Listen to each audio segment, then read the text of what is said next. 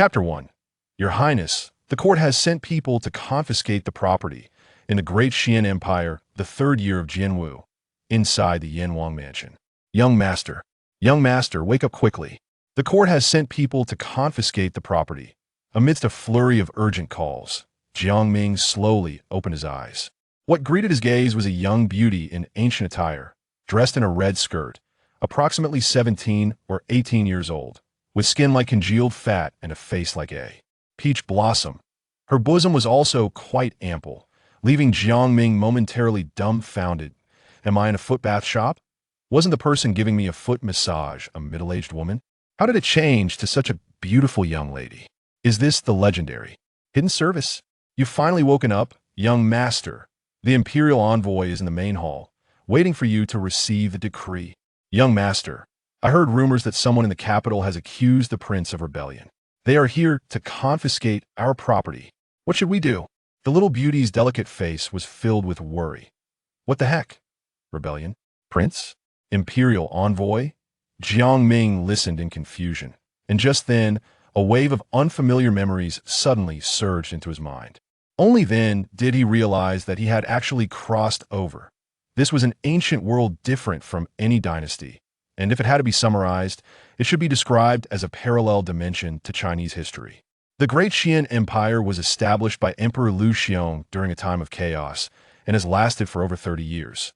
Now it boasts a territory of over 10 million square kilometers, governing hundreds of millions of people, and is an incredibly powerful empire. The Great Qian Empire's strength can largely be attributed to the Yanwang, Jiang Tianhai. Since the age of 15, Jiang Tianhai followed the founding emperor into battles, achieving remarkable military exploits. When the Great Qian was just established, it was amidst chaos, with more than a dozen powerful Central Plain states eyeing it covetously. Jiang Tianhai led his 300,000 greedy wolf army in continuous battles, fighting fiercely and almost single-handedly destroying most enemy states, laying the foundation for the vast territory of the Great Qian Empire. Once the Great Qian unified the Central Plains, Jiang Tianhai, owing to his extraordinary military achievements, was granted the title of Yanwang by the old emperor with a hereditary title that could not be replaced, becoming the only non-imperial prince among the 8 kings of the Great Qian. Jiang Ming's predecessor was born after Jiang Tianhai was granted his title. As the legitimate eldest son, he was showered with love from a young age, enjoying a life of luxury that ordinary people could hardly imagine. Take his 4 personal maids, Qing Wan, Hong Yi, Baiyu, and Mo Zhu, for example. All came from wealthy families and excelled in music, chess, calligraphy, and painting. Their beauty was breathtaking, so much so that even in the imperial palace, where beauties from all over the world were gathered, they were still rare, highlighting the status of the Yanwang mansion. However, 3 years ago, the old emperor Lu Xiong suddenly passed away. The new ruler Lu Qi, fearing the power of the princes, began to implement a large-scale reduction of their fiefs. The most powerful, Yanwang Jiang Tianhai, was the first to be targeted. Initially, the emperor stripped him of most of his military power under the pretext of the world has been at peace for a long time, and we should disband redundant troops and allow the people to rest. Later, several ministers conspired and falsely accused Jiang Tianhai of secretly colluding with barbarian tribes at the borders to plot rebellion. To prove his innocence, Jiang Tianhai immediately set off for the capital, preparing to confront the ministers who had impeached him in the court. However, the night before his audience, assassins sneaked into the palace to assassinate the emperor. The plot was revealed, and the Imperial Guard discovered that several of the assassins were actually Jiang Tianhai's attendants. Now, Jiang Tianhai couldn't clear his name even if he jumped into the Yellow River. The emperor, furious, imprisoned him in a heavenly prison and stripped him of his title of Yanwang. Some attendants risked their lives to bring the news back to the Yanwang mansion overnight, causing severe panic. The cowardly predecessor fainted upon hearing this and soon met with Yama, giving Jiang Ming the chance to take his place. Wow, this is a catastrophic start. Jiang Ming felt his head spinning. He had just crossed over to become a prince's son, and before he could enjoy a single blessing, he was facing confiscation of property and the annihilation of his family. Hong Yi, hurry! Pack up the gold and silver, bring Qing Wan, Baiyu, and Mo Zhu, and let's get out of here. Realizing the current situation, Jiang Ming quickly instructed the little beauty beside his bed. The court clearly intended to wipe out the entire Yanwang mansion. Staying here, as the legitimate son, would be a death sentence. It would be better to escape and find a place where no one knew him, live as a wealthy man, and have a bunch of chubby children with his 4 lovely maids, thus continuing the Jiang family's lineage. No way, young master. The imperial guards have already surrounded the entire mansion. We can't escape at all, Hong Yi said with a wry smile. What? Hong Ye's words fell like a bucket of cold water over Jiang Ming, extinguishing his last hope and leaving him completely dejected. Just then, a cold prompt suddenly echoed in his mind. Ding! Supreme Armory System activated successfully. Host-bound, Armory Mall opened. System? At this moment, Jiang Ming's heart transformed from despair to wild joy. With an external aid, perhaps he could turn the catastrophic situation around. Hong Yi, you go wait outside. He'll get dressed and come out soon. This. Yes, Your Highness. Although Hong Yi was puzzled by Jiang Ming's sudden command, she didn't dare to ask further and obediently left the room. System, let me see what features you have. After sending Hong Yi away, Jiang Ming immediately summoned the system panel. Although only he could see the panel, he decided to operate it when he was alone for safety. Armory Mall, Level 1. Host, Jiang Ming. Prestige, 102 points. Current redeemable items.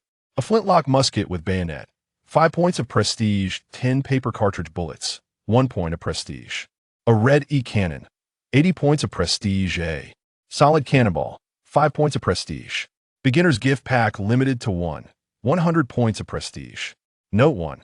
Consuming 100,000 points of prestige can upgrade the mall to Level 2. Note 2. Items in the Level 1 mall can be redeemed for up to 10,000 copies each day, refreshing at midnight. Wow, the mall is filled with guns and cannons. It really is an armory. Jiang Ming couldn't help but shine with excitement. Although the items available for redemption in the system mall were just some old-fashioned firearms, let's not forget that this world is still in an era dominated by cold weapons. Even though there exist martial artists capable of taking on hundreds and scaling walls, they're still far from being able to ignore firearms. Being hit by a gun would still result in a bloody hole.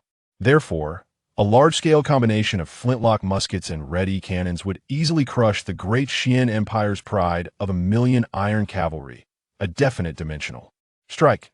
Moreover, the system mall can be upgraded, making it possible to redeem even more powerful firearms and even tanks and planes in the future. What is this? Is it going to let him conquer the world? Just the thought of it made Jiang Ming's blood boil with excitement. However, conquering the world is still too far away for now.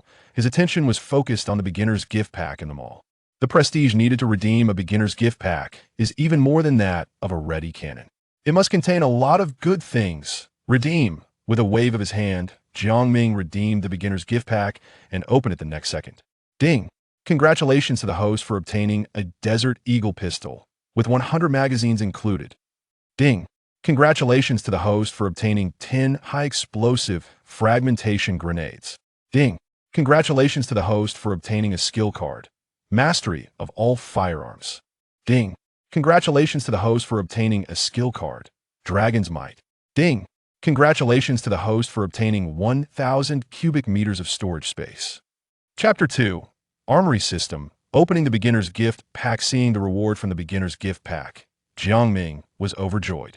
A pistol and grenades, even in modern society, are effective self-defense tools. Let alone in ancient times, these are definitely divine artifacts. The all-gun mastery skill, as the name suggests, allows him to grasp the theoretical and practical knowledge of any firearm, transforming him from a corporate slave into a firearms expert in an instant. Dragon's vitality enhances his physical body, keeping his energy constantly vigorous, with a physique comparable to those powerful generals who could take on thousands. After all, he is determined to conquer the world without a good body. How could he deal with beauties from all over the world? Cough, cough, subjects. As for the storage space, there's no need to elaborate. It not only allows him to carry important supplies, but also lets him show off in front of ancient people. Incredible. Truly incredible. Jiang Ming happily claimed the rewards from the beginner's gift pack. A torrent of immense information flooded into his mind. He instantly mastered various professional skills related to firearms. In the next moment, a warm current began to flow rapidly within his body. After a brief moment of pain, Jiang Ming realized his body had undergone a tremendous change, transforming from a skinny dog into a muscular man. Especially the two spots on his lower back, which felt as hot as little suns. Brimming with energy, he felt he could fight until dawn without breaking a sweat. The system produces truly exquisite items. Jiang Ming sighed sincerely and then took out the Desert Eagle from his storage space to test its feel. This thing is quite heavy, even an average person would struggle to hold it, and the recoil, when firing, could easily injure someone's hands. Fortunately, his physique had significantly improved, making the Desert Eagle feel like a toy in his hands. With a mastery of firearms, he could hit wherever he aimed. However, now was not the time to shoot. After playing with the Desert Eagle for a bit, he loaded the magazine and returned it to his storage space. With the Desert Eagle, a weapon of equality, plus those grenades, I should be able to handle the current predicament. At this moment, Jiang Ming felt much more confident than before that if someone from the court really intended to harm the people of the Wangfu, he would have the ability to respond. At least he wouldn't have to just wait to be slaughtered. Thinking of this, his mindset instantly became calm. He got out of bed, dressed, and then left the room. "Your Highness, it seems your body is different from before." Outside the door, Hongye saw Jiang Ming, whose aura had dramatically changed and was now more imposing. Her dark eyes were filled with surprise and a hint of something unusual. If Jiang Ming were to take off his loose robe and reveal his sculpted muscles, she might have an exaggerated reaction. "Let's hurry to the main hall and see what the court intends to do." "Yes, Your Highness." Under Hongye's guidance, Jiang Ming headed straight toward the main hall of the Wangfu. On the other side, above the resplendent main hall, a gloomy atmosphere prevailed. The chief eunuch Wei Zhong, who had come from the palace, was sitting boldly in the main seat of the Wangfu. Normally, just this act of usurpation would be enough to bring his entire family to ruin. However, he now held the imperial edict, flanked by the imperial guards, representing the will of the current emperor. Thus, even if the people of the Wangfu were dissatisfied, they did not dare to show it out of course. The most important point was that the Prince of Yin had been imprisoned for his crimes and stripped of his titles. Otherwise, even if Wei Zhong had 10 times the courage, he wouldn't dare to sit in the Prince of Yan's main seat. "Where is Jiang Ming? I've been waiting so long, I'm getting tired." Wei Zhong yawned loudly, his sharp voice filled with dissatisfaction. "Apologies, Lord Wei. My younger brother was startled yesterday and may have slept a bit heavily. I've sent someone to call him, please be patient." The speaker was Jiang Ming's sister, Jiang Xiaoning, not only a talented woman, but also rare in beauty. After the unexpected death of the Princess of Yin, she took on the heavy burden of managing the Wangfu at just 15 years old, and over the past 10 years, she had kept the household in order, earning her father's trust and the respect of everyone in the Wangfu. When the current Emperor Lu Qi was still the sixth prince, he once sought to marry Jiang Xiaoning as his empress, but was flatly rejected by the Prince of Yin. The reason was that this young man had ulterior motives and was not favored by the late emperor. Marrying his daughter to him would lead to no future. However, what happened next surprised everyone. The other offspring of the late emperor encountered misfortune, either dying or committing serious crimes and being exiled from the capital, leaving only the inconspicuous sixth prince. Later, the late emperor suddenly passed away, and the throne naturally fell to the sixth prince Lu Qi. After he ascended, he dealt harshly with the Prince of Yin. One wonders if it was due to the rejection of his marriage proposal back then. "Qingyan, pour a cup of fragrant tea for Lord Wei." Jiang Xiaoning glanced at the green-clad maid beside her, who nodded in understanding and was about to step forward when Wei Zhong waved his hand to stop her. "No need. I've already given you enough time. One more person doesn't make a difference." Prepared to receive the edict, Wei Zhong, with an impatient expression, stood up and held out the imperial edict. The people of the Wangfu, seeing this, dared not say anything and knelt to receive the edict. "By the grace of heaven, the emperor decrees. The Prince of Yin, Jiang Tianhai, has amassed troops and taken control of Yin for many years, intending to act treasonously. I originally considered him an old minister of the late emperor, who had worked hard and made great contributions, and only stripped him of his military power, hoping he would return to the right path. However, the Prince of Yin bore a grudge and personally entered the capital, secretly ordering assassins to infiltrate the palace, attempting to assassinate the emperor. Fortunately, the late emperor protected us, and the Prince of Yan's scheme did not succeed. Such a stubborn and treacherous person I can't endure, but the law of the land cannot tolerate." I have now stripped Jiang Tianhai of his title as Prince of Yin and revoked all his titles. After the Dali Temple conducts an investigation, he will be further punished. However, he knows he cannot escape his guilt and has committed suicide in prison out of fear. I heard this and was heartbroken. Considering his past contributions to Dashuan, I will spare his family and not execute them. But while the death penalty can be avoided, the living punishment cannot be escaped. I now command the Imperial Guards to raid the Prince of Yan's residence, confiscate all gold, silver, and land deeds, and send all males, regardless of age, into exile to the border as soldiers. All female relatives, regardless of status, will be sent to the brothel and will never be able to escape their lowly status. Wei Zhong's sharp words fell like a heavy hammer, striking each person in the Wangfu hard. Everyone's face turned ashen, and some with weaker constitutions even fainted on the spot. Impossible! My father, Jiang Tianhai, has been loyal to Dashuan his entire life. He would never do something so treasonous as assassinating the emperor. Someone must have framed him. At this moment, Jiang Xioning's face flushed, and she rebutted hoarsely. Even someone as strong as her couldn't hold back upon hearing the news of her father's death. Tears welled up in her eyes if it weren't for the last bit of rationality reminding her that she represented the entire Wangfu's face. She would have already broken down and cried, "Princess, no, I shall now call you Miss Xioning. The edict is very clear. The Prince of Yin has rebelled, and his family is to be raided. I advise you to accept reality." Wei Zhong sneered internally as he saw Jiang Xioning losing control of her emotions. No matter how beautiful you are or how talented you are, in the end, you are just a woman, with no pillar of strength in the family. It seems the Wangfu of Yin has truly run out of luck. Chapter 3. With this truth in my hands, the chaos triggered by the edict of confiscation continued. In the grand main hall of the Wangfu, the sound of wailing filled the air. Exile and military service, while not as terrifying as execution, is well known to be a harsh and bitter place. Moreover, one often has to fight against the barbarian tribes of the grasslands, making military service their matter of life and death that it's nothing more than a dull knife. Cutting flesh, it's only a matter of time before one meets their doom. As for the women being taken into the Ministry of Rights, their fate is even worse. Their treatment is worse than that of ordinary courtesans in brothels. After all, selling oneself in a brothel can still earn some money, and there's a chance for redemption in the future. But once entered into the Ministry of Rights, one can never escape the status of a lowly concubine for the rest of their life, merely existing as a plaything for the officials until death. Upon thinking of their tragic fate, both men and women broke down in tears. "Oh, Your Highness, I don't want to go to the Ministry of Rights. Please think of a way to save us." Qing Yuan and Bai Yu, crying like rain-soaked pear blossoms, knelt beside Jiang Xioning. They knew that with their outstanding looks and status, once they entered the Ministry of Rights, they would surely be fought over by numerous officials. Trying to escape would be impossible, and their end would be as tragic as it could get. Calm down, things haven't reached the worst point yet. Don't disgrace the Yin Wang mansion.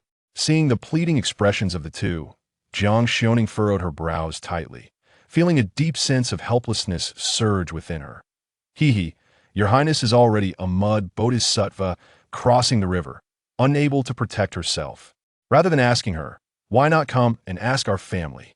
Wei Zhong glanced disdainfully at Jiang Xioning, and then turned his gaze to Qing Yuan and Bai Yu, a meaningful smile appearing on his withered old face. Having worked in the palace since childhood, skilled in reading people's expressions, Qing Yuan and Bai Yu immediately understood, kneeling before Wei Zhong and pleading, "Please, Master, teach us. I have been in the palace for decades and have recently felt lonely, always wanting to find a companion who understands warmth and cold.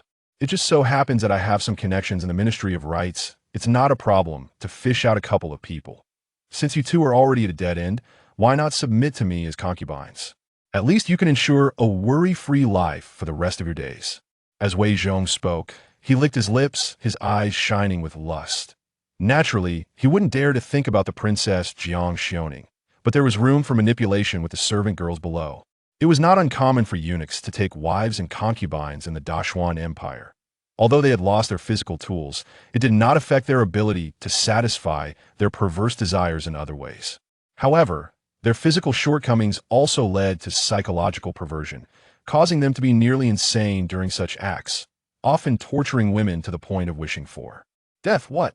As soon as Wei Zhong finished speaking, Qing Yuan and Bai Yu were taken aback, and the hall erupted into an uproar.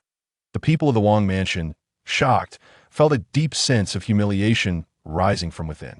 Especially Jiang Xiaoning, who managed a large household, clenched her delicate fists in anger. Wei Zhong was just a minor eunuch, yet he dared to take the personal maid of the Yan Wang heir as a concubine. It should be noted that even high-ranking officials in the cabinet did not have this qualification. What was this? It was trampling the dignity of the entire Yan Wang mansion. If it were a normal time, she would have given the order to have the audacious old eunuch beaten to death by the household guards. But now, with her father, the Yan Wang, wrongfully dead in prison, and the emperor issuing orders to confiscate their property, if she dared to harm the envoy who came to deliver the decree, it would be tantamount to rebellion, and the entire household of hundreds would be slaughtered. Therefore, no matter how angry and hateful she felt, to protect the lives of everyone in the mansion, she could only grit her teeth and endure. However, she could endure, but the maid who suddenly stood up, her beautiful eyes coldly staring at Wei Zhong on the steps. We are all handpicked by the prince as the heirs. Maidservants, destined to serve the heir for life, how could we submit to an old eunuch? You, a dog slave who isn't even a man, still daydream of marrying a wife, and taking concubines, don't dream in broad daylight. Moidu's words struck at the heart, making Wei Zhong's old face turn green and white with anger. How dare you? You, a lowly maid, dare to offend this eunuch? Shut her mouth, teach this little wretch a lesson. Wei Zhong's eyes glinted with malice as he shouted hoarsely. Yes. Two guards nearby grinned as they approached Wu. For beauties of Wu's level, they had once been as unattainable as celestial beings, only to be admired from afar. But now they had the chance to slap such a beautiful young woman, bringing a celestial down to earth, which filled them with a twisted excitement. Don't worry, little beauty, it'll go easy on you. Let me grab her hand first, so she can't resist. The two guards excitedly rubbed their hands as they approached Wu, trying to take advantage of the situation. However, they ultimately underestimated Wu, a skilled martial artist from a military family. Although she was not yet 20, she was already one of the top martial artists in the city of Tanlang. The Yan Wang had placed her beside the heir Jiang Ming, ostensibly to serve, but actually as a personal bodyguard. Humph!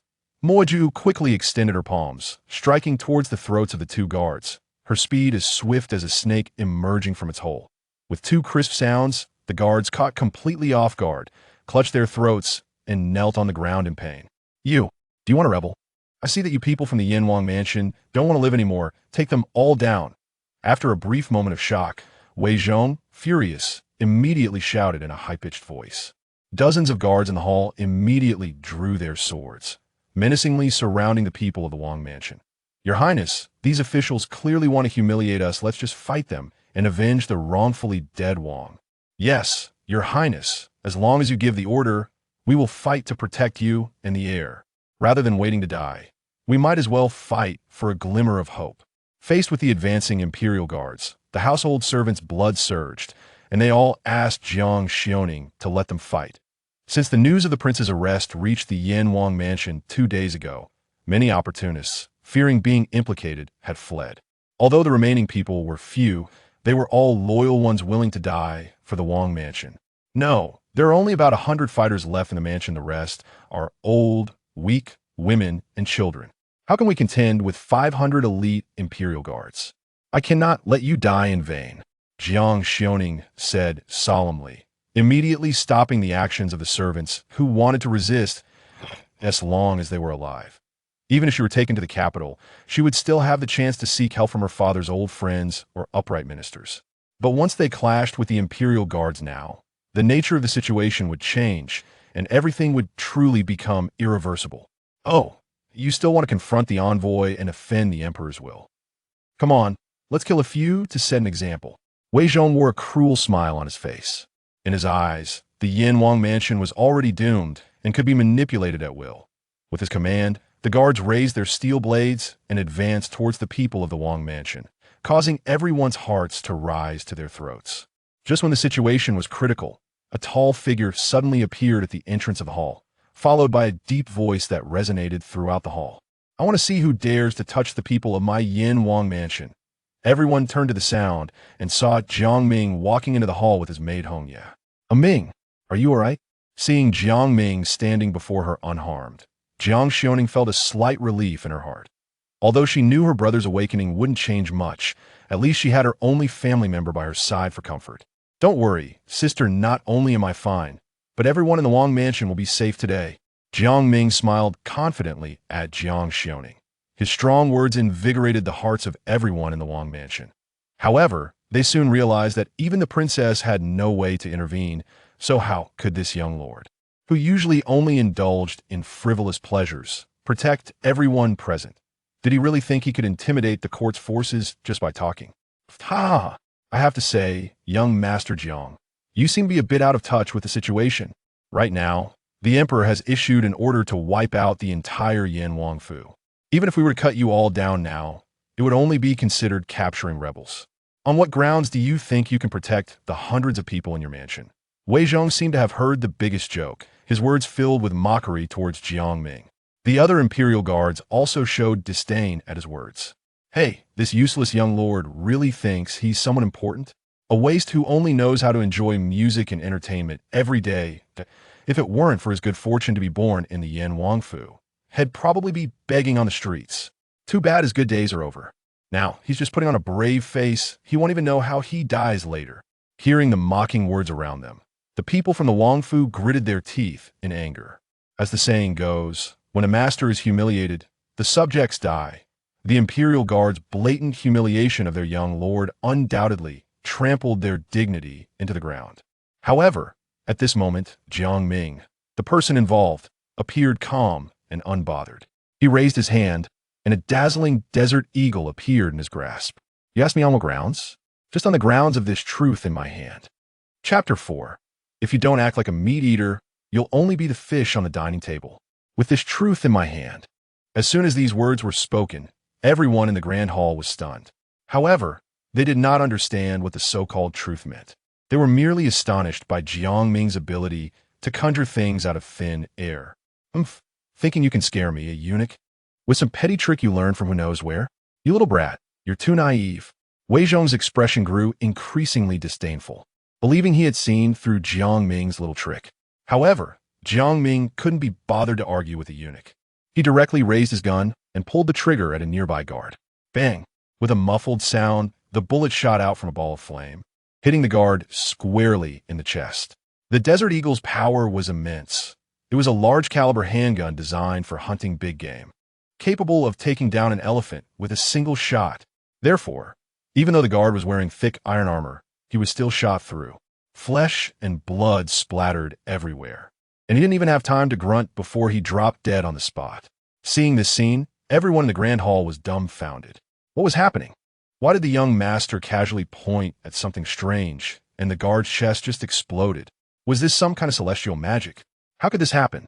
Even the knowledgeable Jiang Xiaoning felt her mind was insufficient to comprehend how Jiang Ming had managed to kill the guard from a distance. But one thing she was sure of was that her younger brother had definitely encountered an unimaginable change. What kind of sorcery is this? Wei Zhong touched the still warm blood and flesh on his face, his expression extremely terrified, his eyes fixed on Jiang Ming as if he were a monster. With your intellect, it's very difficult for me to explain it to you. If you all obediently roll out of Greedy Wolf City now, you might be able to save your lives and not end up like him, dead without a complete corpse. Jiang Ming pointed at the unfortunate fellow whose body was in tatters on the ground, his words full of threat. Although he had a gun and grenades, taking down the old eunuch and the dozen guards in front of him would be easy. But outside the palace, there were nearly 500 guards watching closely. If a real fight broke out, even if he could escape unscathed, the others in the palace would likely suffer. If he could withdraw without fighting, that would be the best. However, ideals are often rich, while reality is stark. The old eunuch Wei Zhong clearly did not understand the principle of avoiding confrontation. Once he regained his senses from the shock, he immediately shouted, "Good for you, Jiang Ming. No matter what kind of sorcery you're using, daring to kill the guards sent by the emperor is equivalent to rebellion." After speaking, Wei Zhong looked at the guards beside him. "What are you useless fools standing there for? Whoever can kill this rebel Jiang Ming will be promoted and rewarded when we return to the capital to report to the emperor. As the saying goes, There will always be brave men under great rewards. The guards, who were initially frightened, suddenly became invigorated upon hearing about promotions and rewards. And they howled as they surrounded Jiang Ming. Among them, a few brave ones even raised their steel knives and charged forward, eager to be the first to slay the rebel. Ming, be careful. Seeing her younger brother in danger, Jiang Xiaoning couldn't help but exclaim, while the others in the palace were also on edge. Since you all want to rush to your deaths, don't blame me. Facing the onslaught of the guards, Jiang Ming remained completely calm, continuously pulling the trigger of his Desert Eagle. Bang, bang, bang, bang. After a series of muffled sounds, several of the bravest guards fell into a pool of blood, unable to even get close to him. Oh my God, what is happening? Watching their colleagues suddenly drop dead, the remaining guards were terrified. Even if the opponent were a general who could enter and exit the battlefield 7 times, or a powerful warrior with extraordinary skills, they could muster the courage to fight for the promise of rewards for their descendants. But the problem was that the young master, who looked handsome and refined, was a devil who killed without leaving a trace. Anyone who got close to him would die immediately. This was no longer a matter of risking their lives. It was a guaranteed death. How can we fight this? Young master, no, divine being, spare me. The fear of the unknown crushed the courage of all the guards to advance, and one with poor mental fortitude even threw away his steel knife, kneeling on the ground and repeatedly bowing to Jiang Ming. With him leading the way, the remaining guards quickly followed suit, their morale collapsing. After all, these guards had been in the peaceful capital for too long, and their blood had long been corrupted by luxury. They could only be considered a second-rate army. They had only dared to step forward because Wei Zhong had incited them. The few brave ones who had charged forward were already shot down by Jiang Ming. And seeing the reality, the rest no longer dared to entertain any other thoughts and quickly surrendered, just hoping to save their lives. You worthless peasants dare to bow and beg for mercy from a rebel. When I return, I will definitely report this to the emperor and have your entire family executed. Wei Zhong was enraged at the sight of the guards begging for mercy, his forehead smoking with anger, his face trembling like a withered tree. Shut up. Unhurriedly reloading his magazine, Jiang Ming raised his hand and fired another shot at Wei Zhong's leg. The bullet's tremendous kinetic energy tore his leg in half, leaving him screaming in a pool of blood. You old beast, calling me a rebel. Let me show you what a rebel looks like. Jiang Ming sneered as he stepped forward, placing a foot on Wei Zhong's face, raising the Desert Eagle to end his life. Wait, Ming. At that moment, Jiang Xiaoning suddenly stepped forward to grab Jiang Ming, advising, although this old eunuch deserves to die for insulting the prince of Yan's residence, he is still an imperial envoy appointed by the emperor. If we kill him, we will have no way out. It must be said that Jiang Xiaoning's ability to remain rational in the face of life and death was indeed rare. Jiang Ming also knew that what his sister said made sense, but the problem was that Jiang Xiaoning was thinking from a normal person's perspective. He was someone with an arsenal. Sister, do you really think our Prince of Yan's residence still has a way out? Jiang Ming turned to look at Jiang Xiaoning, then added word by word.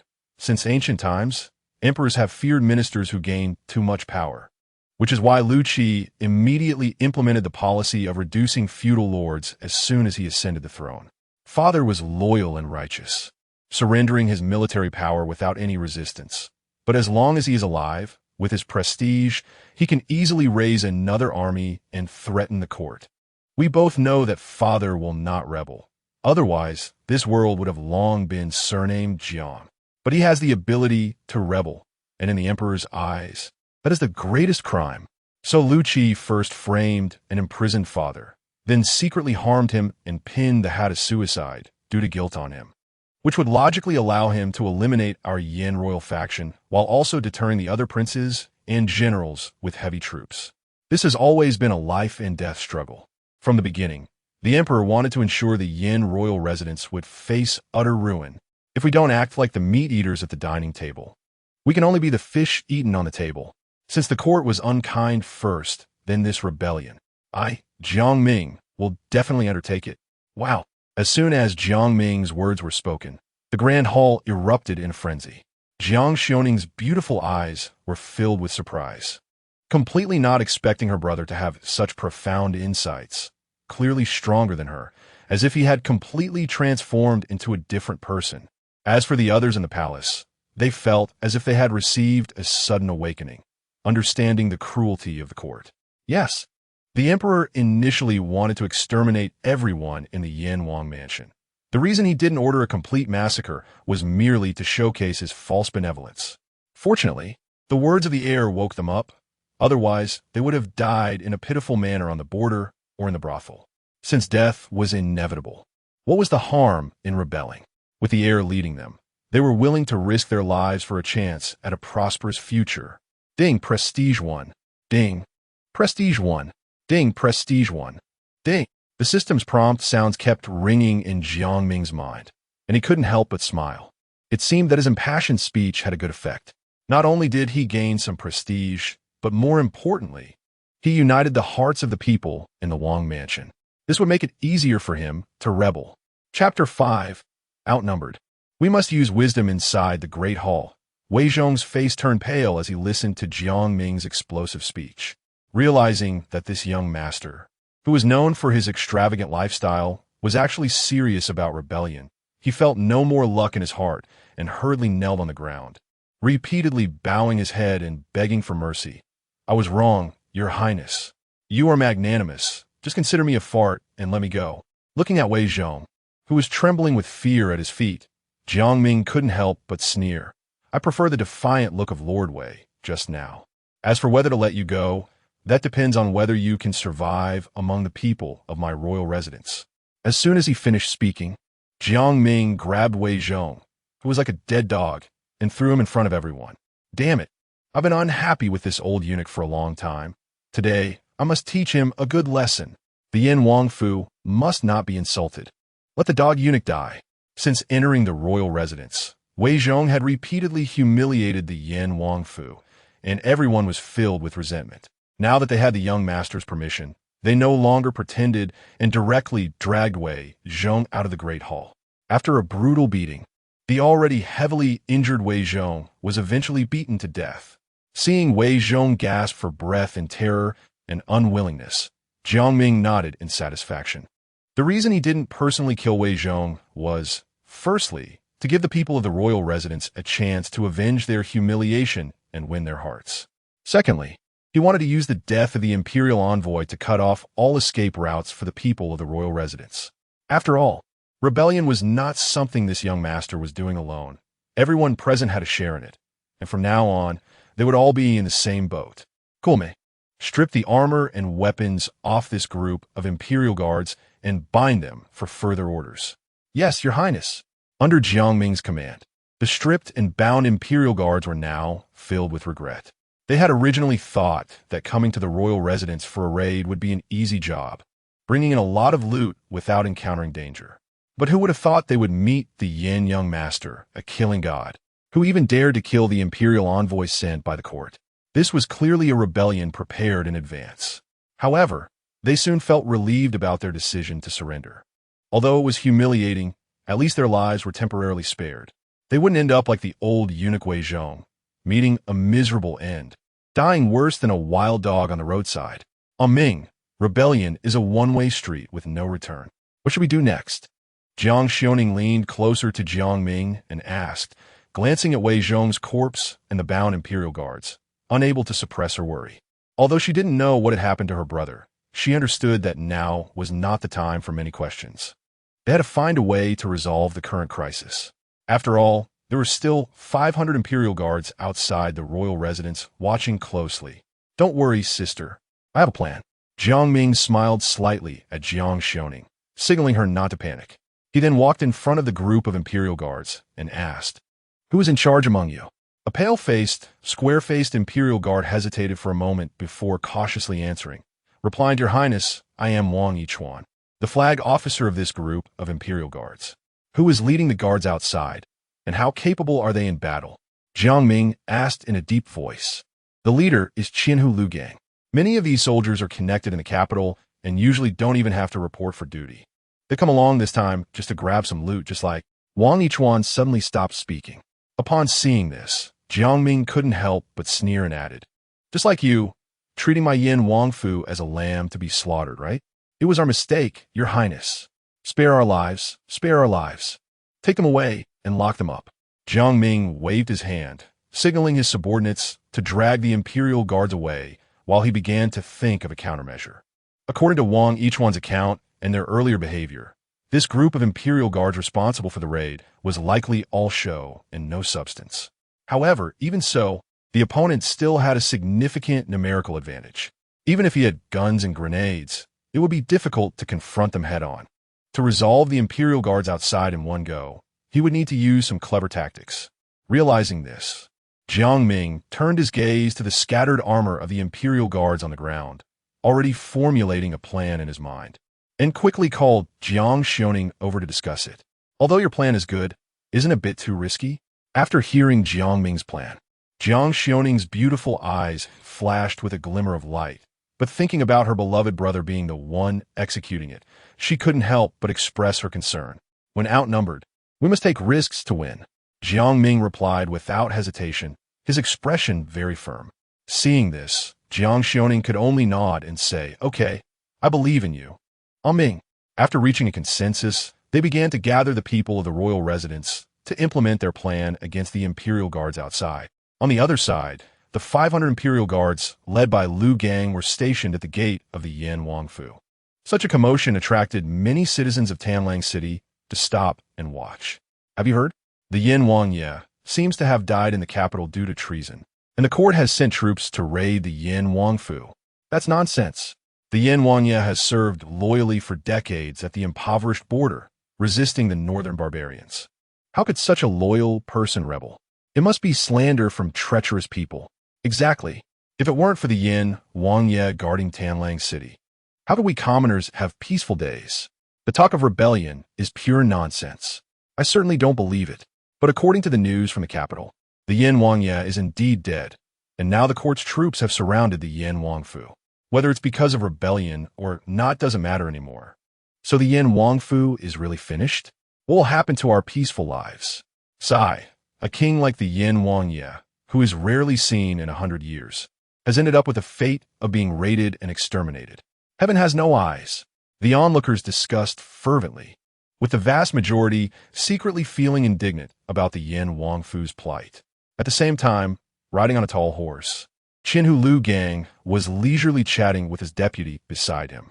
I've heard that the maids in the Yan Wangfu are all beautiful, especially the 4 personal maids of a young master. They're truly stunning. If I could bring 1 or 2 back as concubines this time, my life will be worth it, Lu Gang said, licking his lips, his triangular eyes filled with lust. Hearing this, the deputy immediately began to offer suggestions. That's easy, sir. Once Wei Gonggong finishes reading the imperial edict inside, we can go in and raid the house, first binding those 4 maids, and then claiming they died of cold on the way back to the capital. That should work, right? After all, there are just a few maids. If they die, they die. I don't think the Ministry of Rights will investigate deeply. After hearing the deputy's plan, Lu Gang's face showed excitement as he couldn't help but pat his shoulder and say, "Hey, you really have some potential as a scheming strategist. If this works out, I will definitely reward you." "Thank you, sir." The two exchanged glances and revealed a conspiratorial smile. Just then, the gate of the royal residence slowly opened. A group of armored imperial guards, holding steel blades, pushed Jiang Ming and Jiang Xiaoning along with the others from the royal residence out. Seeing the scene, both the citizens and the imperial guards present turned their gazes toward this side. Chapter 6. This is the thunder control technique. His Highness the Crown Prince must be a celestial being descended to earth. The appearance of Jiang Ming and his companions instantly became the focus of everyone's attention, especially the royal mansion women's group led by Jiang Xiaoning, which left all the men present staring without blinking. Goodness, there really are such stunning women in this world. Lu Gang, the 1,000 household, couldn't help but keep his eyes glued to Jiang Xiaoning and her 4 maidens, his mouth watering. At this moment, his mind was completely occupied by their beauty, and he didn't even notice why Wei Zhong hadn't come out with the others. Oof, what a bunch of good-for-nothings.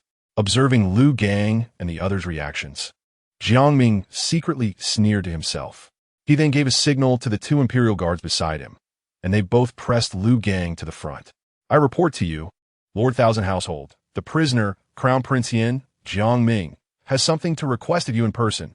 Coming back to his senses, Lu Gang turned to look at Jiang Ming, who appeared to be a weak and frivolous young man, and arrogantly asked, "What does His Highness want to see me about?" "Let me remind you, the imperial edict to raid the Yanwang mansion was issued by His Majesty himself. If you're here to plead, I advise you not to waste your breath. I am here for no other reason than to borrow something from you." "Lord Lu?" Jiang Ming shook his head and replied, "Oh, borrow what?" "Your head." Before the words fell, Jiang Ming abruptly made his move, yanking the unsuspecting Lu Gang off his horse. Almost simultaneously, the two imperial guards disguised as members of the royal mansion drew their steel knives, placing them directly against Lu Gang's neck. "What are you doing?" "Let go of Lord Thousand Household."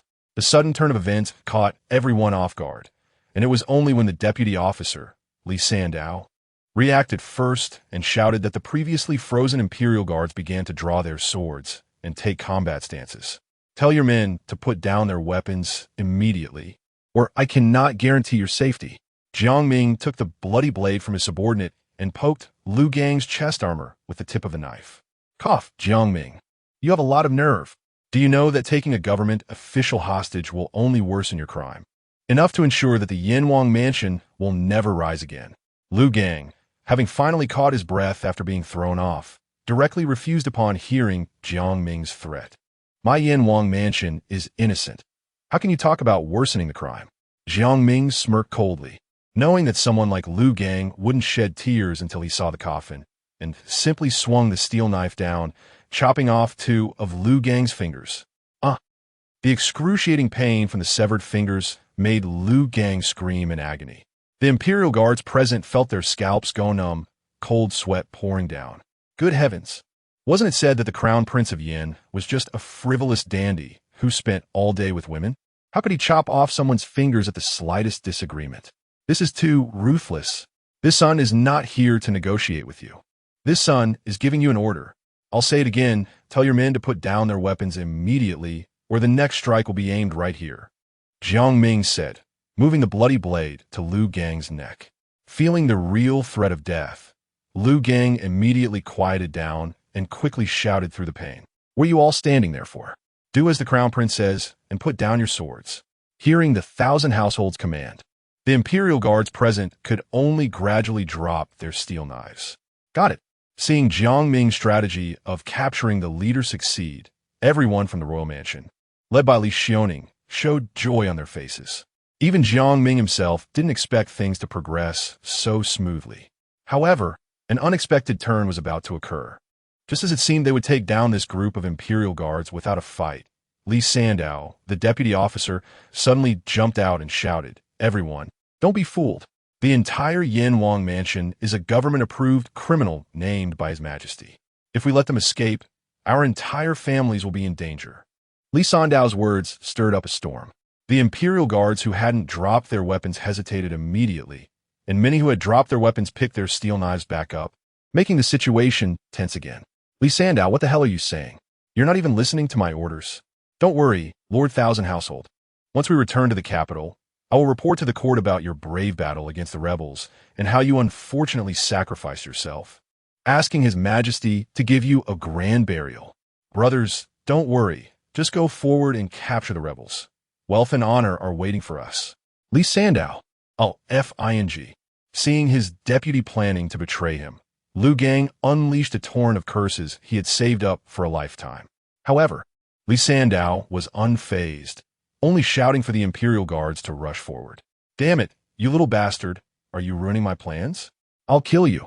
Jiang Ming was furious as his plans were disrupted, and seeing Li Sandao still blabbering on, he directly pulled out a Desert Eagle from his system space and fired a shot. Bang! The angry bullet shot out, piercing through Li Sandao's heart. Then, feeling that the intimidation effect might not be enough, he simply took out a high-explosive grenade, pulled the pin, and threw it into the crowd of imperial guards. Boom! Accompanied by a thunderous explosion, the ground where the grenade landed was blown into a dark pit. Within a few meters of its center, a group of imperial guards was blown to bits. Those who were closer died on the spot, while those a bit farther away who weren't killed fell into pools of blood, screaming like pigs being slaughtered. Witnessing this scene, Not only were the imperial guards terrified out of their wits, but even the people from the royal mansion were wide-eyed in shock. They originally thought that the crown prince's weapon that could kill from a distance was already outrageous, but now they realized that there was something even more powerful, truly opening their eyes. Did you all see that? The crown prince of Yin casually threw a small iron ball, and after the explosion, it instantly killed dozens of armored elite soldiers of the court. This is simply unbelievable. Oh my God, could it be that the crown prince of Yin possesses demonic skills? No. Could it be celestial techniques? I know, this is the legendary thunder control technique. His Highness the Crown Prince must be a celestial being descended to Earth. I think so too. The scene of the grenade explosion was so shocking that it exceeded the understanding of this era. After some discussion, the onlookers concluded that the Crown Prince of Yin must have something to do with celestial beings. Jiang Ming himself, however, was completely unaware of this. At this moment, after showcasing his strength, he shouted at the Imperial Guards, "Put down your weapons and surrender to avoid death. If there are still stubborn ones, feel free to come up and try my grenades." As soon as his words fell, Jiang Ming took out another grenade and held it in his hand. "I surrender. I surrender." Seeing this, the already petrified Imperial Guards had no thought of resistance left. They all dropped their steel knives as if they were hot potatoes, fearing that delaying might anger the crown prince and bring down heavenly thunder to send them to the underworld. They knew they had come to Yin to raid and gather wealth, and now both the main and Deputy Thousand household were either captured or killed. They only earned a few taels of silver as salary each month. What were they playing with their lives for? Chapter 7. Clear the corrupt officials, eliminate the treacherous, and restore a bright world for the people. Looking at the Imperial Guards who were hastily throwing down their weapons, Jiang Ming couldn't help but let out a sigh of relief. He never expected that a single grenade could scare 500 Imperial Guards into surrendering. He had slightly overestimated these young aristocrats from the capital. Had he known it would be this easy, he could have just sent one person to throw a few grenades and been done with it, without needing any elaborate schemes. Montaktsu. Take the house servants to supervise the Imperial Guards in removing their armor and put it on our own people, Jiang Ming instructed the people from the Wangfu. Yes, sir. Mo Zhu responded and quickly took the house servants to execute the order. Although removing armor in public was a great humiliation, with Jiang Ming, the god of death-wielding heavenly thunder overseeing them, the Imperial Guards had no choice but to grit their teeth and comply. After all, they weren't the only ones embarrassed. They could endure it together. Jiang Ming observed the Imperial Guards, who displayed a somewhat resilient spirit, and nodded in satisfaction. He had done considerable research on ancient armor before his transmigration and knew how much a well-crafted suit of armor could enhance a soldier's combat effectiveness. To put simply, an ordinary soldier in full armor could effectively ignore damage from common weapons like swords, making it easy to take down 7 or 8 unarmored soldiers. They were essentially like human mechas. This is also why people in ancient times could roam the streets with swords but were executed for possessing armor. Although the fighting spirit of this group of Imperial Guards was hardly even second-rate, they were still the garrison troops under the Emperor's feet in the capital. And their armor was quite exquisite, not inferior even to the elite troops of the border army of Xian. Unfortunately, they didn't understand how to cherish and utilize it, and now it would only benefit Jiang Ming. This armor is amazing. I feel like I could take on 10 people right now. It reminds me of the days I followed the prince to battle. That was my lost youth. Thanks to the brilliance and martial prowess of the young lord, I never thought I would wear such fine armor in my lifetime. The young lord is magnificent. After donning the armor of the Imperial Guards, the house servants of the Wangfu were instantly overwhelmed with excitement. Many of them were veterans from the Yin Wang faction. And when the new emperor took office and disbanded the army under Yin Wang, they were unwilling to return to farming, so they joined the Wangfu as house servants. They thought they would never have the chance to wear armor again, but unexpectedly, just as the Yin Wangfu was about to be raided and fall into disgrace, they found new hope under the wise leadership of the young lord. This elevated their admiration for Jiang Ming to a new height.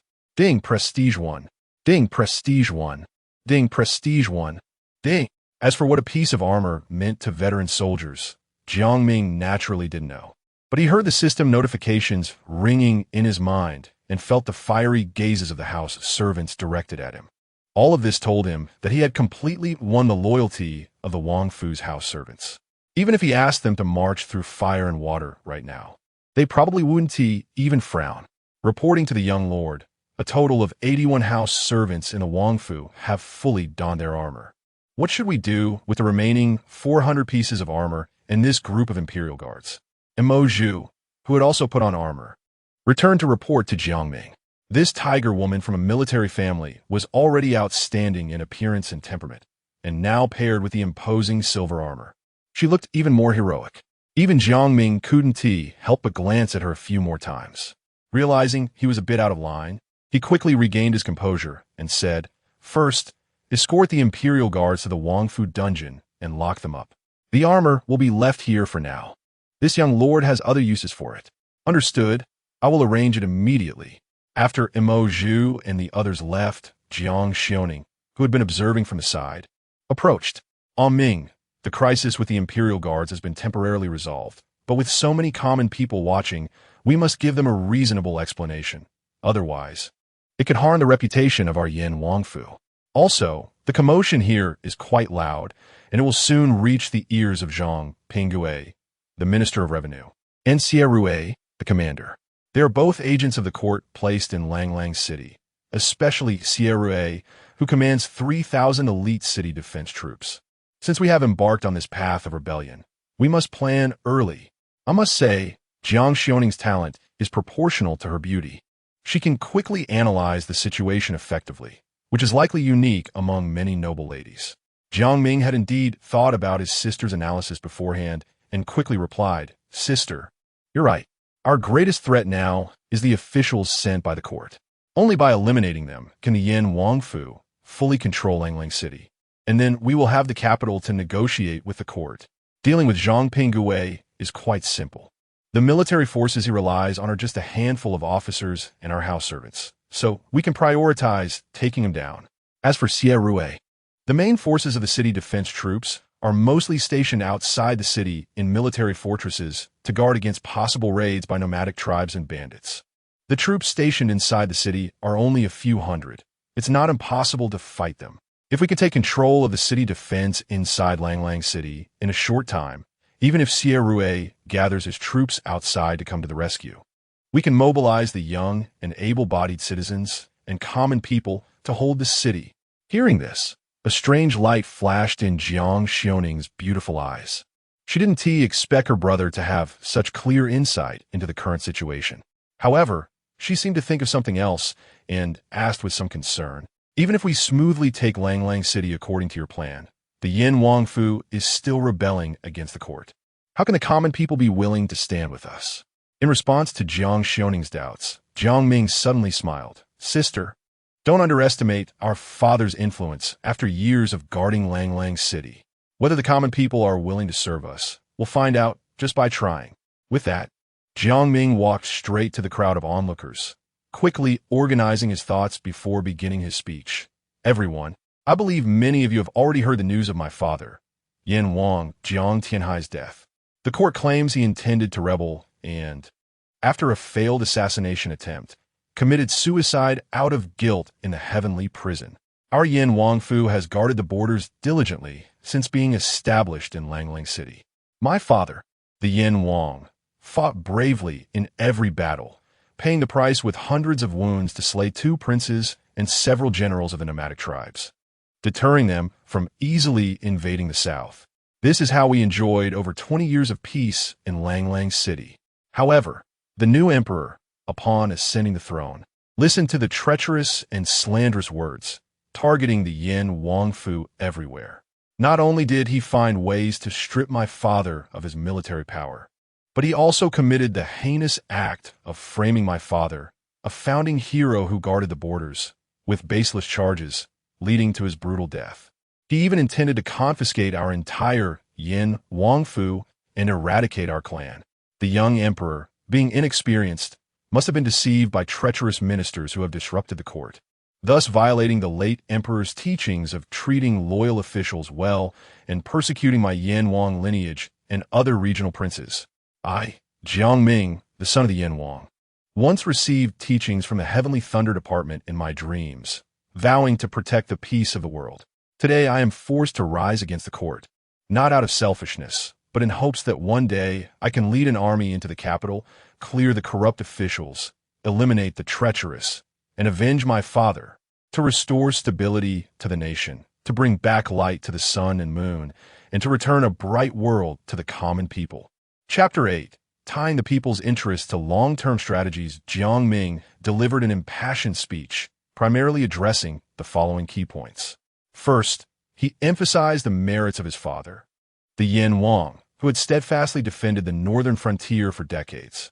It was unjust that such a loyal servant would meet a tragic end in prison, with his family annihilated, due to the new emperor's loss of virtue and betrayal of ancestral teachings, as well as the schemes of treacherous ministers that disrupted governance. The Yanwang's residents had done nothing wrong to the court.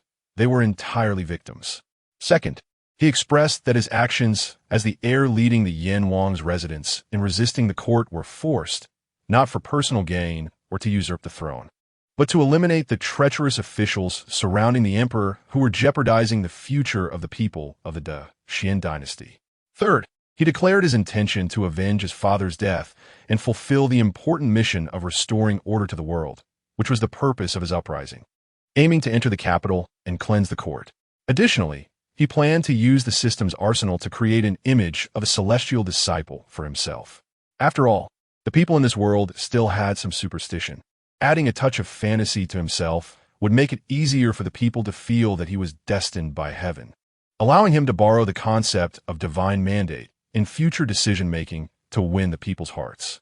It's a glitch, but undeniably useful. I wondered why the new emperor, having just ascended the throne, dared to implement the reduction of feudal powers and persecute the founding heroes so severely. It turned out he was influenced by treacherous ministers in the court. These corrupt officials were indeed despicable. When Yanwang was in power, the citizens of Tamlang City lived in peace and prosperity. But ever since the new emperor initiated the reduction of feudal powers, the new officials only knew how to exploit the people, disregarding our lives. Now that treacherous ministers are in power, the heir is rising to cleanse the court, which is acting on behalf of heaven. Even celestial beings have taken the heir as a disciple, proving that he is indeed destined by heaven. The right and wrong are already clear. Many citizens who had benefited from the Yanwang's grace boldly spoke up, openly expressing their sympathy for the Yanwang's residents and dissatisfaction with the court officials. Sensing that public opinion was indeed leaning in his favor, Jiang Ming continued to seize the opportunity and said, "Of course, the Yanwang's residents cannot rise without the support of all of you citizens.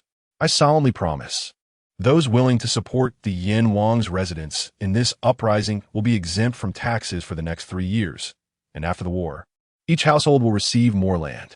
For those willing to enlist, they would receive at least 5 taels of silver as monthly pay, with additional rewards for military achievements, and the possibility of granting titles and lands."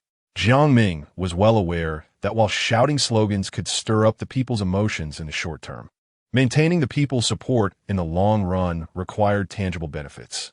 Although the Xian dynasty had always adhered to a policy of light taxation, the people were still required to pay 1/10 of their annual harvest. This ratio was even higher among the frontier citizens, reaching as much as 1/3 or even half, as they had to bear the majority of the provisions for the frontier troops. This made it difficult for the frontier citizens to save food. And when faced with natural disasters or war, they either starved to death or became refugees seeking survival. When Jiang Tianhai governed Tamlang City, he had greatly reduced the people's taxes, which was one reason for the rapid development of Tamlang City. However, after the new emperor ascended the throne and began implementing the reduction of feudal powers, the newly appointed officials disregarded the overwhelming public sentiment and raised the tax rates again. Therefore, Jiang Ming's proposal to exempt those who supported the Yanwang's residents from taxes for 3 years was undoubtedly extremely attractive to the citizens of Tamlang City, not to mention the promise of more land later on. In addition, the salary standard he offered for soldiers was also extremely attractive. It is known that ordinary soldiers in the Xian dynasty received about 1 tael of silver per month, while some elite frontier troops could receive up to 2 taels. Therefore, a monthly salary of 5 taels for soldiers was almost unprecedented in all the armies of the Xian dynasty.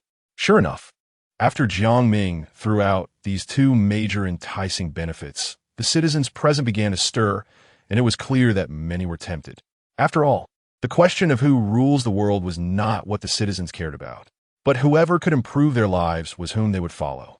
However, rebellion was a matter that could lead to execution, and if things went wrong, it could endanger their entire families. So even if they were tempted, no one stepped forward to openly declare their support for the Yan Wang's residents to rise up. Jiang Ming was not anxious about this. He gave everyone ample time to consider.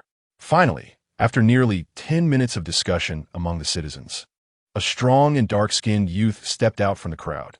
Commoner Wu Yuan is willing to enlist and follow His Highness the heir. Have you thought this through? This time, my uprising will be against the Xian court with its army of 1,000,000 iron cavalry. One wrong step could lead to irreversible consequences. Even so, are you willing to follow me?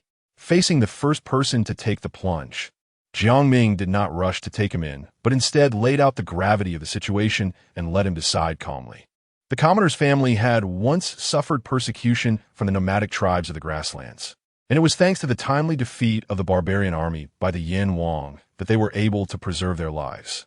When the commoner was still young, he could not enlist to repay the Yan Wang's great kindness, and now that the Yan Wang had been persecuted and killed by treacherous men, he could only follow the heir, hoping to one day avenge and vindicate the Yan Wang. Wu Yuan articulated his reasons for enlisting in an orderly manner. From his words and actions, Jiang Ming could easily tell that he had likely received a good military education since childhood and was very likely from a fallen military family. Just like Mo Zhu, it was rare for him to bear gratitude towards the Yan Wang's residents. Therefore, Jiang Ming was very pleased and patted him on the shoulder, saying, "A true man should have such blood and spirit. From today on, you are a member of the Yan Wang's residence. Go over there and choose a set of weapons and armor." Upon hearing this, Wu Yuan's face suddenly showed an expression of astonishment. He had just expressed his desire to follow the Yan Wang's residence, and the heir immediately offered him a set of fine weapons and armor. This was too extravagant. What? Do you think these armors taken from the court's imperial guards are not good enough for you? Seeing Wu Yuan standing there, hesitant to move, Jiang Ming couldn't help but ask. No, commoner doesn't mean that. The commoner hurriedly waved his hands to explain, showing his first sign of youthful panic. Jiang Ming, seeing this, couldn't help but smile and said, "Since you don't mean that, then go pick some armor over there." "Yes, sir." Wu Yuan cupped his fists in salute and then excitedly ran towards the pile of armor. Those fine armors must be worth dozens of taels of silver each, right? If he could get a set, it would be a great honor for his family. What are you waiting for? Hurry up and enlist, or there won't be any armor left to wear. I can rebel too. I can also vow to follow His Highness the heir to the death.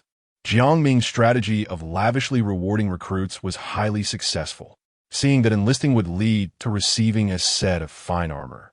Some young men in the crowd immediately turned envious, rushing forward to Jiang Ming, clamoring to pledge loyalty to the Yan Wang's residence. After a selection process, Jiang Ming ultimately chose 100 young men from the citizens with clean backgrounds to join him. Not long after, a group of veterans, claiming to have fought alongside the Yan Wang, but were dismissed by the court, came forward wanting to rejoin the Yan Wang's residence, numbering around 100 as well. Seeing their ages were all under 40, which was the prime of their lives, and having valuable combat experience, Jiang Ming gladly accepted them.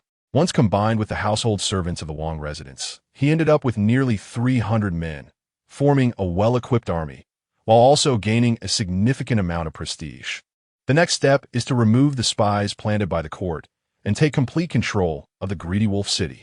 Chapter 9. Where is the city defense map of the Greedy Wolf City? After a simple expansion of his forces, Jiang Ming instructed Jiang Xiaoning to stay in the Wangfu and wait for news, then personally led 300 subordinates to attack the governor's residence. Father, may your spirit in heaven bless Ming to achieve victory in this battle. Standing at the gate of the Wangfu, Jiang Xiaoning watched Jiang Ming and his group disappear at the end of the street. and couldn't help but clasp her hands together and pray softly. "Don't worry, Your Highness. The young master has received teachings from the immortal and has undergone a transformation. He will surely succeed in everything." "Yes, Your Highness. We just need to stay at home and wait for the young master to return victorious." The maids beside her, such as Hongya, comforted her, clearly having full confidence in Jiang Ming defeating the court troops in Greedy Wolf City. "I hope so." In the past, Jiang Xiaoning would have scoffed at the mention of immortals, thinking it was a fabricated excuse by the upper class to deceive the common people. But after witnessing the miraculous changes in Jiang Ming, her worldview had begun to waver. Perhaps it really was her father in heaven blessing the Yin Wangfu. If so, she sincerely hoped her father could continue to protect A Ming and ensure the Yin Wangfu could smoothly escape its predicament. Inside the governor's residence in Greedy Wolf City, Governor Zhang Pinggui was leisurely listening to his new concubine sing, with a beautiful maid on each side, one massaging his shoulders and the other serving tea. Life was quite enjoyable. "Report. Something bad has happened, my lord." At that moment, a young servant suddenly stumbled into the inner courtyard. Zhang Pinggui, feeling his leisure disrupted, immediately showed a displeased expression and threw a teacup at the servant. "What are you shouting about? Is your father or mother dead?" The servant, drenched in tea, hurriedly knelt down and explained, It's the people from the Yin Wangfu who have rebelled." "What did you say?" Upon hearing this, Zhang Pinggui jumped up from his recliner, quickly approached the servant, and demanded, "Explain clearly what happened." "My lord, the people from the Yin Wangfu not only killed the imperial envoy, Lord Wei, but also detained all 500 imperial guards sent by the court. Young Master Jiang Ming is outside the Wangfu, openly declaring clear the court and avenge the father's death, and has gained the support of a large number of common people." The servant recounted the news he had gathered. Zhang Pinggui was taken aback at first, then his expression turned strange as he questioned, "No, wait a minute. The Yin Wangfu has long had its military power stripped by the emperor. They should only have 100 or 200 servants at most.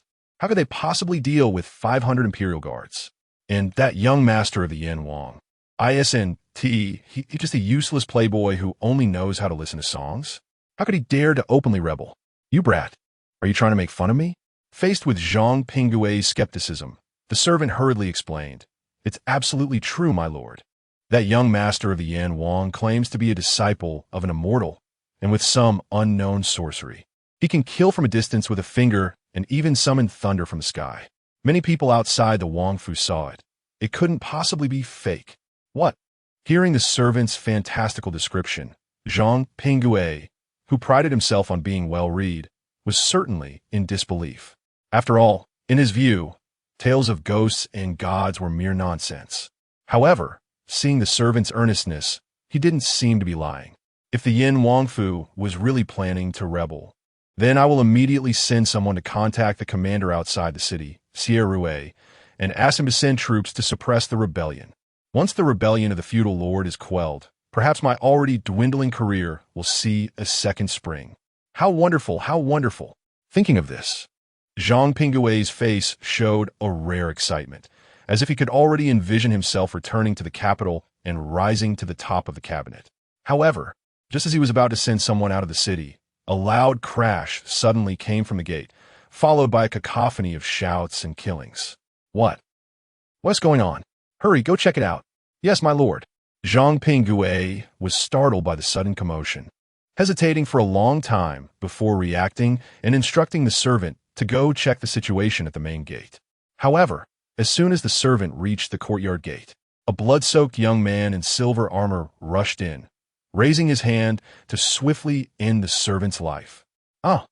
Seeing the servant die miserably before them, Zhang Pinggui's concubines immediately screamed in terror, huddling together. Even Zhang Pinggui turned pale, his legs trembling, but he still mustered the courage to question, "You? Who are you? How dare you commit murder in broad daylight at my residence? Do you know this is a capital offense?" Unfazed by Zhang Pinggui's threat, the silver-armored youth calmly asked, "So, you are the governor? Good to know. If you immediately lay down your weapons and surrender, I might spare your life, considering your youth and ignorance." Seeing that the silver-armored youth seemed wary of his status, Zhang Pinggui felt a surge of confidence. However, to his surprise, the silver-armored youth quickly walked over and, without a word, pressed his bloodied sword against Jiang Ming's neck. "I've come for you, come with me." As soon as he finished speaking, the silver-armored youth grabbed Jiang Ming by the collar and dragged him out of the courtyard. At this moment, the battle inside the governor's residence had basically reached its conclusion. Jiang Ming, leading his subordinates, had swiftly killed dozens of servants without any casualties on their side, and the remaining 100 or so completely lost their will to fight and surrendered directly. Although he led a hastily assembled army of untrained troops, most were veterans who had fought on the battlefield, and the rest were all young men trained in martial arts. After some coordination in battle, this new Yin army quickly united as one and easily took the governor's residence. Where did Wu Yuan go? At the end of the battle, Jiang Ming glanced around but did not see the silver-armored youth. Just as he was puzzled, he saw Wu Yuan leading an old man out from the inner courtyard. Reporting to young master, Governor Jiang Ming has been captured alive. Please decide his fate. Wu Yuan pushed Jiang Ming in front of Jiang Ming. Well done. You single-handedly entered the inner courtyard and caught the big fish. Jiang Ming cast an appreciative glance at Wu Yuan, then turned to the slumped Jiang Ming.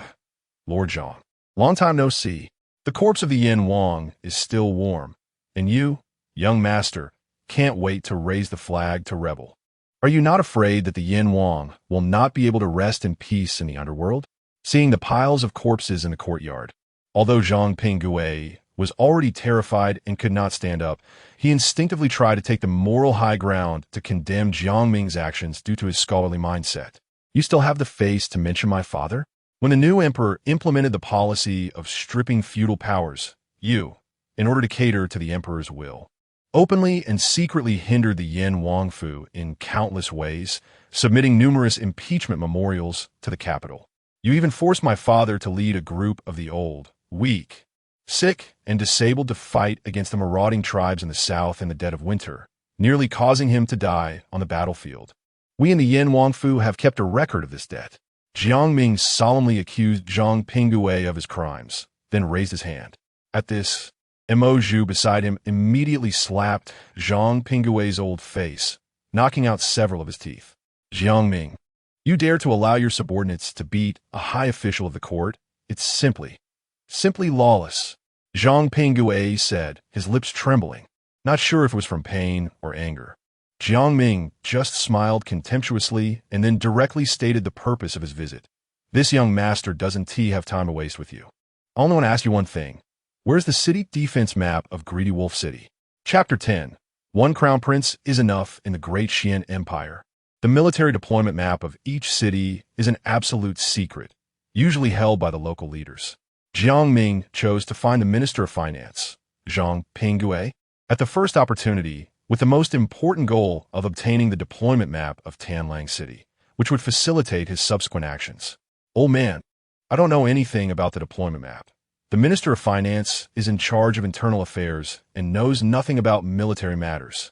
Jiang Ming repeatedly shook his head, trying to bluff his way through.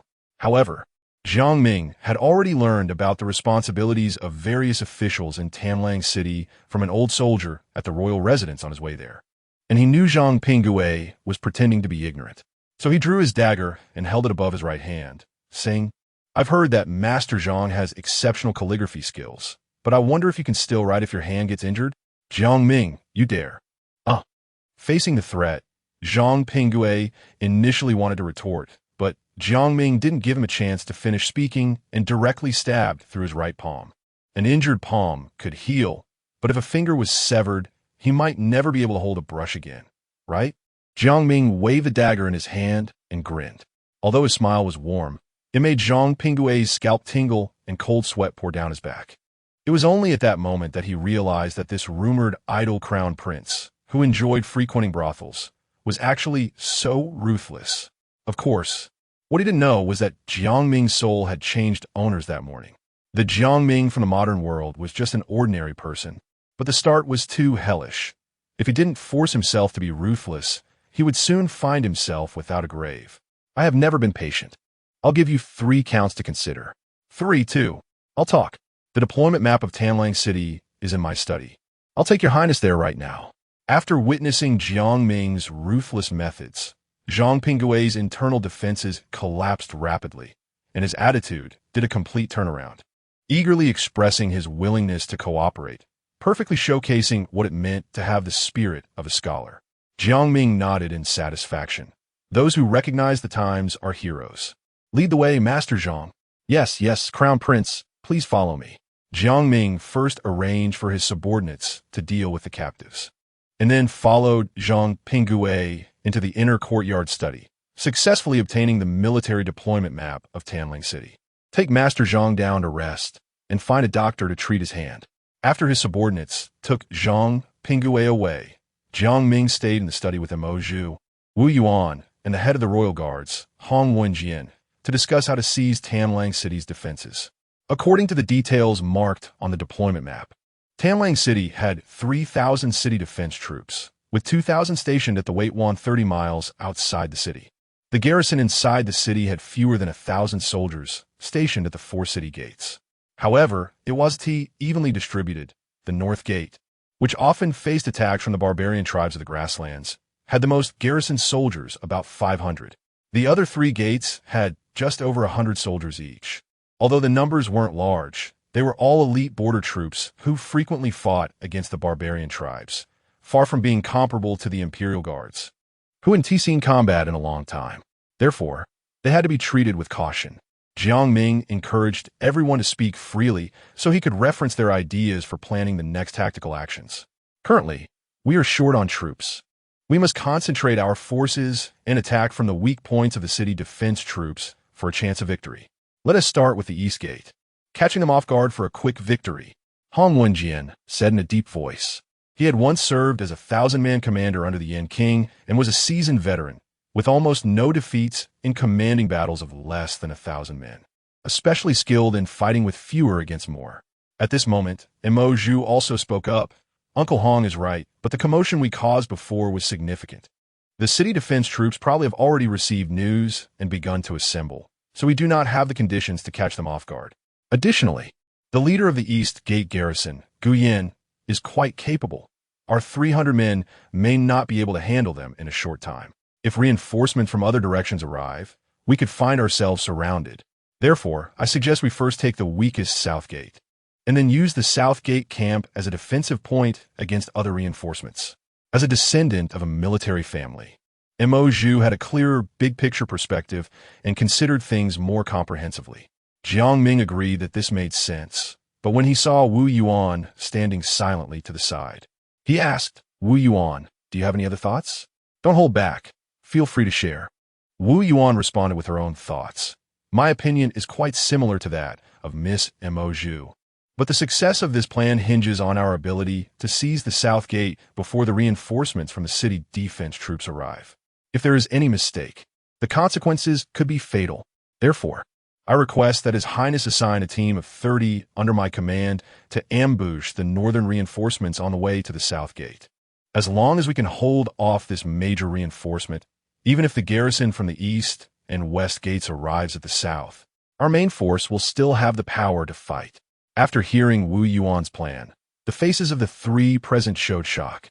"Goodness, you dare to ambush 500 elite border troops with just 30 people? What is the difference between that and a child with a wooden sword fighting regular soldiers?" They had seen boldness before, but nothing like this. "Wu Xiao, I know your martial arts are exceptional, but the city defense troops of Tanling City are not made of dough. 30 men might not even withstand one charge from 500. That's like walking to their deaths." Hong Wenjian openly refuted Wu Yuan's seemingly mad plan. Mo Zhu also nodded in agreement. "Indeed, this plan is too risky." "I do not agree either." Seeing that both of them were not on his side, Wu Yuan turned her hopeful gaze to Jiang Ming. After all, the final decision rested with this crown prince. The opinions of others were not as important. Old Hong and Mo Zhu are right. Our 300 men are each very important and must not be placed in a situation with almost no chance of survival. To Wu Yuan's disappointment, Jiang Ming also denied her plan. However, what he said next left the 3 present stunned.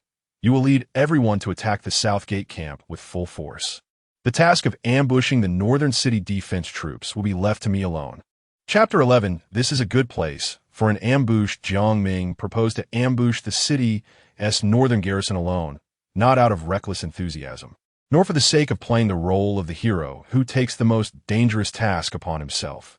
He truly believed that it would be best for him to carry out this mission alone. After all, he had several hundred rounds for his Desert Eagle, as well as 8 high-explosive grenades. If used properly, he could at least significantly delay the speed of their reinforcements, if not completely annihilate the northern garrison. Moreover, with the support of his Dragon Spirit Tiger Fear skill card, even if he were exposed, he could escape easily, making it difficult for the city defense army to catch him. In contrast, bringing subordinates along would only become a burden. Thus, this plan was the result of careful consideration. However, although Jiang Ming was confident, the other 3 were quite frightened. Mo Zhu, his personal maid, was the first to stand up and oppose him. "No, Your Highness, you are of precious body. How can you take such risks alone? If anything happens to you, I would never be able to atone for it, even if I died 1,000 times. Please think it over." Hong Wenjian and Wu Yuan also spoke in unison, earnestly persuading him. However, since Jiang Ming had made up his mind, he would not be swayed by their words. "I have made my decision. You need not persuade me any further. Don't forget, I am a disciple of the Thunder Department's heavenly sovereign. I can turn danger into safety." With that said, the 3 subordinates could not persuade him any further and could only accept his orders. However, Mo Zhu was still unwilling to give up and said, "The prince arranged for me to be Your Highness's personal maid to ensure your safety. Even if Your Highness does not want other subordinates to hinder your plan, please take me along. Otherwise, it would be a betrayal of the prince's great kindness, and I would rather die." Seeing the determination and resolution on Mo Zhu's lovely face, Jiang Ming's heart softened, and he nodded. "You understand the layout of Tanlang City better than I do, so you can come along." "Thank you, Your Highness." Upon hearing Jiang Ming agree to her request, Mo Zhu's face immediately broke into a radiant smile. Jiang Ming glanced over at his 3 capable subordinates. "Time is tight. Let us get moving. This battle concerns the survival of my Yin Wangfu. If we do not succeed, we shall perish." After a simple pre-battle mobilization, Jiang Ming took Mo Zhu and left Zhang's residence. Meanwhile, Hong Wenjian and Wu Yuan went to the courtyard to issue the attack orders to the Yin army to assault the Southern Gate camp. They emphasized that His Highness would hold off the other city defense reinforcements alone to buy time for everyone. Upon hearing this, the crowd erupted in excitement. Is this true? A noble figure like His Highness would risk himself for us common soldiers? Captain Hong personally said so. It must be true. His Highness truly values us.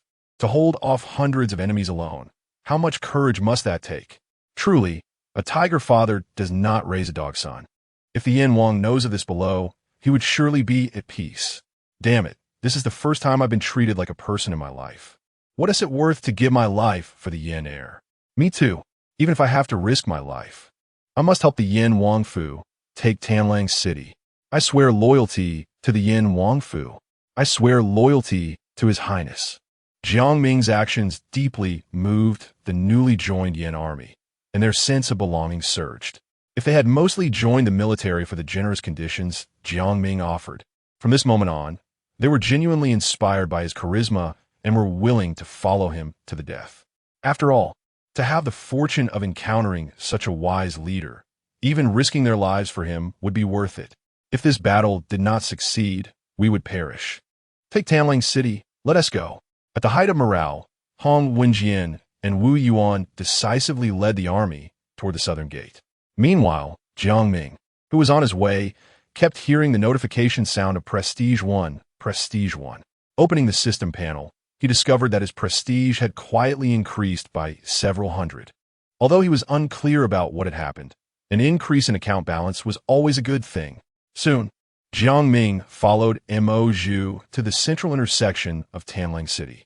According to her, this place was the junction of 2 straight roads running east-west and north-south, which the Yin Wang had built for the sake of troop deployment during wartime, when the garrison at the north gate wanted to support the southern gate. The fastest way was to take the straight road, which meant they must pass through this intersection. Usually, this intersection was bustling with merchants and common people. But perhaps due to the news of the Yin Wangfu rebelling against the court, the citizens, fearing becoming collateral damage, had mostly returned home to hide, leaving only empty stalls behind. This was indeed a good place for an ambush. Emoju, go move all those stalls to the center of the intersection. The more chaotic they are, the harder they will be to clear. Yes, Your Highness. Don't be fooled by Emoju's delicate appearance. Due to her martial arts training since childhood, her strength was several times that of an ordinary person. She effortlessly lifted dozens of pounds of stall carts as if they were toys. Soon, she piled the roadblocks in the center into a small mountain, completely blocking the street. No horses could pass, let alone people. During this time, Jiang Ming carefully observed his surroundings, ultimately setting his gaze on a 3-story restaurant. It had a wide view and could overlook the entire intersection, making it ideal for a high vantage point to carry out sniping. Indeed, although the Desert Eagle was just a handgun, it fired 50 caliber rounds, which had incredible power and a range several times that of a typical handgun. Within its effective range, it could be used as a sniper rifle to some extent. He planned to wait for the enemy while resting. If he could successfully shoot the northern garrison's leader and create chaos, the ambush mission would be half successful. Just then, a crisp sound of hooves suddenly echoed from afar. Jiang Ming looked over and saw a troop rapidly approaching from the north, and they would reach the intersection in just a few minutes. That was quick. Jiang Ming frowned. The fact that they could learn about the Yin Wangfu's attack on the southern gate in such a short time and quickly gather troops for support showed that the intelligence work of the Tanlang city garrison was quite good and was not as incompetent as rumored. Realizing this, Jiang Ming no longer hesitated, quickly took Mo and hid atop the restaurant, standing in the shadows waiting for the right moment to strike. Chapter 12. The Fierce Warrior? One shot and down he goes. General, the street ahead is inexplicably blocked, and the army cannot pass. The situation at the south gate is critical. I order you to clear the street obstacles within half a stick of incense, or you will face military punishment. Understood. The northern gate garrison quickly arrived at the central intersection of Tanlang City. Under the command of the leading officer, the soldiers began to swiftly clear the obstacles from the street. Jiang Ming, watching from above in the tavern, observed the city defense army below. He estimated their numbers to be over 400. Aside from a few who needed to stay behind, the northern gate garrison seemed to have emptied out. Do you know Mo Zhu, the leader of the northern gate garrison? Jiang Ming asked quietly, staring at the middle-aged general on the tall horse below. Mo Zhu nodded and replied, "This person is Gu Yunfei, a trusted aide of the commanding officer Xie Rue, just like the Southgate commander Chimba. He is extremely arrogant and has often condoned his subordinates' oppression of the common people.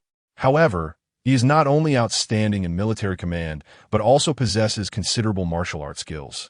Being a Xin-level warrior, known for his bravery on the battlefield, capable of taking on 100 men. Xin-level warrior? Jiang Ming couldn't help but show surprise at this. Although he had heard of warriors practicing martial arts in this world, he was unaware of the clear distinctions in their ranks. If that were the case, what level of warrior would he be considered? And could the impressive Xian-level warrior Gu Yunfei withstand a bullet from the Desert Eagle? Let me take action first. Once chaos ensues below, find an opportunity to flank the city defense army and launch an attack, without dwelling too much on martial arts ranks. Seeing that the soldiers below had cleared nearly half of the obstacles, Jiang Ming quickly assigned combat tasks to Mo Zhu. After receiving a positive reply, he added, "Remember, this battle is primarily about disrupting the enemy's formation and buying time. Killing the enemy comes second. If you encounter danger, retreat quickly. Preserving yourself is the priority. Do not engage in a hard fight." Seeing how concerned Jiang Ming was for her safety, Mo Zhu felt deeply moved. However, her reserved nature made her less adept at expressing herself. While her heart surged with emotions, she calmly replied with a single word, "Yes." "Go, be careful." "Understood." After Mo Zhu left, Jiang Ming turned and drew his Desert Eagle, aiming at Gu Yunfei on the street below, and without hesitation, he pulled the trigger. Bang! After a muffled sound, the unsuspecting Gu Yunfei was shot in the chest and fell from his horse. Seeing this scene, Jiang Ming felt completely relieved. No matter how skilled you are in martial arts, you still have to fear bullets. Enemy attack. Protect the general. The sudden ambush left the city defense army soldiers stunned. But Gu Yunfei's personal guards were the first to react, rushing to shield the unconscious Gu Yunfei in the center. At this moment, Jiang Ming was ready to escalate the situation further. He took out a high-explosive grenade and threw it into the crowd below. Boom, boom, boom. Accompanied by a series of deafening explosions, the street was instantly filled with blood and flesh. And countless city defense soldiers were blown to the afterlife before they even realized what had happened. Many more, severely wounded, fell into pools of blood, crying out in pain, and the street was left in chaos. In just a brief moment, nearly 100 city defense soldiers had been killed or injured. Witnessing the gruesome scene around them, the surviving city defense soldiers were left in shock. Even though they had fought bravely against the fierce nomadic tribes of the grasslands, they felt overwhelming fear at this moment. After all, it was not terrifying to face a brutal enemy or a large number of foes. What was terrifying was dying inexplicably without even seeing the enemy's shadow. The fear brought on by the unknown greatly diminished the morale of everyone present. I am Jiang Ming, the son of the king of Yan, raising troops to punish the unrighteous. Surrender now, or face divine retribution. Seeing the timing was right, Jiang Ming directly revealed himself and shouted to the city defense army below. In ancient society, whether among the lower classes or soldiers, people were quite superstitious, and any words with a mystical flair could sway their thoughts. Moreover, Jiang Ming's grenade attack was not much different from calling down heavenly thunder. Such great power must surely be a divine technique. Thus, after he appeared and shouted, many of the psychologically shattered city defense soldiers immediately dropped their weapons and knelt down to beg for mercy. Cough, cough. Don't believe the deceptive words of the rebel from the Yan King's mansion. Quickly capture him, and there will be heavy rewards from the court.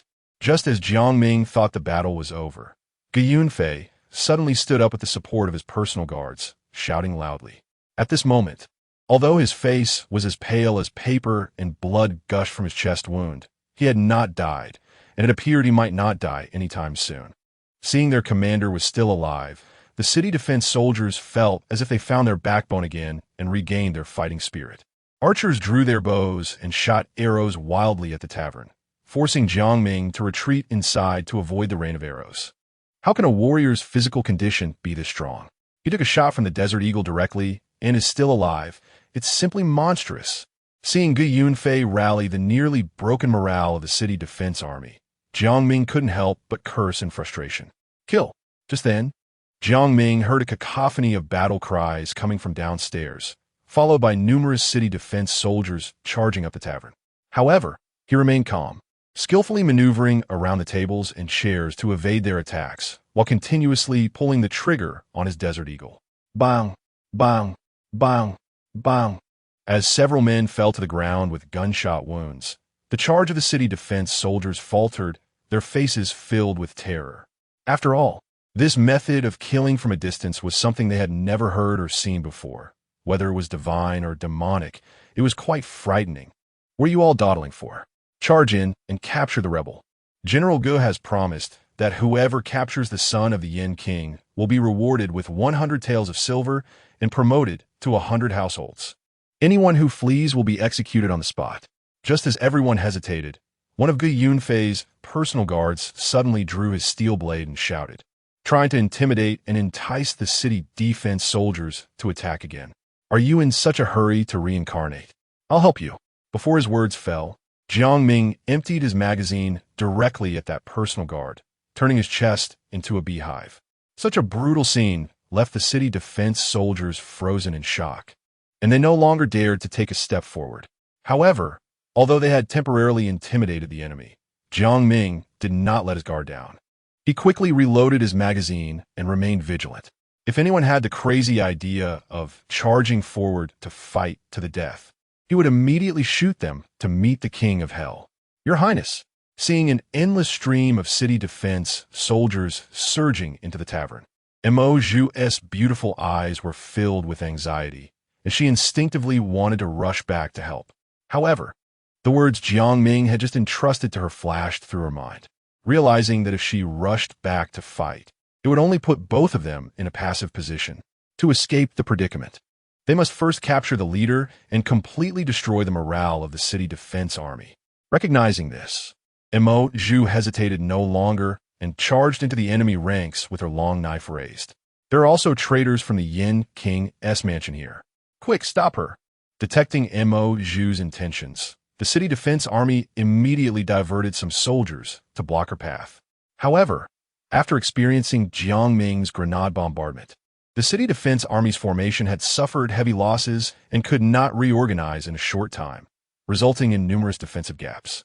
Additionally, Zhu, being a Xian-level warrior capable of fighting 100 men, was now fueled by her desire to save her master, unleashing her full strength. As her long knife danced, the soldiers blocking her were swiftly cut down, barely offering any resistance.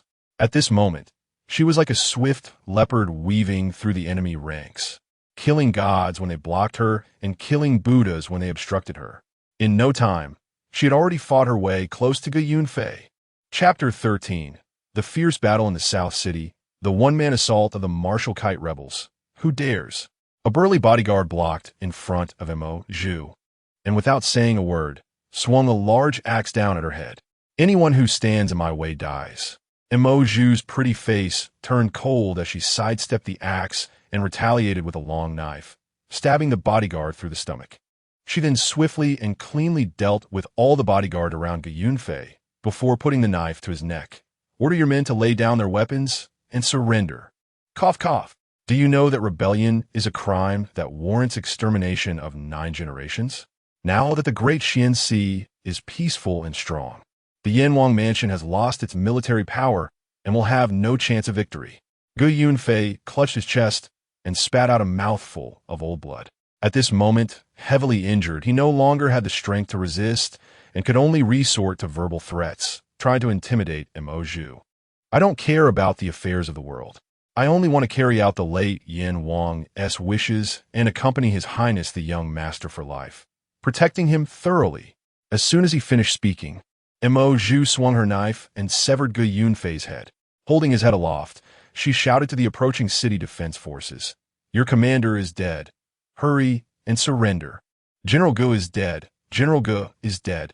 Seeing their commander beheaded, the morale of the city defense forces, which had already suffered nearly 1/3 casualties, could no longer hold, and they scattered in panic, fleeing in all directions. The city defense forces still in the tavern heard the terrified shouts from outside, and their morale plummeted. They no longer cared about capturing rebels, and all rushed to escape. Yunfei was killed. Jiang Ming hurriedly walked to the edge of the tavern to look down. He saw Zhu in silver armor holding Yunfei's head, standing alone amidst a pool of blood, exuding a breathtaking beauty. "Your Highness, are you all right?" Seeing Jiang Ming emerge from the tavern, Zhu quickly dropped the head and rushed forward, asking with concern, "It's fine. We have exceeded expectations in the ambush. You should take the credit." Jiang Ming smiled slightly, his eyes filled with appreciation for Zhu. This was thanks to his convenient father for finding him such a useful maid, truly a treasure. "Your Highness overpraises me. If you hadn't seriously injured Yunfei in advance and disrupted the city defense forces formation with grenades, I definitely wouldn't have been able to kill the rebel leader." Zhu shook her head and said. Hearing this, Jiang Ming couldn't help but laugh. Waving his hand, "All right, let us stop flattering each other. The battle at the South Gate has likely already begun. We should hurry over to support." Zhu nodded in agreement, then pointed to the side. "There are military horses left behind by the fleeing city defense forces. Let us ride to the South Gate. It will save us at least half the time." Jiang Ming thought this was a good idea. Riding straight would definitely be the fastest way to reach the South Gate. But then a problem arose. He was only skilled at riding thin horses in brothels, and was completely clueless about horseback archery and similar skills. As for himself, he didn't need to mention it. As an urban worker, he had rarely even seen a real horse. "Your Highness, is something wrong?" Seeing Jiang Ming standing there in silence, Zhu had to ask cautiously. "It's nothing, it's just that this young master isn't good at riding. So I might have to ride with you on one horse," Jiang Ming said awkwardly. Upon hearing this, Zhu couldn't help but chuckle, then immediately became serious. "No problem." After that, Zhu went to lead a tall horse over, then nimbly mounted it, turning to extend a hand to Jiang Ming. "Your Highness, please." "All right." Jiang Ming did not hesitate, grabbed Mo Zhu's arm for leverage, and jumped onto her behind, then casually wrapped his arms around her slender waist. Your Highness." Faced with the sudden physical contact, Mo Zhu couldn't help but tremble, her face turning red to the roots of her ears. After all, for women in ancient times, the waist and abdomen were considered private areas. If it were any other man to do this, she would have broken his arms long ago. Once the horse started running and jolted violently, I was worried about falling off, so I held your waist. But don't mind, do you? Because his armor blocked his view, Jiang Ming couldn't see the changes in Mo Zhu's expression and thought she was questioning his behavior. So he explained, "Of course not." "Then please hold on tight. Your Highness, let us set off now." "No problem. Let us go." Thus, the two rode quickly towards the south gate. Meanwhile, the battle at the south gate had already begun. The 300 troops from the Yanwang mansion clashed with the city defense forces at the south and west gates. However, for some unknown reason, the guards at the east gate closest to the south gate had yet to appear. This led to a situation where both sides were roughly equal in numbers and fighting strength, and for a short time, neither could gain the upper hand, resulting in a heated standoff. "Old Chun, why haven't the reinforcements from Old Gu and Gu Yin arrived yet? If this drags on, we won't be able to hold out." At the edge of the battlefield, a mounted commander approached Chun Ba anxiously. He was a commander of the Western City Defense Forces, named Li Dachuan, skilled with a large knife. Gu Yin is a remnant of the Yanwang. Of course he will delay sending troops. As for Gu Yunfei, I've sent several riders to urge him, but for some reason, there has been no response. But don't worry, the rebels from the Yanwang mansion are just a ragtag bunch. They have only been able to hold out because we are employing a strategy of defensive contraction. Once their morale is exhausted from a prolonged siege, we will counterattack and surely annihilate the rebels." Chun Ba said coldly, his words revealing no concealment of disdain for the Yanwang mansion. "I hope so." Li Dachuan was not as optimistic about the battlefield situation as Chun Ba, as he could see that these Yanwang rebels were not an ordinary ragtag bunch. Whether in formation or attack, their movements were quite orderly, indicating that there was a capable commander directing their combat. Moreover, these people did not resemble a newly formed army at all. They seemed to be invigorated, showing no signs of declining morale. "Brothers, let us put in more effort. His Highness the young master is stalling for our reinforcements, and we must not let him down. Let us beat these city defense forces hard." Un Wangjian, who had once followed the Yanwang in battles, was currently directing the troops methodically, occasionally rallying everyone as spirits. Based on the characteristics of the Yanwang mansion-esque forces, he centered the old soldiers and led the new troops in one-on-one combat, quickly consolidating the unit into a cohesive whole while maintaining an offensive posture. However, the city defense forces were not weak either, and their coordination was even more tacit. Even while constantly bearing the pressure of the enemy's attacks, they could still maintain their formation without chaos. "Uncle Hong, the city defense forces are clearly trying to buy time for reinforcements. We can't just sit idly by. I'll charge through the enemy lines, and you take the opportunity to command the troops to push forward and crush the enemy in one go." Seeing the situation stalemate, Wu Yuan ran over to Hong Wenjian. "Wait, that's too dangerous." Hong Wenjian was about to stop him, but before he could finish his words, Wu Yuan had already spurred his horse and leaped to the front of the enemy lines. Seeing him charge, the front row of the city defense forces immediately raised their shields in defense, while simultaneously extending long spears through the gaps, preparing to repel his charge. "Get out of my way." Facing the impenetrable defense, Wu Yuan showed no fear, letting out a roar as he swung his spear, shattering the spears in front of him with unmatched force. Then, he flicked it upward, using his extraordinary strength to directly toss several shields aside. In the next moment, his spear shot out like a dragon, instantly piercing several city defense soldiers, armor and all like candied hawthorns. Taking advantage of the moment, he charged into the enemy ranks on horseback, directly creating havoc in the center of the enemy army. This scene of divine bravery, as if a celestial being had descended, immediately caught the attention of everyone present. "My goodness, this guy's incredible." Not far away, Hong Wenjian watched with wide eyes, seemingly transported back to his youth. Witnessing the Yin King rampaging on the battlefield, the Crown Prince is truly destined to have such a fierce general. Brothers, Brother Wu has already broken through the enemy lines. Let's charge in after him. Kill. Wu Yuan's bravery boosted the morale of everyone from the Yin King's residence. With a command from Hong Wenjian, everyone rushed forward together. In an instant, they threw the city defense forces into chaos. Where on earth did this damned kid come from? How come I've never heard of such a figure in Tanlang City before? Seeing his own formation thrown into disarray by an unknown young man, Chen Ba was so furious that he felt like his teeth would shatter. Beside him, Li Dachuan also had a grim expression and said, "No matter who this kid is, his presence is a severe blow to our morale. We must deal with him quickly. That's right, let's both go at him and end this swiftly." Chen Ba and Li Dachuan exchanged glances, disregarding any rules of the martial world, and directly charged at Wu Yuan. "You little thief, don't be arrogant. Take my blade." Li Dachuan swung his large sword down towards Wu Yuan's head. Facing this fierce attack, Wu Yuan calmly raised his spear to meet it, resulting in a stalemate as they clashed. "You little thief, die." Meanwhile, Chen Ba seized the opportunity to thrust his spear at Wu Yuan from the side, aiming at a particularly tricky and vicious angle to stab under Wu Yuan's rib. If this strike hit, even if Wu Yuan miraculously survived, he would at least be seriously injured. Chapter 14. The Yanwang Mansion's great victory facing Chen Ba's seemingly fatal shot. Wu Yuan quickly leaned back while simultaneously releasing the strength in her hands, using the downward force of Li Dachuan's large knife to execute a move called Iron Plate Bridge, gracefully dodging the incoming spearhead. This process appeared simple, but it required extreme calm judgment and absolute confidence. A slight misstep could result in being hit by the knife or pierced by the spear. Even Chen Ba and his companion, seasoned veterans of the battlefield, were shocked by the performance of this silver-armored young general. "It's my turn now, watch the spear."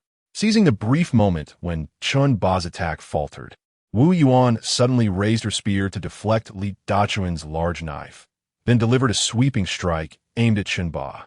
Feeling the immense power behind this blow, Chen Ba dared not be careless and could only raise his spear to block in front of him. Bang! With a muffled sound, Chen Ba was directly knocked off his horse by the spear, staggering back several steps before barely stabilizing himself. What kind of monster is this kid?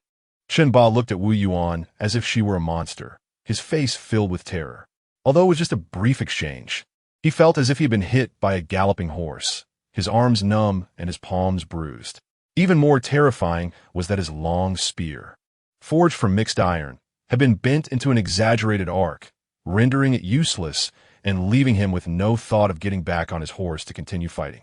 In fact, disregarding his pride, he turned and fled. "You bastard Chen Ba, actually abandoning your comrades in battle." Seeing Chen Ba's betrayal, Li Dachuan was so furious he nearly spat blood, unable to refrain from cursing loudly. But at this point, he could only face Wu Yuan alone, having to muster all his strength to launch an attack. In terms of martial artist rank, Li Dachuan was also a Xian-level martial artist, significantly stronger than the Huang-level martial artist Chen Ba. But due to his background as a bandit, he was not favored by the commander Xie Rue, and thus could not become his confidant, placing him at a lower status than Chen Ba. Now, under his full-force assault, the dozens of pounds of his large knife whirled vigorously, and for a short time, he actually fought Wu Yuan to a standstill. "Brother Wu, don't panic. I'm here to help." At this moment, Hong Wenjian, wielding two long flails, rode in to join the battle. With his arrival, the pressure on Li Dachuan intensified. Originally, he was already struggling in a one-on-one fight, and now, with an additional enemy, he felt a deep sense of frustration. The rebels could unite and fight together. Yet as a regular army of the court, he was betrayed by his own comrades. Who could he complain to about this? "Hong Wenjian, you were once a guardian of the border troops. Why are you willing to become a rebel today?" Feeling increasingly overwhelmed, Li Dachuan had to resort to verbal attacks, attempting to disrupt the rhythm of the enemy's assault with words. However, without a moment's thought, Hong Wenjian replied, "You know, I once followed Prince Yan. He was the guardian of the Xian, yet he was betrayed and killed by the newly ascended young emperor. In such a heartless and ungrateful court, what does it matter if I rebel alongside the young master? Hong Wenjian's words came from the heart, resonating strongly, leaving Li Dachuan stunned. Indeed, everyone knew of Prince Yan's achievements into Xian, and the new emperor had hastily forced him to his death shortly after ascending the throne, even aiming to annihilate his family. It was hard to accept this for the people, especially for those who had followed Prince Yan. Dare to be distracted while fighting me? Seeking death. Just as Li Dachuan was caught off guard, Wu Yuan seized the opening in his moves, thrusting her spear like a venomous snake, directly piercing through Li Dachuan's shoulder. Before he could react, Hong Wenjian's flail struck solidly against his back armor. Poof! Heavily injured, Li Dachuan coughed up a mouthful of blood, and in a critical moment, he mustered his strength to execute a half-moon slash. Taking advantage of the brief gap to push back Wu Yuan and Hong Wenjian, he quickly turned his horse and fled the battlefield. Where do you think you're going? Seeing Li Dachuan trying to escape, Wu Yuan hurled her spear at his back. Whoosh! Hearing the whistling wind behind him, Li Dachuan's heart raced, and he instinctively rolled off his horse. Almost simultaneously, Wu Yuan's thrown spear pierced through the horse's neck, pinning it firmly to the ground. Damn! What kind of terrifying power is this? Having narrowly escaped death, Li Dachuan was shocked to the point where his eyes nearly fell out. Years of battlefield instincts prompted him to make the decision to abandon his horse for survival. Otherwise, it would have been him pinned to the ground. At this moment, he also gained a clearer understanding of Wu Yuan's strength, assessing that even if she hadn't reached the level of a D-level martial artist, she was at least at the peak of Xian level, which was already the strength of a major general. No wonder she dared to come alone into the fray. She indeed had the capital to be so arrogant. My lord, Li Qianhu has been knocked off his horse. Forget about him. Prioritize protecting me and retreating. Although the battle's outcome was not yet determined, Qinba had already lost the courage to stay, hastily urging his personal guards to escort him to flee north. After all, in his view, the life or death of Li Dachuan was insignificant. Buying time to escape to the northern camp was all that mattered. However, bad people have their comeuppance. Just as he was fleeing the battlefield, he coincidentally ran headlong into Jiang Ming and his companion, who were rushing to provide support. Where did this dog come from? Get out of my way! Qinba shouted arrogantly. So arrogant? Although Jiang Ming did not recognize Qinba, he recognized the city defense army armor they wore and decisively drew his gun to shoot. At such a short distance, there was no time for any reaction. Qinba was hit by 3 shots and fell directly from his horse. He did not possess the robust physique of a Xian-level martial artist like Ge Yunfei, and his chest was blown apart, dying on the spot. Lord Chun, the remaining personal guards who weren't shot dead, stared blankly at their suddenly deceased commander. Jiang Ming couldn't be bothered with these small fries. After instructing Mo Zhu to cut off Qinba's head, he rushed directly to the southern camp. Qinba and Ge Yunfei are dead. You all should surrender. Jiang Ming raised the heads of the two and shouted, instantly attracting everyone's attention. It's the young master. The young master has returned. My God, not only did the young master come back unscathed, but he also killed 2 city defense army leaders. Truly a divine person. The young master is mighty. The morale of the Yanwang Mansion's army surged with Jiang Ming's appearance. As for the other city defense army, seeing their leaders killed, their morale instantly collapsed. I surrender, don't kill me. With the first person to surrender appearing, the scene collapsed like a line of dominoes, one after another. The city defense army dropped their weapons and knelt on the ground begging for their lives. Heavily injured, Li Dachuan saw that the situation was lost and could only take off his helmet and surrender to the pursuing Wu Yuan. Thus, among the garrison of Greedy Wolf City, except for the Eastern Gate defenders who had not arrived, the remaining defenders from the 3 gates had all been defeated by the Yan army. Chapter 15. Help whoever wins. After everything settled down, Jiang Ming, accompanied by Mo Zhu and others, began to direct everyone in cleaning up the battlefield. In this battle, the city defense army suffered more than 80 casualties, and nearly 300 were captured. On the side of the Yanwang Mansion, there were over 30 casualties, with 9 killed in action and the rest lightly injured. Although this casualty rate was quite excellent for the newly formed Yanwang Mansion army, Jiang Ming still felt a bit of pain. After all, it was a loss of 1/10. If it weren't for the experienced Hong Wenjian commanding, the army might have collapsed long ago. The intensity of confrontation between cold weapon armies was still too great, and the Yanwang mansion had just risen, unable to endure too much loss. Once they fully controlled Tanlang City, they needed to prioritize the deployment of flintlock guns. Suppressing cold weapons with firearms could maximize the reduction of their own casualties. Report: Your Highness, a contingent of city defense troops is charging towards the camp. Just as Jiang Ming was supervising everyone in cleaning up the battlefield, a scout suddenly rode up to report. Jiang Ming quickly thought through the situation. The CROA troops outside the city would definitely not be able to return so quickly, and within the city, 3 of the 4 gates had been destroyed, leaving only over 100 at the east gate. Even if they all came, the Yanwang Mansion army could still fight them. Thinking of this, Jiang Ming immediately turned to Mo Zhu and commanded, sent a message to Hong Wenjian and Wu Yuan to stop cleaning the battlefield. Assemble the troops and prepare to confront the enemy. Yes, Your Highness. Soon, the Yanwang Mansion army gathered again. Although it was a second round, they had just experienced a victory, and their morale was high, not fearing another battle. We are the city defense troops of the East Gate. We are not here to seek battle, but General Gu Yan has matters to discuss with the Yanwang heir. Just as the Yanwang Mansion personnel were on high alert, a messenger from the city defense army brought an unexpected message. Your Highness, although Gu Yan once followed the old prince in a battle, this person is cunning and hard to gauge. It may be a trap to meet him recklessly. Hong Wenjian reminded from side.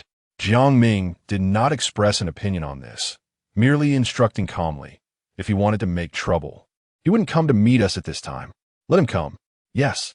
Moments later, Hong Wenjian brought a middle-aged general in front of Jiang Ming. I am Gu Yan, paying respects to the Yanwang heir. There's no need for formalities. Jiang Ming assessed the newcomer. He appeared to be in his 30s, with a sharp face and cunning eyes, looking more like a street rogue than a general leading troops. Indeed, not someone who seemed trustworthy. Your Highness, yeah. After completing his greeting, Gu Yan took the opportunity to sneak a glance at Jiang Ming. He noticed that although this heir was dressed and looked extremely noble, he had none of the rumored debauchery associated with a playboy. Instead, he radiated a powerful aura that overshadowed the martial generals standing behind him. This feeling was something he had only sensed from the Yanwang before, an aura exclusive to a ruler. Just from one glance, he judged that the rumors he had quietly heard about the Yanwang heir were mostly true. General Gu Yan, what brings you to my presence? Jiang Ming asked in a calm tone. Replying to Your Highness, I recently heard the news of the old prince being framed and dying at the hands of the court. Though deeply saddened, my lowly position and lack of power make it difficult to seek revenge. Now that I hear the heir is preparing to rise against the usurpers, I have specially brought my troops to pledge allegiance, hoping to one day follow the heir into the capital to slay the traitors and avenge the old prince. Gu Yan expressed his intentions with righteous indignation. The people standing behind Jiang Ming exchanged glances upon hearing this, clearly skeptical of his words. If he had long desired to avenge the old prince, why not pledge allegiance to the heir sooner? Waiting until the hard battles were almost over to come forward and say he wanted to join was nonsensical. Jiang Ming was naturally aware of this, so he merely smiled faintly and said, In front of me, General Gu need not speak those hypocritical words. You have been marginalized by the commander Xie Rue in Tanlang City, guarding the most barren East Gate, feeling that your career is bleak, which is why you wish to follow me to seek a future. Of course, just with the Yanwang Mansion's lack of military power, it is not enough for you to risk your life to come and pledge allegiance. You must have already received news about the Yanwang Mansion's rebellion, but you have been holding back, waiting to see who wins so you can help them. Now that the Yanwang Mansion's army has crippled most of the city defense troops and killed the commanders Gu Yunfei and Chunba, and is about to take control of Tanlang City, you feel the time is ripe and thus decisively lead your men to pledge allegiance. Am I right? Hearing Jiang Ming lay bare his inner thoughts so clearly, Gu Yan couldn't help but break into a cold sweat and hurriedly knelt, clasping his fists. I should not have tried to be clever in front of Your Highness. I hope for your forgiveness. Seeing Gu Yan admitted himself, the crowd was immediately astonished, and their respect for Jiang Ming rose another level. The heir can even see through people's hearts. He truly is a high disciple of a celestial being. What crime does General Guyan have? People strive to rise, just like water flows downwards. Who among us does not wish to fight for a good future, to one day secure a good marriage and bring glory to their family? Jiang Ming said, regardless of your reasons for deciding to pledge allegiance to the Yanwang mansion, I only care about one thing. Are you willing to wholeheartedly serve me, bravely fighting against the enemy on the battlefield? After saying this, he turned his gaze towards Guyan. The latter knew it was time to pledge his loyalty, so he quickly drew the dagger from his waist and shouted, I am willing to go through fire and water for your highness, not hesitating to die 1,000 deaths. If I have a second thought, may this dagger be my end. As soon as he finished speaking, Guyan struck the dagger with his palm, breaking it into 2 pieces. Jiang Ming saw this and couldn't help but be impressed, but he merely waved his hand and said, Enough, I never believe in oaths. I only look at actions. Since you are determined to pledge allegiance, then you're now a member of the Yanwang mansion. Thank you, your highness. Seeing his goal achieved, Guyan's face was flushed with excitement, unable to contain his joy. With this little episode concluded, the Yanwang mansion's forces grew once again.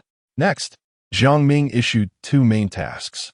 First, he had Hong Wenjian arrange personnel to take over the city's defense before dark. Second, he instructed Wu Yuan and Gu Yan to each lead a group to patrol the city, clearing out the fleeing troops of the city defense army to prevent them from turning into bandits and disturbing the civilians. After all, in this world, military discipline was often shockingly low. Many times, the only difference between them and bandits was whether they had organization, let alone a defeated army. Clearing them out early would not only protect the base from destruction, but also win over public sentiment, establishing the authority of the Yanwang mansion, achieving both goals.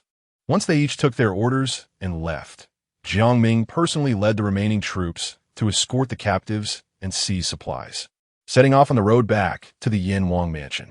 Meanwhile, the news of the Yanwang mansion successfully rebelling against the court and occupying Tanlang City quickly spread to all factions within the city, instantly causing a sensation throughout the entire city. Chapter 16. The Restless Aristocracy and the Furious Sierue. What? You say the crown prince of a Yin king killed the imperial envoy sent by the court and has rebelled.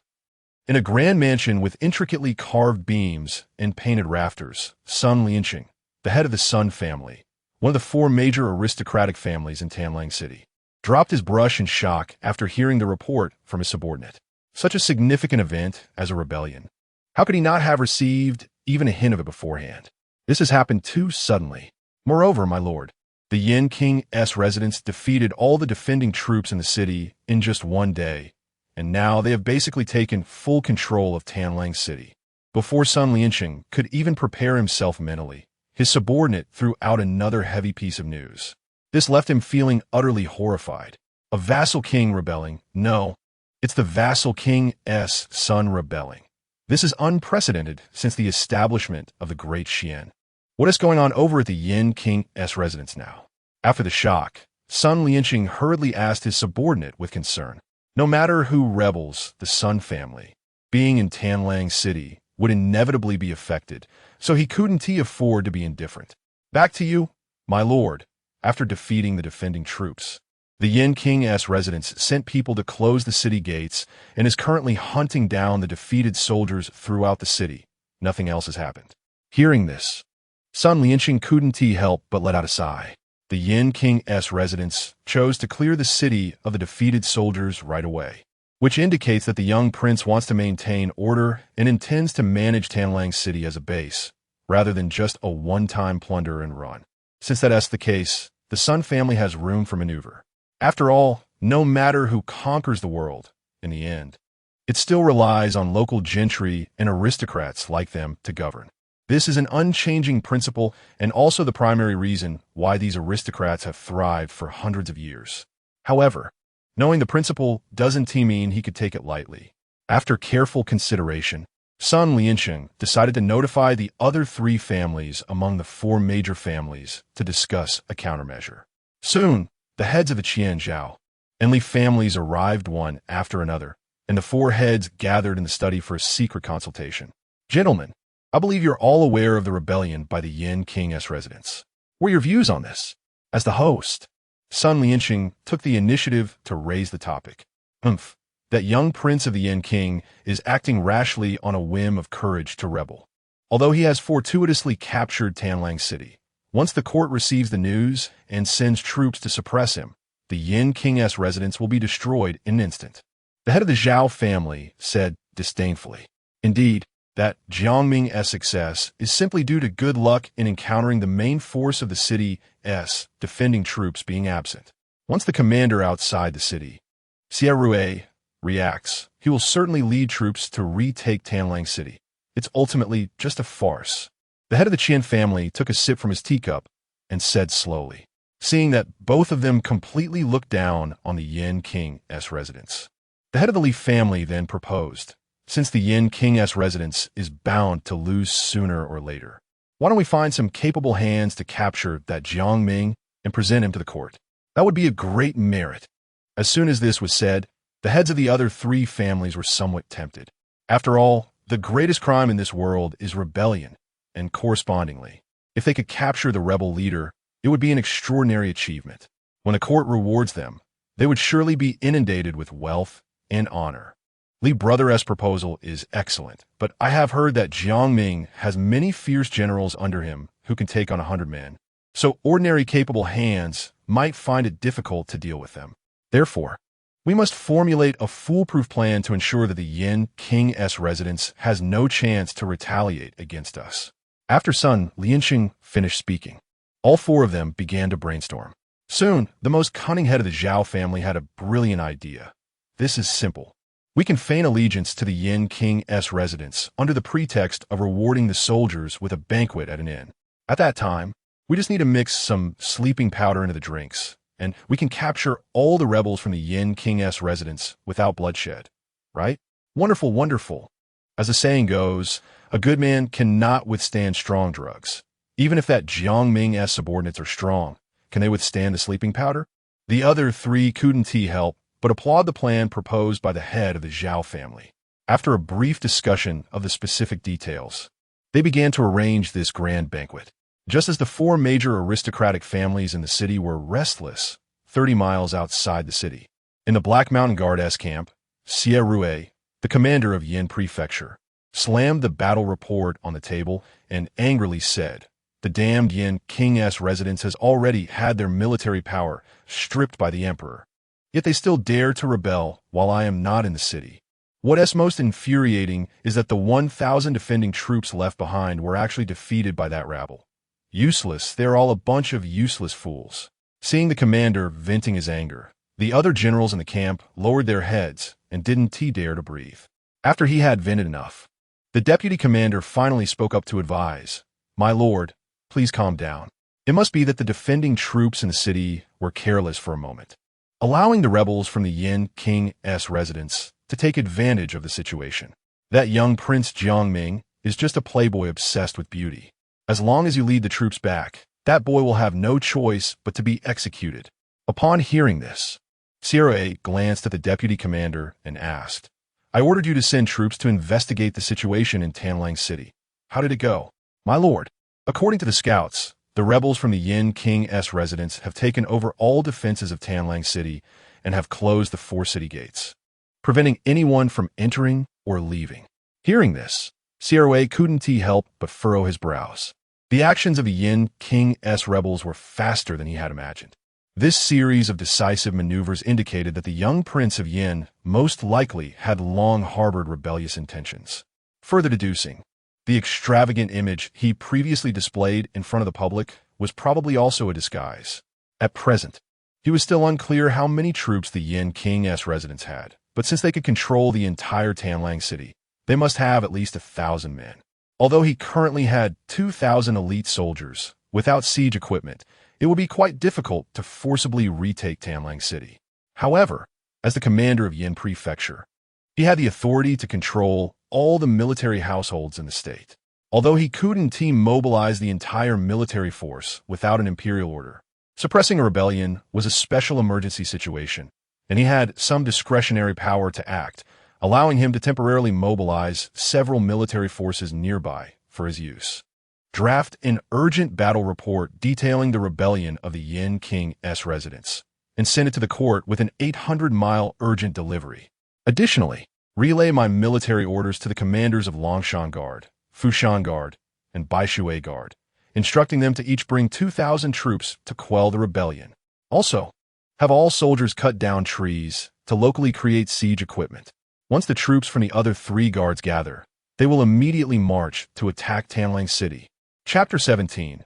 Policy on the treatment of captives. When Jiang Ming returned to the Yanwang mansion with a group of captives and military supplies, the sun had already set.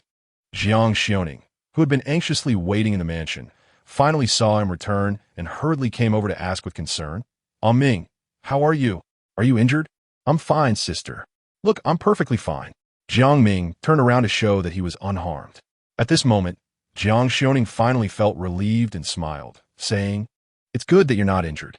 I heard that you personally led the troops to defeat the city defense forces and took down Tanlang City. You've truly impressed your sister. From the sparkle in her eyes, it was clear that she was understating her admiration. This was not just impressive. It felt as though her younger brother had transformed into a completely different person. In the past, he was timid and fearful, spending his days in brothels and entertainment houses, showing no interest in leading troops or serving in government or studying. Their father had often been angry about this while he was alive. However, after the news of their father's demise and the imminent danger of the Yanwang mansion facing extermination, her brother stepped up to turn the tide and save the mansion from slipping into an endless abyss. This remarkable transformation, could it truly be due to the enlightenment of an immortal? Or had he been concealing his abilities all along, fooling everyone, including their father and herself? You're overpraising me, sister. I only contributed a little. This success in taking control of Tanlang City was entirely due to the bravery of the soldiers of the mansion. Jiang Ming waved his hand. As soon as he said this, not only did Jiang Xiaoning show a look of surprise, but the soldiers nearby also appeared astonished.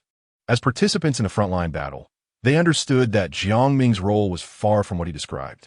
Being able to single-handedly defeat the most powerful Northgate City defense forces was already deserving of the highest recognition. Yet the young master didn't even mention it, instead emphasizing the soldiers' bravery. How much he valued these stinky soldiers. Ding. Prestige 1 ding. Prestige 1 ding. Prestige 1. While chatting with Jiang Xiaoning, a series of notification sounds suddenly popped up in Jiang Ming's mind. Just as he was puzzled, he caught sight of the fiery gazes from the soldiers not far away and immediately realized, well, it was probably that his earlier modest words had inadvertently won over the hearts of the troops. He had to admit, his soldiers were genuinely adorably simple. Young master, Wu Yuan and Gu Yin have returned and are waiting to see you outside the mansion, Mo Zhu reported as she walked over. Why so soon? Have all the remnants of the city defense forces been cleared? A hint of confusion flashed in Jiang Ming's eyes. He then turned to Jiang Xiaoning and said, Sister, I need to go handle some military matters. Please have someone record and inventory the gold, silver, and supplies we confiscated from Zhang Pingdui's residence. I don't trust anyone else to do this. Seeing she had a task assigned to her, Jiang Xiaoning quickly nodded in agreement. Don't worry, Ming. As long as I can help you, I will definitely give it my all. All right, I'll be off then.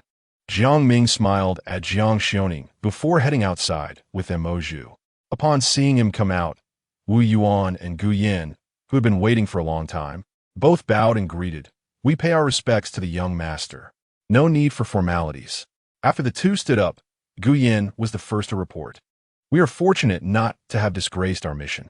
We have cleared out all the remnants in the city. Aside from killing a dozen stubborn resistors, we have captured all 384 remaining soldiers. Please give your orders, Your Highness. Seeing the high efficiency of the capture, Jiang Ming nodded in satisfaction. You both have worked hard. Bring all the captives to the mansion courtyard. I will handle them all at once. Yes, Your Highness. After receiving Jiang Ming's orders, Wu Yuan and Gu Yin led the troops, escorting the captives to the central courtyard of the mansion, including the captives from the earlier battle at the Southgate camp. There were now nearly 700 captives in the courtyard. Stripped of their armor and weapons, they wore thin, coarse linen clothes, huddling together with downcast expressions. Their faces filled with anxiety and confusion, not knowing what fate awaited them. Jiang Ming scanned the dark mass of city defense force captives and began to contemplate. In his youth, he believed that enemies should be eradicated completely, supporting the idea of executing all surrendering soldiers to eliminate future threats. Treating captives humanely seemed like a woman's compassion, inviting ridicule. However, as he learned more over time, he gradually realized how short-sighted it was to kill surrendering soldiers. Not only did it fail to intimidate the enemy, but it could also provoke their resistance. After all, if surrender meant death, they might as well fight to the bitter end for a sliver of hope. As the saying goes, a grieving soldier must win. If the enemy was truly pushed to the brink, it would greatly disadvantage one's own side. In contrast, treating captives humanely could be considered a premier strategy. It could not only establish a shining image of a benevolent army in the eyes of the people, but more directly, it could undermine the enemy's fighting spirit. After all, if surrendering meant being treated well, why would they risk their lives on the battlefield? Wouldn't it be better to head to the prisoner camp for a warm bun? Moreover, once the reputation for treating captives well spread, it could easily trigger a chain reaction, possibly even leading to the enemy surrendering without a fight. Of course, not all captives deserved such treatment. For instance, the thugs from the capital who came to plunder during the house raids had no value for recruitment and could only be kept as future labor reserves. Additionally, those bandits who harmed the common people and took lives indiscriminately were not even qualified to be captives. Executing them directly was the best solution. In summary, Jiang Ming had already formulated a clear plan in his mind for how to deal with captives in the future. The city defense force captives before him were all elite border soldiers, and their quality was not bad. With some reformation, they could become qualified combatants. Given that the Yanwang mansion was severely short on manpower, this group was a much-needed supplement. Thus, Jiang Ming stepped forward a few paces, scanned the captives, and began to speak. I know that most of you are standing against the Yanwang mansion because you are following the orders of your superiors, and you are all in a situation beyond your control. So I, as the young master, will not hold it against you. Since you serve in the army at Tamlang City, I believe you have heard how my father, the late Yanwang, treated the people and soldiers with kindness. As his son, I will naturally carry on his will, so you need not be afraid. Now, I will give you a few choices. Those willing to serve the Yanwang mansion will be treated equally and sincerely accepted by me, just like other soldiers. Each month you will receive a stipend of 5 taels of silver for rations. There will be no prejudice or discrimination against you for having served the court. Everyone will have the opportunity to achieve merit. If you are afraid of opposing the court and do not dare to follow the Yanwang mansion, I understand that as well. You may retire and return home, and I will also provide you with a settlement fee of 5 taels of silver, so you can return home and farm in peace. Whether to stay or leave is entirely up to you. Chapter 18. To make the horse run. You must feed it well. Jiang Ming's words were like a stone thrown into a lake, instantly stirring up 1,000 waves. The captives and the soldiers of the Yan army present were all extremely shocked. After all, in their view, it was already quite rare for an army to handle prisoners of war without trying to curry favor with their superiors for military merit. At the very least, they would be reused, forced to act as cannon fodder on the battlefield, or exploited as free labor. To be able to release prisoners on the spot was already considered an exceptionally benevolent act. Not to mention Jiang Ming's promise of a generous relocation fee of 5 taels of silver, which sounded like a fairy tale to them. Your Highness, is what you just said true? Can you really let us go without holding past grudges? At this moment, Li Dachuan, who was among the prisoners of war, stepped out of the crowd and asked with great concern. He didn't even mention the relocation fee because he felt it was impossible. Just being able to safely let them go would be enough for him to offer thanks. Once I speak, a swift horse rides forth. Jiang Ming declared, there is a total of 5,000 taels of silver here. Anyone who does not wish to continue serving in the army and wants to return home to farm can come forward to collect the money and leave. No one will stop you. Jiang Ming raised his hand, and several subordinates brought forth a large wooden box filled with silver. This money was confiscated from the residence of the prefect Zhang Pinggui. After all, this old fellow is not far from death. and the wealth he had painstakingly amassed was just right to serve as military funding for the Yin royal palace. I haven't seen my wife and children for 3 years. I want to go back to the village and farm well. After a stir in the crowd, a tall and thin captive mustered up the courage to step forward and shout, "Of course you can." Seeing the longing for home on the man's dark face, Jiang Ming nodded in agreement and then instructed Mo Zhu beside him, "You take someone to register him. Then give him the money and let him leave the city to go home." Yes, Mo Zhu received the order and quickly acted according to Jiang Ming's words. Seeing the white silver in his hands, the tall and thin man trembled with excitement, kneeling before Jiang Ming and repeatedly bowing his head, saying, "Your Highness's great kindness. I cannot repay, even if I serve you as a horse or an ox. This young master does not need any repayment from you. I only hope that after you return, you can live a steady life with your family. Now go." "Thank you, Your Highness. Thank you, Your Highness." After another round of bowing, the tall and thin man finally left the royal mansion, filled with gratitude while clutching the relocation fee. With him as an example, many other captives came forward to request to return home, and Jiang Ming agreed to release them one by one. Is it really going to be a relocation fee? How can a young master of a Yin royal palace perform such a benevolent act?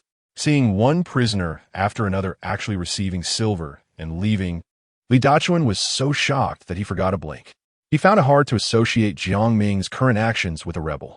Could it really be, as the Yin royal palace claimed, that they rose up only to clear the usurpers and vindicate the wronged Yin king? If that were the case, would it be a rare opportunity for him? "Your Highness, I am willing to follow the Yin royal palace into battle, to attack the capital and avenge the old lord. We also wish to follow Your Highness. Please accept us, Your Highness." After dozens of captives chose to collect the relocation fee and leave, the vast majority remaining expressed their willingness to submit. Their reasoning was simple. The relocation fee could only amount to 5 taels of silver. But as long as they joined the Yin army, they would receive 5 taels of military pay every month. In 1 month, they could earn more than several months' worth. In the face of such enormous benefits, even risking their lives to oppose the court was worth it. Haha! Everyone who is willing to trust this young master and join the Yin royal palace. This young master is naturally very willing. Facing the excited crowd, Jiang Ming couldn't help but break into a hearty laugh. He then added, "However, I must make it clear in advance, the Yin royal palace has strict military discipline. Anyone who dares to violate it will be executed without mercy. We will strictly obey Your Highness's orders." The captives all knelt half down in unison. Seeing this, Li Dachuan no longer hesitated and firmly walked up to Jiang Ming, respectfully saying, "I, Li Dachuan, was originally the guard captain at Shimen. If Your Highness does not mind, I am willing to follow Your Highness in the future."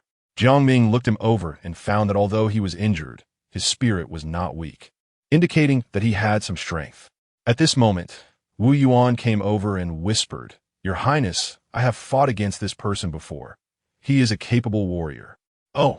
Upon hearing this, Jiang Ming couldn't help but regard Li Dachuan more highly. After all, he had heard about Wu Yuan's bravery in battle, and it was said that it would be hard to find anyone stronger than him in the entire Tanlang city. Being evaluated as capable by him indicated that Li Dachuan indeed had some merit. This young master has already stated that anyone willing to submit to the Yin royal palace will be treated equally, and generally is no exception. Jiang Ming smiled lightly and readily accepted Li Dachuan's submission. "Thank you, Your Highness, for giving me this opportunity." Li Dachuan was immediately overwhelmed with excitement. Coming from a background of banditry, he had always faced disdain in the army, and being a gatekeeper was already a remarkable achievement for him. Now, successfully switching allegiance to the Yin royal palace was undoubtedly a rebirth for his military career. Even starting as a mere soldier was more promising than following the court. After recruiting the captives, Jiang Ming took the opportunity to distribute a wave of compensation to the previous veterans. For those who died in battle, they would be given a unified burial, with their families receiving 100 taels of silver as compensation and exempting them from taxes for the next 10 years. For the injured, each would receive 20 taels of silver, and if they could not serve again after recovery due to serious injuries, They would receive an additional 50 taels as retirement pay. In addition, each member of the Yen army could receive 10 taels as a reward for victory. At this early stage of the Yen royal palace's uprising, Jiang Ming knew that at such a time, no verbal promises would be as effective as substantial rewards. After all, he understood the principle that to make the horse run, it must be well fed. Sure enough, after he announced the rewards, the Yen soldiers present were all excited and shouted praises for Jiang Ming's might. The captives witnessing all this were also envious, and their desire to follow the young master to achieve great deeds grew even stronger. Ding, prestige 1. Ding, prestige 1, ding. Prestige 1. With a new wave of winning over hearts, Jiang Ming gained several hundred prestige points again. Opening the panel, he was surprised to find that the prestige he had accumulated that day had exceeded 3,000, allowing him to exchange for 600 flintlock guns in one go. This meant that as long as he wanted, he could quickly form a structured army equipped with modern firearms. Thinking of this, he couldn't wait to exchange for the flintlock guns immediately. However, at that moment, a young servant from the royal palace suddenly ran over and handed him a red notice. Your Highness, the 4 great families have sent people with a message, saying that they insist on having you personally review it. Chapter 19. A grand invitation from the 4 great families. Jiang Ming looked at the red invitation in the servant's hand and quickly searched his mind for the memories of his original self. He knew that the so-called 4 great families were the 4 local powerful clans in Tanlang City, which held significant influence, controlling more than half of the city's finances and feeding off the resources of over 100,000 citizens like leeches. Before the king of Yen lost power, the 4 great families often sent people to ingratiate themselves with the royal palace. However, after the new emperor ascended the throne and began to reduce the power of the feudal lords, these people hurriedly distanced themselves from the royal palace of Yen, showing their characteristic opportunism. Now that Jiang Ming had just taken control of Tanlang City, the 4 great families were hastily sending an invitation, but he was unsure of their intentions. All right, you can leave now. Jiang Ming took the invitation from the servant and opened it to read carefully. The content of the invitation was not complicated. It began with expressing the 4 great families' sorrow over the passing of the king of Yen, followed by lengthy flattery, praising how wise and powerful Jiang Ming was. Only in the last few lines did it get to the point, stating that to show their sincerity, the 4 great families were hosting a grand banquet at the Zue Xian Lu tonight to reward the soldiers of the royal palace and invited Jiang Ming and the members of the palace to attend. A grand banquet for the royal palace? Do these leeches really have such good intentions? Jiang Ming scoffed inwardly. Given the usual behavior of the 4 great families, it was impossible for them to be so generous. He did not believe that just because the royal palace had won a battle, they would disregard the court's opinion and openly curry favor with the rebellious royal palace of Yen. There must be a plot behind this. The 4 great families might be setting a trap for him. Your Highness, why would the 4 great families suddenly send an invitation to the palace? Mo Zhu, standing beside Jiang Ming, asked with some confusion. They want to treat us to a meal. Jiang Ming replied, handing the invitation to Mo Zhu. The 4 great families proposing to reward the royal palace must have ulterior motives. Your Highness, we shouldn't pay them any mind. As one of the chief maids of the royal palace, Missouri Zhu had witnessed the two-faced nature of the 4 great families, and thus instinctively felt there was something wrong. However, to her surprise, Jiang Ming shook his head. No, we not only have to attend the banquet, but we must make a grand show of it. What? Why is that? Seeing the confusion on Mo Zhu's face, Jiang Ming smiled and explained, if we want to completely control Tanlang City, we will inevitably have to confront the 4 great families next. Since they have taken the initiative to make a move, we might as well go with the flow and lure them out, allowing them to reveal their true intentions. When the time comes to deal with these leeches, it will be perfectly justified, and no one will be able to criticize us. I see now. I understand.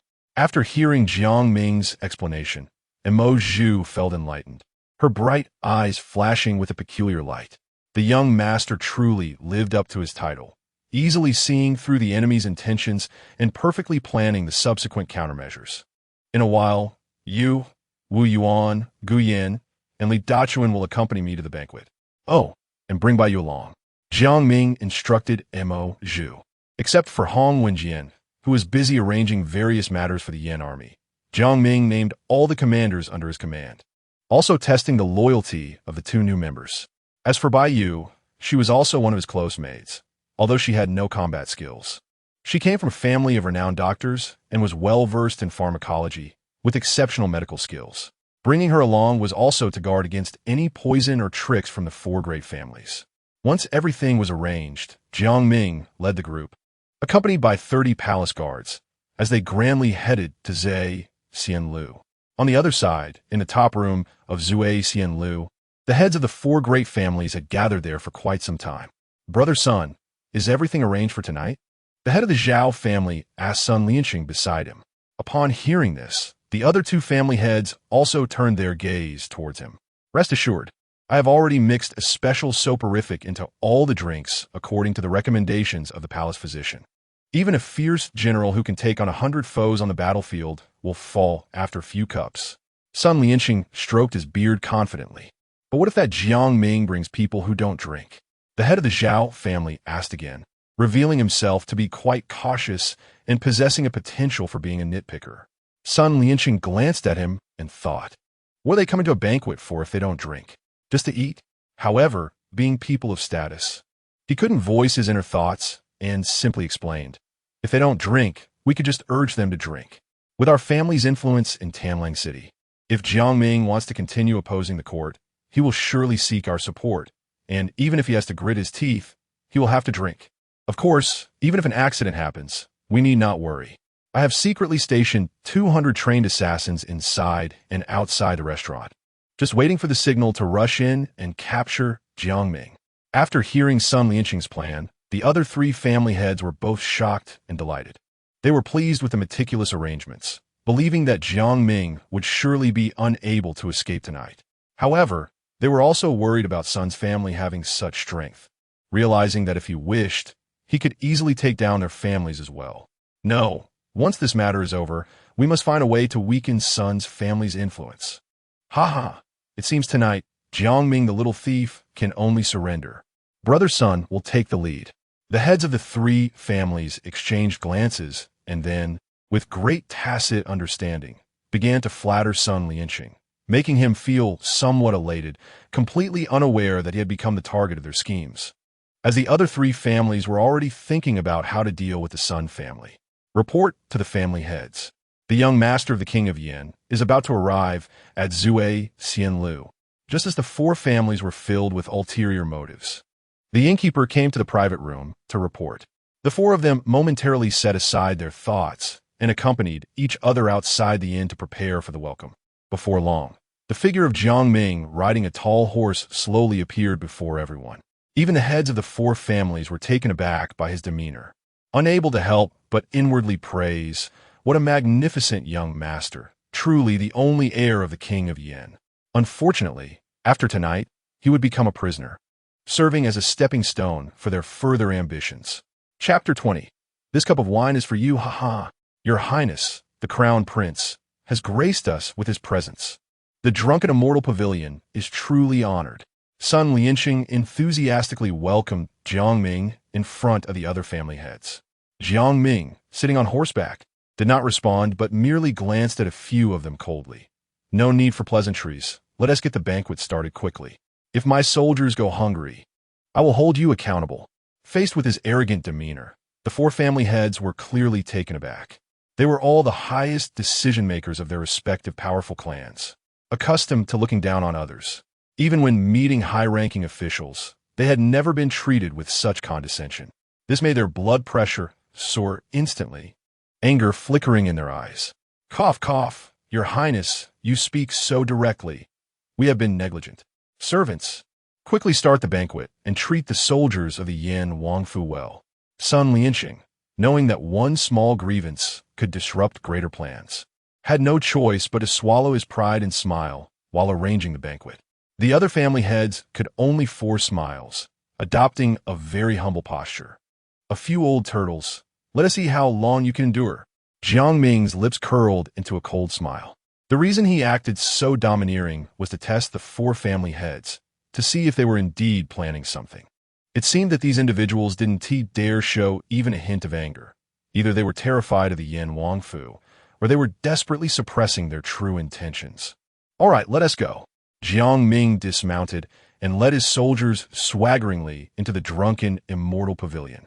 Due to the large number of attendees, the personal guards of the Yin Wangfu were arranged in the grand hall on the first floor.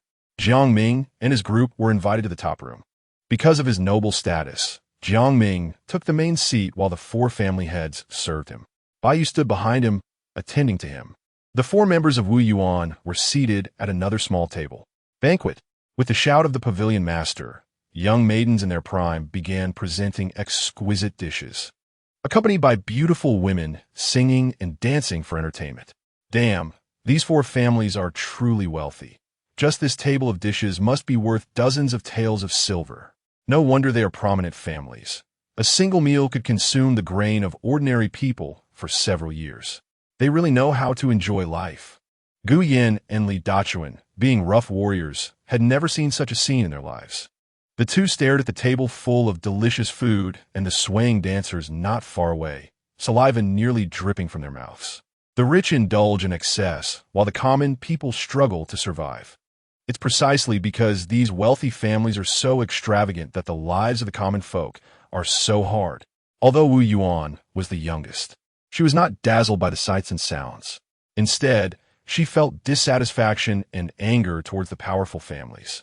No matter what, the four major families inviting the crown prince to dinner tonight definitely had ulterior motives. We must stay alert and be ready to respond to any unexpected crisis. Seeing Gu Yin and Li Dachuan acting very relaxed, Mo Zhu couldn't help but remind them. "Exactly, I'll eat and drink first. If anyone dares to cause trouble for His Highness, I'll be the first to chop him down." Gu Yin did hear Mo Zhu as reminder, but he didn't pay much attention, picking up his chopsticks to start eating heartily. Just as he was about to reach for the wine jug, it was snatched away by Mo Zhu. "Eating is fine, but drinking is not allowed, lest it disrupt matters. Hey, if I don't drink at the banquet, won't this trip be in vain?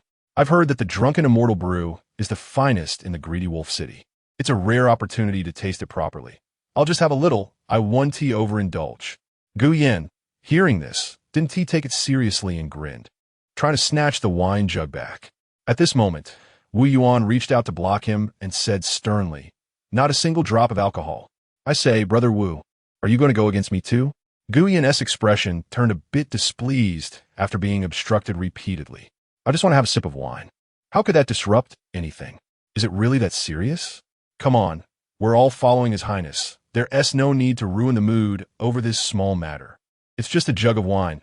Another time, I'll invite Brother Gu to drink to our hardest content. How about that?"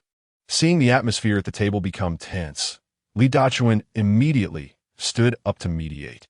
With his persuasion, Gu Yin quickly calmed down. After all, he didn't want to really tear face in such a setting. So he eased off. "I was just joking. Everyone, don't take it seriously. Let us eat." Once these words were spoken, the atmosphere at the table quickly relaxed. Wu Yuan and Li Dachuan also joined in the eating. Only Mo Zhu didn't touch her food, remaining vigilant about the surroundings.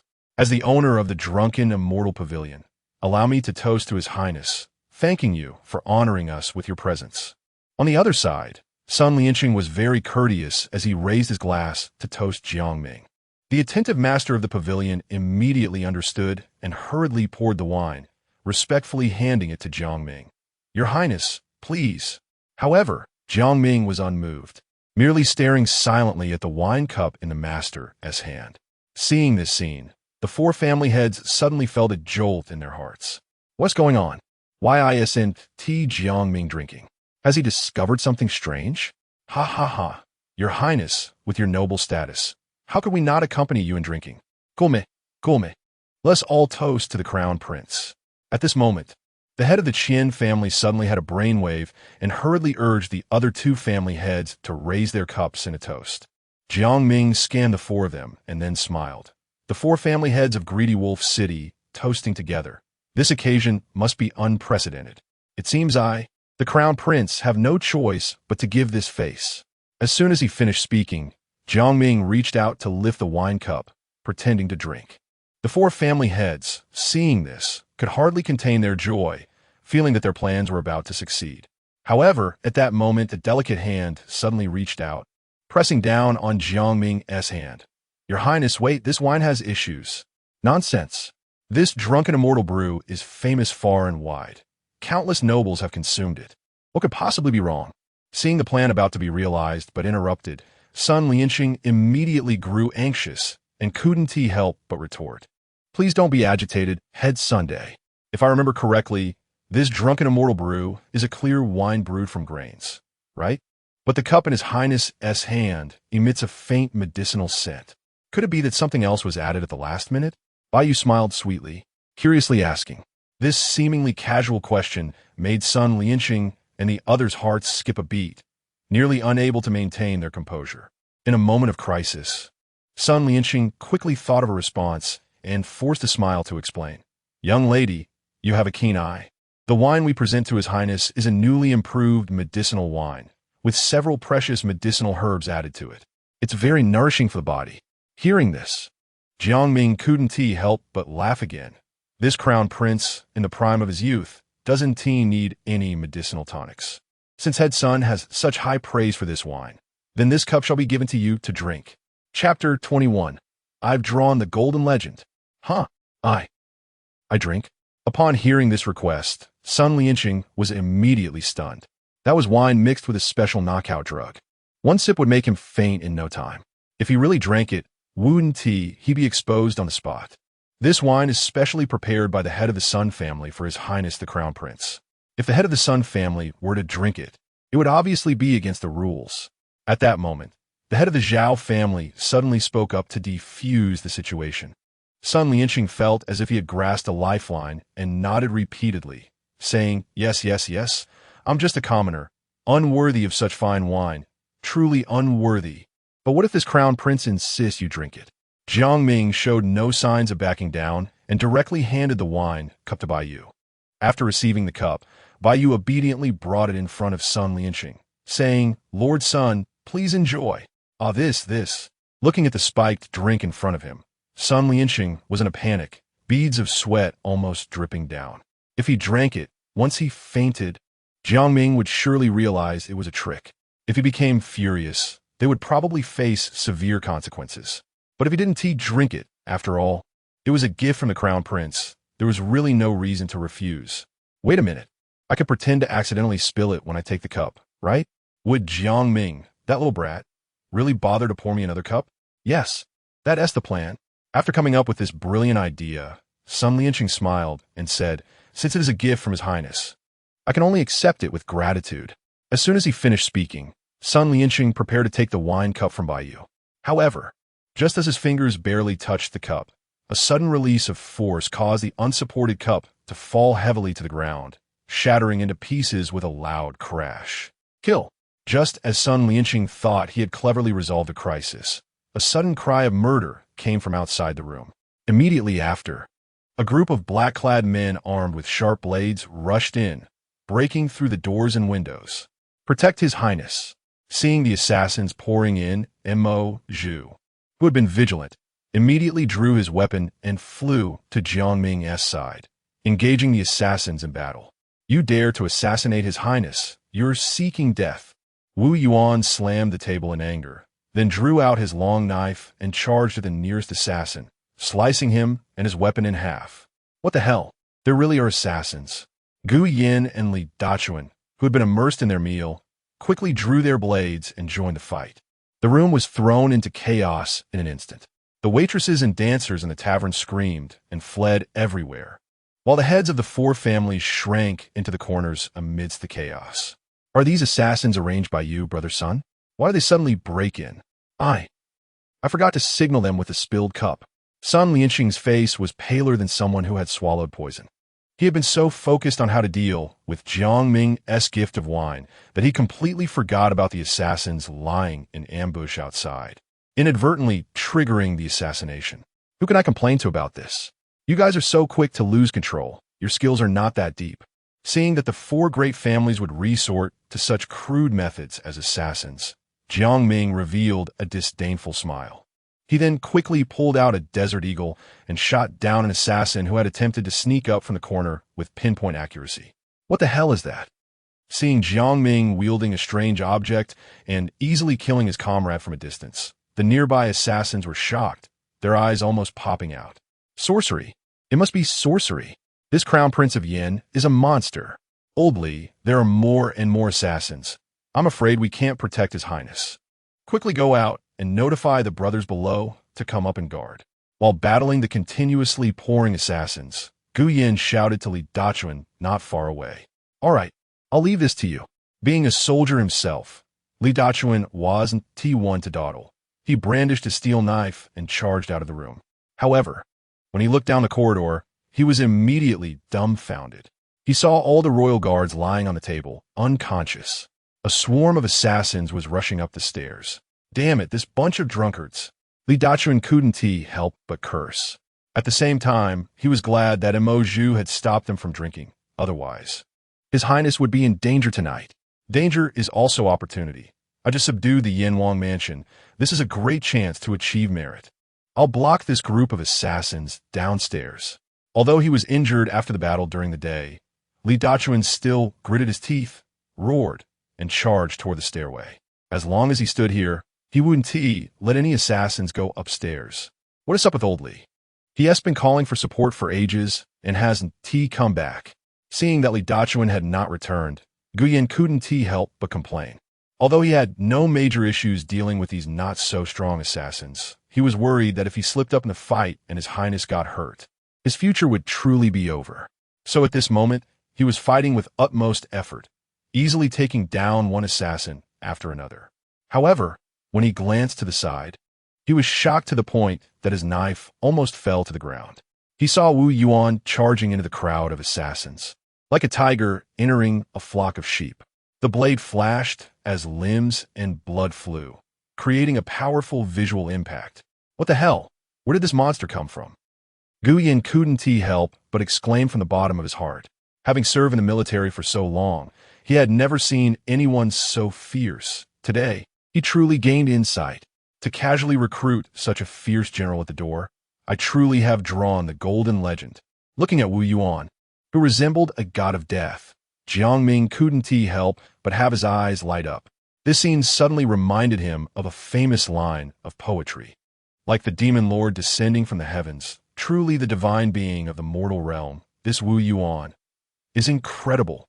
Brother Sun, it seems your good hands are about to be overwhelmed. What shall we do? Seeing the assassins falling like leaves, yet not even touching Jiang Ming as clothes, the heads of several families were suddenly panicked. What else can we do? Hurry and retreat. Sun Lianxing gritted his teeth and replied, although he was reluctant to admit it. He had greatly underestimated the strength of Jiang Ming's warriors. A mere 4 people could defeat the 200 death warriors he had carefully trained. It was simply out of this world. But no matter what, his plan for today had basically failed. As long as he preserved his life, everything else could be discussed. Your Highness, the heads of the 4 families want to escape. At that moment, Bai Yu with keen eyesight noticed the heads of the 4 families trying to sneak away amidst the chaos and immediately called out to warn them. Don't worry, they can't escape, Jiang Ming said, raising his Desert Eagle and with extraordinary precision, shot Sun Lianxing in the leg. In excruciating pain, Sun Lianxing fell to the ground, clutching his severed leg and wailing. The head of the 3rd family beside him saw this and was so frightened that his legs went weak, standing there like a wooden chicken, no longer daring to move an inch. Chapter 22. Each family must provide 10 million taels as ransom after Jiang Ming uses gun to intimidate the heads of the 4 major families, preventing them from escaping. The battle was essentially coming to an end. Although the 200 brainwashed assassins cultivated by the Sun family were fearless, they were ultimately just a group of insignificant fighters, suitable for dealing with ordinary people. But who were Wu Yuan, Mo Zhu, and the others? They were all powerful martial artists. Faced with this group of assassins who had no martial arts skills and were completely unarmed, it was almost a one-sided massacre. Therefore, this assassination was doomed to fail from the very beginning. After Mo Zhu pierced the chest of the last assassin in front of Jiang Ming with her long knife. All the assassins arranged by Sun Lianqing were captured. Looking at the corpses soaked in blood on the ground, even the heads of the four major families, who were used to grand scenes, turned pale and trembled. "It's over. This is the end. Your Highness, are you hurt?" After dealing with all the assassins, Mo Zhu and the others quickly surrounded Jiang Ming. "I'm fine. Where's Li Dachuan?" Jiang Ming glanced around and noticed someone was missing, unable to help but ask. "I just sent him downstairs to get reinforcements, but that old bastard has vanished without a trace." "Damn it. He wouldn't have run away at the critical moment, would he?" Guyan explained angrily. After hearing this, Jiang Ming decided not to pursue the matter for now and directly walked up to the heads of the four major families. "Is this the grand gift you prepared for this young lord?" No, Your Highness, you misunderstand. This was all arranged by Sun Lianqing. We three had no idea." They exclaimed. "That's right. We just wanted to host you. Who knew we would get entangled in the Sun family's conspiracy? Sun Lianqing is actually trying to harm a young lord. He deserves to die." Faced with Jiang Ming's questioning, the three family heads immediately shifted all the blame onto Sun Lianqing, trying to absolve themselves of responsibility. This infuriated Sun Lianqing, who, despite suffering from a broken leg, managed to sit up and shouted, "You three ungrateful beasts." This was clearly a decision made after our discussion, and now that the matter has come to light, you want to push it all onto me, making me your scapegoat. The four, who each had their own ulterior motives, completely tore off their masks and started bickering, disregarding their image as they hurled insults at each other. The sight of the four major families turning on each other amused Jiang Ming. Enough with the tactics of sacrificing the pawn to protect the king in front of this young lord. You four families cannot distance yourselves from the assassination tonight. This young lord initially wanted to shoot you old bones dead, but that wouldn't satisfy my anger. Just in time, this young lord has come up with a win-win solution. Do you want to know? Hearing there might be room for negotiation, the heads of the four families were overjoyed and nodded repeatedly. Yes. Please enlighten us, Your Highness. As long as we can preserve our lives, we are willing to do anything. Jiang Ming's smile grew even brighter. It's not difficult to spare your lives. Each of you needs to come up with 10 million taels of silver as ransom, and this young lord will let you go. What? 10 million taels? The expressions of the four family heads were shocked, as if they had heard the most ridiculous demand of their lives. To put it into perspective, the entire tax revenue of the Great Xian Empire for a year was only 50 million taels. The four major families only had some influence in the greedy wolf city and were far from the long-established aristocratic families. Even if they sold their entire clan from top to bottom, they couldn't gather 40 million taels. If you can't come up with that much cash, it's fine.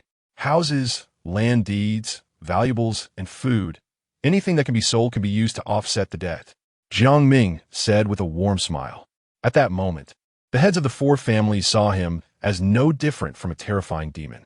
Your Highness, could you give us a little more time to gather the money? After all, 10 million taels is too much. It can't be gathered in a short time. Sun Lianqing asked cautiously. The other family heads quickly chimed in, claiming they needed time to gather the ransom. But Jiang Ming wouldn't be fooled by their delaying tactics and directly refused. This young lord will only give each family one night. Tomorrow morning, whichever family produces the least amount of silver, this young lord will confiscate their property and annihilate their clan. As soon as these words were spoken, before the heads of the four families could react, the people from the Wangfu could no longer help but want to applaud. This move by the young lord directly shifted the conflict between the Yin Wangfu and the four major families to within themselves, showcasing both cruelty and wisdom. In this way, to avoid being confiscated and exterminated, the four families would surely find a way to come up with more ransom than the others. As long as others die, it's fine for them to survive. Don't worry, Your Highness. We will definitely gather all the wealth of our families to please the young lord. The heads of the four families promised, each thumping their chests. After all, no matter how difficult the choice Jiang Ming presented, it was still a lifeline for them.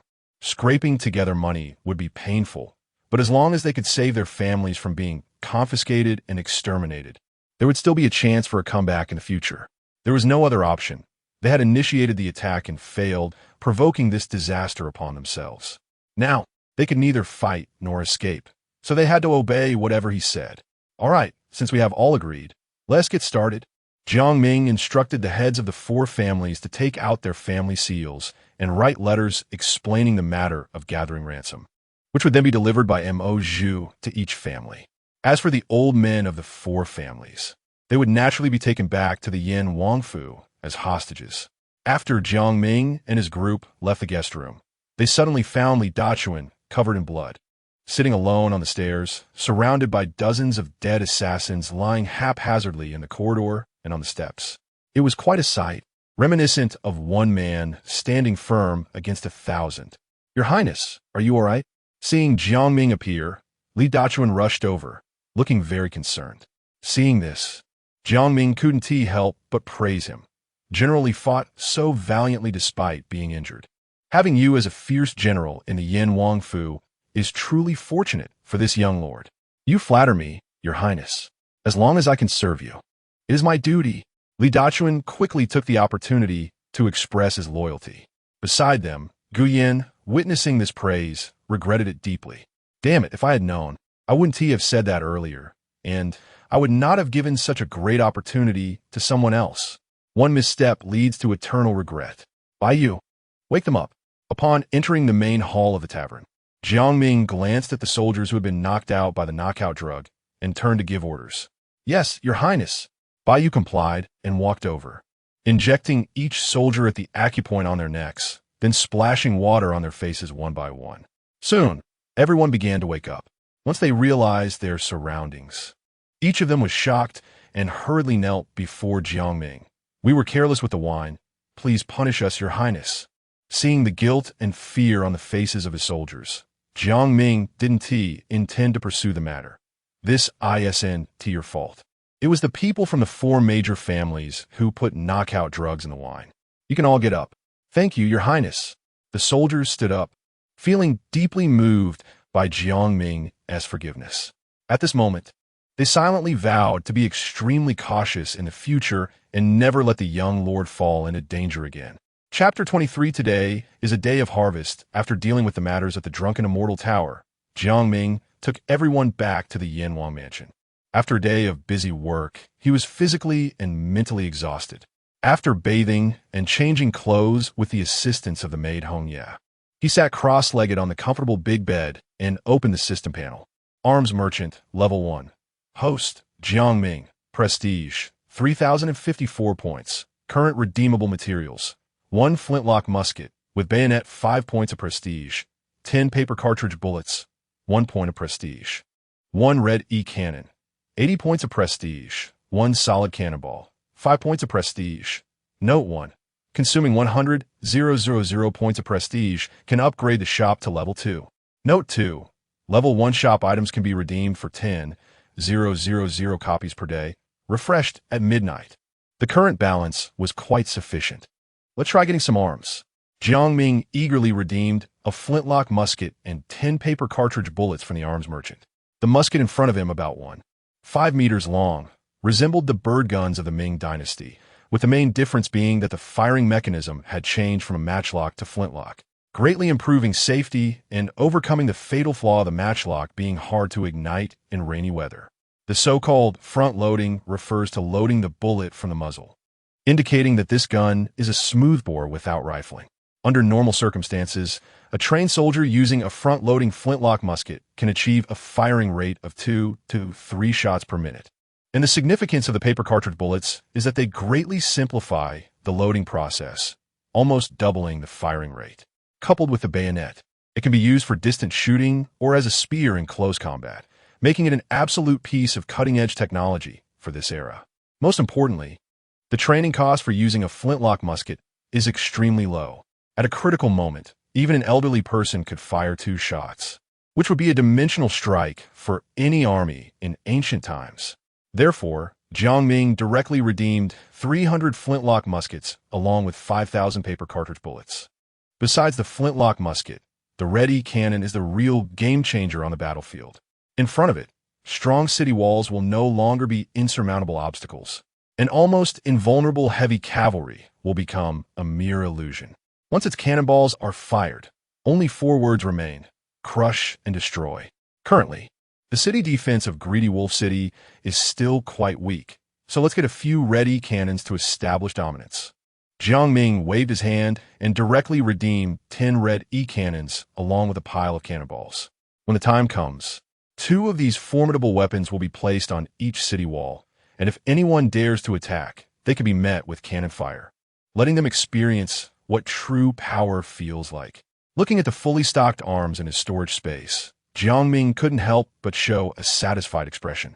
Although his accumulated prestige points were nearly spent, as long as he had guns and cannons, he wouldn't worry about not having the chance to earn them back.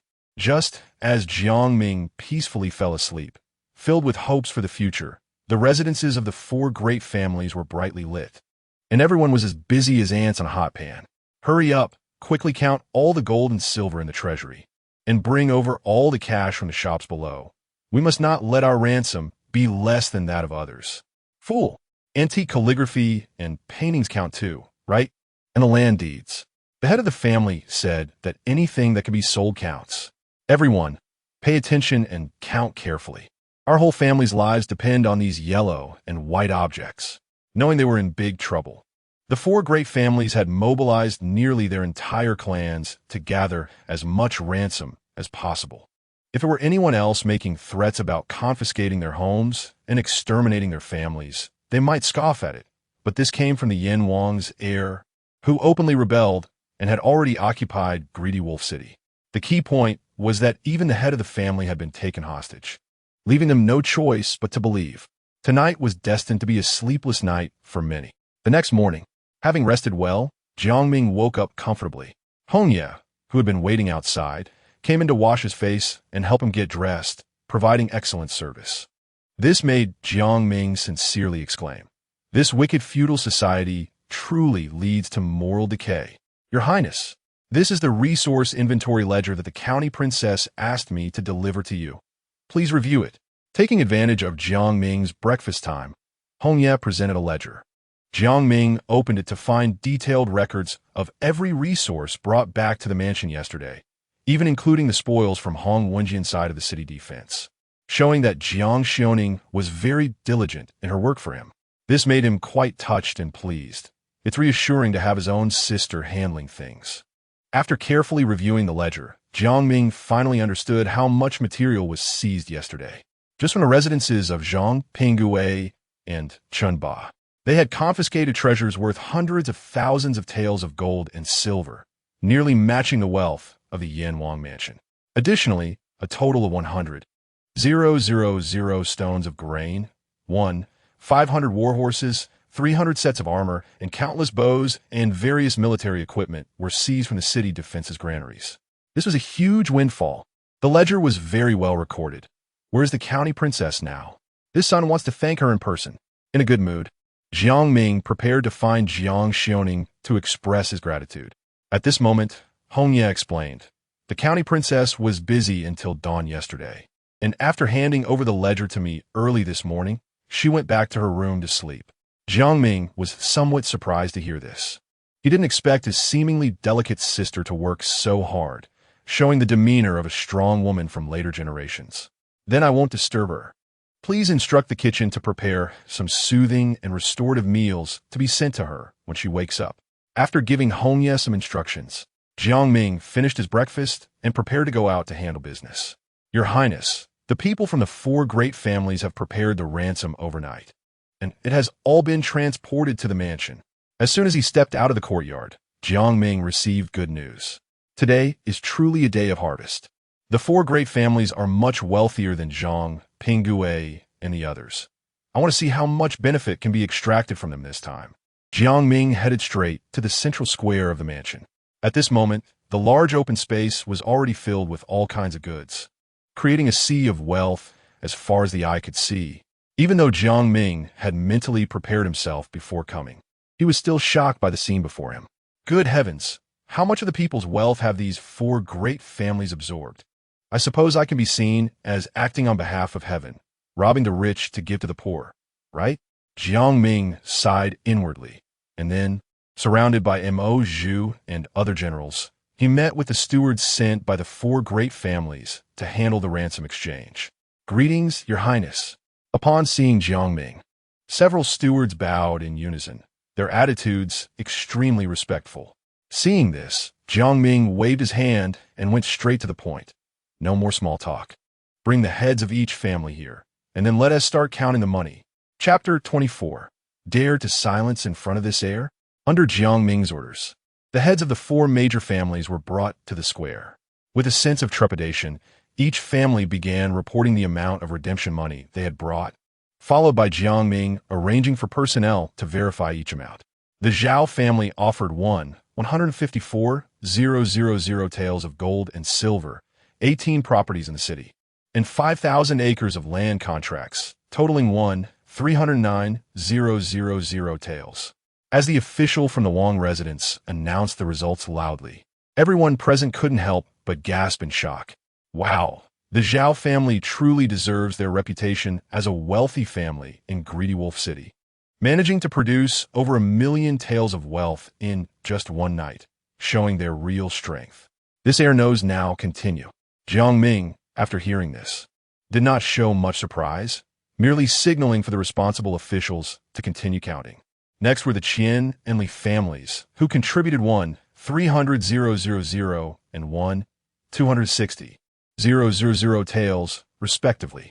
It was evident that each family had a strong desire to survive, and the amounts they brought were full of sincerity. With these 3 families showing such strength, it seemed that the Sun family would have a sure win. After learning how much redemption money the other 3 families had brought, Sun Lianqing couldn't help but breathe a sigh of relief. Their Sun family had the most properties in Greedy Wolf City, holding a large amount of cash. Although a night seemed short, raising 500,000 taels should not be a problem. However, an unexpected turn of events was about to occur. Just as Sun Lianqing thought he could escape disaster, the next report from the Wang residence officials shattered his illusions. Sun family, 830,000 taels. Impossible. My Sun family is the richest in Greedy Wolf City. How could we have only this little money? After a brief moment of confusion, Sun Lianqing shouted in disbelief. Immediately, he seemed to think of something and turned sharply to question his steward. What on earth is going on? Did you embezzle money? Unjustly accused, my lord. It's the young masters and the lady who have been misappropriating the public fund for various shops. And now there's not much silver left in our family's accounts. Hearing this, Sun Lianqing was furious, nearly fainting on the spot. As the head of the family, he had been kept in the dark by his relatives, leading to the depletion of their assets without his knowledge. And that wasn't even the worst part. The key issue was that now the Sun family was the one with the least redemption money. Didn't that mean they were about to be doomed? Lord Sun, it seems your family has quite a bit of filth hidden away. How about this heir helps you clean it up? Jiang Ming, looking at Sun Lianqing, who could only lean on a crutch due to a broken leg, offered a very thoughtful suggestion. No. Such a small matter doesn't require your highness's trouble. Please give us a little more time to gather the money. My Sun family will definitely sell everything to satisfy your highness. Sun Lianqing humbly begged. Upon hearing this, Jiang Ming displayed a somewhat troubled expression and said, This heir gave all 4 families the same amount of time yesterday. If I were to give the Sun family extra time now, wouldn't that be unfair to the other 3 families? Your highness is wise. This old man, Sun Lianqing, is clearly stalling for time and doesn't regard your highness at all. Exactly. If he is forgiven so easily, wouldn't everyone dare to disregard your highness's words? This old man suggests that the heir quickly confiscate the Sun family's property and wipe them out to serve as a warning. When it comes to kicking someone when they are down, the heads of the other 3 families were professionals, singing in chorus to bring the Sun family to their doom. After all, their own downfall to the point of paying for their lives was largely due to Sun Lianqing's unilateral decision to hire a group of death warriors for assassination. If sacrificing the Sun family could appease the heir's anger and preserve their 3 families, they would not hesitate to stab the Sun family to death. You pack of wolves, do you think that by teaming up against my Sun family, everything will be fine? Driven to desperation, I will drag you all down with me, even if I die. Seeing that the situation was still very unfavorable for him, an enraged Sun Lianqing immediately shouted with red eyes, adopting a posture of wanting to die together. This frightened the heads of the other 3 families greatly, as they could stand in the complex power dynamics of the borderlands. having done many shameful deeds behind the scenes. The four families were not only well acquainted with each other, but also knew each other's secrets. If Sun Lianqing, in a fit of rage, revealed their secrets in public, it would not only make their lives in Greedy Wolf City difficult, but they could also face catastrophe. Talking nonsense. I see you're mad. Realizing this, the heads of the three families pretended to be enraged and lunged at Sun Lianqing, one of them secretly pulling out a dagger from his sleeve to stab him in the heart, attempting to silence him forever. Bang! With a gunshot. The dagger that was about to stab into Sun Lianqing's heart was shattered into two pieces by a bullet. Not far away, Jiang Ming, holding a desert eagle, scanned the three heads with a cold gaze and questioned, "What do you want to do? Trying to silence in front of this heir?" As soon as these words were spoken, the royal guards immediately stepped forward to firmly control the three of them. Unjustly accused, Your Highness, that dagger was just an old man's self-defense weapon. I don't know why it suddenly slipped out. I had no intention of committing murder. Still being stubborn, slap him, Jiang Ming ordered, and the guards immediately raised their hands to give that family head a facial massage, causing blood and teeth to spray wildly from his mouth. The other two family heads, seeing this, immediately fell silent, not daring to speak again. At this time, Jiang Ming walked over to Sun Lianqing and said, "According to the rules set yesterday, this heir is going to confiscate your Sun family as property and wipe out your clan. But this heir intends to clean up the corruption in Greedy Wolf City after taking over. So if you can provide some useful information, this heir might handle your Sun family leniently with the current military power of the Yanwang residents." Uprooting the four major families was not too simple, but not too difficult either. Jiang Ming wanted to take a roundabout way to take down the four major families without much bloodshed. After all, his reputation for rebellion was still not good. If he resorted to widespread slaughter, it would likely cause panic among the citizens of Greedy Wolf City, which would be detrimental to his future development. Thus, the best way he could think of was to gather evidence of the four families' crimes and then make it public, letting all the citizens know of their unredeemable sins. By then, when he came out to eliminate the harm for the people, he would not only gain a wave of public support, but his system's prestige would likely increase significantly. Really, Your Highness? Of course. Receiving Jiang Ming's affirmative answer, Sun Lianqing's murky old eyes regained their sparkle, realizing there was still hope for the Sun family. Having just experienced life and death, he no longer had any last traces of luck regarding the other three families. Only thinking of counterattacking. Since you have shown no mercy first, don't blame me for being unkind. Chapter 25. Publicly reading the crimes of the four great families. Executed without mercy. In the following time, Sun Lianqing exposed the evils of the various families like beans pouring from a bamboo tube. First was the Zhao family, which appeared to be a benevolent household that often distributed porridge to the refugees, but secretly engaged in the trafficking of children.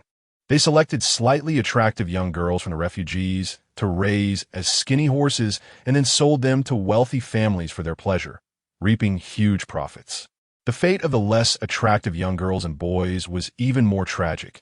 They were cruelly mutilated and left disabled on the streets to beg, or forced to perform various bizarre acts.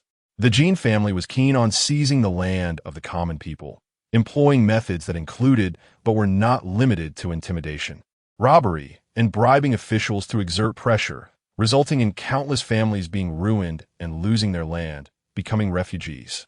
As for the Li family, although they did not have many shady businesses, their clan members acted most tyrannically, routinely abducting women and committing murder in the streets, to a degree that could even silence a crying child at night. Moreover, all three families had connections with the barbarian tribes in the north, consistently ignoring the imperial edicts and smuggling prohibited goods such as salt, iron, and grain to the tribes, profiting immensely at the expense of countless border civilians who tragically died at the hands of the barbarians. Of course, Sun Lianqing's ruthless betrayal was met with strong retaliation from the heads of the other three families. They revealed that the Sun family not only habitually maliciously acquired other shops at low prices, but also brought about death to those who resisted, monopolizing the grain trade in Tanlang City through various violent means, even raising grain prices during years of great disasters. leading to thousands of civilians being unable to afford food and dying of starvation. Furthermore, the Sun family was also involved in trading with the barbarians, and they sold grain the most frequently. These so-called noble families, who only cared about filling their own pockets while treating the lives of the common people as worthless, were indeed despicable criminals deserving of death. Upon hearing the mutual exposure of the heinous crimes of the four great families, Mo, who stood behind Jiang Ming, could not help but curse angrily, clearly detesting their inhumane actions. Heaven will take care of the wicked. The four great families have committed countless crimes, and we must act on behalf of heaven. With the evidence in hand, Jiang Ming prepared to lay everything bare. Convey my orders. Let Wu Yuan, Guyan, Hongwen Jian, and Li Dachuan each lead a team to capture all the main members of the four families and bring them to the Tanlang City Government Office to await punishment. Yes, Your Highness. As the troops of the Yin Wangfu mobilized to arrest people, the commotion drew the attention of the townspeople. Have you heard? The Yin Wangfu is capturing people from the four great families, saying they will hold a public trial at the government office. What did the four great families do? I don't know. Let us go take a look. Let us go. Although the four great families were notorious for their crimes, many victims were either killed or forced to flee. So many townspeople were unaware of their true nature. Now, the Yin Wangfu, which had just risen in rebellion, was actually confronting the noble families, causing countless civilians to put down their work and rush to the government office to watch the spectacle. Soon, the troops from Yin Wangfu brought the members of the four great families to the government office one after another. Reporting to Your Highness, the criminals of the four great families have been mostly captured. Only a few escaped, and we have already sent people to capture them, and believe they will soon be caught. Wu Yuan and others reported to Jiang Ming. Good. Thank you all for your hard work. Jiang Ming looked ahead at the government office's entrance.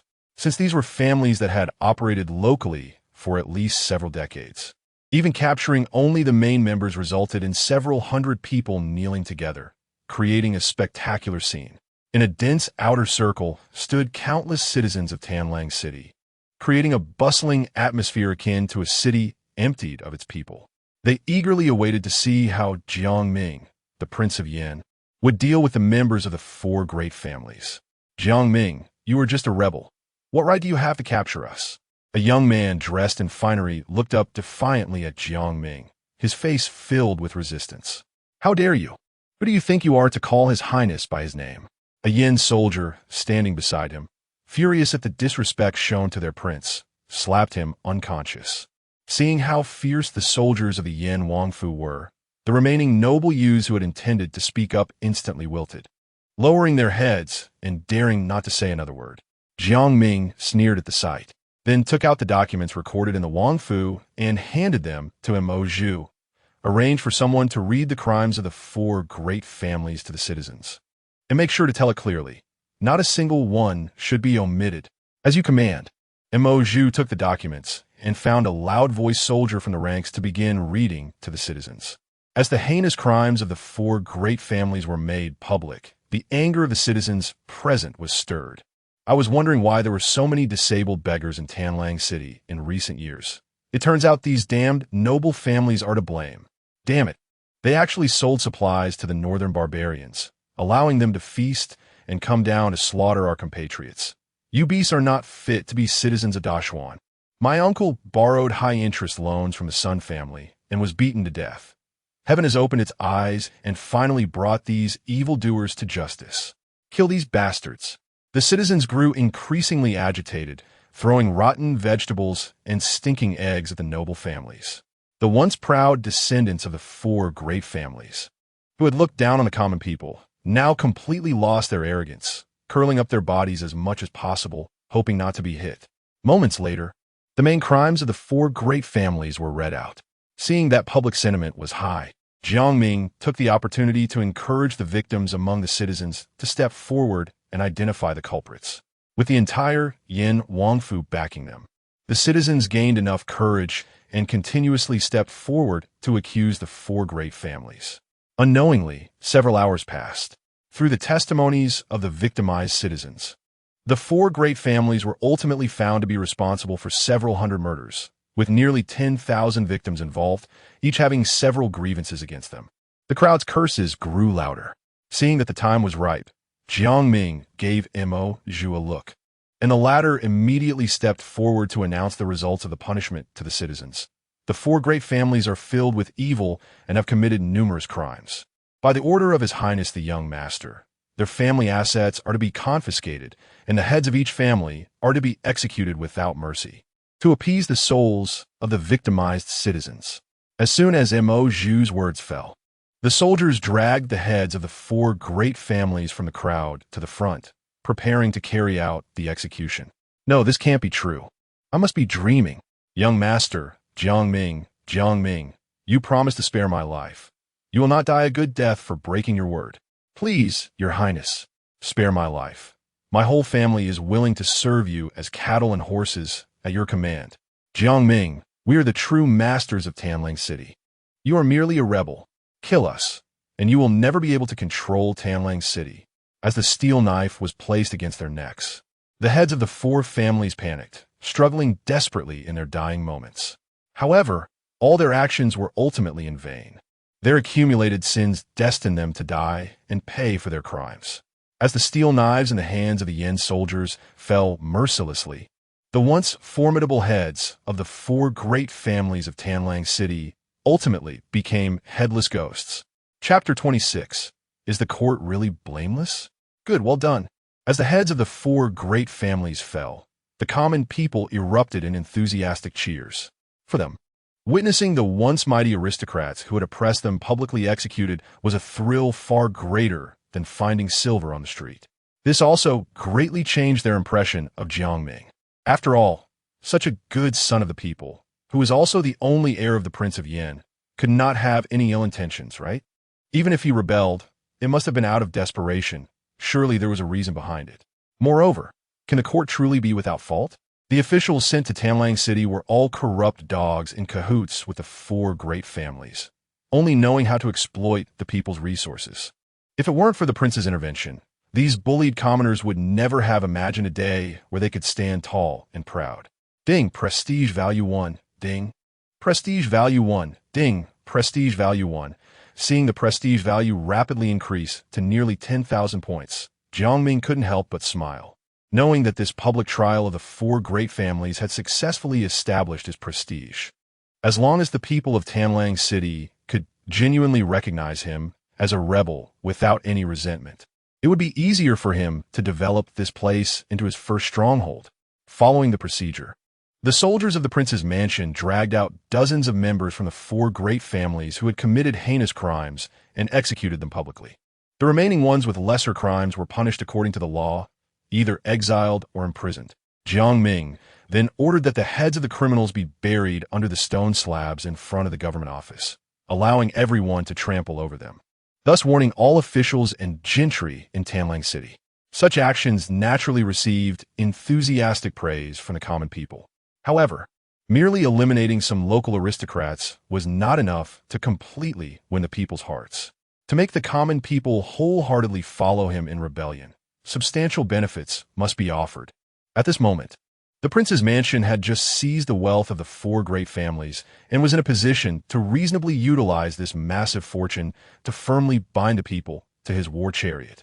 After dealing with the four great families, Jiang Ming returned to the study of the royal mansion and began contemplating the development plan for Tanlang City.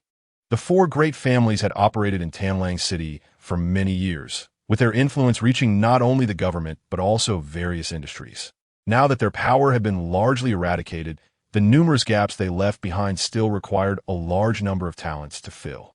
Additionally, the main force of the city defense army led by Xie Rui was still outside the city, and it was uncertain when they would return. So it was also necessary to quickly expand the military and prepare for city defense. After much thought, Jiang Ming prepared to formulate policies based on the 5 major aspects: scholars, farmers, artisans, merchants, and soldiers, in order to strengthen his control over Tanlang City. First, aside from some important official positions that must be held by trusted individuals from the royal mansion, Jiang Ming planned to employ some knowledgeable commoners to fill the vacancies left by the four great families in the lower and middle ranks of officials. After all, These individuals had been suppressed and excluded by the aristocrats due to their background and were mostly in a state of frustration. As long as he was willing to provide an opportunity, winning their loyalty should not be difficult. Regarding agriculture, Tanlang City, being backed by the Yin Province Plain and adjacent to the Yin River, had over 100,000 acres of fertile land to the south. However, these fertile lands had mostly been annexed by the four great families, leaving over 90% of the common people with no land to farm, relegating them to tenant farmers working for the four great families. Now that Jiang Ming had reclaimed all the land contracts, he planned to distribute the land for cultivation among the common people of Tanlang City. Of course, only the right to cultivate.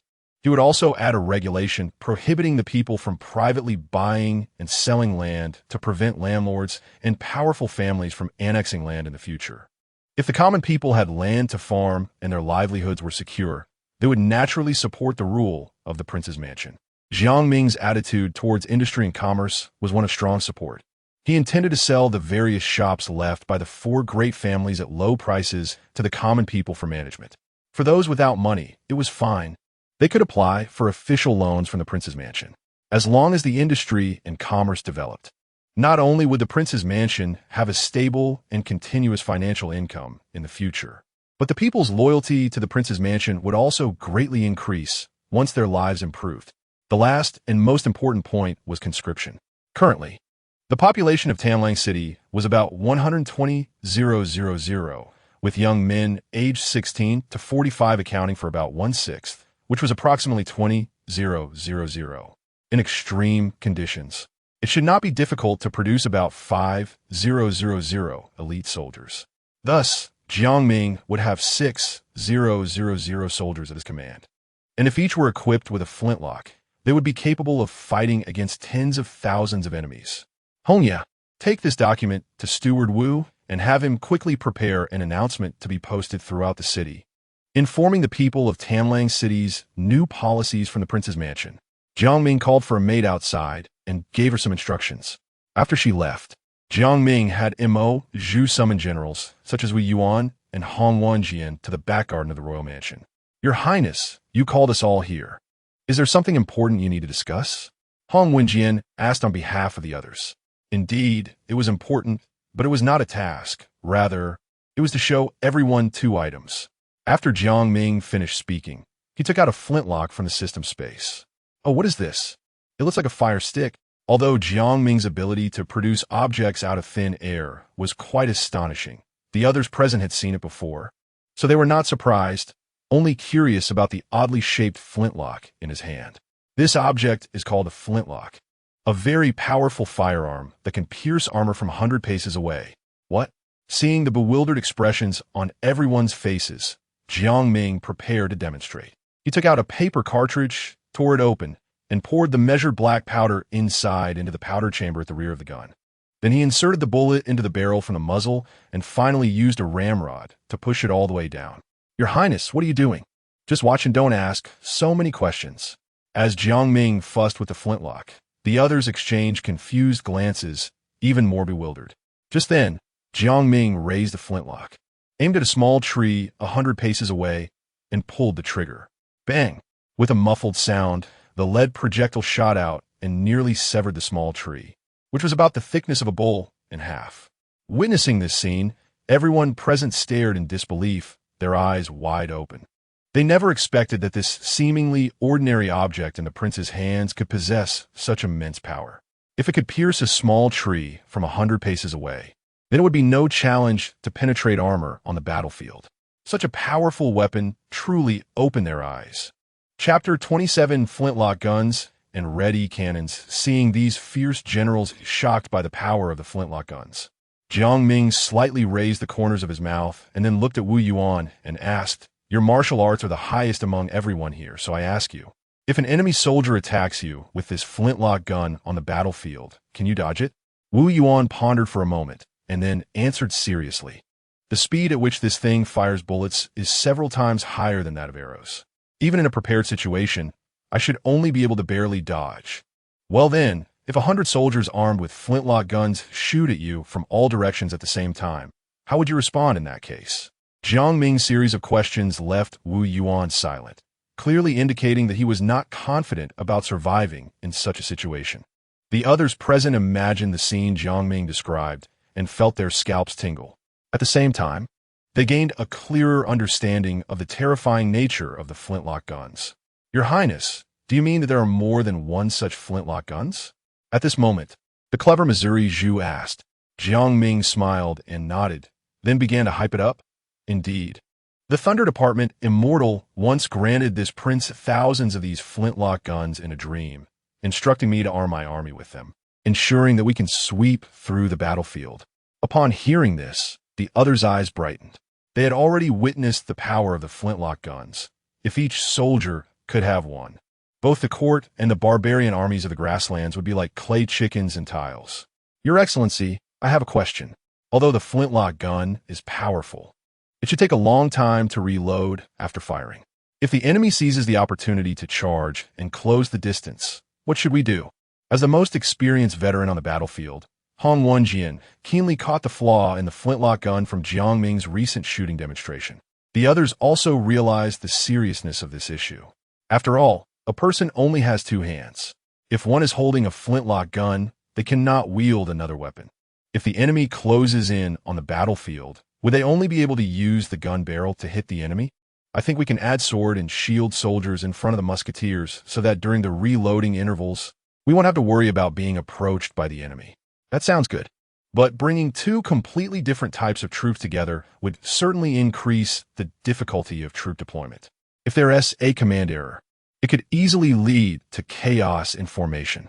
Indeed, since musketeers can't carry more weapons, they will become a burden if engaged in close combat, which will also become a significant shortcoming in tactical arrangements. The group engaged in a heated discussion about how to address the flaws of the flintlock guns. But in the end, no one could convince anyone else. At that moment, Jiang Ming quietly took out a bayonet and displayed it before everyone. Your concerns are not without merit, but if we add this to the flintlock gun, the problem will be easily solved. As soon as he finished speaking, Jiang Ming attached the bayonet to the bottom of the flintlock gun's muzzle and then thrust it forward a couple of times. Seeing this, the others instantly felt enlightened. Great! The flintlock gun with a bayonet directly becomes a spear, so we won't have to fear close combat. Not only that, but even when facing cavalry charges, there would be means of countering and not being passive like ordinary infantry. Wonderful, wonderful. The group openly praised the ingenious design of adding a bayonet to the flintlock gun, eager to try it out immediately. Seeing this, Jiang Ming simply handed each of them a flintlock gun and then taught them how to load and shoot. With the presence of a cartridge, the originally complicated loading process was greatly simplified, so within moments, they had mastered the basics and transformed into veterans of the flintlock gun. It is worth mentioning that during the teaching process, Jiang Ming inadvertently discovered Mo Zhu's outstanding shooting talent. Although she had just picked up the gun, she was already able to hit targets 100 steps away, leaving the other men present feeling embarrassed. However, due to the smoothbore nature of the flintlock gun, accuracy would drop sharply beyond 100 steps, so in actual combat, it was all about firepower coverage. The difference in marksmanship was not significant. To train someone like Mo Zhu, who had talent, into a sniper, it would be necessary to unlock the technology for rifled guns in the future armory. Your Highness, with such a divine weapon in our Yan army, it wouldn't be impossible to march into the capital and seize the emperor's throne in the future. Hong Wenjian said excitedly while holding the flintlock gun. Such rebellious words did not seem problematic to the others present.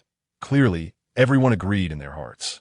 After all, in their minds, Jiang Ming was far superior to the foolish emperor who had caused chaos in the court after only 3 years on the throne, and he was fully qualified to sit on the imperial throne. I told you how many times that we were forced to rise up to oppose the court, one to clear the throne of corrupt officials and the other to avenge our fathers. What nonsense is this about seizing the throne?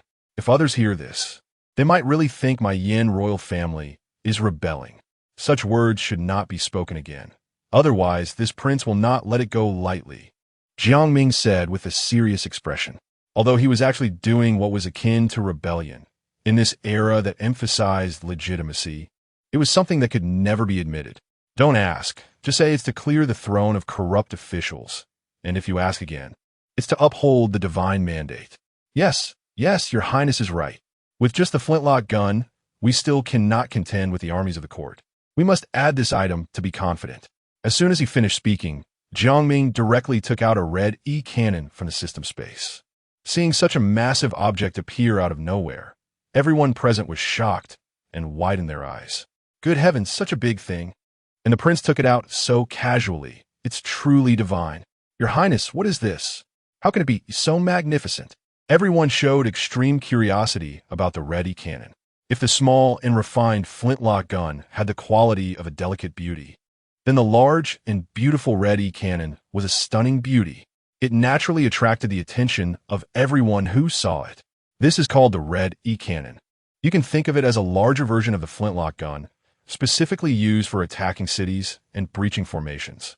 After a brief explanation, Jiang Ming, following the old routine, demonstrated the firing process of the red cannon to everyone. Boom! With a deafening roar, a solid cannonball shot out of the cannon tube with overwhelming force. Wherever it passed, whether it was pavilions, rockeries, or giant trees, everything was obliterated. In the end, it even flattened a small hill on the other side of the garden. Such a terrifying sight left not only Mo Zhu and the others, who were almost left dumbfounded, but even Jiang Ming stood there in a daze. He had thought that the power of the red cannon was astonishing, but he never expected it to be this incredible. This was a back garden that spanned over 100 acres. It was blasted into a menacing trench by a single shot. It was simply terrifying. If this thing were taken to the battlefield, it could definitely make any army of this era feel overwhelmed. Chapter 28. You care for the people. And the people raise you high. The power displayed by the red cannon almost reshaped the worldview of everyone present. They were all top martial artists, capable of taking on 100 enemies on the battlefield. Yet after witnessing the flintlock rifle and the red cannon, they felt a deep sense of helplessness. Just take the flintlock rifle, for example. Even a woman over 60 could easily kill a martial artist who had been practicing for many years with it. As descendants of military families or actual commanders who had led troops, they understood that this disparity reflected the training costs, and the final outcomes were completely disproportionate. After all, if you spent years painstakingly training elite soldiers, only to have them shot dead by newly recruited musketeers just months prior, who wouldn't feel despair? As for the red cannon, it was even more formidable. In its presence, surely no city wall could withstand it, and no city could be defended against it. If there were any that could, just add a few more cannons and bombard it a few more times. There is no need for everyone to be too anxious. They should be thankful that such a divine weapon was in the hands of the Prince of Yen. The reason this young master demonstrated these two weapons today was to hope that they could reorganize the military training based on the application of these two weapons. And you 5 are the first batch of artillery instructors for the Yen army. Jiang Ming explained his purpose in teaching them how to use firearms. After all, as the supreme commander of the Yen army, he had no time or desire to personally teach the soldiers how to shoot. To build a competent army, it was best to follow the principle of clear hierarchy and specialization. After teaching the basic operations of the weapons, Jiang Ming began to explain the accompanying tactics for the flintlock rifle, known as the line infantry tactic. The line infantry tactic, humorously dubbed the Q execution tactic, involves soldiers lining up in rows and advancing to a designated position on the battlefield to fire simultaneously, creating a dense barrage of bullets against the enemy. After one round of firing, the front row quickly retreats to reload, while the second row continues to shoot, repeating this cycle. Once a large portion of the enemy's active forces is eliminated, they can launch a final assault with bayonets, securing victory. This formation is brilliant. By taking turns to reload and fire, it continuously suppresses the enemy, leaving them no time to organize a counterattack. Moreover, the orderly lines and collective actions will greatly boost the morale of their own troops, reducing the likelihood of desertion, while the enemy, witnessing the deaths of numerous comrades in a short time, will inevitably see their morale collapse. Even if the enemy desperately tries to organize a cavalry charge, the army can quickly shift from a line to a square formation, using bayonets to withstand the cavalry's impact. Goodness, it seems this line formation is invincible. After listening to Jiang Ming's explanation of the line infantry tactic, everyone present was astonished, feeling as if they had opened the door to a new world.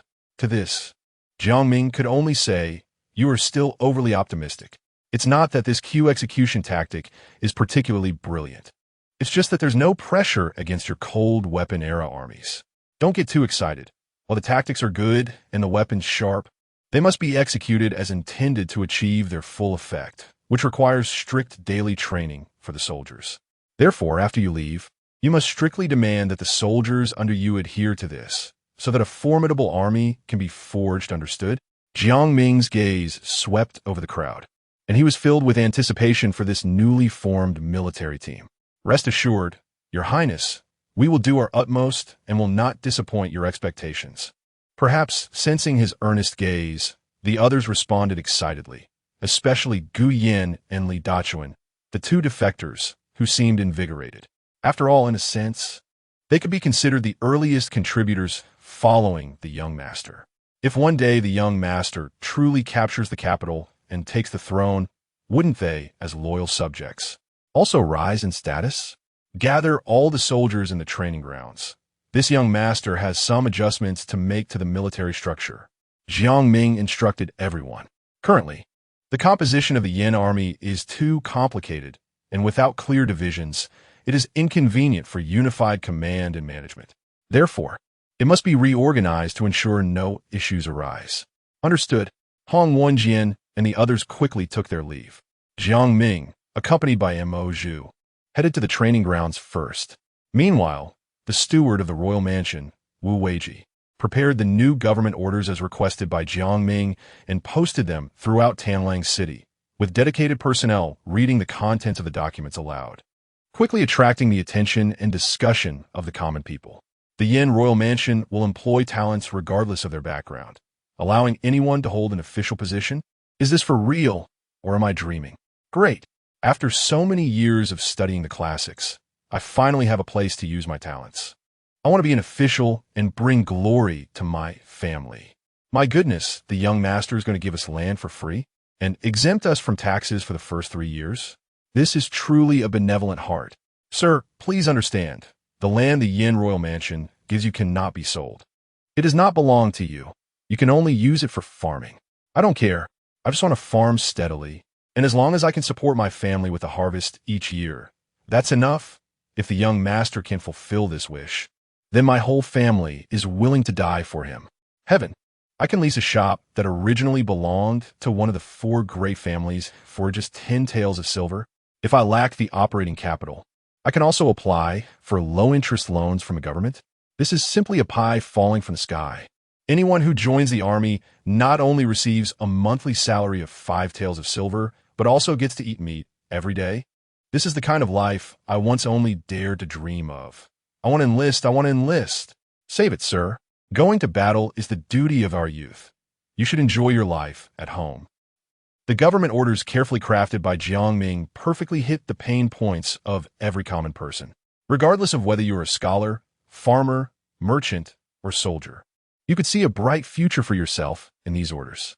This drove them into a frenzy, as people poured in from all directions to the government office, eager to register. Ding, prestige points 1. Ding, prestige points 1. Ding, prestige points 1. While on his way, Jiang Ming suddenly received a continuous stream of system notifications. Opening the panel, he found that his prestige points were rapidly increasing at an exaggerated rate. Could it be that the government orders have been posted? Jiang Ming thought of a possibility, and the corners of his mouth involuntarily lifted. Sure enough, winning the people's hearts is the only way to quickly accumulate prestige points. You care for the people, and the people raise you high. Chapter 29, the guiding ideology of the Yin army. By the time Jiang Ming arrived at the training ground, he found a large crowd of young and strong men eagerly signing up to join the army around Hong Wenjian and others. Everyone, don't rush. Go over there to register. No pushing one at a time.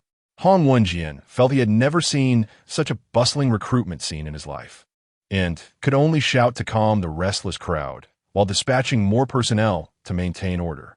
From a distance, Jiang Ming watched all this unfold with a look of satisfaction on his face. It seems that the strategy of spending money to recruit soldiers is indeed correct. As long as one is willing to spend, there will be no shortage of people willing to fight for you. With this, the problem of manpower seems to be solved. Let's go over and take a look. Once the registration was nearing completion, Jiang Ming, along with Mo Zhu, made his way to the training ground. It's His Highness the Young Master. His Highness the Young Master has arrived. Someone in the crowd shouted, and the previously orderly line turned chaotic again, with many people rushing over to surround Jiang Ming in layers, even more fervently than a celebrity fan event in later times. Get back. If you offend His Highness, I'll chop off your heads. Seeing Jiang Ming surrounded by the young men, Hong Wenjian quickly led the soldiers to forcibly disperse the crowd, creating a pathway amidst the wails. Witnessing his rough treatment of the citizens, Jiang Ming immediately became displeased. Hong Wenjian, the fists of the Yin army should only strike at the enemy, never fall upon the common people or our own soldiers. I punish you to take out half a month's salary to buy meat for the soldiers. Huh? Your Highness, What? You are not convinced? No. Your Highness is right. I am willing to accept punishment. Feeling the dissatisfaction in Jiang Ming's tone, Hong Wenjian hurriedly half-kneeled on the ground to admit his mistake. Everyone present, whether they were common people or soldiers, was moved to tears upon witnessing this. After all, as the high-ranking son of the royal family, Jiang Ming stood up for them over such a trivial matter and severely punished his subordinate, which was truly a compassionate gesture akin to that of a bodhisattva. This time it's just a minor punishment with a major warning. If I discover the same issue again, military law will be enforced, Jiang Ming said, his gaze sweeping across the gathered officers. Since he had decided to carry out military reforms, the first step was to correct the erroneous notions held by the army of this era.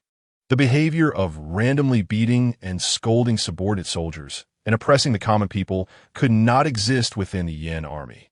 Yes, Your Highness, Hong Wenjian and others replied respectfully. If someone else had made this request, they might have thought it was making a big deal out of nothing. But as long as it was the young master who said it, there would be no such issue. Simply put, the young master was always right. How many people have registered so far? Jiang Ming asked Hong Wenjian. Reporting to Your Highness, there are a total of 384 common people willing to join the army. All young men aged between 16 and 45. After taking a thick register from Hong Wenjian and flipping through it, Jiang Ming couldn't help but feel pleasantly surprised. Judging by the numbers, it seemed that most of the young and strong men in the city had come to sign up for military service, further demonstrating the success of his recruitment strategy. However, considering the healthy development of various industries in Tanlang City, he could not recruit too many young men into the army. Otherwise, the logistics would be very strained. Following this principle, Jiang Ming selected the best from the 10,000 registered young men and ultimately decided to enlist 3,000 new soldiers. Coupled with the original 1,000, the Yin army had now expanded to a total of 4,000 men. Of course, just having numbers without quality would only lead to a disorganized mob that would shatter upon contact on the battlefield. Thus, taking advantage of this opportunity, Jiang Ming prepared to establish the soul of the army, which is to set up a guiding ideology. I believe everyone is aware of what our Yin princess residence has been doing lately. So our enemies in the Yin army are not just the barbarian tribes of the northern grasslands, but also the imperial army and the local gentry, Jiang Ming declared. However, I want to tell everyone here that we do not rise against the state. Rather, we aim to uphold the country, eliminate treachery within the court, and ensure that all the common people can live and work in peace. The idea of heaven, earth, king, parent, teacher had already taken root in the hearts of the people of this era. So Jiang Ming had to tirelessly downplay the label of rebellion attached to himself. His earlier words were meant to endow the Yin army with a righteous identity, ensuring that every soldier would bear no psychological burden. Next, he needed to continue strengthening the army's resolve and explain to them why they were fighting. To all military recruits, you will receive a full military salary every month. And even during thunderstorms and disasters, you will not lose a single penny. Who can tell me why this is? Jiang Ming posed a question to the soldiers on the training ground. Soon, A bold soldier shouted. That's because His Highness the young master is kind-hearted and values us soldiers. That's right. His Highness the young master is wise. Many soldiers chimed in. Seeing this, Jiang Ming raised his hand to signal everyone to quiet down and continued, of course. This young master values every soldier in the Yin army, but every penny you receive in the future comes from the hard-working common people of Tanlang City. If it weren't for the people supporting you, not only would you not be able to eat, but even I, this young master, would have to go hungry. You should be grateful and remember that everything you eat and wear is earned through the daily hard work of the common people in the fields. What do they seek? They seek you to fight bravely at critical moments to ensure their safety. Therefore, after joining the Yin army, you are not fighting for me, nor for the Yin prince's residence, nor for the imperial court, but for the common people who support you. Jiang Ming's words were straightforward and easy to understand. Even the illiterate new recruits quickly grasped his meaning and shouted in unison to fight for the common people. After all, not long ago, they had been common people themselves and could empathize with their perspective. Soldiers only needed to think about fighting, while the common people had many more concerns. After establishing the army's basic guiding ideology through his speech, Jiang Ming then began to announce the new military structure. Every 10 men form a squad, with a captain and a vice-captain. Every 35 squads form a flag, with a flag leader and a vice-flag leader. Every 35 flags form a division, with a division leader and a vice-division leader. Every 35 divisions form a bureau, with a bureau chief and a vice-bureau chief. Every 35 bureaus form a regiment, with a regiment commander and a vice-regiment commander. This structure is similar to the military organization of later times, facilitating command and management. Currently, with a total of 4,000 soldiers in the Yin army, Jiang Ming temporarily divided them into 3 major regiments. The 7-Kill Regiment, with 2,000 men, led by Hong Wenjian and Gu Yan, was a field infantry regiment. The Breaking Army Regiment, with 1,000 men, led by Wu Yuan and Li Dachuan, was a field cavalry regiment. The Tanlang Regiment, with 1,000 men, led by Jiang Ming and Mo Zhu, was a city defense regiment. In addition, officers at all levels were primarily composed of veterans from the royal residence and outstanding soldiers from the city defense army. With the military structure improved, the next step was to conduct actual training. However, it was already afternoon, so Jiang Ming planned to start training early the next morning.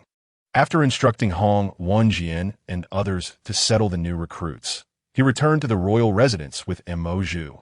Meanwhile, far away in the capital city, a courier horse from the north was charging into the city gate. Chapter 30. Your Majesty, the Yin Wangfu, has rebelled. In the imperial city, inside the emperor's sleeping chamber, Emperor Xian Lu Qi stands before a portrait, gazing affectionately at the woman in the painting, murmuring to himself, Xioning, I've already removed all the obstacles that once stood between us. We will soon be together. Lu Qi reaches out to caress the face of the woman in the portrait, and perhaps overwhelmed by emotion, he even kisses it directly. Not only that, his hands slowly move down, preparing to do something more excessive. However, at that moment, a sharp voice from outside the hall interrupts. Your Majesty, Eunuch Wei from the Directorate of Ceremonial Requests and Audience, saying there is an important military report from the north. Lu Qi, about to fly into a rage due to the interruption, suppresses his anger upon hearing it concerns military matters from the north and says in a deep voice, Let him in. As soon as he finishes speaking, the hall doors slowly open, and an elderly eunuch dressed in a red dragon robe hurriedly enters, kneeling before Lu Qi. This old servant pays his respects to your Majesty. The elderly eunuch, named Wei Zhengshun, is the head eunuch of the Directorate of Ceremonial, wielding immense power. He, along with the Prime Minister Wang Rusong, is also an active promoter of the policy to reduce the power of the feudal lords. It was their hands that drafted the memorial to impeach Jiang Tianhai for wielding military power and colluding with the barbarian tribes of the grasslands. Speak. What has happened in the north? Lu Qi, seated on the dragon throne in the sleeping chamber, looks down at Wei Zhengshun and asks, Reporting to your Majesty, the commander-in-chief of Yinzhou, Xie Rui, has sent an urgent report. The Yin Wangfu has rebelled. What? Upon hearing this news, Lu Qi suddenly stands up, his face filled with disbelief. Jiang Tianhai's army has long been disbanded, and the Yin Wangfu only has a few hundred guards left. The only heir is a useless playboy addicted to brothels. How dare you tell me that they have the audacity to rebel? Perhaps anticipating the emperor's reaction, Wei Jingchun slowly rises and replies, Your Majesty, although the Yin Wang heir, Jiang Ming, appears to be no different from a dandy, he is, in fact, quite cunning. He has deceived the ignorant populace into serving him under the pretense of being taught by immortals. And not only has he killed the imperial envoy sent by the court to deliver orders, but he has also secretly occupied Tanlang City while the main force of the city defense was away. Currently, Commander-in-Chief Xie Rui has already mobilized troops from 3 garrisons nearby, totaling 8,000 elite soldiers, to retake Tanlang City and capture the rebels. Upon hearing this, Lu Qi's anger intensifies. This useless Jiang Ming dares to deceive me for so long. 8,000 troops are not enough. Issue a decree to mobilize 100,000 soldiers from Wuping City in Yinzhou to attack Tanlang City. We must not let a single person from Yin Wangfu escape. I want Jiang Ming to be executed slowly. Your Majesty, please calm your anger. Wuping City is several hundred miles away from Tanlang City, and mobilizing 100,000 troops cannot be accomplished overnight. If the Yin Wangfu gets wind of this, they may very well flee beyond the borders. In my humble opinion, it will be better to mobilize 30,000 elite troops from Yusai Pass and Shanhai Pass, both located within 100 miles of Tanlang City, to form a 3-pronged attack with Xie Rui, ensuring the rebels of the Yin Wangfu cannot escape. Wei Jingchun advised calmly. Although the late emperor had decreed that eunuchs should not interfere in politics, Lu Qi, having ascended the throne, relied heavily on the support of the 12 eunuchs in the palace, and had long since acquiesced to their influence over various matters in the court. Lu Qi saw nothing wrong with Wei Zhengchun's bold suggestion to intervene in military mobilization and merely asked, Yusai Pass needs to guard against the barbarian tribes, and Shanhai Pass needs to guard against the Liao Eastern forces. Will mobilizing a large portion of the elite troops from these 2 passes affect border stability? Wei Zhengchun smiled slightly and replied, Not at all. Both passes are of utmost importance. Even if only 20,000 soldiers remain, they will still be as solid as a fortress. Although the Yin Wangfu has the audacity to rebel, Jiang Ming's forces lack strong soldiers and fierce generals. Once our army presses in, they will be captured in no time and brought back to the capital for your disposal. After hearing Wei Zhengchun's explanation, Lu Qi found the plan reasonable and nodded. Then it is decided. Go draft the decree for me to mobilize the troops, and let them set out as soon as possible. I must see all the members of the Yin Wangfu brought to the capital within a month. Yes, this old servant will take his leave. After bowing, Wei Zhengchun slowly exited the sleeping chamber.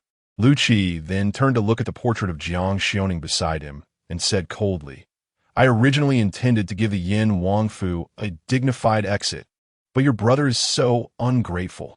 Since that is the case, I will make you watch as all your loved ones die, one by one before your eyes. I want the whole world to know what happens to those who dare oppose me. Meanwhile, Wei Zhengchun hurried back to the Directorate of Ceremonial, drafting the imperial decree and sending someone to deliver it to Yinzhou immediately. He then called in his trusted aide and whispered, Immediately inform the Khagan of the Grasslands, Xieli, and the Liao Eastern forces to prepare to mobilize their troops to enter the borders on a chosen day. Yes. Watching his aide disappear into the night, a scheming smile spread across Wei Zhengchun's aged face. His eagerness to offer suggestions stemmed from wanting to use the suppression of the Yin Wangfu's rebellion to relocate most of the border garrison troops, allowing the barbarian tribes and Liao Eastern forces an opportunity to break through the borders. Of course, his collusion with foreign tribes was not aimed at changing the dynasty, but rather to reap significant benefits from a chaos. After all, the Great Xian dynasty is at its peak. Even if the barbarian tribes and Liao Eastern forces join forces, they would still struggle to shake this mountain. And even if they entered the borders, they would only be able to plunder a little before retreating. As the initiator of this plan, he would naturally receive generous rewards from the foreign tribes, filling his pockets. At the same time, Prime Minister Wang Rusong also received secret reports from spies in the palace. This Jiang Ming dares to rise against the court with only a few hundred men. He does have a bit of his father's flair. It's a pity that youthful ambition is ultimately just a futile struggle against the chasm of reality, leading to self-destruction. After a cold laugh, Wang Rusong continued reading. The emperor has actually agreed to Wei Zhengquan's suggestion to mobilize elite border troops to suppress the rebellion. Good for you, old eunuch. This is an open attempt to let foreign tribes enter the borders. After finishing the report, Wang Rusong slammed his palm on the table in anger. He was not upset because Wei Zhengquan was colluding with foreign tribes, as he had also been secretly selling prohibited goods to them.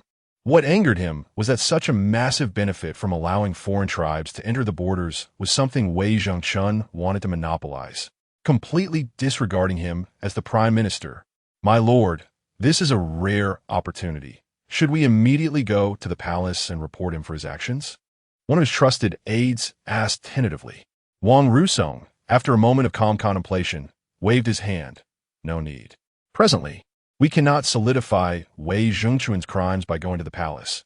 Reporting him would have no effect and might even provoke the emperor's displeasure. We should wait until the foreign tribes truly enter the borders and ravage the Yin territory, at which point we can use the established fact of Wei Zhengquan's unauthorized troop movements leading to border tragedies to accuse him of causing chaos in the court, while also striking hard against the eunuch's arrogance. The aide suddenly enlightened, excitedly praising, My lord, your foresight is profound, and your strategy is exquisite. I admire you greatly. Ha ha! Wang Rusong, feeling quite pleased with the flattery, couldn't help but break into a carefree smile. As for the lives of the millions of innocent people in Yenzhou, this esteemed prime minister, well-versed in the classics, does not care, and the powerful eunuch in the palace cares even less. What they care about is how to bring down each other to strengthen their own power. Chapter 31 Personal Strength Can Never Surpass Power in the Yin Wang Fu. Jiang Ming was having dinner with Jiang Xiaoning. Sister, since the new decree was issued, the Yin Wang Fu has recruited many talented scholars. But the government still lacks a leader who can command respect. Therefore, I intend to have you take on the position of the Tanlang Fuyin. What do you think? Jiang Ming expressed his thoughts at the dining table. With the Yin army just being established, he needed to focus most of his energy on military training, so he urgently required a trustworthy person to help him manage other political affairs and take care of logistics. Jiang Xiaoning, a renowned talent in Xi'an, was undoubtedly the best candidate to manage the Yin Wang Fu efficiently. You're joking, aren't you? Throughout history, how can a woman hold an official position? Jiang Xiaoning smiled gracefully, but there was a hint of melancholy in her eyes. It was clear that her true feelings were not aligned with what she was saying on the surface. She had to yield to the harsh reality and choose to lower her head. However, Jiang Ming, who possessed the soul of a person from a later era, could not tolerate such words and immediately retorted, to be an official should be based on capability first. The distinction between genders should not be a barrier. If there has never been a precedent for women holding official positions throughout history, then I shall set this precedent. He wanted to clearly tell the world that women can also hold up half the sky. Jiang Ming's words were loud and clear, leaving Jiang Xiaoning stunned, her beautiful eyes wide open. She never expected her brother to have such an unconventional view on women, even declaring such grandiose words about setting a precedent for the world. Even the most famous saying passed down through the ages could not compare to the shock brought by women can hold up half the sky. But, no buts. Sister, the position of Tanlang Fuyin is yours and yours alone. Since we have embarked on the path of rebellion, if we don't change this world for the better, wouldn't that make our rebellion meaningless?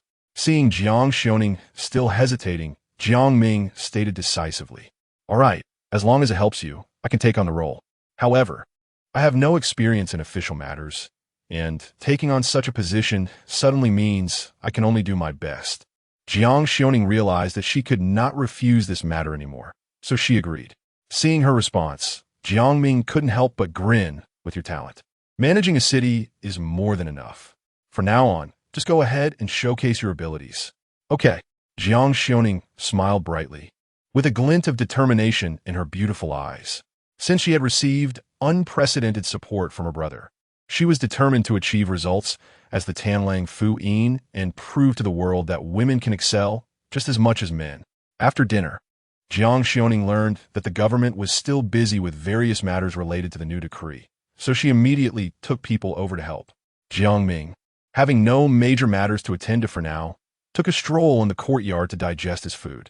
After walking a few steps, he noticed Mo Zhu practicing swordsmanship in an open area, her flashing sword shadows illuminated by the bright moonlight, making her look even more graceful and heroic. What excellent swordsmanship! After Mo Zhu completed a flowing set of movements, Jiang Ming couldn't help but applaud. It must be said that watching a beauty practice sword under the moonlight was indeed a top-tier enjoyment. Your Highness! Mo Zhu sheathed her sword and walked up to Jiang Ming with a gentle smile. Although she always appeared cold and distant in front of others, she was willing to show her true gentle side to Jiang Ming. You just finished dinner and you're already out practicing swords? That's a bit too much. Jiang Ming teased with a smile. Too much. That's just being diligent, very diligent. After hearing Jiang Ming's explanation, Mo Zhu understood that he was praising her. So she smiled and said, "If your Highness does not mind, I would like to serve as the deputy commander of the Tanlang camp. I will certainly work hard to live up to your Highness's expectations." Jiang Ming nodded.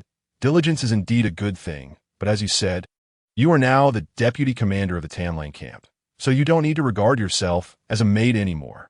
But the prince said, "What did he say? That old man letting you be a maid is simply underutilizing your talent. What I need is a female general who can command soldiers in a battle." Hearing Jiang Ming's high expectations for her, Mo Zhu's dark eyes suddenly sparkle with brightness. "Yes, I understand. That's right." Seeing Mo Zhu's eagerness, Jiang Ming couldn't help but smile with satisfaction. Then, as if recalling something, he asked, "By the way, I remember you mentioned that martial artists also have rank distinctions. At that time, it was urgent, so I didn't have time to ask more. Can you explain to me in detail how martial artists are classified?" And Mo Zhu organized her thoughts and then began to explain. In the world, all who practice martial arts can be called martial artists. Those who excel can condense a wisp of true qi from their blood and energy, significantly enhancing their physique, and are called yellow-level martial artists. Yellow-level martial artists continue to refine their true qi. If they can circulate it continuously for a full cycle and open up all their meridians, they can be promoted to Xian level. Xian level martial artists, with their true qi nourishing their flesh and meridians, will have a physique several times stronger than ordinary people, and their stamina will be more enduring, truly capable of fighting 100 without falling behind. Upon hearing this, Jiang Ming couldn't help but ask, "As far as I know, you, Gu Yan, and Li Dachuan are all Xian level martial artists, right? What about Wu Yuan? What level is he?" According to rank distinctions, Wu Qian should also be Xian level, but his physique is special as he possesses innate divine strength, so his real strength is far beyond that of an ordinary Xian level martial artist. Innate divine strength? Jiang Ming's face showed a strange expression, and an iconic figure inexplicably appeared in his mind. However, judging by Wu Yuan's monstrous performance on the battlefield, he was much stronger than the figure he recalled. Continue. When Xian-level martial artists' true qi reaches a certain amount, they hit a bottleneck called battle intent.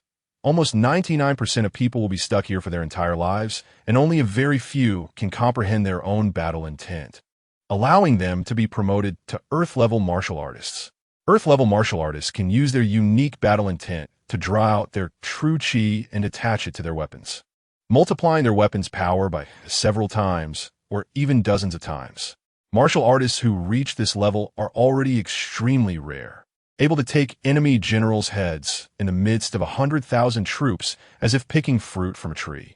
As for heaven-level martial artists, the specific method of promotion is unclear because only two have been recorded in hundreds of years: the sword saint of the Qian, Dugu Pei, from 300 years ago, and the god of war, Xiang Wuming, from 20 years ago. The former once charged through 10,000 forbidden troops in a fit of rage for a beauty, snatching his beloved from the emperor's side and leaving gracefully. The latter formed an army single-handedly, wielding the Tianlong spear to sweep across the battlefield. raising the power of the weakest state, Shi Chu, single-handedly. Arda, Xian, also used schemes to lure him into a desperate situation. And only with 200,000 troops attacking day and night in turns did we exhaust him to death, thereby unifying the 9 states by destroying Shi Chu. After hearing Mo Zhu's account, Jiang Ming gained a clearer understanding of the martial artists in this world. From Earth-level martial artists and above, in a sense, they could be considered superhumans. However, even the peak heaven-level martial artists could only suffer defeat against an army of over 100,000 cold weapon troops. In other words, in this low martial world, even the most peak personal strength, while it may grant you the capital to roam freely, can never surpass power. Therefore, he could confidently build his own army of firearms and sweep across the world in the future. Chapter 32. Martial arts training and military drills, however. Even the strongest martial artist cannot reach the level of not eating beef, but Jiang Ming is still very interested in martial arts. Which man has not fantasized about the dream of a martial hero who can leap across rooftops in his childhood? Now that he has this opportunity, he really wants to give it a try. Otherwise, he would be letting down his strong physique. Moreover, just because top martial artists cannot defeat an army does not mean they cannot quietly engage in assassination or similar actions. As the #1 rebel in the great Xian Empire, he could easily become the target of many, and rather than relying on his subordinates for protection every moment, he prefers to take his fate into his own hands. Preparing in advance by practicing martial arts to enhance his strength is a necessary means of ensuring his survival. It is a good thing that Your Highness wants to practice martial arts. The Yanwang Mansion has a collection of precious martial arts manuals gathered from all over the world, which will surely help Your Highness soar in martial arts. Upon learning of Jiang Ming's desire to practice martial arts, Mo Zhu immediately raised both hands in support and then took him to the library to select manuals. Wow, so many? Looking at the dazzling array of manuals on the shelves, Jiang Ming had a concrete feeling for the former power of the Yanwang Mansion for the first time. His cheap old dad must have been a figure who left countless legendary stories in the martial arts world back in the day, right? These manuals correspond to various methods of weapon training. I wonder which weapon Your Highness prefers. Seeing Mo Zhu's serious little face, Jiang Ming wanted to ask if there were any martial arts manuals suitable for handguns. However, he knew that was impossible, so after a moment of contemplation, he said, "Let us go with the broadsword. I think it suits me better." The reason Jiang Ming chose the broadsword was simple. First, it looks cool, and second, the broadsword can be operated with one hand, meaning he could also use a Desert Eagle in the other hand. One hand with a sword and the other with a gun, mastering both close and range combat. Even the sword saint of the Qian would have to shake his head in disbelief. According to Jiang Ming's request, Mo Zhu thoughtfully found him several sword manuals to choose from. After careful selection, he finally chose a martial arts manual called Dominating Blade, which had straightforward techniques, and then went to the storeroom to select a broadsword made of mysterious iron that could cut through iron like mud. Holding these two treasures, he felt as though he could already see the day he would become an unparalleled master. Your Highness, the most important thing in practicing martial arts is perseverance. At the beginning, you must practice the sword techniques diligently to refine the breath within your body. No problem. Let us start practicing now. Under Mo Zhu's guidance, Jiang Ming eagerly began his first martial arts training. At first, his movements were clumsy and full of mistakes. But as the dragon spirit and tiger vigor skill card transformed his body, it seemed to also enhance his comprehension. After a brief period of awkwardness, Jiang Ming quickly found his rhythm, and his swordplay became increasingly smooth. Your Highness has such a high talent for martial arts. Mo Zhu's little face revealed an expression of disbelief. She had seen royal guards practicing Dominating Blade before, but it took nearly a month just to get started, which shows the difficulty of this technique. Yet, the young master, who had never been exposed to martial arts, quickly grasped the essence of the sword techniques after just a few practices. His movements flowed like water, and between each strike, there was an implicit dominance that perfectly matched the sword technique. What a refreshing feeling. After a series of moves, Jiang Ming's clothes were soaked with sweat, and he felt an indescribable exhilaration. Now, he could finally understand why some people become addicted to martial arts. Just the feeling of blood boiling is enough to make one unable to stop. Your Highness, the dominance you exhibit while practicing martial arts is too fitting with this dominating blade. I believe it won't be long before you enter the ranks of yellow-level martial artists. Mo Zhu exclaimed sincerely. Really? It seems this young master is indeed a martial arts prodigy. Jiang Ming couldn't help but smile. After all, he is a man destined to lead an iron tide to conquer the world, and he must be formidable. The next morning, before dawn, Jiang Ming had already brought several commanders to the military camp outside the city. Your Highness, are the new training methods you just told me about really effective? Hongwen couldn't help but ask. The other commanders wore similar expressions of doubt. Is calling the soldiers to assemble early in the morning and then making them run really going to train strong soldiers? What? Do you think this young master is just playing with the soldiers? After finishing his words, Jiang Ming cast a casual glance, scaring everyone into hurriedly saluting. I wouldn't dare. Since there is no problem, then why not hurry up and do it? Yes, Your Highness. The few quickly followed orders, taking the gongs to their respective camps, and then began banging the gongs loudly. Get up and assemble. Get up and assemble. Amidst the noisy gongs and shouting, the bewildered soldiers hurriedly got up, clumsily putting on their clothes as they rushed out of their tents. What happened? Is there an enemy attack? The soldiers looked around in confusion, not knowing what to do, causing the scene to descend into chaos. Damn it. Seeing his soldiers acting like headless flies, Guyan suddenly became furious and grabbed a hapless soldier, ready to hit him. Just as his fist was about to land, he suddenly remembered what the young master had said yesterday on the training ground and realized the young master was still watching from behind. He quickly withdrew his hand and pushed the hapless soldier back into the crowd. Didn't you all hear me call for assembly? Stand properly. After a round of scolding, the soldiers' minds cleared up and they hurriedly began to line up. Meanwhile, the other commanders were also organizing their soldiers to stand in formation. However, due to a lack of training, it took nearly half an hour to complete the task of getting from waking up to lining up. Your Highness, the army has assembled. Please give your orders. Several commanders ran to report to Jiang Ming. It took a full 15 minutes from waking up to lining up. If there had been an enemy attack, they would have probably been annihilated before even putting on their pants. Looking at the crooked lines below, Jiang Ming felt a headache coming on. The soldiers' assembly speed was even slower than when he went through military training in college, and their obedience and discipline were at an all-time low.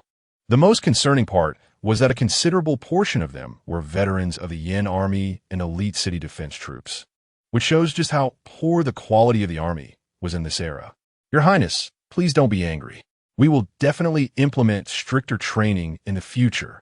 Seeing the serious attitudes of the few, Jiang Ming quickly calmed down. Haste makes waste. Training soldiers also requires method.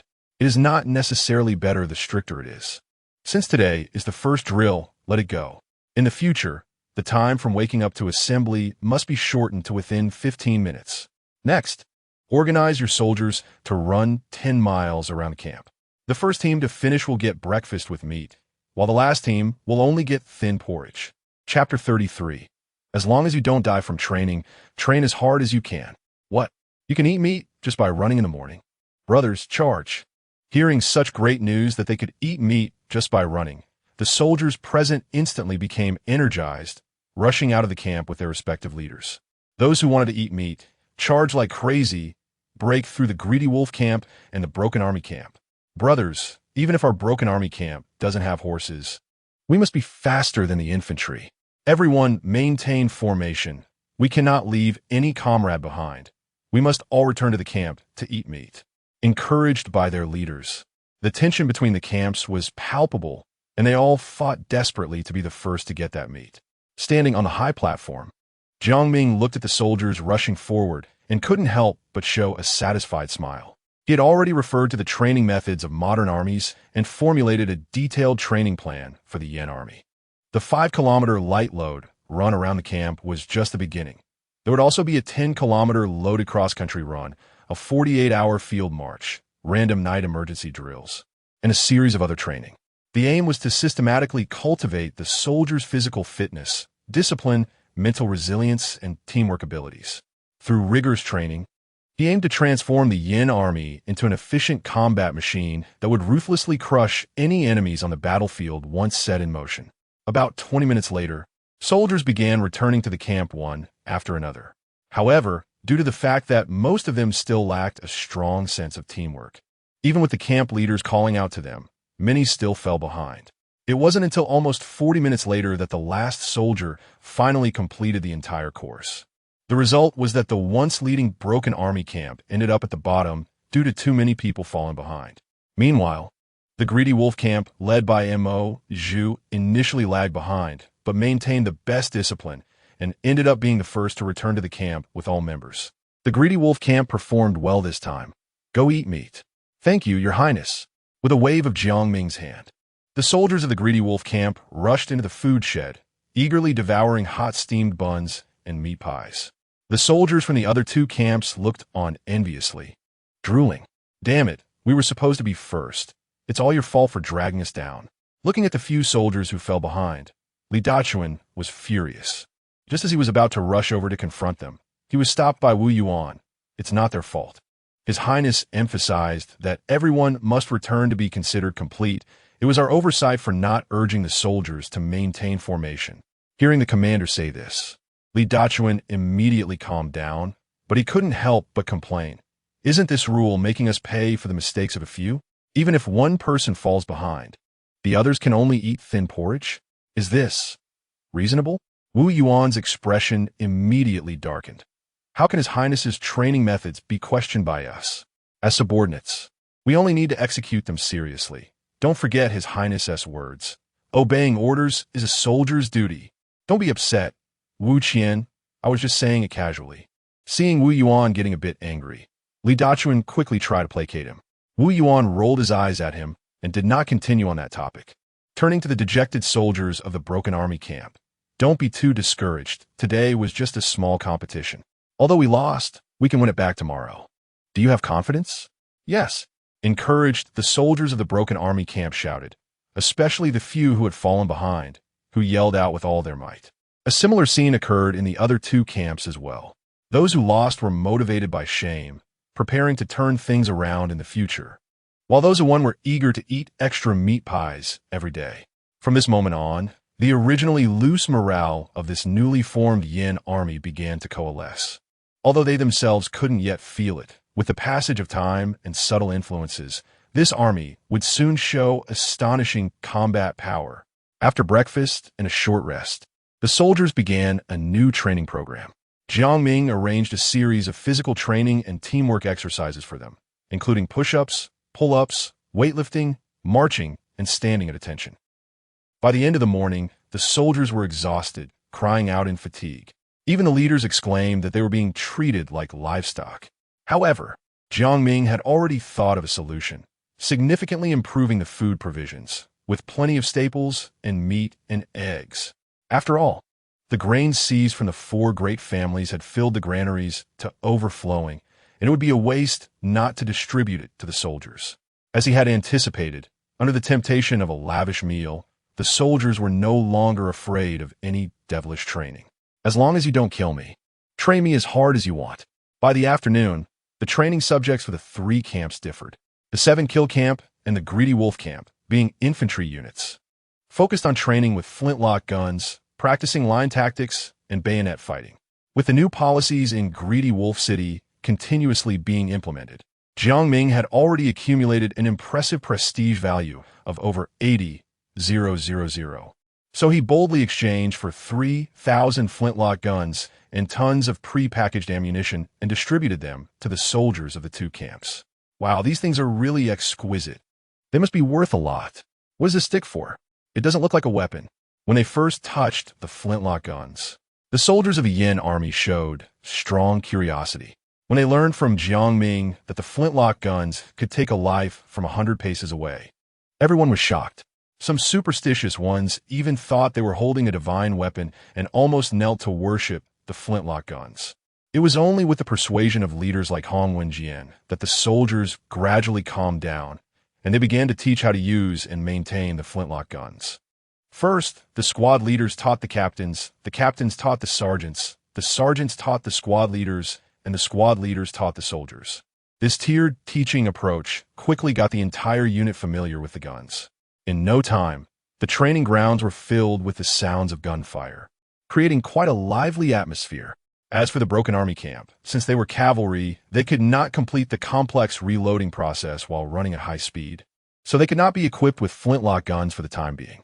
They would have to wait until Jiang Ming upgraded the armory and unlocked technologies like breech-loading needle guns, which would greatly simplify the reloading process, before they could also equip the cavalry with firearms. Currently, they could only use crossbows as a substitute for long-range attacks. Therefore, the specialized training for the broken army camp would still focus on horsemanship, mounted archery, and mounted melee fighting. The soldiers were working hard, so I, as the commander, can't slack off either. Watching the training grounds bustling with activity, Jiang Ming couldn't help but feel eager, and he found a clear space to practice his dominant blade techniques. He aimed to cultivate true energy within himself as soon as possible and break through to the realm of a yellow-level warrior. And just as the grand military training was underway in Greedy Wolf City, an urgent battle report was also delivered to the military tent of Sierra, the commander of Yin Prefecture. Chapter 34, Am I Avoiding His Brilliance? The court actually wants to mobilize tens of thousands of elite troops from Yusai Pass and Shanhaiguan to besiege Greedy Wolf City. Isn't this making a mountain out of a molehill? Looking at the imperial edict in his hand, Sierra couldn't help but frown. He believed that his 8,000 elite border troops were more than sufficient to deal with the ragtag group from the Yen Wangfu. Adding more troops would only mean they were there to steal his credit. My lord, the urgently requisitioned troops should arrive here tomorrow. Once the generals from the two passes receive the edict and bring their troops, it will take at least 5 days. Should we strike first and seize the credit for capturing the rebels? At this moment, the deputy commander suggested. These words did make Sierra a bit tempted. However, after glancing at the imperial edict, he immediately dismissed the idea. The court has already stated that we must wait for the three armies to converge before launching an attack. Are you suggesting that this general should defy the imperial edict? I wouldn't dare. Sierra snorted, then outlined his plan. Although we cannot take the initiative, we can use a tactic to draw the snake out of its hole. Once the troops arrive tomorrow, you will select a cavalry unit to scout near Greedy Wolf City and look for opportunities to provoke the defending troops. If they come out to fight, you will feign a retreat and lead them near our camp.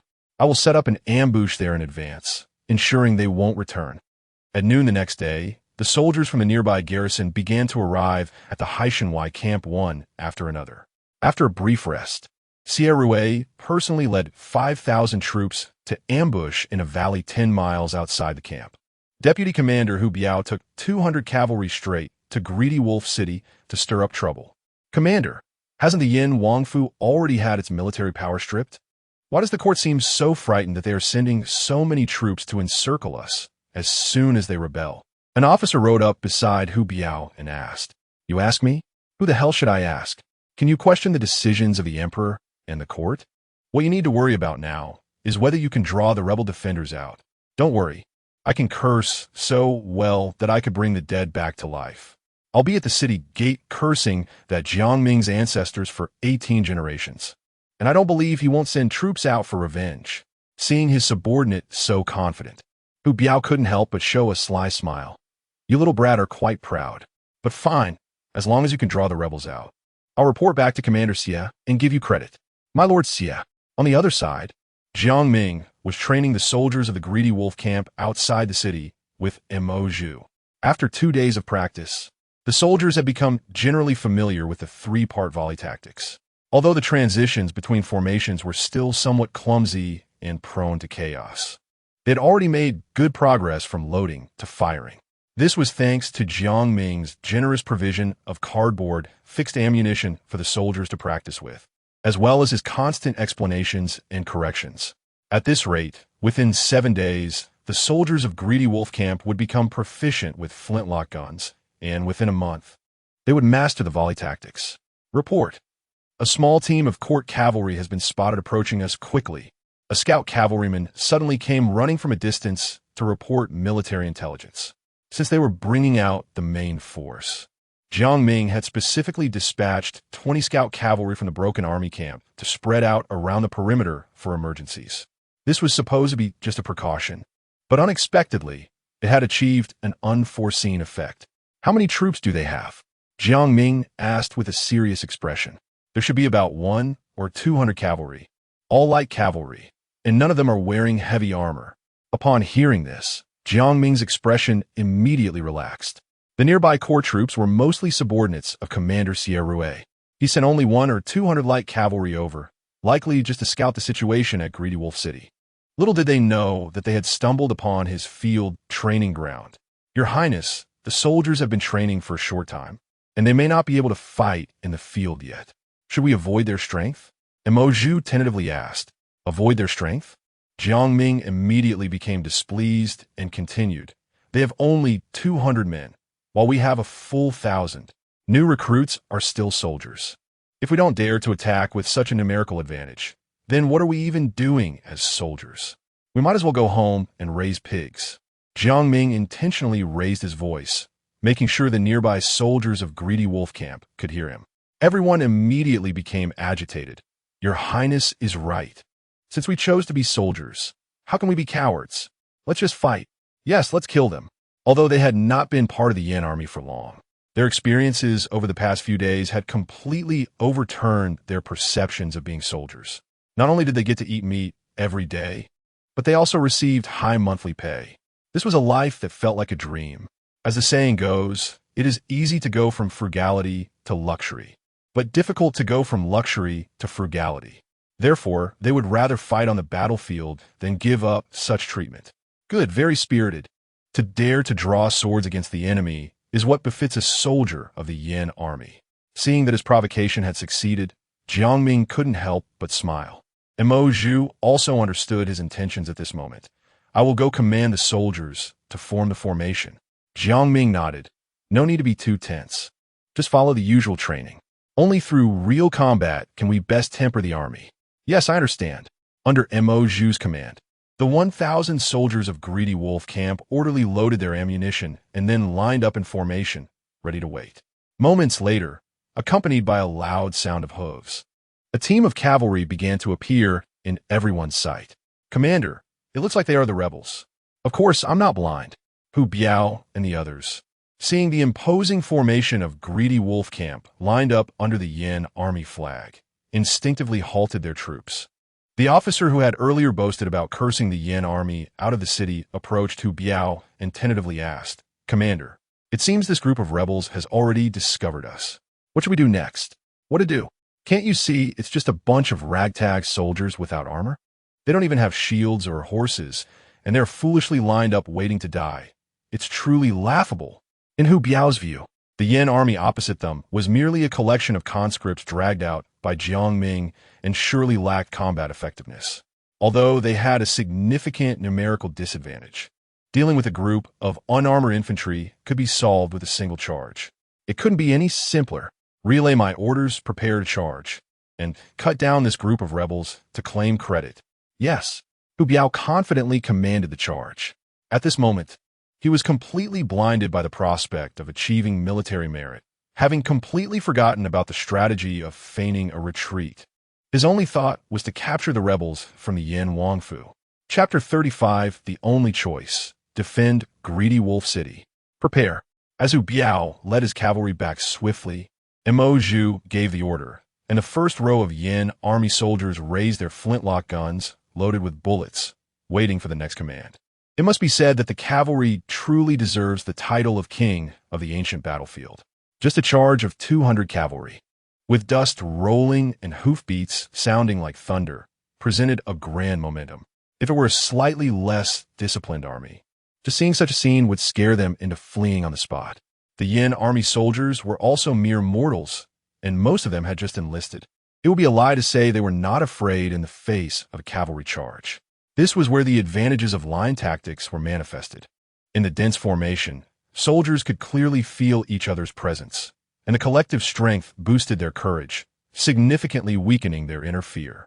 Thus, even as the cavalry charge drew closer, the Yin army soldiers managed to maintain their ranks. Fire! Once the court cavalry entered shooting range, Emoju decisively gave the order to fire. Bang, bang, bang, bang. With a deafening sound of gunfire, countless bullets shot out amidst a cloud of smoke, raining down on the cavalry. The first few dozen cavalrymen at the forefront had yet to understand what was happening when they were turned into sieves by the dense bullets. However, this was just the beginning. After the first row of Yin army soldiers fired, they quickly crouched down to reload, while the second row aimed and fired under Emoju's command. After one round of shooting, the third row continued firing. Just like that, after only 3 rounds of fire, more than half of the court cavalry lay fallen on the charge route. The officer who had called himself the King of Badmouth was shot multiple times and died on the spot, and even Hu Biao, the commander, was shot down. The commander is dead. Run, seeing their leader fall and their comrades dead all around. The surviving cavalry were scared out of their wits and immediately turned their horses around to flee in all directions. All soldiers, fix bayonets, charge. Although 2 legs could never outrun 4. To boost morale, Emoju still ordered the soldiers to charge with bayonets. Kill. Witnessing their first encounter turned the court's cavalry into a mess. The soldiers of the greedy wolf camp became extremely excited, charging forward with bayonets raised. While a small number of cavalry managed to escape, their dismounted companions suffered. Some still capable of fighting attempted to resist. But upon seeing several comrades turned into kebabs by the swarming Yin army soldiers, they immediately threw down their weapons and surrendered. In this way, the greedy wolf camp defeated the 200 court cavalry with almost no casualties. Cheers erupted on the scene. What the hell is this? I must be dreaming. Although Hu Biao was shot multiple times, none were fatal. At this moment, he lay on the ground with a face full of disbelief, his brain crashing as he could hardly believe the reality. Yet the waves of intense pain coming from his body constantly reminded him that all of this was real.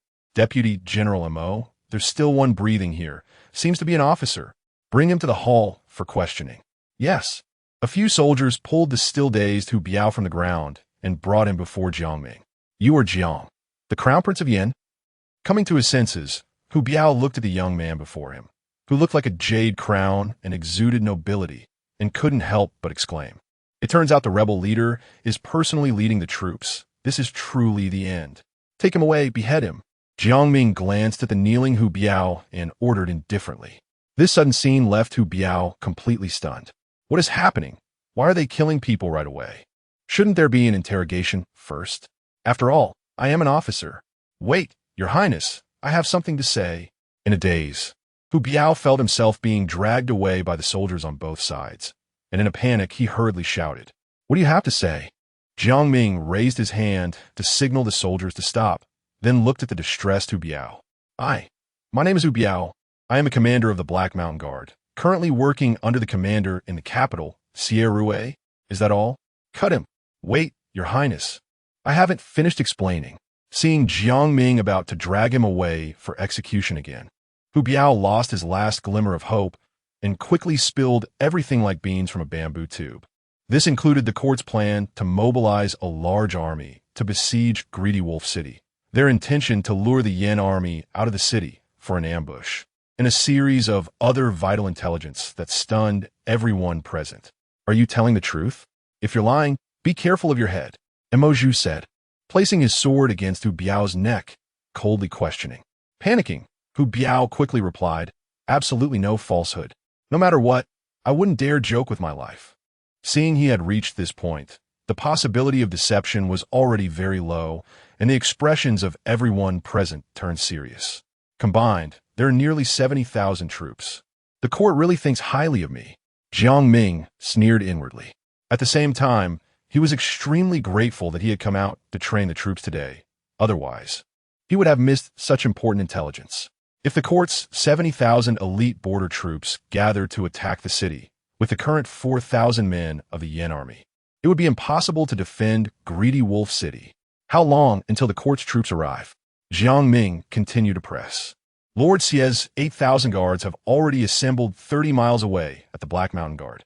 And if the commanders at Yusai Pass and Shanhai Pass receive the court's military orders today, they can arrive at Greedy Wolf City in as little as 5 days. Hearing this, Jiang Ming's brow furrowed even tighter.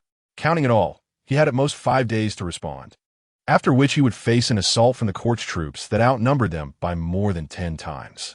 This seemed like an unsolvable deadlock. Should I run early? As long as the Green Mountains remain, there's no fear of not having firewood. No, in 5 days, I wouldn't be able to run far. If I abandoned Greedy Wolf City, which is my base, the newly formed Yin army would definitely collapse immediately, and then I would have no chance at all. Jiang Ming quickly dismissed the thought of fleeing. Firstly, he couldn't bear to abandon Greedy Wolf City and the Yin army, which had just gotten on the right track. Secondly, if he actively gave up these two biggest chips as the only rebel in a peaceful era, it wouldn't be long before he was hunted down by the court with nowhere to escape. If captured, it would be difficult to even die comfortably. So, it seemed he had many choices, but in reality, there was only one choice: to defend Greedy Wolf City to the death. Chapter 36, there can be no weapon that can pierce armor from 100 paces away upon returning to the Yin Wangfu. Jiang Ming immediately summoned the generals and the officials, including Jiang Xiaoning, to discuss strategies for dealing with the enemy. How could the court dare to withdraw the elite troops from Yusai Pass and Shanhai Pass? Aren't they afraid of being breached by foreign tribes due to a lack of forces? Wu Weiji, the current steward of the Wangfu and the deputy of the Tanlang Mansion, said indignantly, "Hey, the court is determined to capture Tanlang City in a short time, which is why they dare to pull the border guards. They think of us as soft persimmons." Hong Wenjian said with a cold smile, "We currently possess flintlock guns and Hongi cannons, and we have the stronghold of Tanlang City as our reliance, so we are not necessarily at a disadvantage against the court's army. That's right, if a fight breaks out, who is the soft persimmon is still uncertain." The generals spoke up one after another, clearly confident in their firearms. However, Jiang Ming was not as blindly optimistic as they were. After all, while flintlock guns and Hongi cannons are good, they're not yet at the level of Maxim machine guns, and the outcome of battles still largely depends on the soldiers. Although the Yin army is thriving, the training time for the soldiers is still too short, making it difficult to compete with the battle-hardened elite troops of the court. Seeing that the generals seemed a bit inflated, he decided to pour cold water on everyone. "Do you think that having firearms makes us invincible? In terms of troop numbers, quality, and logistical support, how do we compare to the court? Do you need me to remind you that pride leads to downfall?" Jiang Ming's questioning words struck the hearts of the generals like a heavy hammer. At this moment, the generals realized that they had been too complacent and immediately clasped their hands in apology, saying, "Your Highness, please calm your anger. It was our recklessness." Seeing the general's sincere attitude, Jiang Ming's tone softened. "I have no intention of blaming anyone. I just want you to remember that we are up against the entire Dacian Empire, which has millions of troops, fierce generals, and is in a period of great national strength. Any slight misstep could be fatal for us. Even a lion uses its full strength to catch a rabbit. How much more should we, who are the rabbit? Therefore, we must treat every battle and every enemy with full effort and not underestimate them in the slightest. Do you understand?" "Yes, we understand." Having corrected the attitudes of the generals, Jiang Ming then began to implement specific strategies. "This time we're using a weak force to strike a strong one, so we must be prepared to burn our boats. The first step we must take is to fortify and clear the fields." Upon hearing this, everyone present couldn't help but gasp in shock. Fortifying means strengthening various defensive works around the city and, if necessary, mobilizing the citizens to assist in the city defense, which is quite common in general city defense operations. However, clearing the fields is a serious matter. Clearing the fields means completely eliminating all resources around the city. All the food in the farmland must be harvested and brought into the city. Anything that cannot be harvested should be burned or buried on the spot. And all livestock such as cattle, horses, pigs, sheep, chickens, ducks, and geese must be brought into the city to prevent the enemy from seizing supplies. All wells should be filled in, rivers cut off, or directly contaminated, increasing the cost for the enemy to obtain water. Additionally, all houses should be destroyed, forcing citizens to move into the city or hide in the mountains to avoid being captured by the enemy for labor. This series of highly destructive actions would essentially ruin the livelihoods around the city in exchange for significantly weakening the enemy's ability for prolonged combat. In a sense, it is a tactic that harms oneself while harming the enemy and should not be used lightly unless in a critical moment. So when Jiang Ming proposed the strategy of fortifying and clearing the fields, Jiang Xiaoning couldn't help but speak up. Ming, fortifying and clearing the fields will greatly harm the livelihoods of the people. We have just taken Tanlang City not long ago. Will this not provoke resistance from the citizens? Indeed, with the great battle approaching, if we force the surrounding citizens into the city at this time, it could easily incite a rebellion. We ask Your Highness to think twice. The persuasion of the crowd was not without reason, but Jiang Ming had already thought of a solution.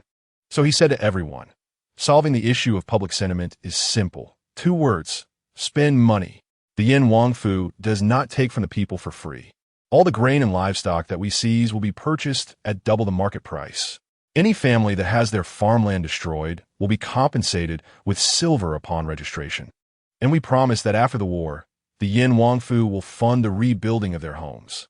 Don't forget that our treasury is piled high with tens of millions of taels of gold and silver, all collected from the 4 great families from the hands of the common people, using the pretext of mobilization before the war. It's also a way to return it to the people. After Jiang Ming's passionate speech, everyone present was stunned. Such a large sum of wealth could sustain an entire family for 100 years, yet the young master said he would give it to the people. How grand of a spirit that must be. Ming, you care for the people. This crisis will surely be resolved easily, Jiang Xiaoning said with a slight smile. The others present nodded repeatedly, their eyes filled with excitement. With such a wise leader, how can we not achieve great things? Those with ambition will succeed. Let us encourage each other. After a brief display of enthusiasm, Jiang Ming immediately began assigning specific combat tasks to everyone. Near Haishanwai, Sierra had been lying in the mountain hollow with his men for half a day, and as he saw the sky darkening, he grew furious waiting for Hu Biao to return. That son of a bitch Hu Biao, I sent him to lure the rebels, and he doesn't know where he has gone. Just as Sierra was seething with anger, a group of cavalry suddenly appeared in his line of sight. Why are there only a few of you back? Where is Hu Biao? And where are the others? Seeing the 20-odd scattered cavalry before him, Sierra was suddenly filled with a bad premonition. Reporting to the commander, we fell into an ambush by the Yin Wangfu rebels. Most of the brothers were killed or wounded, and Commander Hu Biao has also fallen. Upon hearing the lament of his soldiers, Sierra was first stunned, then exploded with rage. Didn't I tell you to provoke them and then pretend to retreat? How could you fall into an ambush and lose so many men? Reporting back to the Lord, Commander Hu saw the rebels' disarray and thought they were just a group of temporary recruits, so he ordered us to charge. Who knew they had a bunch of strange weapons that could shoot dense projectiles from 100 paces away, and these projectiles were extremely powerful, capable of piercing armor. We were caught off guard, which is why we suffered such a disastrous defeat. Upon hearing this, Sierra not only did not believe it, but grew even angrier. Do you take me for a fool? How could there be weapons that can pierce armor from 100 paces away in this world? I see this as you making excuses for your own incompetence. Come, drag this wasteful liar away for military law punishment. All the other fleeing soldiers will receive 30 strokes. It's unjust, my lord. I truly did not lie. It's unjust. After dealing with the defeated soldiers, Sierra's face was as dark as if it could drip water. Although he did not believe there could be such powerful weapons in the world, the fact that the Yin Wangfu could easily wipe out his 200 cavalry showed that their military strength was far beyond his estimation. This was definitely not something that could be achieved by temporarily gathering a few people. Jiang Ming, you little brat, you still say you didn't plot a rebellion in advance. Although he was furious, Sierra helplessly realized that the forces he had might really not be enough to seize Tanlang City from the Yin Wangfu. So for now, he could only wait patiently for the other 2 armies to arrive at Tanlang City. At that time, he would personally breach the city gates and avenge today as humiliation. Chapter 37. Strengthen the walls and clear the fields. Sierra is about to explode with anger early the next morning. The notice from the government office was posted all over the Greedy Wolf City. The court was about to send a large army to besiege Greedy Wolf City, and the Crown Prince had issued an order. Any citizen willing to go outside the city to build fortifications would receive 1 tael of silver per month. Those willing to assist in defending the city on the walls would receive 3 taels per month. Once the content of the notice was made public, it immediately sparked heated discussions among the citizens. What? The court is coming to attack, so soon? Should we run away? Run away? I just went to the Yin Wangfu to receive my land. If I run, won't I become a refugee again? I will guard Greedy Wolf City, even if I die. Well said. I just leased a small shop at a low price from the Yin Wangfu, and my business has just started. Don't say the court. Even if the King of Heaven comes, I won't back down. The Crown Prince treats us common folks so well. Now that the Yin Wangfu is in trouble, I will do my part, even if it costs me my life. Me too. Although a small number of citizens were worried about the court's impending attack and even considered fleeing, the vast majority resolutely chose to stand with the Yin Wangfu.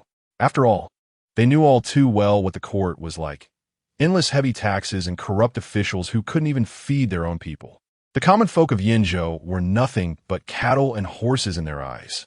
Every action Jiang Ming had taken since raising his army had benefited the common people. He was the only one in the entire country who redistributed land from the wealthy families. If they left Greedy Wolf City, who would care about the common folks? The eyes of the masses are sharp. They know who is good and who is bad.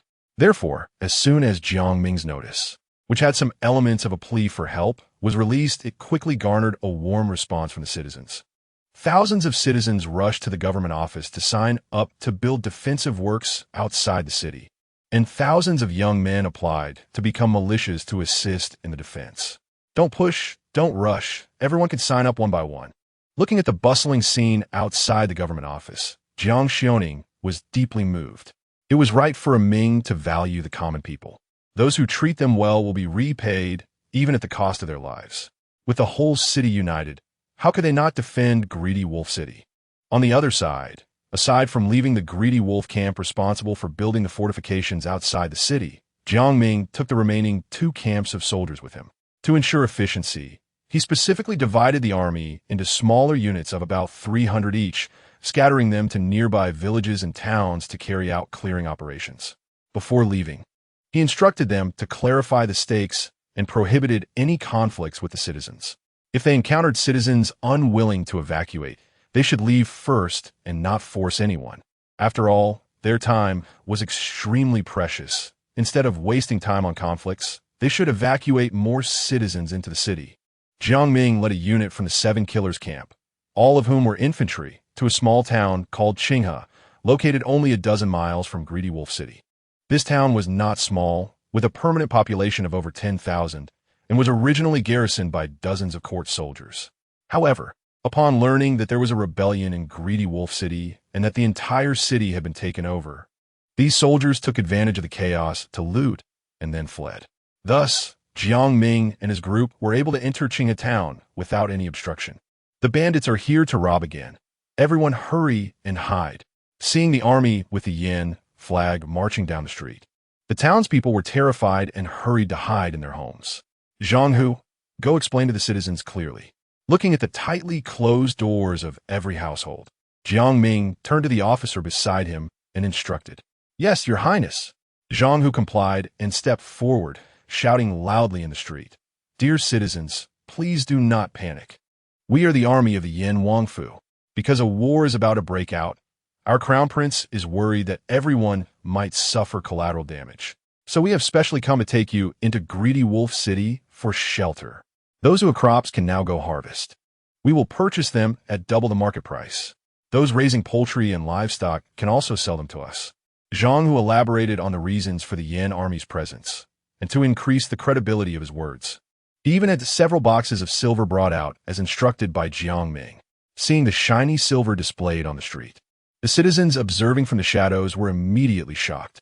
Some bold individuals began to step out of their houses and approach Zhang Hu. Are you serious, sir? Will you really buy grain and livestock at double the market price? An elderly man asked cautiously. At that moment, Jiang Ming stepped forward and smiled as he replied. The silver is right in front of you. You can try it and see.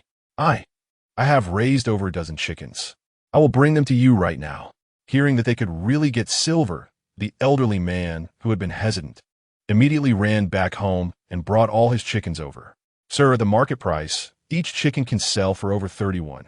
So for your 15 chickens, we will purchase them for 1 tael of silver." Jiang Ming had already learned the approximate market prices of grains and livestock from Jiang Xiaoning, so he could quickly assess their value. "Thank you, sir. Thank you." Looking at the tangible silver in his hands, the old man was so excited that he nearly knelt down to Jiang Ming. "We can really get money. These soldiers are not lying to us." Seeing that Jiang Ming was indeed trustworthy, the other citizens who were still observing quickly began to take action. Those who were harvesting wheat went back to the fields, and those who were herding livestock hurried to gather them, all wanting to seize this rare opportunity to make a profit. Similar events occurred in various villages and towns nearby. Most citizens, upon hearing that the Yin Wangfu was willing to buy grain at double the price, and that there would be additional compensation for leaving their homes and entering Greedy Wolf City, voluntarily joined the clearing operation. Only a small number of people remained skeptical and observant. However, once they saw their neighbors making money, combined with the imminent threat of war, it was only a matter of time before they moved away. Reporting to the commander, scouts ahead have reported that the Yin Wangfu rebels are organizing citizens to harvest grain and are destroying water sources everywhere, seemingly trying to strengthen their defenses and clear the fields. In the Black Mountain Guard camp, Sierra received the intelligence from his subordinates and immediately stood up in anger. It must be that bunch of traitors under Hu Biao who leaked military secrets, which is why the rebels are making every effort to prepare for war. The most despicable thing is that they dare to carry out clearing operations right under my nose, thinking my elite soldiers are made of paper. Pass on my orders. Gather all cavalry from the garrison and launch an immediate attack. We cannot let the Yin Wangfu rebels have their way. Chapter 38. Kill all living beings without exception.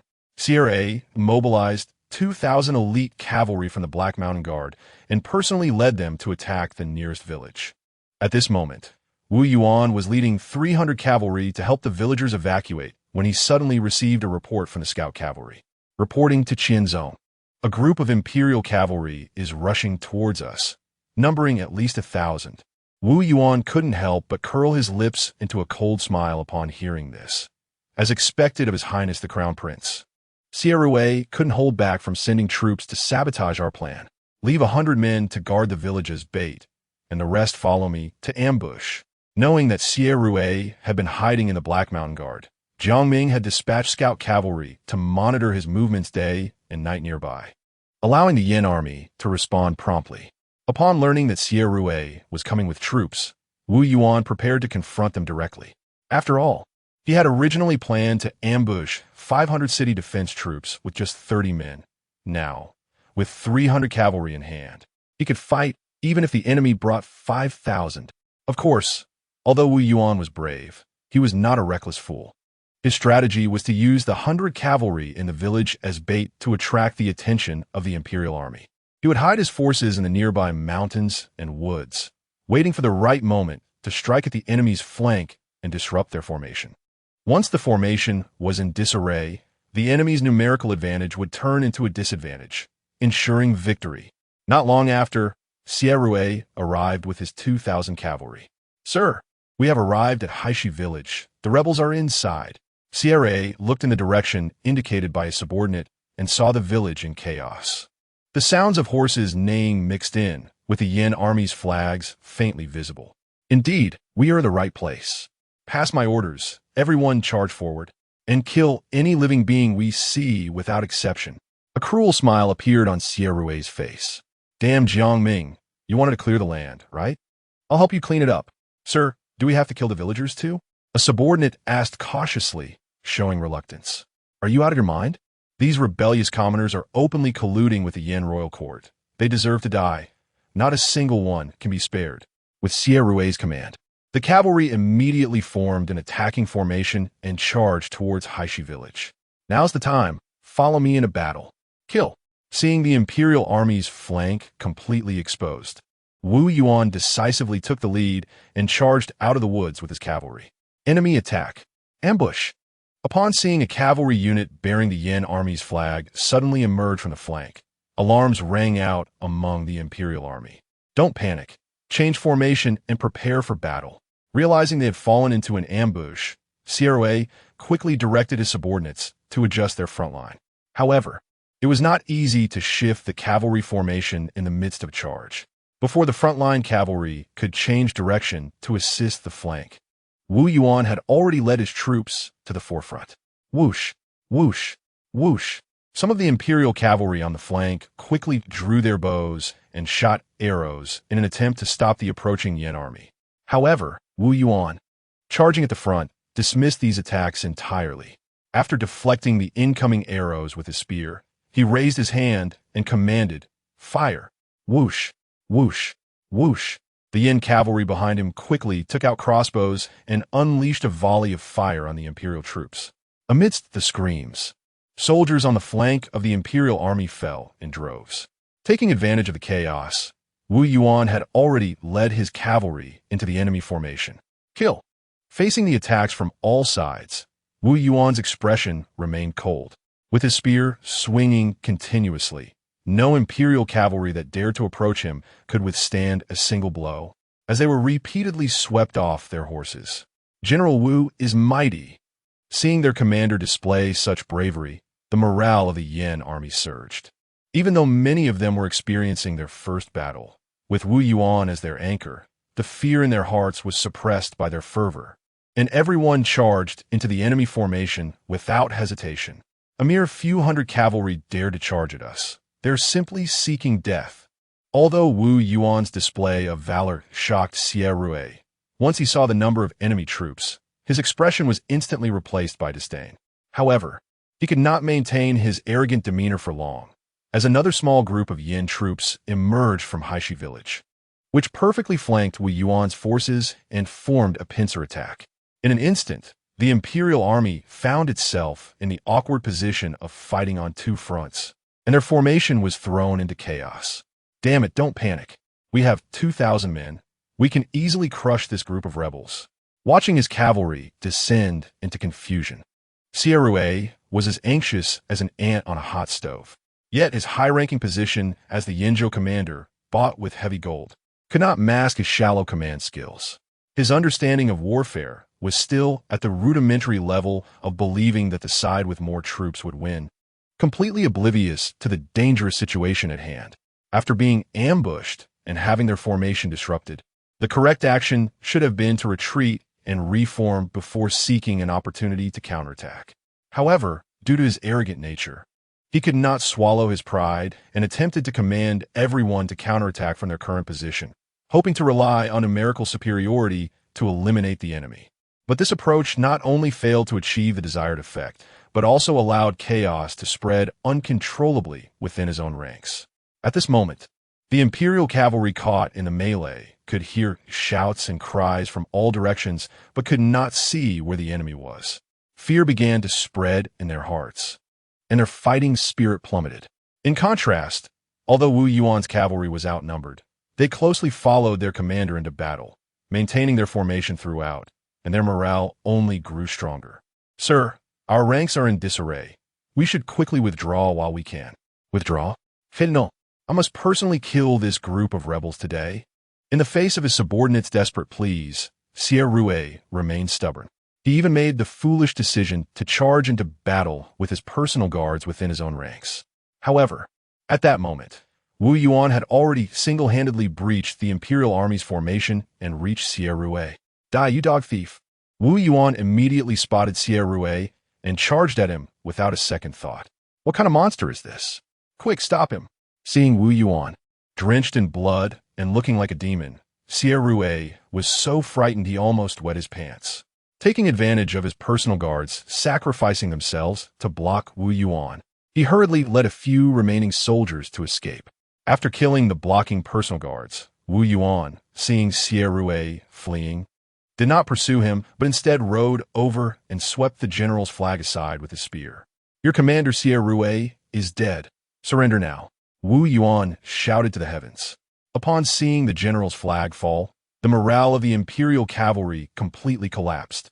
Those who could escape scattered in all directions, while those who could not dismounted and surrendered on the spot. Chapter 39. I have a plan to disrupt the imperial army. Terrified by Wu Yuan, Sierra rode his horse in a frenzy, fleeing until he was near the Black Mountain Guard, where his heart finally settled. Looking back, he saw that of the 2,000 elite cavalry he had brought out, only a little over 100 remained by his side. Although many cavalrymen who had fled returned to the camp soon after, overall, he had not lost too many men. However, the thought of being defeated by a mere 300 troops of the Yan army made him so angry he felt like spitting blood. That damn Jiang Ming. Where did he find such a monster? If it weren't for him, I would never have lost today. Just thinking about that little general, drenched in blood and wielding a silver spear on the battlefield, made Sierra feel both hatred and fear. Had he known that there were such formidable figures under the Yin Prince's command, he would never have rashly led a cavalry out. After suffering 2 setbacks in a row, Sierra finally put away his contempt for the Yin Princess residence and dared not act recklessly anymore. He could only hunker down in the main camp, waiting for the other 2 reinforcements to arrive. You mean Wu Yuan easily defeated the 2,000 cavalry led by Sierra with just 1 flanking ambush, and even beheaded and captured more than 300? Jiang Ming in Qinghe town showed a look of surprise and joy upon receiving the battle report. He truly did not expect Wu Yuan to possess not only exceptional combat strength, but also outstanding command capabilities. This made him curious about Wu Yuan's background. However, credit for defeating 2,000 with 300 certainly lay with Wu Yuan's valor, but this tactic was still too risky. After all, most of his 300 cavalry were green recruits, and their victory was largely due to the fact that the enemy commander was the incompetent Sierra. If someone with even a bit of leadership ability had taken charge, he might not have one. The saying a soldier is only as good as his commander is not just a casual remark. This is good. After being hurt this time, Sierra will definitely hide for a while, and given his demonstrated abilities, even if he has a few thousand battle-hardened soldiers, he won't pose much of a threat to the city of the Greedy Wolf. The only thing to note is the imperial troops coming from Yusai Pass and Shanhaiguan. Jiang Ming was well aware that the guards at the 2 most important northern gates of the Great Qian Empire could not be like Sierra, a useless person. Moreover, they had a total of 60,000 elite troops at their disposal. If they lined up for a head-on confrontation, it would be hard to say who would win. Is there a way to sow discord among these 3 forces and make them collapse from within? Young master, there is a scholar claiming to be Mr. Yao who wishes to see you. Just as Jiang Ming was pondering in the inn, a soldier suddenly came in to report. This piqued his curiosity. In this world, people place great importance on titles. Those who dare to call themselves master usually have some substance, so it wouldn't hurt to meet him. Please let him in. Yes. Shortly after the soldier ran out, a middle-aged scholar dressed in a blue robe walked in. When he saw that the young heir of the Yin prince had accomplished quite a few significant feats in just a few days, he was momentarily stunned, then quickly reacted and bowed, saying, "I am Yao Gong, greetings to your highness."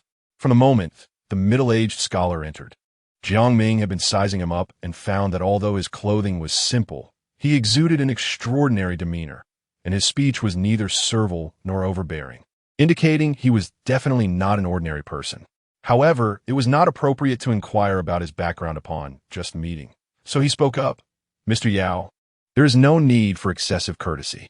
Is there something urgent that brings you here to see this young master?" Yao Gong nodded and then asked, "May I ask, Your Highness, what are the chances of success in countering the encirclement of tens of thousands of elite troops from the court?" Upon hearing this, Jiang Ming was taken aback. It should be known that this detailed intelligence was only known to a few high-ranking officials in the city of the Greedy Wolf, including himself, and it would never be leaked. But how did this unassuming Mr. Yao come to know such secrets? Could he possibly have some divination skills? There is no need for your highness to be surprised. I have no special abilities. I just have a few friends in the Black Mountain Guard, Yao Gong said lightly. I see. Mr. Yao has good means. Jiang Ming nodded in realization and then replied, "To be honest, our Yin army has only been formed for a short time, and not only is our training insufficient, but we only have a mere few thousand troops.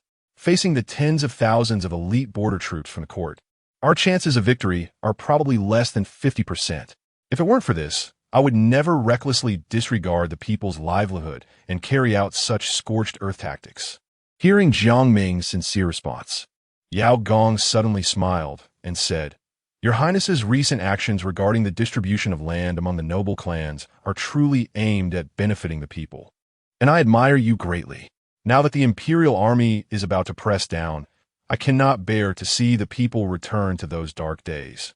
So I dare to come and present a plan to your Highness that could cause the imperial army to collapse from within." Upon hearing this, Jiang Ming's eyes brightened, and he quickly stood up and clasped his hands. "I humbly request Mr. Yao to enlighten me." Too much flattery, too much flattery. Yao Gong quickly returned the courtesy, then revealed his plan. "As far as I know, the commander of Yin Prefecture, Sierra, is a man of great ambition but little talent, and he is harsh and arrogant. All capable generals in Yin Prefecture are dissatisfied with him, especially the guard at Yusai Pass, Mo Zhen, who has a particularly poor relationship with Sierra, even allowing his soldiers to fight among themselves multiple times, creating a very bad relationship between the two. Therefore, we can spread rumors in the Black Mountain Guard, saying that Mo Zhen has made it clear in the army that he intends to seize the credit for encircling the city of the greedy wolf. Sierra, who is always eager for credit, will surely be displeased and will find ways to trip Mo Zhen up. At that time, the two sides will hinder each other, greatly weakening the combat effectiveness of the imperial army. Upon hearing this, the look of delight on Jiang Ming's face deepened. Mr. Yao's plan is indeed brilliant. But how should we deal with the imperial army at Shanhaiguan? Yao Gong gently stroked his beard and smiled calmly. "To be honest, I have an old acquaintance among the guards at Shanhaiguan, Pan Wen. As long as I go to his army as a mediator and persuade him with reasoning and emotion, I will surely be able to convince him to withdraw his troops." Jiang Ming couldn't help but feel a bit skeptical upon hearing this. Even if you have a good private relationship, would he risk disobeying orders and facing execution just to be persuaded by you? Perhaps sensing Jiang Ming's thoughts, Yao Gong explained, "Your Highness may feel that personal relationships are not very reliable. But both my father and Pan Wen's father once served under the Yin Prince and received great favors from him, which is why both our families have suffered persecution from the court. My father offended the emperor by pleading for the Yin Prince in the court, and was falsely accused of a crime by the chief minister Wang Rusong, leading to our family being exiled to Yin Prefecture, where we could only hide in the remote Qinghe town to survive. Pan Wen's family also faced a similar fate, being sent to the desolate Shanhaiguan, where they would have to fight to the death against the Liao Dong people until their last breath on the battlefield. Therefore, we share a common enemy and a common benefactor, and that is your Highness." Chapter 40. I just need Princess Xiaoning to accompany me for one night. After hearing Yao Gong's explanation, Jiang Ming was overjoyed. It turned out that the commander guarding Shanhaiguan was also an old subordinate of his cheap old man, so things were looking stable. If the gentleman could indeed solve the urgent crisis of Tanlang City, the citizens of the city would surely be immensely grateful. Jiang Ming solemnly bowed to Yao Gong. As the saying goes, the best military strategy is to attack the enemy's plans. Sometimes having a strategist think things through can indeed be more effective than just fighting hard. If this counter-espionage plan succeeded, then repelling the imperial army should be a sure thing. Your Highness is too kind. There is no time to waste. I will return and act according to plan. Seeing Jiang Ming showing such respect to him, a glimmer of appreciation flashed in Yao Gong's eyes. After bowing in return, he was about to leave. "Please wait, sir. The journey to Shanhaiguan may be perilous. Allow me to arrange a troop to escort you for protection," Jiang Ming suggested. After all, he only had this one strategist, and if he were to be captured by bandits on the way, it would truly be a disaster. However, Yao Gong merely smiled slightly and replied, "Your Highness need not worry. I'm going to meet an old friend, and having too many people along would rather attract attention. Moreover, I have been in the military since childhood and know some martial arts, enough to protect myself." Seeing Yao Gong's confident demeanor, Jiang Ming couldn't help but laugh. "So you are a well-rounded scholar and warrior like Confucius. In that case, I wish you a smooth journey." "Ha ha ha, Your Highness. Just wait for my good news," Yao Gong said as he took his leave. After Yao Gong left, Jiang Ming immediately called Zhang Hu over and instructed, "Send a few skilled warriors to secretly follow Yao Gong and ensure his safety." "Yes, Your Highness." Although Yao Gong seemed confident, Jiang Ming preferred to be cautious and also keep an eye on this gentleman's actions to see if they truly matched his words. At Yusai Pass City, Commander Mo Zhan sat in the main hall of his residence, frowning at the imperial edict on the table. It was just a small-scale rebellion in a mere city. Yet the court insisted on dispatching elite troops from the border to suppress it. What kind of madness was the court indulging in? The most crucial point was that they made that good-for-nothing Xie Rui the commander. Did he even deserve it? Bah! The more Mo Zhan thought about it, the angrier he became, and he almost slammed the table in half, scaring the maid nearby into kneeling down, trembling in fear. Just then, a young commander in his 20s with a scar on his face entered and said to Mo Zhan, "Father, don't be angry just yet. Actually, the court appointing Xie Rui as the commander to suppress the rebels in Tanlang City might not be a bad thing for us." "Oomph, that good-for-nothing is riding on my neck, and you say it's not a bad thing?" Mo Zhan snorted coldly, his eyes glaring at his son, Mo Chengji, standing below. "Father, please calm down. Since Xie Rui is the nominal commander, we can use the urgent border situation to demand supplies and weapons from him for this expedition. If he gives them to us, then we profit for nothing. If he doesn't, we can justifiably disobey his orders. Once we take Tanlang City, not only can we confiscate all the assets of the rebellious Yan Wangfu, but we can also collect some border fees from the citizens to fund our military." Mo Chengji said with a wicked smile. Hearing this, Mo Zhan's expression shifted from anger to joy. "Indeed, since that Xie Rui likes being the commander, let us support him and hit him hard. Besides, I've heard that the maidens in the Yan Wangfu are all beauties. This expedition to suppress Tanlang City is a perfect opportunity to capture a few for my own warm bed. Father, such good things can't be monopolized by you. I only asked for the stunning princess Xioning to accompany me for one night." Mo Chengji said, licking his lips, his eyes gleaming with lust. Seeing his son so infatuated by beauty, Mo Zhan slammed the table and scolded, "You fool! Do you know that Princess Xioning is a woman favored by the emperor? How dare you lay your hands on her? Are you trying to bring ruin upon our entire family?" Faced with his father's reproach, Mo Chengji remained unperturbed and calmly replied, "Yinzhou is far from the emperor. The worst that could happen is that after I've had my fun with Princess Xioning, I kill her and claim she died in the chaos of war. Do you think the emperor would send someone all the way to Yinzhou to investigate?" Seeing Mo Chengji's reckless attitude, Mo Zhan could only sigh and said, "You will eventually fall into a woman's trap. We'll discuss this later. Tomorrow morning, you will go to the camp and prepare 30,000 elite soldiers to head south. Remember to only bring food for the journey. Once we reach Tanlang City, we must let Xie Rui treat us well. Don't worry, Father, I will arrange everything." Mo Chengji nodded, but his mind was already fantasizing about indulging in the beauties of the Yan Wangfu. Meanwhile, hundreds of miles away in the Shanhaiguan camp, Commander Pan was equally troubled after receiving the imperial edict. The court was too ruthless. Not only did they want to kill Yan Wang, but they also aimed to confiscate his family's assets and obliterate his clan. The young heir was impulsive and could still have room for maneuvering even in exile. But once he embarked on the path of rebellion, the only outcome would be being crushed by the court's millions of troops into a place of no return. Thinking of the Yan Wangfu's current plight, Pan couldn't help but sigh. Just then, a pale-faced young eunuch entered the tent, speaking in a shrill voice. "Commander Pan, why do you look so worried? Are you unwilling to march to suppress Tanlang City and wish to defy the edict?" The eunuch, named Wang Go, was a military supervisor sent by the court to Shanhaiguan and also the godson of the Grand Eunuch Wei Zhengshan. Thus, his power was substantial. Apart from Pan's 10,000 elite cavalry, the remaining 40,000 Shanhaiguan defenders were all under his command. Faced with this situation, Pan, despite his extreme dislike for him, could only pretend to show respect. "Wang Gong is overthinking. I have no such intention." Seeing this, Wang Goer couldn't help but smile smugly. "Humph, as if you would dare. Tomorrow morning, you'll take your 10,000 cavalry with you. And I will also bring 2,000 elite soldiers to march with you to Tanlang City to suppress the Yin Wangfu S rebels. Upon hearing this, Pan Wen's face suddenly turned ugly. Ever since Wang Goer arrived at Shanhaiguan, he had been trying to absorb his 10,000 cavalry, aiming to completely undermine his authority.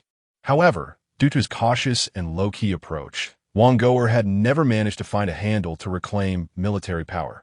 Now that Wang Goer proposed he take all his personal soldiers, it was clear that he intended to use the siege to deplete his cavalry strength, further weakening his influence in Shanhaiguan.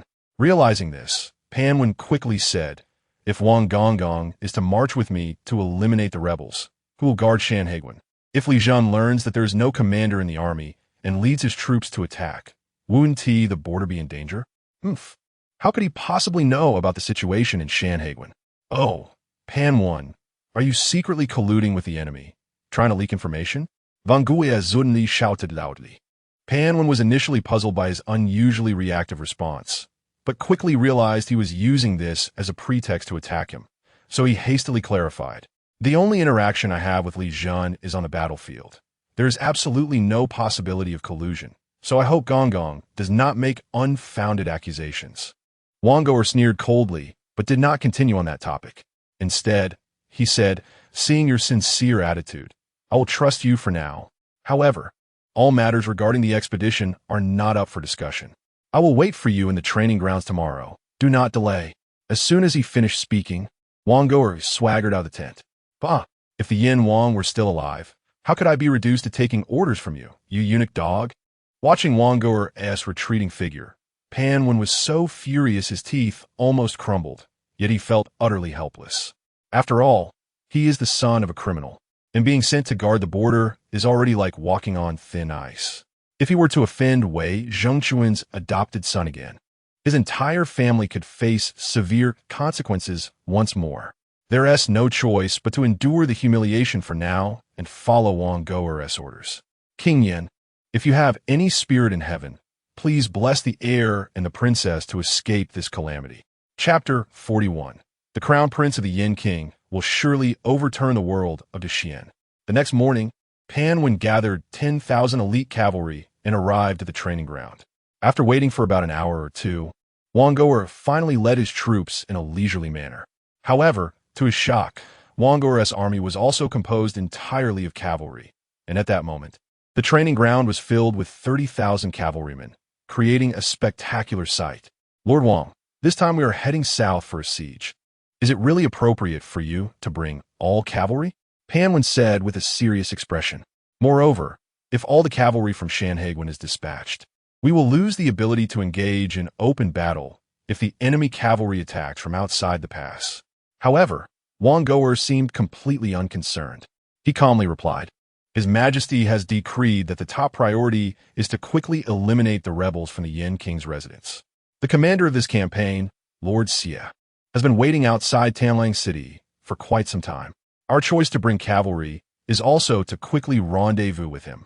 As for the enemy cavalry outside, General Pan, are you too fearful? Shanhaiguan is the strongest pass in the world. Even with only 20,000 infantry left to guard it, we can still withstand an attack from 100,000 enemy troops." Seeing that Wang Goer had no sense of crisis, Pan Wen could only sigh silently in his heart. Knowing that further discussion would be futile, and he nodded in agreement. "I hope everything goes as you expect, Lord Wang. Naturally, let us set off." Wang Goer shot a sideways glance at Pan Wen, then commanded the army to begin their march south. At the same time, Mo Zhun and his son at Yusai Pass were also leading 30,000 elite troops towards Tanlang City, just as the two elite forces of the court were simultaneously heading south. The Xieli tribe from the northern plains and the Lijun tribe from Liaodong received secret letters from Wei Zhongquan almost at the same time. "Ha! The Shuaren are busy with internal strife, and now Yusai Pass is unguarded. This is the perfect opportunity for my prairie warriors to march south. Immediately notify the Kelly and Tatar tribes to join us in the south and seize all the wealth and women of the Shuaren. This is a God-given opportunity. Our Lijun will surely rise to power. Inform all the tribal leaders to tighten their preparations and be ready to march south with me soon." The two tribes, one to the east and one to the west, began to gather their forces frantically upon learning of the Shuren's weak defenses at the borders, ready to march south at any moment. 2 days quickly passed. Wang Go'er and Pan Wen, leading entirely cavalry forces, had reached a point 50 miles north of Tanlang City and only needed one more day to arrive at the city. Strange. Why are all the houses and fields burned along the way? Could there have been a wildfire? Wang Go'er, riding on horseback, looked at the desolate, scorched earth and felt puzzled. This area does not have many continuous mountain forests. The likelihood of a wildfire is low. It should be arson. Someone wants to clear the area. Pan Wen, experienced in battlefield tactics, quickly identified the issue. He immediately thought that this must have been done by the Yin King's residents, intending to fight to the death. Your Highness, the princess, do you still intend to fight to the death knowing that the imperial army is pressing in? As expected of the offspring of the Yin King. It goes without saying that it was done by that group of rebels from the Yin King's residence. Do they really think that by clearing the area, they can exhaust our army's logistics? They are truly naive. Wang Go'er's pale face was filled with disdain. After saying this, he intended to lead the troops forward, but was stopped by Pan Wen. Lord Wang, it is getting late, and the soldiers have been on the road all day and are fatigued. Why not find a nearby place to rest for the night and set off again early tomorrow morning? After all, the supplies we brought can last for a few more days. There is no need to rush, Pan Wen said methodically, seeing the reason in his words. Wang Go'er could not find any flaws and nodded in agreement. Soon, a temporary camp was set up. After nightfall, Wang Go'er, who was used to a life of luxury, could not bear the fatigue and fell asleep early in the tent. Meanwhile, Pan Wen maintained his usual habit of patrolling the surrounding area of the camp with a few trusted soldiers. Suddenly, while passing through a small grove, Pan Wen heard the sound of birds calling. At first, he thought it was an owl in the woods, but after listening for a while, he suddenly realized that the bird calls were incredibly familiar. Who was in the woods? Stop playing tricks and come out now. Pan Wen unsheathed his sword, staring intently at the trees ahead. His soldiers immediately tensed up, ready for battle. At that moment, a crisp sound of hooves came from the forest, followed by a middle-aged scholar riding a horse emerging, looking at Pan Wen from a distance and saying, "I never expected that after so many years. Brother Pan still remembers the secret signal from our army. Yao Gong, it's you." Pan Wen finally recognized the middle-aged scholar after a moment, and a look of joy appeared on his face. "This is an old friend of mine. You all spread out and keep watch around, so Wang Go'er's men don't find out." "Yes, General." After dispersing his soldiers, Pan Wen rode over to Yao Gong, saying, "It's been several years since we last met. I didn't expect to run into you here. What a coincidence. Ha. This is what they call wherever you go. You will meet someone familiar." After exchanging pleasantries and sharing their heartfelt feelings after years of separation, Yao Gong suddenly asked, "Brother Pan, shouldn't you be guarding Shanhaiguan? Why have you suddenly brought troops here?" "To be honest with you, I received an order from the court to head to Tanlang City to eliminate the rebels." Hearing this, Yao Gong showed an expression of understanding, then asked, "But do you know that the so-called rebels in the court are actually the Yin King's residents, who wants a great favor with both you and me?" Upon hearing this, Pan Wen couldn't help but sigh. "How could I not know? If it weren't for the Yin King holding back the enemy's main force on the battlefield back then, our fathers would have long been lost to the enemy's blades. I will never forget this grace until death. But now the Yin King's residence is indeed rebelling. This is opposing the mighty Xian Empire, which has countless elite soldiers. If someone else were to come to encircle and suppress them, the Yin King's residence would likely have no chance of survival. With me here, perhaps there is still hope to fight for a chance at life for the crown prince and the princess." Seeing Pan Wen's sincere tone, Yao Gong knew he had not forgotten the Yin King's grace, so he spoke frankly. "I knew Brother Pan was a man of talent and absolutely a loyal and righteous person. To be honest, I came here today to persuade you on behalf of His Highness the Crown Prince to join the Yin King's residence." "What? You've already met the Crown Prince?" Pan Wen's eyes widened in shock. He never expected his old friend, whom he hadn't seen in years, would come to persuade him to rebel as soon as they met. This was truly beyond his expectations. Indeed, His Highness the Crown Prince is an exceptional leader who embodies both the way of kingship and the way of hegemony. Even the Yin King may not compare to him. Don't be fooled by his current predicament. He will surely turn the situation around, and with time, he can overturn the world of Dexian. Hearing Yao Gong speak so highly of the crown prince of the Yin King, Pan Wen was once again shocked. Although the court had indeed faced many issues since the new emperor's ascension, Dexian's national strength was still at its peak. To overturn such a unified empire with the strength of just one city at the border, it seemed that no one throughout history had ever accomplished that. I have always admired your knowledge and vision, Yao Gong, but I must ask, what makes you so certain that the crown prince of the Yin King can achieve the world? Pan Wen asked, unable to contain his curiosity. In response, Yao Gong slowly raised two fingers and said, just because of two things, the will of the people and a divine artifact. Chapter 42. If the court is unkind, then I will rebel alongside the prince. After listening to Yao Gong's explanation, Pan Wen pondered for a moment before speaking. I can understand the people's sentiments, but what is this divine weapon? Yao Gong did not answer directly, but instead asked in return, how far can the bows and arrows in your soldiers' hands shoot? About 50 paces, why? Now let me tell you, there is a weapon that can easily shoot lead pellets over 100 paces, with enough power to penetrate armor, and it is easy to operate. There is no need for years of hard training like with bows and arrows. Even an elderly woman can use it to kill a seasoned martial artist. Can such a weapon be called a divine artifact? Pan Wen was shocked, unable to believe his ears. Is there truly such an incredible weapon in this world? Could it be that His Highness the Prince possesses it? Yao Gong stroked his beard and smiled. Indeed. However, this weapon, known as the flintlock, is not just in the prince's hands. Nearly every soldier can be equipped with one. Hiss! Upon hearing this, Pan Wen couldn't help but gasp. Although the flintlock sounded powerful, it could at most be considered an enhanced version of a bow. But if an entire army were equipped with flintlocks, it would be a revolutionary change for the military. One must understand that in battle, strength is always relative. Flintlocks shoot further and hit harder than bows. From the enemy's perspective, how could they fight such a battle? He couldn't even bear to imagine it. Seeing Pan Wen's expression, Yao Gong's smile deepened, and he added fuel to the fire. Not only flintlocks, but His Highness also has a devastating weapon known as the cannon, which is lighter than the siege weapon but has tremendous power. Capable of easily firing solid iron balls weighing dozens of pounds over 500 paces. Wherever it goes, the ground is leveled, and both men and horses are shattered. Under such divine artifacts, how many troops do you think the court would need to capture the city of Tanlang? By this point, Pan Wen was already sweating profusely.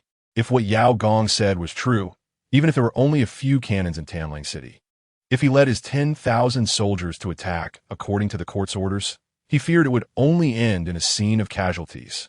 Realizing this, Pan Wen slowly looked at Yao Gong and asked, Brother Yao, do you mean for me to join His Highness the Prince in rebellion against the court? Yao Gong nodded and then spoke confidently. The new Emperor Lu Hong was originally an unappreciated prince, but due to the mysterious deaths of his father and brother, he seized the throne, and this matter is filled with doubts. Moreover, after ascending the throne, he has been indulging in extravagance, heavily relying on the eunuch Wei Zhengchun and the treacherous minister Wang Rusong, severely persecuting loyal subjects. Although it has not yet harmed the fortunes of the great Xian in the short term, the lessons from the previous dynasty's Emperor Yang are still fresh in memory. If this continues, it won't be long before the world begins to destabilize. Most importantly, after Lu Hong killed Prince Yan, he intends to eradicate all remnants of the Yin faction. Do you really think that being demoted to the remote border will ensure your safety? Let me tell you, as long as Lu Hong sits on the throne, people like us who once followed Prince Yan will only have one path: death. After listening to Yao Gong's clear articulation of the pros and cons, Pan Wen felt as if a fog had lifted, revealing the truth. He had always been enduring, believing that if he sacrificed his dignity and blood, he could exchange it for survival. But at this moment, he realized that he had been deceiving himself. The court had never intended to spare them, the remnants of Prince Yan. Since mere survival was futile, then the only path left was to fight. Understanding this, the dimness in Pan Wen's eyes regained its brightness. Since the court shows no kindness, I will simply follow His Highness the Prince in rebellion. just as our fathers once resolutely followed Prince Yen. Brother Yao, what should I do next? Seeing Pan Wen agree to join the rebellion, Yao Gong smiled brightly. For now, you should remain hidden among the court's army. When the battle begins, Brother Pan can rise up in rebellion and coordinate with the forces of the Yan Wangfu. We will surely achieve great victory. This is an excellent plan. I have long been displeased with that eunuch supervising the military, and this is a perfect opportunity to catch him off guard and settle old and new scores. A glimmer of excitement flashed in Pan Wen's eyes, but then he thought of something and expressed his concern. However, once we openly raise the banner of rebellion, I definitely won't be able to return to Shanhaiguan. Won't my family be in danger? After a moment's thought, Yao Gong replied, this matter is not difficult to handle. Brother Pan, you can send a team of trusted soldiers back to Shanhaiguan immediately, informing your family to disguise themselves as merchants and leave the city. Then take a small road south to Tanlang City. At that time, His Highness the Prince will ensure their safety. All right, I will arrange for this right away. After discussing various matters, Pan Wen returned to the military camp first. Yao Gong, having completed his task of inciting rebellion, did not linger and rode back to Tanlang City overnight. Although it was already deep into the night, Tanlang City was still brightly lit and bustling with crowds. This was because tens of thousands of citizens from the surrounding areas had been relocated to the city or were on their way there. The personnel from Yin Wangfu and the local government were working overtime to register the citizens' information. Yao Gong exerted great effort and finally found Jiang Ming, who was calming the citizens beside an open space filled with tents. Everyone, please make do here for a few days. Once we repel the Imperial Army, I will definitely arrange for people to help you rebuild your homes. Rest assured, Your Highness, we will all stay here honestly and will not cause you any trouble. If it were an ordinary noble making empty promises, the citizens would surely have voiced their grievances long ago.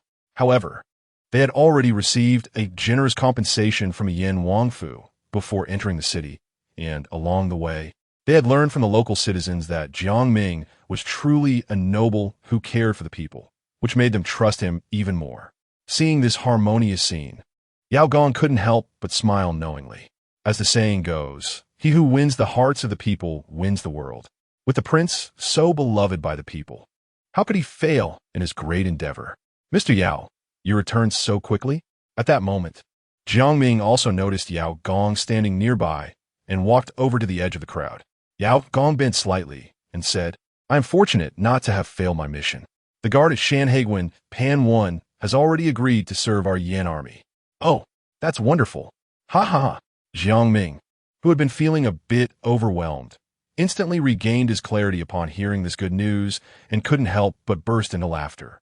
After all, that was an army of 10,000 elite cavalry, which, if used properly, could instantly turn the tide of battle. With the support of these 10,000 elite cavalry, he undoubtedly had a greater chance of victory in the upcoming battle against the court.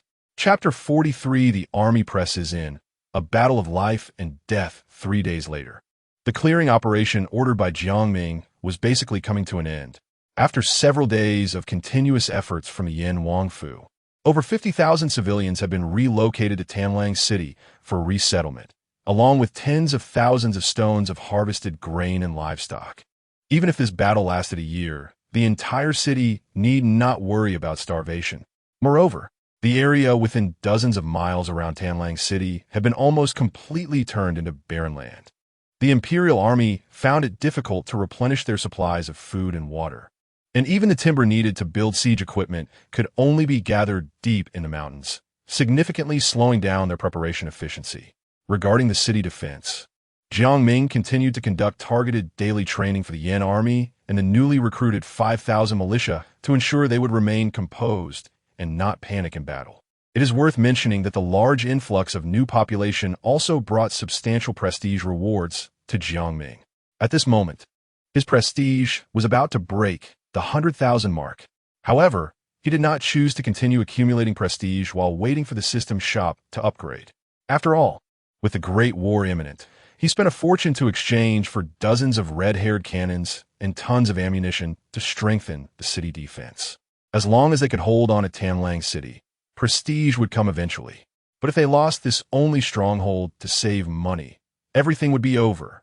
While Jiang Ming was fervently preparing for battle, on the other side, the Heishan Guard was already a spectacular scene of gathering talents. In addition to nearly 70,000 elite soldiers, there were also tens of thousands of logistics personnel and laborers, creating an extremely grand atmosphere. At this moment, in Commander Sierra Rui's main tent, numerous high-ranking military officers from the court were discussing how to attack Tanlang City. Gentlemen, the rebels from Yin Wangfu are extremely cunning and have cleared the area around Tanlang City for dozens of miles, which has greatly slowed down our progress in building siege equipment. It will take about another 7 days before we can begin the siege. The commander, as the first to speak, entered the main topic. As soon as he finished speaking, he was met with disdain from Emotion, the general of Yusai Pass. Do we really need siege equipment to take down a mere Yin Wangfu? Do you think our tens of thousands of troops are just idle? Seeing his old rival Emotion openly opposing him, Sierra Rui's eyes immediately flashed with anger. Recently, he had also heard rumors that Emotion not only refused to acknowledge him as commander, but also openly stated that he would definitely seize the credit for capturing the rebels this time. He completely disregarded him. Previously, he might have endured for the greater good, but this time he immediately began to counter. General Mo. Taking a city is not like fighting with the barbarian tribes on the grasslands. You can't win just with brute force. Moreover, the strength of Yin Wangfu is not as weak as you imagine.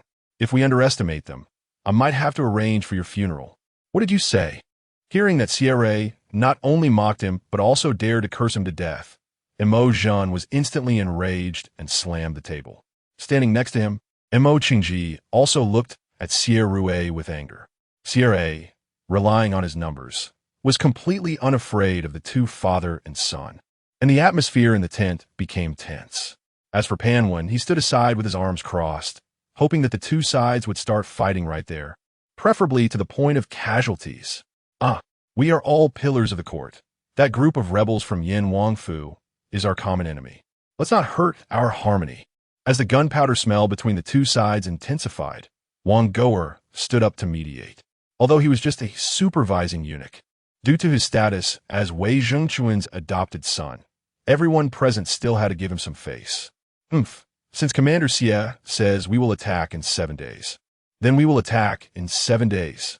Mo Zhen sat back down, then signaled to Mo Chengji beside him. The latter immediately understood and, pretending to be very troubled, said, Commander, we have been frequently engaged in battles with the barbarian tribes at the border recently, resulting in a shortage of logistics. Therefore, the supply of food and military equipment for my 30,000 troops can only rely on you, Commander. What? You come to fight without bringing food? Upon hearing Mo Qingji's absurd words, Sierra Rui immediately understood that the two father and son were here to take advantage. They expected him to provide for these 30,000 troops, treating him as a fool. It's not that we didn't bring food. It's that Yusai Pass is truly short on resources. If the commander is unwilling to assist, then my 30,000 soldiers may not be able to participate in the siege. Emotion's expression also showed helplessness. However, the threatening intent in his words was quite obvious, almost telling Sierra Rui that if he didn't want to support his 30,000 troops, he should expect any help in return. Sierra Rui was about to explode with anger, his face alternating between green and white.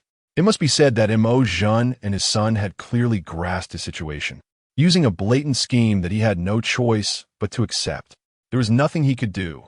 After all, he was the commander. Without the support of 30,000 elite soldiers, he was not confident he could capture Tanlang City. So, knowing it was a trap set by Mo Zhen and his son, he could only obediently walk into it. I can help you with the supply issue, but only on one condition. On the day of the siege, you must do your utmost. If I find any sign of negligence or laziness, military law will be enforced. That is natural. The soldiers of Yusai Pass are always brave and good at fighting. We will never disappoint the commander's expectations. Mo Zhen and his son patted their chests in guarantee, then secretly exchanged a smile, their eyes filled with the satisfaction of their cunning plan succeeding. Even without Sierra Rui saying much, they would exert themselves in the siege, because they were all counting on being the first to enter the city and loot a fortune. 7 days passed in the blink of an eye. After the craftsmen worked tirelessly through the night, the imperial army had completed the necessary siege equipment, including battering rams, ladders, and catapults, with an impressive lineup. The imperial army was also well-rested, and after a mobilization meeting organized by CRA, the 70,000 troops marched grandly towards Tanlang City. Report, Your Highness. The imperial army is on its way to our city and will arrive soon. Jiang Ming, who was practicing with his sword in the courtyard of the Wangfu, immediately brightened his eyes upon receiving the battle report. Finally, what was meant to come had arrived. He had been looking forward to this great battle for a long time. He quickly issued orders to all departments to prepare for battle against the imperial army. As Jiang Ming's military orders spread throughout Tanlang City, the Yin army began to mobilize. Those responsible for closing the city gates did so, while others went up the walls. Everyone reached their designated positions according to the plan. Jiang Ming also donned his armor and ascended the city tower, personally taking command of the front line to welcome this battle of life and death for Tanlang City. Chapter 44. I, the unworthy general, am willing to take on the role of the vanguard for the siege. On the city tower, Jiang Ming gazed far into the endless horizon and asked, Mr. Yao, what do you think the court's army's next tactics will be? From which direction will they launch their main attack? Standing beside him, Yao Gong gently stroked his beard and slowly replied, although Xie Rue lacks great talent. He has spent several years in Greedy Wolf City and must be quite familiar with its defenses. I believe he will avoid the northern city, which has the most complete defensive structures, and focus on the weakest point, the southern city. Moreover, he has suffered losses under the young master's command before, so at first, he will definitely send small forces to cautiously probe. Therefore, we can feign weakness to lower Xie Rue's guard. And when he commands his main forces to launch a full-scale attack, we will catch them off guard. Seeing that Yao Gong's thoughts aligned with his own, Jiang Ming couldn't help but smile and said, You are right, Mr. Yao. This young master has already instructed the soldiers below that if they encounter small enemy probing attacks, they should respond with arrows and rolling stones. And when the enemy's main forces arrive, we will use cannons to greet them. Furthermore, this young master has also emphasized that if the enemy fights under General Pan's banner from Shanghai Pass, we should hold back a bit to avoid friendly fire. Your Highness is wise. Upon hearing Jiang Ming's meticulous battle arrangements, Yao Gong's eyes could not hide his surprise and admiration. In his view, not only did the young master have exceptional intellect in civil affairs, but his military talent was also quite remarkable, rivaling even the former King Yin. Truly, a tiger father begets no dog son. Your Highness, the court's army has arrived. At that moment, a soldier on guard shouted loudly. Jiang Ming looked in the direction he pointed and saw figures appearing on the distant horizon, flags fluttering endlessly, giving the impression of a dark cloud pressing down on the city. Even with just 70,000 men, the scale was immense. If it were hundreds of thousands or even 1,000,000 troops, what a magnificent sight that would be. Jiang Ming couldn't help but sigh inwardly. When he read history books before, he always thought that hundreds of thousands of troops were just a number. Yet now, witnessing the true ancient army with his own eyes, even just a few thousand men appeared utterly shocking from afar. It truly reflected the saying, 1,000 men can pull down the sky, 10,000 men have no boundaries. However, he was not intimidated by the scale of the court's army. Instead, it ignited his innate warrior spirit, and his blood began to boil. After all, with the number of cannons he had at his disposal, taking down a few hundred or thousand men would be like using a sledgehammer to crack a nut. Only when facing tens of thousands of troops could he truly shine and bring a little shock of modern weaponry to this world. Quickly notify the guards at each city gate to prepare for battle. Yes, on the other side, the court's army marched powerfully to the outside of Greedy Wolf City. CRA, stationed at the Central Army, looked at this magnificent city with a complex expression. Just over 10 days ago, he was the commander defending this city. But now his role had reversed, and he was on the attacking side. Fortunately, he led a full 70,000 elite troops from the court, while the rebels from a Yin King's residence numbered at most a few thousand ragtag fighters, representing a significant numerical advantage of over 10 times. This advantage is ours. General Xie, where shall we begin our attack? Mo Jun rode up to Xie Rue and casually asked. Next to him were Pan One and other military leaders, all waiting for his orders. The southern gate of Greedy Wolf City had always been known for its weak defenses, so it was natural to launch the main attack there.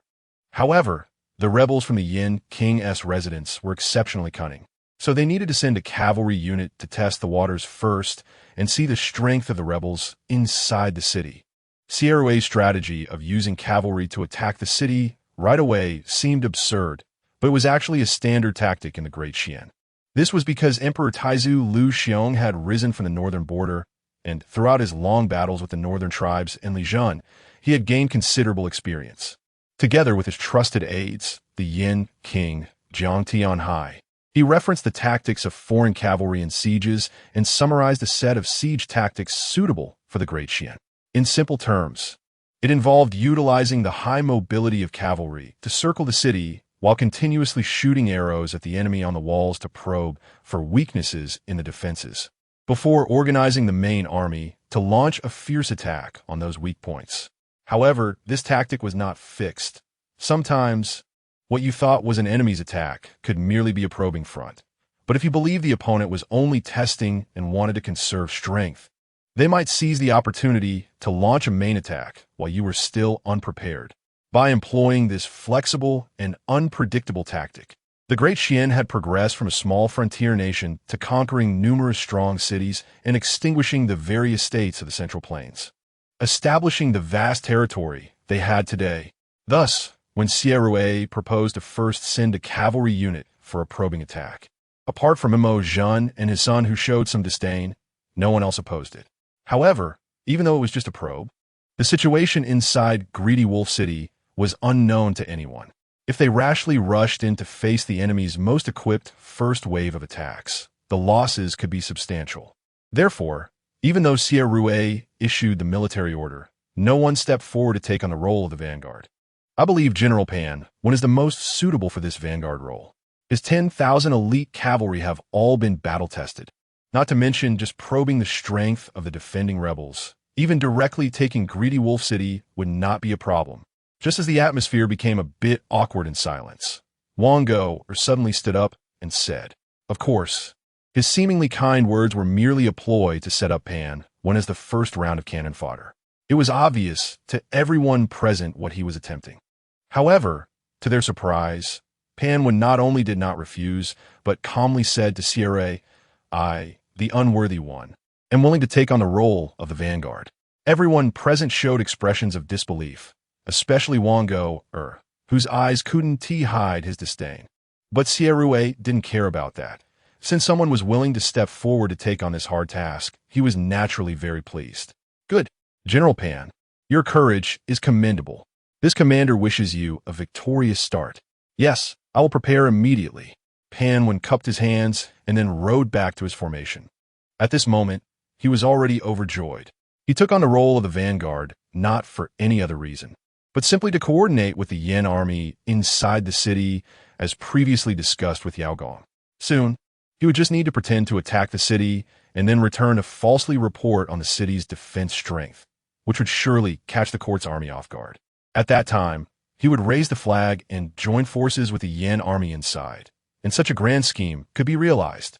With that thought, Pan One led his 10,000 cavalry towards Greedy Wolf City. "They're coming." Hearing the distant sound of thundering hooves approaching, Jiang Ming immediately perked up.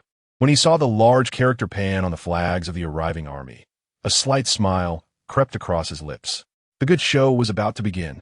Chapter 45. The court army bombarded by the ready cannons, lost in direction bang bang bang bang.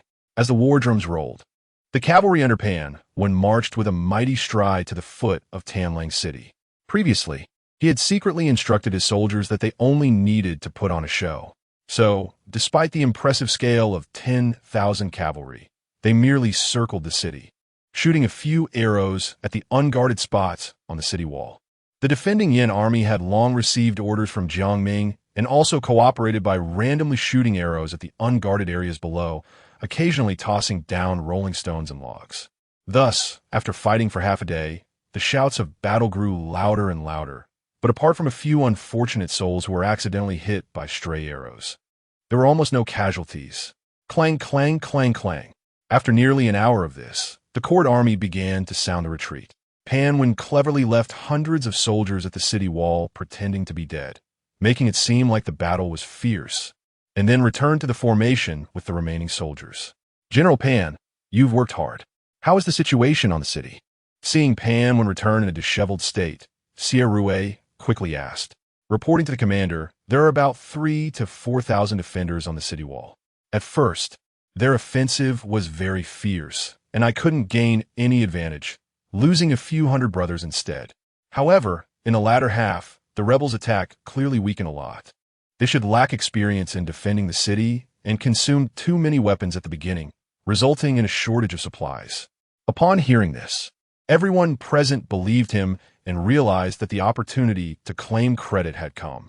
They all rushed to volunteer in front of Xie Rui, eager to be the first to enter Tamlang City and capture the rebels. Xie Rui had no choice but to treat everyone equally and arrange for them all to attack together.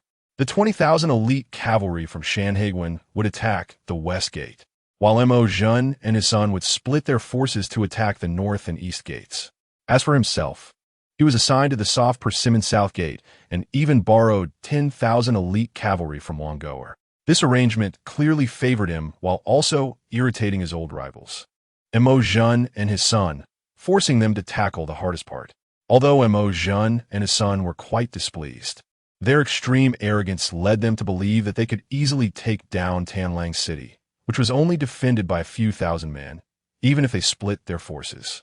Once they broke through from both directions, it would be easier for them to plunder from the civilians.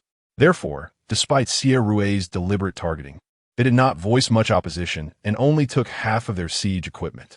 In Xie Rui's view, their compromise was undoubtedly a sign of submission, so he readily agreed. Bang, bang, bang, bang. The sound of war drums echoed again, this time much larger than before, like thunder rumbling from the sky. The court army launched a full-scale attack, surging towards Tamlang City like a tide. Finally, they fell for it. Pass the order, let the enemy come closer before we unleash the cannons fiercely. Don't hold back. We must use all the ammunition at the fastest speed. At last, when the court army initiated their general assault, Jiang Ming was no longer playing coy and directly ordered all defending soldiers to reveal their trump cards. Brothers, charge. The first to enter Tamlang City will get to loot the Yan Wangfu, and everyone will share the spoils. Kill. At the North City Gate, Mo Jun straightforwardly threw out a big promise, and his soldiers instantly became bloodthirsty, rushing towards the city wall with siege equipment like ladders and grappling hooks. At the same time, Mo Jun commanded his troops to push a siege tower over 10 meters high, almost level with the city wall. Archers standing on top could shoot at the defending soldiers on the wall, while providing cover for their comrades below to climb the walls. A kind of high-tech equipment of the Dashuan army. Standing on the city wall, Hong Wenjian watched the imposing siege tower approach and couldn't help but smirk. Raising his hand to shout, "Bring out the red E-cannons." As an experienced general, Hong Wenjian would not allow the court army to use the siege tower to suppress the defending soldiers on the wall. His method of countering was simple: bombard them with the longer-range red E-cannons. Boom! With a deafening roar, the solid cannonball from the red E-cannon drew a perfect arc in the air before hitting the slowly approaching giant object squarely, collapsing it on the spot. What the hell is that? Seeing the fallen siege tower, Mo Jun, who had just been smug, was shocked to the point that his eyes almost fell out. The siege tower was still nearly 2 miles away from the city wall of Tanlang City. Even the most powerful Hui cannon couldn't reach that far. Could it? How could the rebels on the city wall have such terrifying capabilities? What had Pan Wen tested earlier? He didn't even discover such important intelligence. However, before he could ponder whether Pan Wen had a problem with his abilities or his mindset, the continuous cannon fire from the city wall had already begun. Boom! Boom! Boom! Accompanied by a series of deafening explosions, the continuous cannonballs fell into the ranks of the court army, directly plowing bloody furrows into the ground, a sight that was shocking. At the same time, similar situations occurred in several other directions. All the soldiers were desperately attacking the city, fearing that if they delayed, others would steal their achievements. completely unaware that the Yin army still had a big card up their sleeves. Jiang Ming had previously spent a fortune to place over 20 ready cannons on each direction of the city wall. Now, with 100 cannons firing simultaneously, the noise was so loud it sounded like summer thunder striking the ground, shaking the earth itself. The court army, caught in the crossfire of dense cannonballs, found themselves lost and their formation in chaos. Brothers, the court is unjust, allowing treacherous officials to oppress the loyal and good. Sending a eunuch to ride over us is not enough, but they also leave all the dirty work for us to do. We have had enough of this life. Now that the Yin Wang's heir is destined by heaven, brothers, why not follow His Highness the heir and rebel against this Dashuan court that leaves us no way to live? Kill with me. Just as the court army was thrown into disarray, Pan I, who had been lurking at the back, saw the opportunity ripe and immediately raised his arm to call out. The 10,000 cavalry following him were mostly his trusted troops who had fought alongside him for many years. And having suffered under the oppression of the Dashuan court due to their ties to the Yin Wang faction, they immediately rallied to his call. Everyone turned against the line and charged toward Wang Goer's army ahead. The soldiers who had pretended to be dead at the city wall also got back on their horses, launching a two-pronged attack. Pan Wen, what are you doing? Are you trying to rebel? Seeing Pan Wen's army charging straight at him, Wang Goer instantly shouted in panic. What if I am rebelling? Die, eunuch! Pan Wen led the charge at the forefront, knocking down several cavalrymen blocking his way and quickly closing the distance to Wang Goer. Capture the leader first. As long as Wang Goer is taken down, his 10,000 cavalry will pose no threat. Quick, quick, quick! Everyone come protect me! Seeing that Pan Wen was serious, Wang Goer was instantly frightened out of his wits and hurriedly shouted for help. Although he had no military talent, his 10,000 cavalry were indeed elite troops from the border. After a brief moment of chaos, they quickly reorganized to confront Pan Wen's cavalry. The two sides clashed, evenly matched, and a fierce battle erupted directly beneath the city wall. Chapter 46. The brutal siege under several rounds of bombardment from the ready cannons. The court army suffered heavy casualties, and the siege equipment such as the Hui turret cars was almost entirely lost. Most critically, many soldiers of the court army were terrified by this artillery assault, which was akin to divine punishment, leading to a significant drop in morale and even signs of panic and retreat.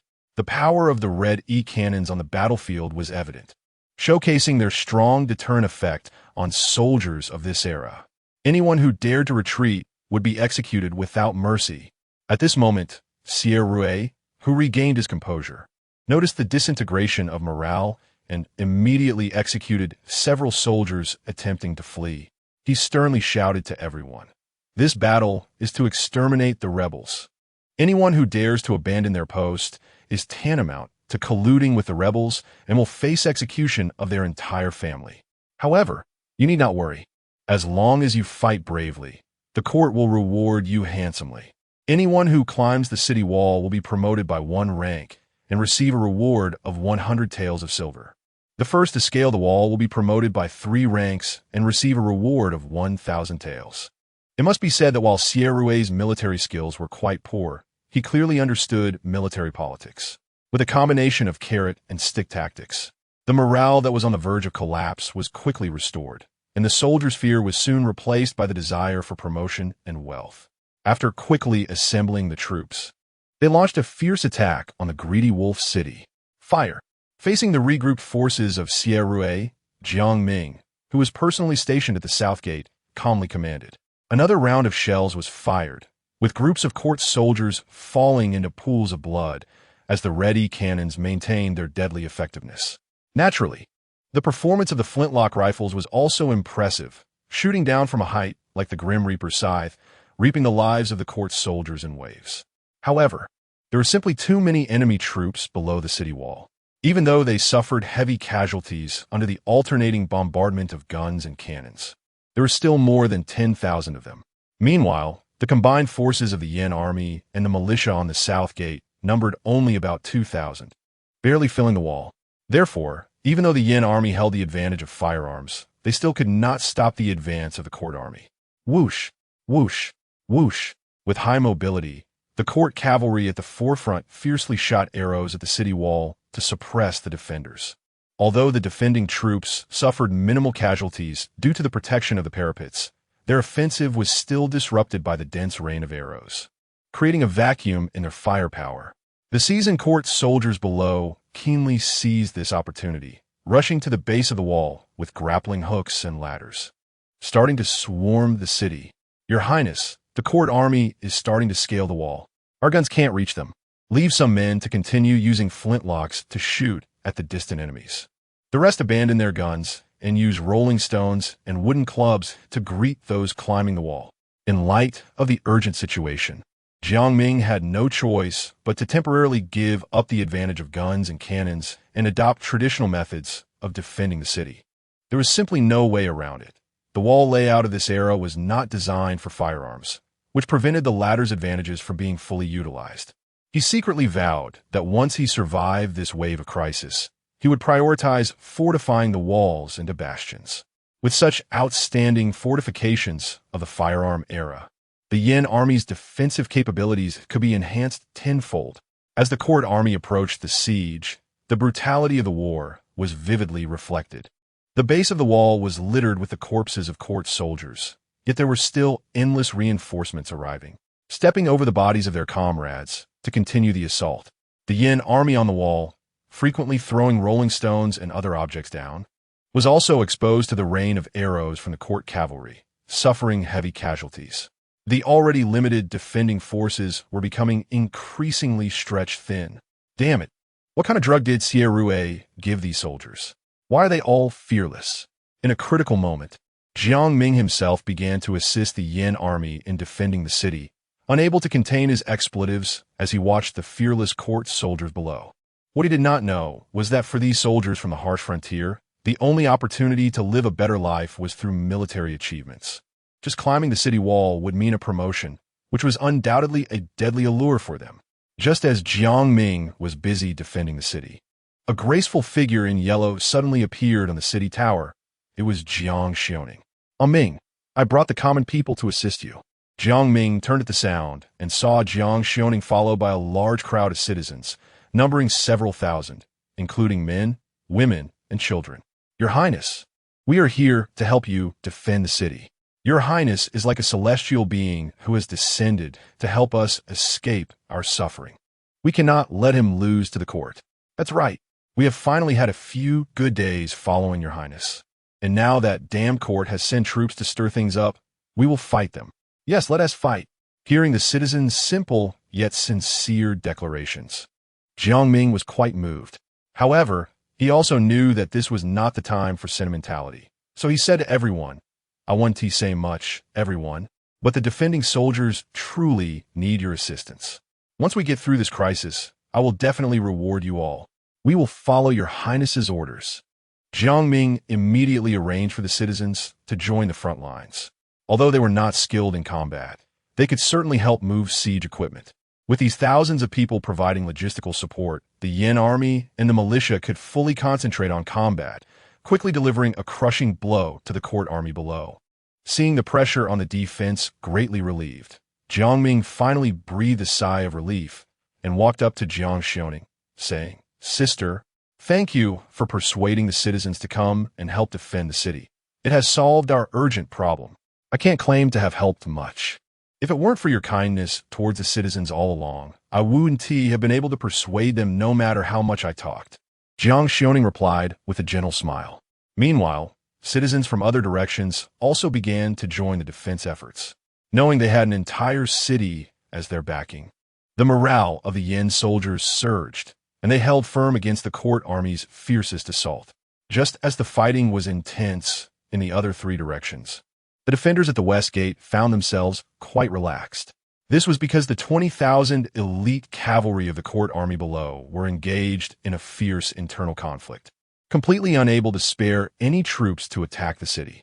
General Pan I at Shanhaiguan has already submitted to His Highness. We must go down to assist them. Wu Yuan and Li Dachuan, responsible for defending the west gate, made a quick decision, leaving a small portion of broken army camp soldiers and citizens to continue defending the city to prevent any surprises. The rest all mounted their horses, opened the city gates, and charged out directly. General Pan, don't worry. The Yin army is coming to assist you. Chapter 47 Upgrade, the arms store. General Pan, don't panic. The Yin army is coming to assist you. While Pan One was locked in a fierce battle with Wang Goer's troops, he suddenly heard a loud shout from below the city wall. Turning around, he saw a troop of Yin soldiers charging out from the city. At the forefront was a valiant young officer in silver armor, who boldly pierced through the imperial troops as if entering an unguarded area, tearing a hole in Wang Goer's formation. Brothers, His Highness the young prince has sent troops to assist us. Charge with me. Kill. Pan Wen raised his long knife and shouted. His soldiers, seeing the reinforcements arriving, immediately felt their morale soar and their combat effectiveness skyrocketed. Wang Goer's troops, suddenly attacked from both sides, became disorganized. Retreat. Quickly protect our escape. Although the elite cavalry of Shanghai Pass was still capable of fighting, Wang Goer, the commander, was terrified and could not even think about counterattacking. He only wanted to flee the battlefield as soon as possible. Seeing their commander fleeing, the morale of the 10,000 elite cavalry plummeted, and they began to rout towards the city.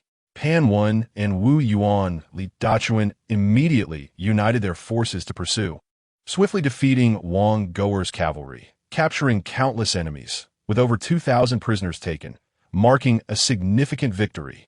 Thank you for your assistance. This young general is incredibly brave. May I ask your name? While Wu Yuan was arranging for Li Dachuan to bring the captured soldiers and horses into the city, Pan Wen rode up to him and cupped his hands in thanks. I am unworthy of such praise. I am Wu Yuan, a 1,000-man commander of the Yin army. Wu Yuan briefly introduced himself and then said to Pan Wen, currently, the battles at the other 3 gates are at a stalemate. Why don't you join me in continuing the fight? I have the same intention. The two sides quickly reached an agreement, and after a brief rest, the united cavalry of 9,000 marched towards the nearest north gate. Brothers, push harder. The rebels on the wall are about to collapse. At this moment, Emo Zhan was commanding his troops to attack the city vigorously, seeing that some vanguards were already climbing the city wall. Just as he was pleased with the thought that he would be the first among the generals to breach the city of Tanlang, he suddenly heard intense shouts of battle from the flank. Turning his head, he saw an elite cavalry charging into his formation. Damn it, that soft Pan Wen actually defected to the Yin royal house. How dare he? Seeing the cavalry attacking his flank under the banners of Pan and Yin, Emo Zhan's face displayed disbelief. However, he quickly realized something even more terrifying. Most of his over 10,000 soldiers were infantry. How could they withstand the charge of the cavalry from Shanghai Pass without any preparation? Just as Emo Zhan had feared, his infantry formation was shattered by the charge led by Pan Wen and Wu Yuan. However, as the commander of Yusai Pass, he still had some skill. He quickly reorganized his troops with adept command. Although the chances of infantry defeating cavalry were slim, at least they could hold out a little longer. Major General, the old general has been ambushed by the traitorous Pan Wen and the rebels. The situation is extremely critical. What? That bastard Pan Wen dares to rebel? He's simply asking for death. Mo Changji was furious when he received the distress signal conveyed by his father's subordinate, and he immediately mobilized thousands of cavalry to rush to the north gate to provide support. Meanwhile, on the other side of Tanlang City at the south gate, although there were thousands of citizens providing logistical support, there were not regular combat personnel.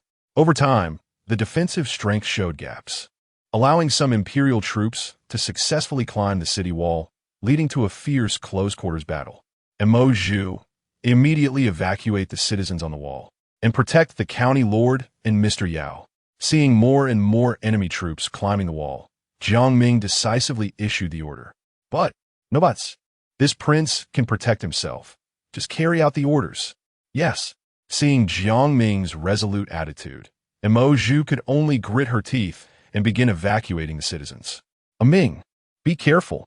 As she was leaving, Jiang Xiaoning looked at Jiang Ming with a worried expression. Don't worry, elder sister. I can handle it. Jiang Ming smiled as he sent Jiang Xiaoning and the others off, then immediately turned back to join the battle.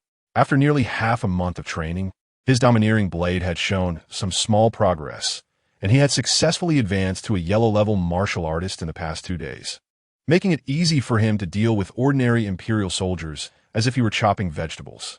In the midst of flashing blades, soon over a dozen imperial soldiers became victims of his sword. His Highness the Young Prince is mighty. The Yin soldiers beside him were instantly uplifted by his bravery. However, correspondingly, his remarkable performance also drew the keen attention of the imperial troops, including a tall officer wielding a wolf-toothed club. "You are the traitorous leader, Jiang Ming?" "Ha, die." The tall officer lunged at Jiang Ming, swinging the wolf-toothed club down at his head. Clang! Jiang Ming blocked with his knife, feeling a tremendous force strike him, numbing his hand and nearly causing him to lose his grip on the long knife. This person is a Xian-level martial artist. Realizing the tall officer's extraordinary strength, Jiang Ming did not dare to be careless. He used all his strength to deflect the wolf-toothed club overhead, then followed up with a sweeping strike. A mere trick. The tall officer did not take Jiang Ming's strike seriously, effortlessly deflecting it with his wolf-toothed club with a slight raise of his hand. However, what he did not know was that Jiang Ming's strike was merely a feint, the true aim being to conceal his action of pulling out the Desert Eagle from the system space. Bang! Without any hesitation, Jiang Ming smoothly transitioned from raising the gun to pulling the trigger, and before the tall officer could even comprehend what had happened, the bullet had blasted through his chest. Wah! What is this weapon? Looking at the blood hole in his chest, the tall officer's face was filled with disbelief. The next moment, as his life rapidly drained away, he could no longer hold on, and his tall body collapsed to the ground. Sorry, times have changed. Glancing at the tall officer's lifeless body, Jiang Ming immediately rejoined the fight. General Sun has been killed. The death of the tall officer was a significant blow to the morale of the imperial troops, and with Jiang Ming, who fought with increasing courage, leading the charge, the Yin army quickly cleared the imperial troops from the city wall. Of course, this was only temporary. The next wave of the imperial troops' assault was already approaching, and without the citizens' assistance, the Yin army situation would become even more challenging. If there was no strong external support, the Southgate's wall was likely to fall. Warm prompt. Your accumulated prestige points have exceeded 100,000. Would you like to upgrade the arms store? Just as Jiang Ming was preparing to fight to the death, a mechanical prompt suddenly echoed in his mind.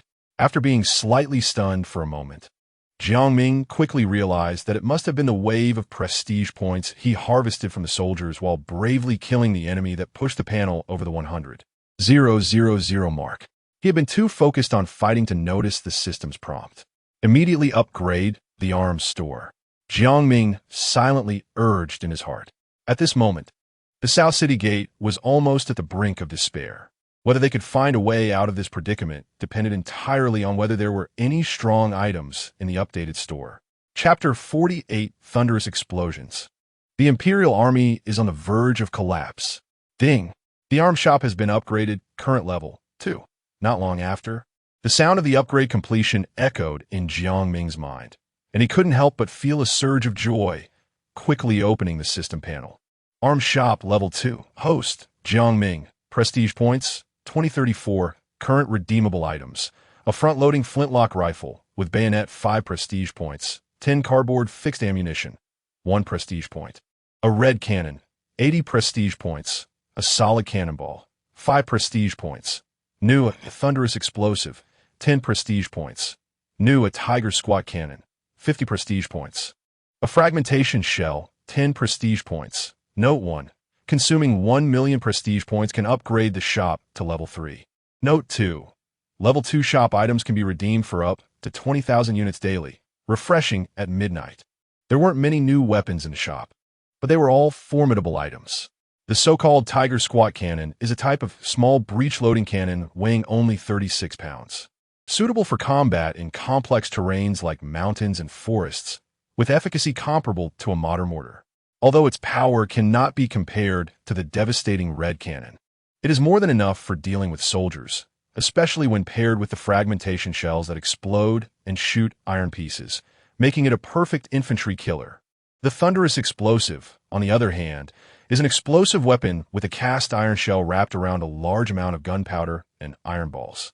Once it explodes, not only does it sound like thunder, but the scattered iron pieces and balls can indiscriminately harm any enemies within range, equivalent to an ancient version of a high-explosive grenade. The Tiger Squat cannon is not yet usable, but this thunderous explosive is truly a timely blessing. Jiang Ming's eyes sparkled. After several hours of fierce battle, the projectiles like rolling stones and logs on the city walls had been nearly exhausted, making it very difficult to resist another wave of attacks from the Imperial Army. Now, with the thunderous explosive, which is even more effective for defending the city, the Imperial Army below the walls would never climb the walls again. With this in mind, Jiang Ming immediately converted all his prestige points into a stock of thunderous explosives and handed these human head-sized iron lumps to the soldiers of the Yin army one by one. Once the Imperial Army gathered beneath the city walls, they would ignite these items and throw them down at the most concentrated area of the enemy. Understood? Understood, Your Highness. Although the Yin soldiers did not know what they were holding, they unconditionally expressed their obedience due to their trust in the young master. Bang, bang, bang. The war drums at the foot of the city wall sounded once more, and the Imperial Army launched a new round of attacks. However, this time, they were met not only with flintlock rifles and red cannons, but also with the new black technology, the thunderous explosives. Boom! A lit thunderous explosive was thrown down from the city wall, followed by a deafening explosion in the crowd, scattering countless iron pieces and balls like flowers in the sky. Every Imperial soldier within the explosion range was not spared. Their bodies turned into sieves, transforming dozens of meters around into a sea of blood. Before the nearby Imperial soldiers could react, more thunderous explosives were thrown down from the city wall. For a moment, the sounds of explosions filled the air, and groups of Imperial soldiers fell like wheat, the most terrifying part being that many of them were not dead yet. But the pain from their injuries left them wailing on the ground. The continuous cries of their comrades greatly impacted the morale of the Imperial soldiers, causing it to plummet like a roller coaster, significantly hindering their siege progress. This damned rebel, where did they get so many strange weapons from? Siet, sitting in the center of the army, was so furious upon hearing the reports from the front that he felt like he could grind his teeth to dust.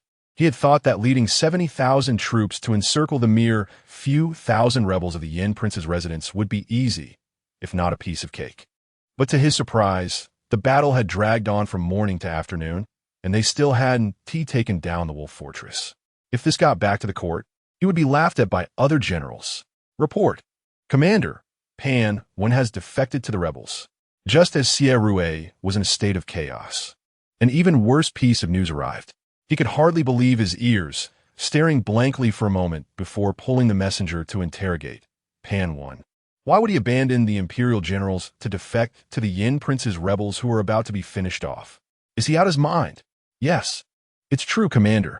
Pan Wen not only defected to the rebels, but also ambushed the troops of Wang Goer, defeating them in a rout.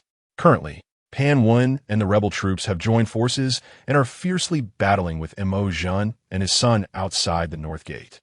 General Mo even specially sent someone to deliver an urgent report, requesting the commander to send troops for support. Upon hearing this, Xie felt a wave of dizziness wash over him, nearly falling off his horse. He never expected that after fighting for so long, not only had they not taken the Wolf Fortress, but they had also caused the 70,000 troops to fall apart.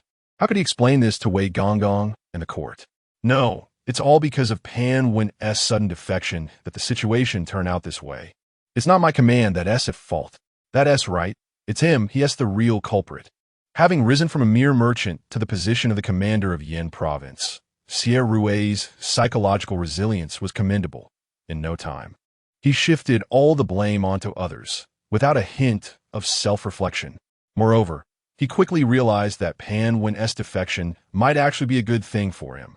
After all, Mo Zhen and his son had always been his sworn enemies, and he had been worrying about how to deal with them. Now, he could use this opportunity to let them clash with Pan Wen, ideally leading to both sides suffering heavy losses. By then, the nearly 20,000 elite soldiers he commanded would become the biggest bargaining chip on the battlefield, allowing him to not only take all the credit for capturing the rebels, but also create a glorious image of saving the day. Killing two birds with one stone. Gaining both fame and fortune. How wonderful. General Mo is an experienced veteran on the battlefield, I believe he and his son can handle this crisis well. Convey my order. Attack the South City Gate with full force. Once we capture the Wolf Fortress, I will definitely report to the court to reward the three armies. While calculating in his mind, Sierra completely ignored the pleas for help from Mo Jean and his son, giving the entire army another morale boost. Eager to quickly take the South City Gate. However, the soldiers under his command were not machines. The continuous siege had left them utterly exhausted, and the Yin army's sharp firearms attacks constantly tormented their nerves. Additionally, the large siege equipment had been destroyed early on by cannon fire from the city, forcing the Imperial Army to use the most primitive and also the most deadly method of siege. So far, the casualty rate of the soldiers attacking the South City Gate had reached a terrifying 30%, and even though they were seasoned border troops, they were starting to struggle. Yet the commander, Sierra, did not value the lives of his soldiers, issuing another order for a full-scale attack on the city, causing the morale of his troops to hit a critical point. If they continue to fight, the army might collapse at any moment. Chapter 49: Great Defeat Outside the North Gate of Tanlang City. The battle between the Yin army and the Imperial army had entered a heated phase. Although the Imperial army outnumbered the Yin army by almost twice, the troops led by Pan Wenwu were all cavalry, including hundreds of heavy cavalry, giving them an overwhelming advantage against the predominantly infantry Imperial army. Furthermore, while the Imperial army was defending against cavalry charges, they also had to endure the bombardment from the Yin army on the city walls. With enemies on both sides, they were on the verge of collapse. Father, why hasn't Sierra's reinforcements arrived yet? Is he deliberately stalling for time to weaken our forces? Sierra has always been at odds with us. He is narrow-minded and could easily do something like this. Let us not rely on him anymore. We'll find a way to retreat ourselves. Realizing that Sierra had no intention of sending reinforcements, Mo Jean and his son knew they could no longer continue to fight the Yin army head-on. The 30,000 elite troops they brought were the hard-earned foundation accumulated over years at Yusai Pass. If they suffered too many casualties, even if they eventually captured Tanlang City, it would be a bloodbath. Since Sierra was unkind first, they didn't need to give this commander any face. Let him chew on this hard bone of Tanlang City himself. Father, I will lead the cavalry to hold off the rebels while you take the others to retreat to Heishan Guard. All right, my son, be careful. Don't worry, father. I am a Shin-level martial artist. As long as I want to leave, no one can stop me. After discussing their plan, the father and son split their forces. Mo Chengji led 5,000 elite cavalry to continue fighting the Yin army, while Mo Jean took the remaining soldiers to gradually retreat from the battlefield. General Wu, the Imperial army wants to escape. They can't get away. General Pan, hold back the enemy's cavalry here. I will lead my men to pursue. Good. Seeing Mo Jean attempting to flee, Wu Yuan and Pan quickly decided to split their forces as well. Rebels, where do you think you're going? As Wu Yuan led a team toward his father, Mo Chengji immediately rallied his men to block Wu Yuan. He even charged ahead, trying to defeat Wu Yuan, the rebel leader, in order to demoralize the rebels. However, he soon realized how wrong this decision was. Seeing him charge straight at him, Wu Yuan wasted no time and swung his spear down in a powerful strike. What the hell? Seeing the opponent unleash a powerful move right away, Mo Chengji was taken aback and hurriedly raised his large sword to block. Clang! With a dull thud, Mo Chengji felt as if a mountain pressed down on his sword. Despite exerting all his strength, he couldn't budge it, turning his scarred face red from the effort. With your mediocre skills, you think you can block me? Go practice for a few more years, Wu Yuan said coldly. Before the words fell, he pulled back his spear and executed a sweeping strike. Despite Mo Chengji's desperate attempt to block, he was still knocked off his horse by the spear. When he finally managed to regain his footing, he turned to see that Wu Yuan had already led his cavalry far away. Damn it! How can there be such a powerful warrior among these rebels? Looking at his shattered hand, Mo Chengji felt like the sky was falling. He believed he was one of the top martial artists among the younger generation in Yinzhou, but never expected to encounter someone younger and stronger today, nearly shattering his confidence. At that moment, the culprit, Wu Yuan, had already caught up with Mo Jun's main force with the soldiers of the broken army camp. Although they were only a few hundred, cavalry naturally exerted pressure on infantry, especially in a pursuit battle. With the double advantage, the imperial army, unaware of how many pursuers were behind them, was thrown into chaos by a single charge, and their originally orderly retreat quickly devolved into a chaotic rout. Don't panic, damn it. Even Mo Jun, who had rich battlefield experience, couldn't reorganize his troops under the collapse of morale. He could only watch helplessly as his soldiers rushed to escape. In desperation, he gathered his trusted soldiers nearby and plunged into a nearby forest to evade the pursuit.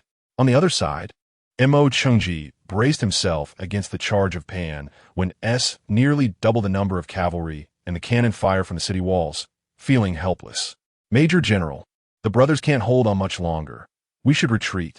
A military officer hurriedly advised Mo Chengji. Although unwilling, Mo Chengji knew the situation was dire and could only choose to cut losses and preserve his remaining forces. Inform the brothers to retreat to the south of the city. Though preparing to flee, Mo Chengji also wanted to take revenge on Xie.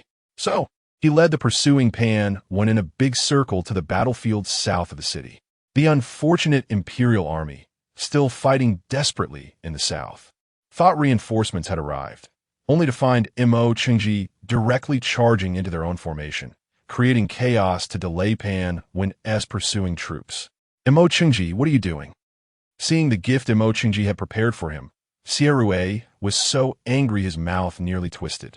However, Mo Chengji completely ignored his frantic shouting and simply waved his hand in provocation from afar before swaggering away with his elite cavalry. The imperial soldiers, already on the edge of despair, had their morale completely collapse after being attacked by their own side, and more joined the fleeing ranks. Xie, your death is imminent. Seeing the imperial army in disarray, Pan Wen led his troops to charge towards Xie's center. Only then did Xie realize that defeat was inevitable, and he could no longer maintain his stubbornness, hurriedly leading his troops to retreat.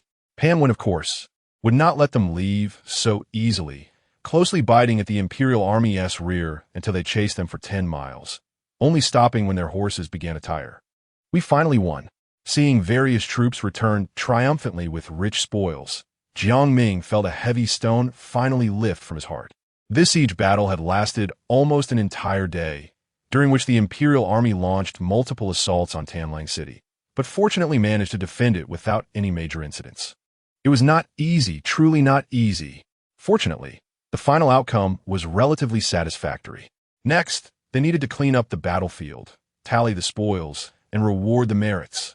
Chapter 50 Celebration Banquet. After a thorough count by everyone, the Yin army had eliminated approximately 12,000 troops of the court army in this city defense battle. Some casualties caused by the ready cannons can only be roughly estimated, and captured 57,828 people, including more than 30,000 logistical support personnel. The court army suffered more than half of its personnel losses, which is a significant blow to its morale. In addition, the Yin army also seized over 10,000 war horses, a large amount of military equipment and armor, and other important military supplies. Correspondingly, the Yin army also lost over 1,000 men, with more than 5,000 wounded, which is not a small loss either. Fortunately, they successfully defended the city of Greedy Wolf and obtained substantial spoils, making this sacrifice worthwhile. After receiving the battle report, Jiang Ming immediately ordered that the compensation for the fallen soldiers be distributed to their families as soon as possible and mobilized all the city's physicians to treat the wounded, ensuring their survival as much as possible. Additionally, today there would be generous rewards for the 3 armies, and all soldiers and civilians who participated in the defense would receive substantial bonuses. As for the prisoners, due to their large numbers, they would first be confined to the training ground inside the city, left to settle for a night before further arrangements were made. Meanwhile, news of the Yin army repelling the court troops quickly spread throughout the city, sparking widespread discussion among the citizens. I heard the court sent 100,000 troops to encircle Greedy Wolf City, but in just one day, they were routed by His Highness the Prince, fleeing in disarray. His Highness the Prince is truly worthy of being a disciple of the heavenly master of thunder. The thunder outside the city rumbled for an entire day. He must have used his magic to summon heavenly thunder, which allowed him to easily defeat the court army. If I had known we would win, I would have gone up the city wall to help defend it. I heard that Old Wu next door only helped move a few pieces of wood and got 10 taels of silver as a reward. I'm so envious. People like you only know how to cut corners and look for cheap gains. His Highness the Prince rewarded those who risked their lives to defend greedy Wolf City with such generous rewards. Unlike you, a fickle fence-sitter, who will never get this kind of money in your life. Compared to the heartless court, His Highness the Prince is truly the one destined by heaven. I believe that as long as we follow His Highness the Prince's footsteps, our future days will surely get better and better. The vast majority of the citizens could see the court army being repelled. After all, their lives in greedy Wolf City were drastically different from before, and they did not want their dreams to be shattered because of the court. At the same time, upon learning of the Yin army's victory against a larger force, their respect for Jiang Ming rose to a new height. Ding, prestige value 1. Ding, prestige value 1. Ding, prestige value 1. On the other side, Jiang Ming was preparing for the celebration banquet in the royal palace, receiving continuous system notifications in his mind. Opening the system panel, he found that his prestige value was rising rapidly, soon surpassing 10,000 and still increasing, which made him extremely happy. He realized that after this victory, his status among the citizens of greedy Wolf City had risen again, which was great for future development. Once the celebration banquet was ready, Jiang Ming called all the officers and generals of the Yin army to the royal palace, filling dozens of tables. The atmosphere was lively and festive as cups were raised and clinked. Today, we successfully repelled the court army, and it is thanks to everyone's brave fighting on the battlefield. I, the prince, would like to toast to all of you. Jiang Ming raised a glass and expressed his gratitude to the generals. Thank you, your highness. The generals immediately stood up in response, and everyone took a drink together. After finishing their drinks, Jiang Ming gestured for Pan 1, who was standing aside, to come to him, and then said to the generals, "Let me introduce this gentleman. He is General Pan 1, the commander of Shanhaiguan and an old subordinate of my late father, the Yin King. Thanks to his choice to turn to the light, personally leading 10,000 elite cavalry to work with us, we were able to defeat the court army. Therefore, General Pan should receive the highest credit." Upon hearing this, the generals couldn't help but express their respect. However, Pan 1 himself was flustered and quickly explained, "Your Highness overpraises me. This victory is entirely due to your Highness's wise command. The soldiers of the Yin army fought bravely, and everyone in greedy Wolf City united as one. I am not worthy of such credit." Seeing Pan 1 speak so humbly, Jiang Ming's fondness for him deepened. He smiled and said, "General Pan is truly too modest. This banquet, besides celebrating our great victory, has another meaning, which is to welcome General Pan to join our Yin army family. Everyone should come up and toast, ensuring General Pan feels the warmth of our greedy Wolf City. Understood?" "Understood." The generals shouted loudly, while Gu Yin and Li Dachuan, 2 seasoned veterans, immediately walked over, grinning as they dragged Pan 1 to the banquet, filling his cup. Although Pan 1 looked surprised and overwhelmed, he understood that Jiang Ming's intention was to help him integrate into the Yin army quickly. Touched, he cooperatively began engaging in friendly drinking culture with the other generals. Watching the harmonious and pleasant interactions among the guests, Jiang Ming couldn't help but smile with satisfaction. He was most afraid of seeing factions within the Yin army due to background issues, which is why he took precautions to eliminate such hidden dangers in advance. Of course, it was not enough to just build good relationships among the generals. He would also implement a series of measures, such as disrupting the current military structure and reorganizing it, while strengthening ideological education to avoid situations of arrogance among the soldiers and generals. However, those were all future plans. Right now, he just wanted to enjoy good food and drink, releasing the pressure accumulated from today's battle. "Come on, brothers. His Highness the Prince has specially rewarded us with food and drink. Let us eat while it's hot."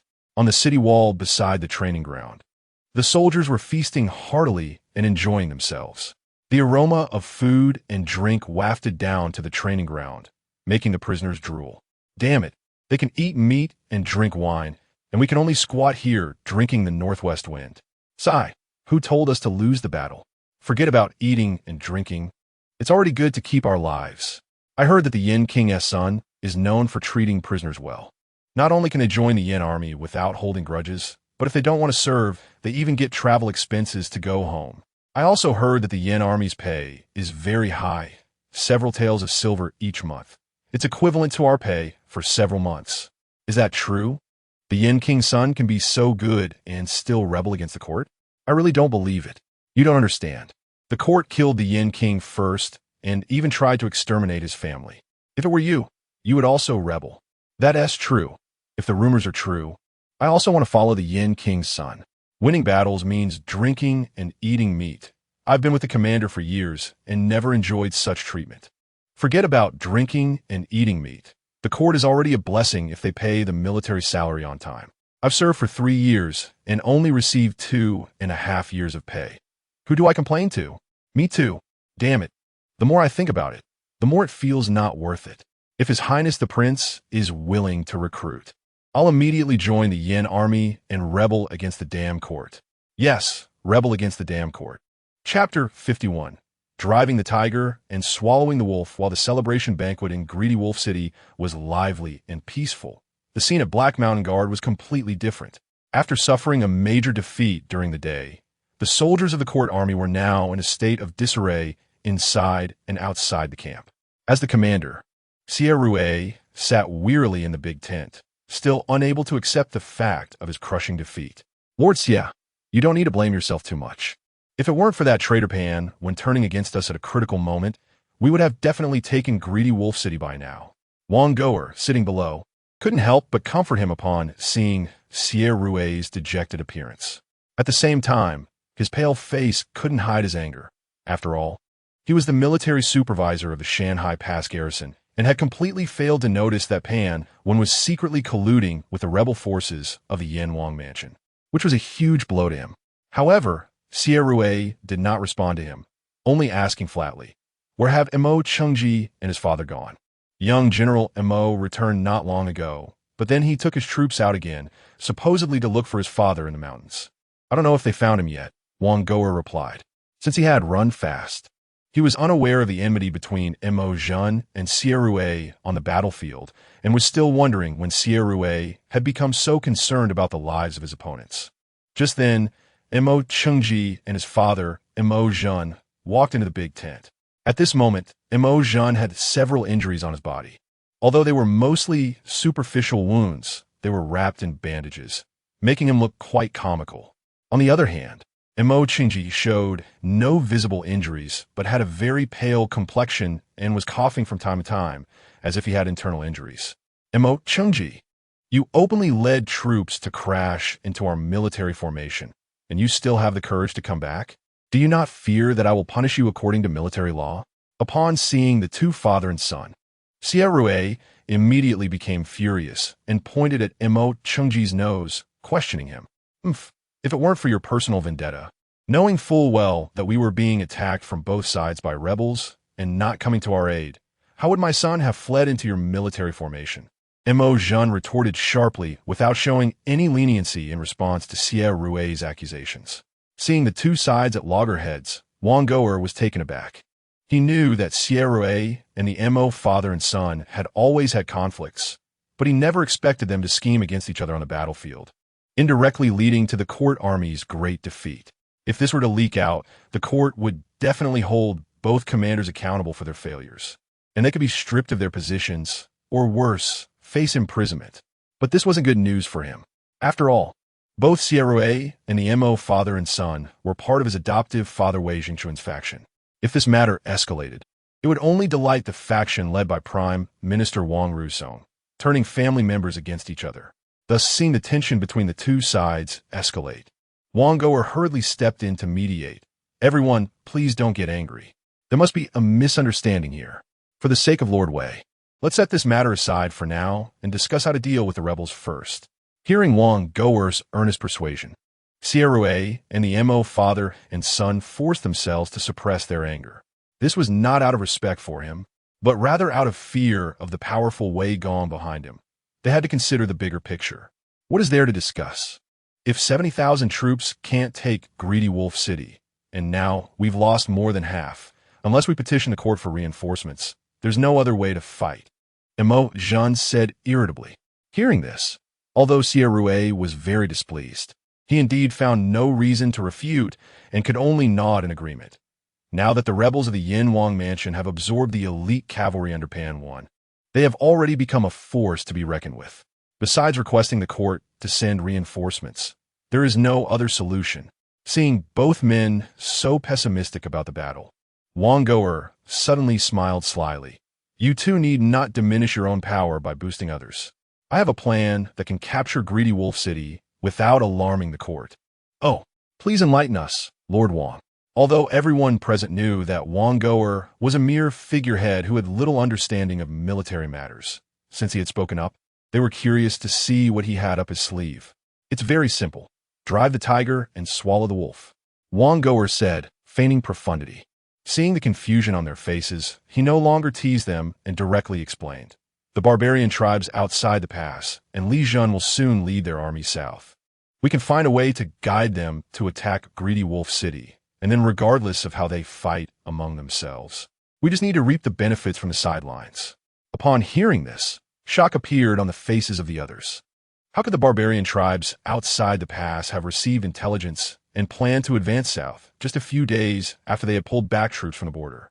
The key point was that this little military supervisor, Wang Goer, was actually so well informed about the movements of the foreign tribes, which was simply unbelievable. Wait, Wang Goer was backed by the powerful Wei Gong, and combined with the rather strange military orders, could it be that? As they realized the gravity of the situation, the group exchanged glances but dared not voice their thoughts. After all, colluding with foreign tribes was a crime punishable by extermination of 9 generations. The once glorious Yin Wang had fallen victim to this very charge, let alone their small faction. Such matters were perilous enough that even a hint could lead to their doom. We're all smart people. Some things are better left unsaid. What do you think of this plan? Wang Goer surveyed them with a smug look, then smiled and asked, Lord Wang, this move is brilliant. The foreign tribes will surely come in search of people and wealth, all of which Greedy Wolf City possesses. We only need to reveal this intelligence to the invading foreign tribes, and the rebels of the Yin Wang Mansion will certainly not escape this calamity. Sierra's thoughts shifted rapidly. He had no awareness of the duty of a general of the Great Xian to resist foreign tribes, but instead felt delighted at the impending disaster facing the Yin Wang Mansion. The Mo father and son, despite having fought against foreign tribes for many years at the border, clearly understood that the big figures behind this matter were absolutely not to be trifled with, and the only way to survive was to cooperate. Thus, Mo Jean was the first to speak, tentatively asking, May I ask, Lord Wang, since the foreign tribes are to lead their armies south, what should we do at Yusai Pass? Mo Qingji then asked, Yes, there are still 20,000 garrison soldiers at Yusai Pass. If the foreign tribes really come to attack, how should we respond? Of course, everything will proceed as usual. Wei Gong said that if the foreign tribes invade, we of the Great Xian will certainly fight to the death to resist them. Hearing Wang Goer speak so nonchalantly, not only the Mo father and son, but even Sierra couldn't help but break out in a cold sweat.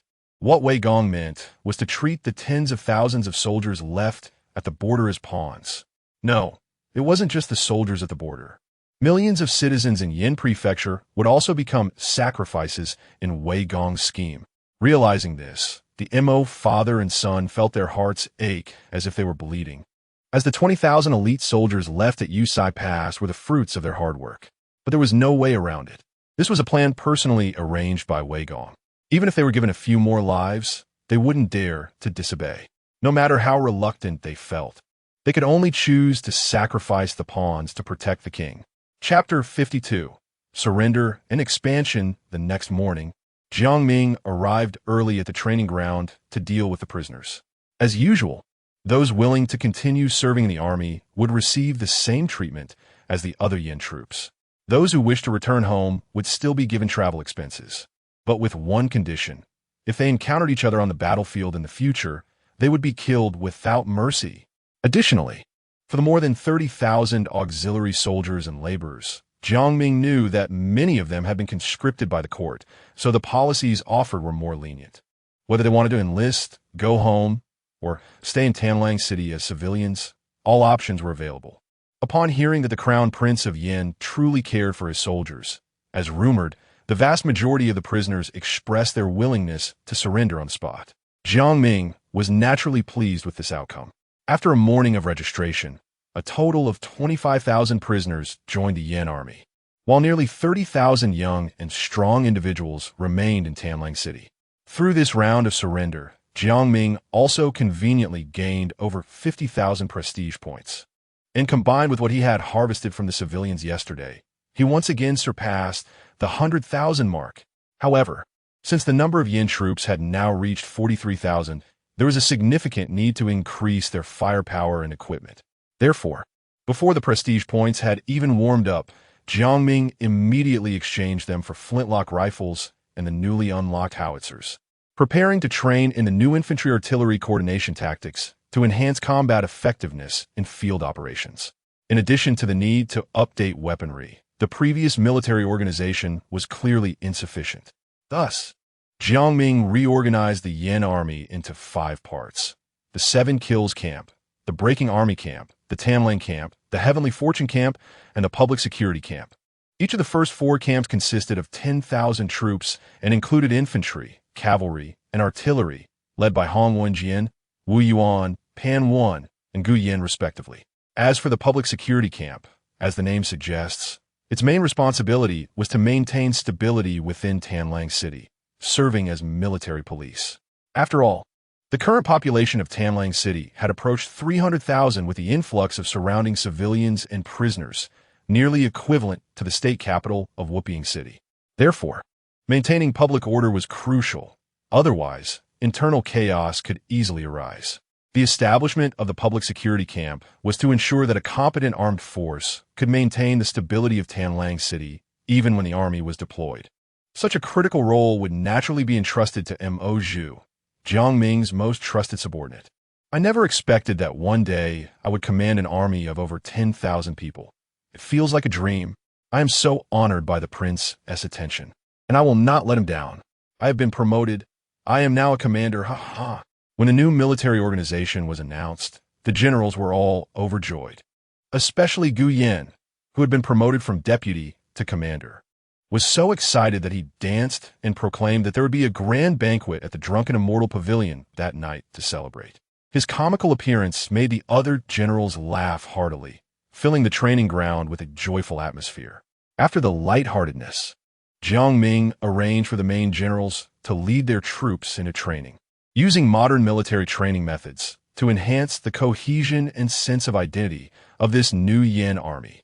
Once the military matters were settled, Jiang Ming quickly turned his attention to city defense construction. Due to the sudden population surge, Tanlang City had become overcrowded, and many civilians were still sleeping in tents.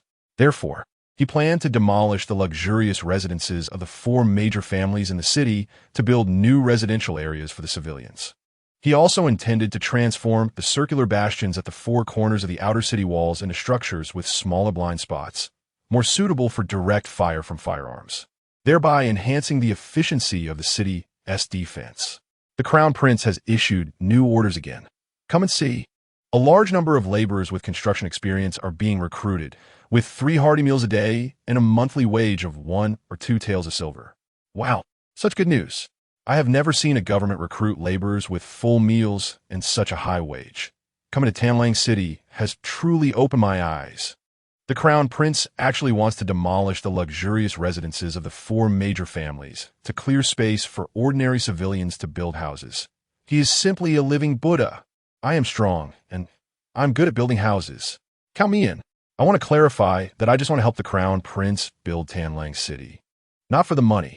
The civilians were extremely eager, with the number of applicants reaching several tens of thousands. Naturally, Jiang Ming chose to accept them all. After all, many hands make light work, and with more workers, the construction tasks could be completed sooner. 3 days later, at Yusai Pass, the weather in July was scorching hot, and even in the morning, the sun was already blistering, filling the air with heat. Why is it so hot in this damn weather? I feel like ripping off this armor. A guard on the city wall wiped the sweat from his face and cursed. Nearby, a soldier could not help but complain. I really envy those who can follow Lord Mo to Tanlang City to suppress the rebels. They must have made a fortune in the city, unlike us who can only stay in this broken place, baking in the sun for little pay.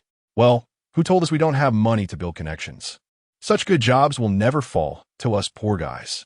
Indeed, let us just stick to our military pay and not think about those things. At this moment, several guards gathered around, and the group began to vent their frustrations. Everyone look, there seems to be movement on that mountain. A young soldier suddenly pointed and shouted towards the distance. Everyone followed his finger and saw several barbarian cavalrymen suddenly appear on the hillside, standing there gazing this way. TCH, just some barbarian scouts. They often come to the border for a look. They will definitely leave soon. No need to pay them any mind.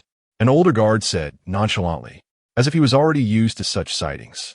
Seeing the old soldier's confident demeanor, the others also felt that the barbarian cavalry were merely conducting routine reconnaissance. After all, the barbarians had hardly made any major moves in the past year. How could they coincidentally show up just as the main force of the border guards was being redeployed? Just as everyone prepared to continue their idle chatter to pass the time, a long horn suddenly echoed from afar. In the next moment, a dense mass of barbarian cavalry emerged over the small hill, a dark wave surging towards Yusai Pass like a flood. Seeing this visually shocking scene, the guards on the city wall were all frozen in place, terrified. The prairie barbarians are invading. Quickly beat the drums and prepare for battle. And hurry, send someone to seek help from Lord Mo and the others. We just need to hold on for a while.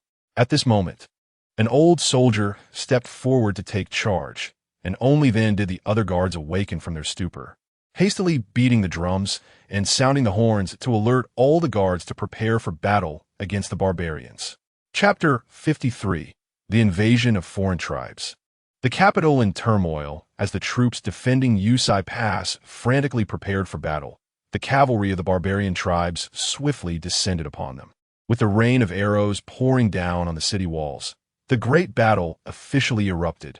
Meanwhile, hundreds of miles away at Shanhaiguan, a similar situation unfolded as a massive force of Li Jin cavalry began a large-scale incursion without warning. The flames of war quickly ignited at these two northern gates of the Great Xian. Amidst the fierce fighting, a group of messengers, each riding 3 horses, hastily rushed into the pass. After a day and night of relentless travel, the messengers arrived in succession at Haishanwai and relayed the urgent battle reports from the border to Xie and others. How about it? We haven't deceived you all, have we? In the big tent, Wang Goer glanced at everyone with a smug expression. Upon hearing this, Xie and the others exchanged looks, their suspicions now largely confirmed. It seemed that Duke Wei had indeed colluded with the foreign tribes. Otherwise, they wouldn't have attacked so synchronously at this moment of vulnerability. As expected by the Duke. What should we do next? Xie asked tentatively. Wang Goer shot him a glance. Naturally, we will proceed according to the original plan. Once the barbarians and Li Jin break through the gates, we will send someone to communicate with them to see who will take down the greedy wolf city. From his words, it was clear he intended to abandon the tens of thousands of soldiers at the border, which immediately caused the Mo father and son to show expressions of distress. However, they lacked the courage to resist and could only bow their heads in silence. In contrast, Xie showed no signs of discomfort, repeatedly nodding. What the Duke says is right. Let us hold our positions and wait for the 2 ferocious tigers from outside the pass to come in and devour the thin wolf of the Yin King's mansion. On the 8th day of the 7th month in the 3rd year of Jianwu, without any reinforcements, the 20,000 defenders at Yusai Pass, after enduring relentless attacks from 200,000 barbarian troops, ran out of ammunition and provisions on the 10th day, leading to the fall of the city. The next day, Shanhaiguan was breached by 150,000 Li Jin cavalry. The 10,000 soldiers at the 2 major border passes, along with tens of thousands of civilians in the city, were slaughtered almost to a man, with no one spared. After creating a massacre that annihilated humanity, the barbarians and Li Jin began their southward invasion along 2 routes, one east and one west. Wherever the foreign tribes passed, No village or town in the Great Xian was spared. Money and grain were plundered, able-bodied men and women were taken as slaves, and all the remaining useless civilians were massacred, leaving a sea of corpses, the scene resembling a hell on earth. Such large-scale plundering of the border naturally alarmed the garrison troops in Yinzhou, and battle reports soon flew to the capital like snowflakes. What is happening? How could those damned barbarian tribes and legion break through the gates and rampage on our Great Xian's land? Who can tell me why this is happening? In the Golden Lawn Hall, Emperor Lu Qi angrily threw down the memorial regarding the border war and questioned the gathered ministers. Your Majesty, please calm your anger. Seeing the emperor truly enraged, the ministers hurriedly knelt on the ground, except for Wei Zhengchun and Wang Rusong, who stood as usual. One was the eunuch in charge of the emperor's seal, and the other was allowed to enter the court without bowing due to his position as the head of the cabinet, both enjoying great favor. Thus, even as others knelt, they merely clasped their hands in respect. At this moment, Wang Rusong was the first to speak. Your Majesty, please take care of your health, and do not be angry. The large-scale invasion by the foreign tribes was unforeseen by anyone, but the fact that they managed to breach Yusai and Shanhaiguan before the court received the battle reports is largely due to insufficient troop strength at the borders. The cause of all this is the eunuch Wei Zhengchun at your side. It was he who encouraged your Majesty to transfer most of the elite forces from the two major border passes. Otherwise, the foreign tribes would not have had the capability to break through the gates and rampage in Yinzhou, slaughtering our Great Xian's people. Wang Rusong's unabashed accusation stunned all the ministers present. They all knew that the Wang faction and the eunuchs were often at odds. But this time, it was the leader of the Wang faction, Wang Rusong, personally sounding the alarm for attack, indicating that this matter would not be minor. Minister Wang's words are reasonable. Wei Dabin at the time, you confidently assured me that transferring elite troops from the border to suppress the Yin King's rebels would be as easy as turning over your hand, and it would not affect the stability of the border. Yet now, more than a month has passed, and not only have I not seen the Yin King's rebels brought to the capital, but the foreign tribes have also rushed in to plunder. Lu Qi glared at Wei Zhengchun. Seeing this, Wei Zhengchun immediately panicked and knelt at Lu Qi's feet, trembling as he explained, Your Majesty, I am wronged. I only wanted to help Your Majesty capture the rebels of the Yin King's mansion as soon as possible. It is all because of the incompetence of the Yinzhou commander Xie Rui. He couldn't even capture the few thousand rebels occupying Greedy Wolf City with an army of 70,000. Moreover, the commander at Shanhaiguan, Pan One, betrayed the court. Not only did he ally with the Yin King's mansion, but at the critical moment when the court's army was attacking the city, he turned against us, resulting in our army's great defeat and heavy losses among the elite troops of the border. This gave the foreign tribes an opportunity to exploit. It must be said that Wei Zhengchun had a remarkable talent for shifting blame, quickly placing the responsibility on others. However, Wang Rusong, seizing this hard-won opportunity, would not allow him to escape unscathed, so he hurriedly said to Lu Qi, Your Majesty, although Xie Rui and Pan One bear considerable responsibility for the foreign tribes breaking through the gates, ultimately, it is still due to Wei Zhengchun's prior mistake. If he is not severely punished, it may cause discontent among the court and the people. As soon as these words were spoken, many ministers from the Wang faction voiced their agreement. Lu Qi nodded and spoke. This matter indeed lies with Wei Zhengchun. I will punish him with 30 strokes of the court's cane and grant 500,000 taels for military use of the border, and he shall no longer be involved in military and political affairs. Upon hearing Lu Qi publicly announce the punishment for Wei Zhengchun, Wang Rusong and the others couldn't help but feel overjoyed. The first two punishments were not significant, as most of the palace guards were Wei Zhengchun's people. The strokes of the cane were merely a formality, and 500,000 taels was just a drop in the bucket for him. The key was the last part, which, coming from the emperor's mouth, was equivalent to directly severing Wei Zhengchun's claws reaching into the military, undoubtedly a severe blow to the eunuch faction. Realizing this, Wei Zhengchun's face turned pale, and he felt deep animosity towards Wang Rusong. At the same time, he was genuinely furious at Xie Rui and Pan One, those two troublemakers. After all, according to his original plan, The court's 70,000 troops should have easily subdued the few thousand rebels of the Yin King's mansion.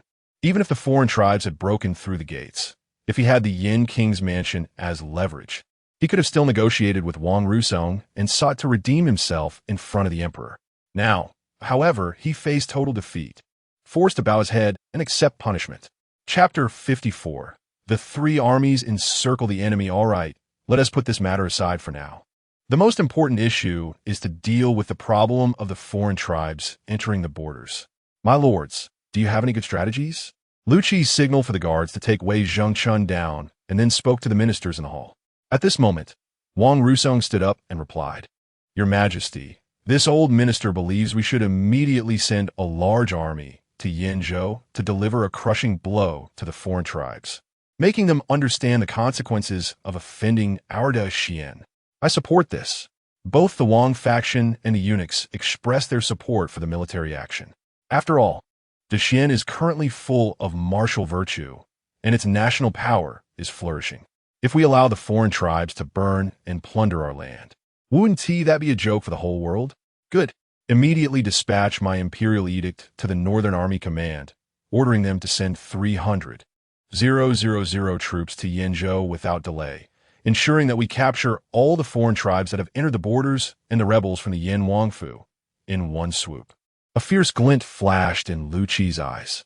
In his heart, while the foreign tribes outside the borders were indeed a great enemy, the rebellious Yin Wangfu was like a thorn in his flesh that needed to be eradicated swiftly. Isn't your Yin Wangfu quite capable? Since 70,000 men couldn't take down Tanlang City, I will send 300,000 troops there. Let us see how you can withstand it. Jiang Xiaoning, you will not escape my grasp. After the court meeting, the emperor's order to mobilize troops was quickly issued to various departments. The Northern Army Command, one of the 5 military commands, swiftly began to relay orders, planning to transfer 200,000 troops from Jizhou and Qingzhou in southern Yinzhou to the north, joining the 100,000 troops from Wuping City to encircle the foreign tribes entering the borders from 3 directions, and then suppress the rebels from the Yin Wangfu in Tanlang City. Meanwhile, as the situation heated up in the south, the foreign tribes outside the borders had swept through most of Yinzhou. Although there were scattered local troops fighting desperately, they still could not stop the foreign tribes from burning, killing, and looting due to a lack of effective command and the vast difference in numbers. Returning to Tanlang City, perhaps due to the earlier policy of keeping a tight defense, the foreign tribes felt that this area had no value for plunder and decided to plunder elsewhere first. This led to the foreign tribes having entered the borders for nearly half a month without any army appearing near Tanlang City, allowing it to enjoy a rare period of stable development. However, if nothing unexpected happens, an unexpected event is about to occur soon. On a plain about 50 miles away from Tanlang City, a squad of more than 10 cavalrymen from the Yin Army was conducting their routine patrol. It was noon, and the overcast weather was quite oppressive, so the squad leader, Zhai Qi, ordered everyone to take a break by a small creek to replenish their water and energy. Finally having some leisure time, the group gathered together, munching on their hardtack while starting to boast and chat. "Sai, these past few days on patrol, we've been eating nothing but dry biscuits. I really miss the days of training outside the city when we could eat big fish and meat every day. You've only been in the Yin Army for a few days, and you're already getting picky. Back when you served the court, didn't you complain? Just having a piece of dry biscuit for every meal was something to be grateful for. And you wanted to eat me? Dream on.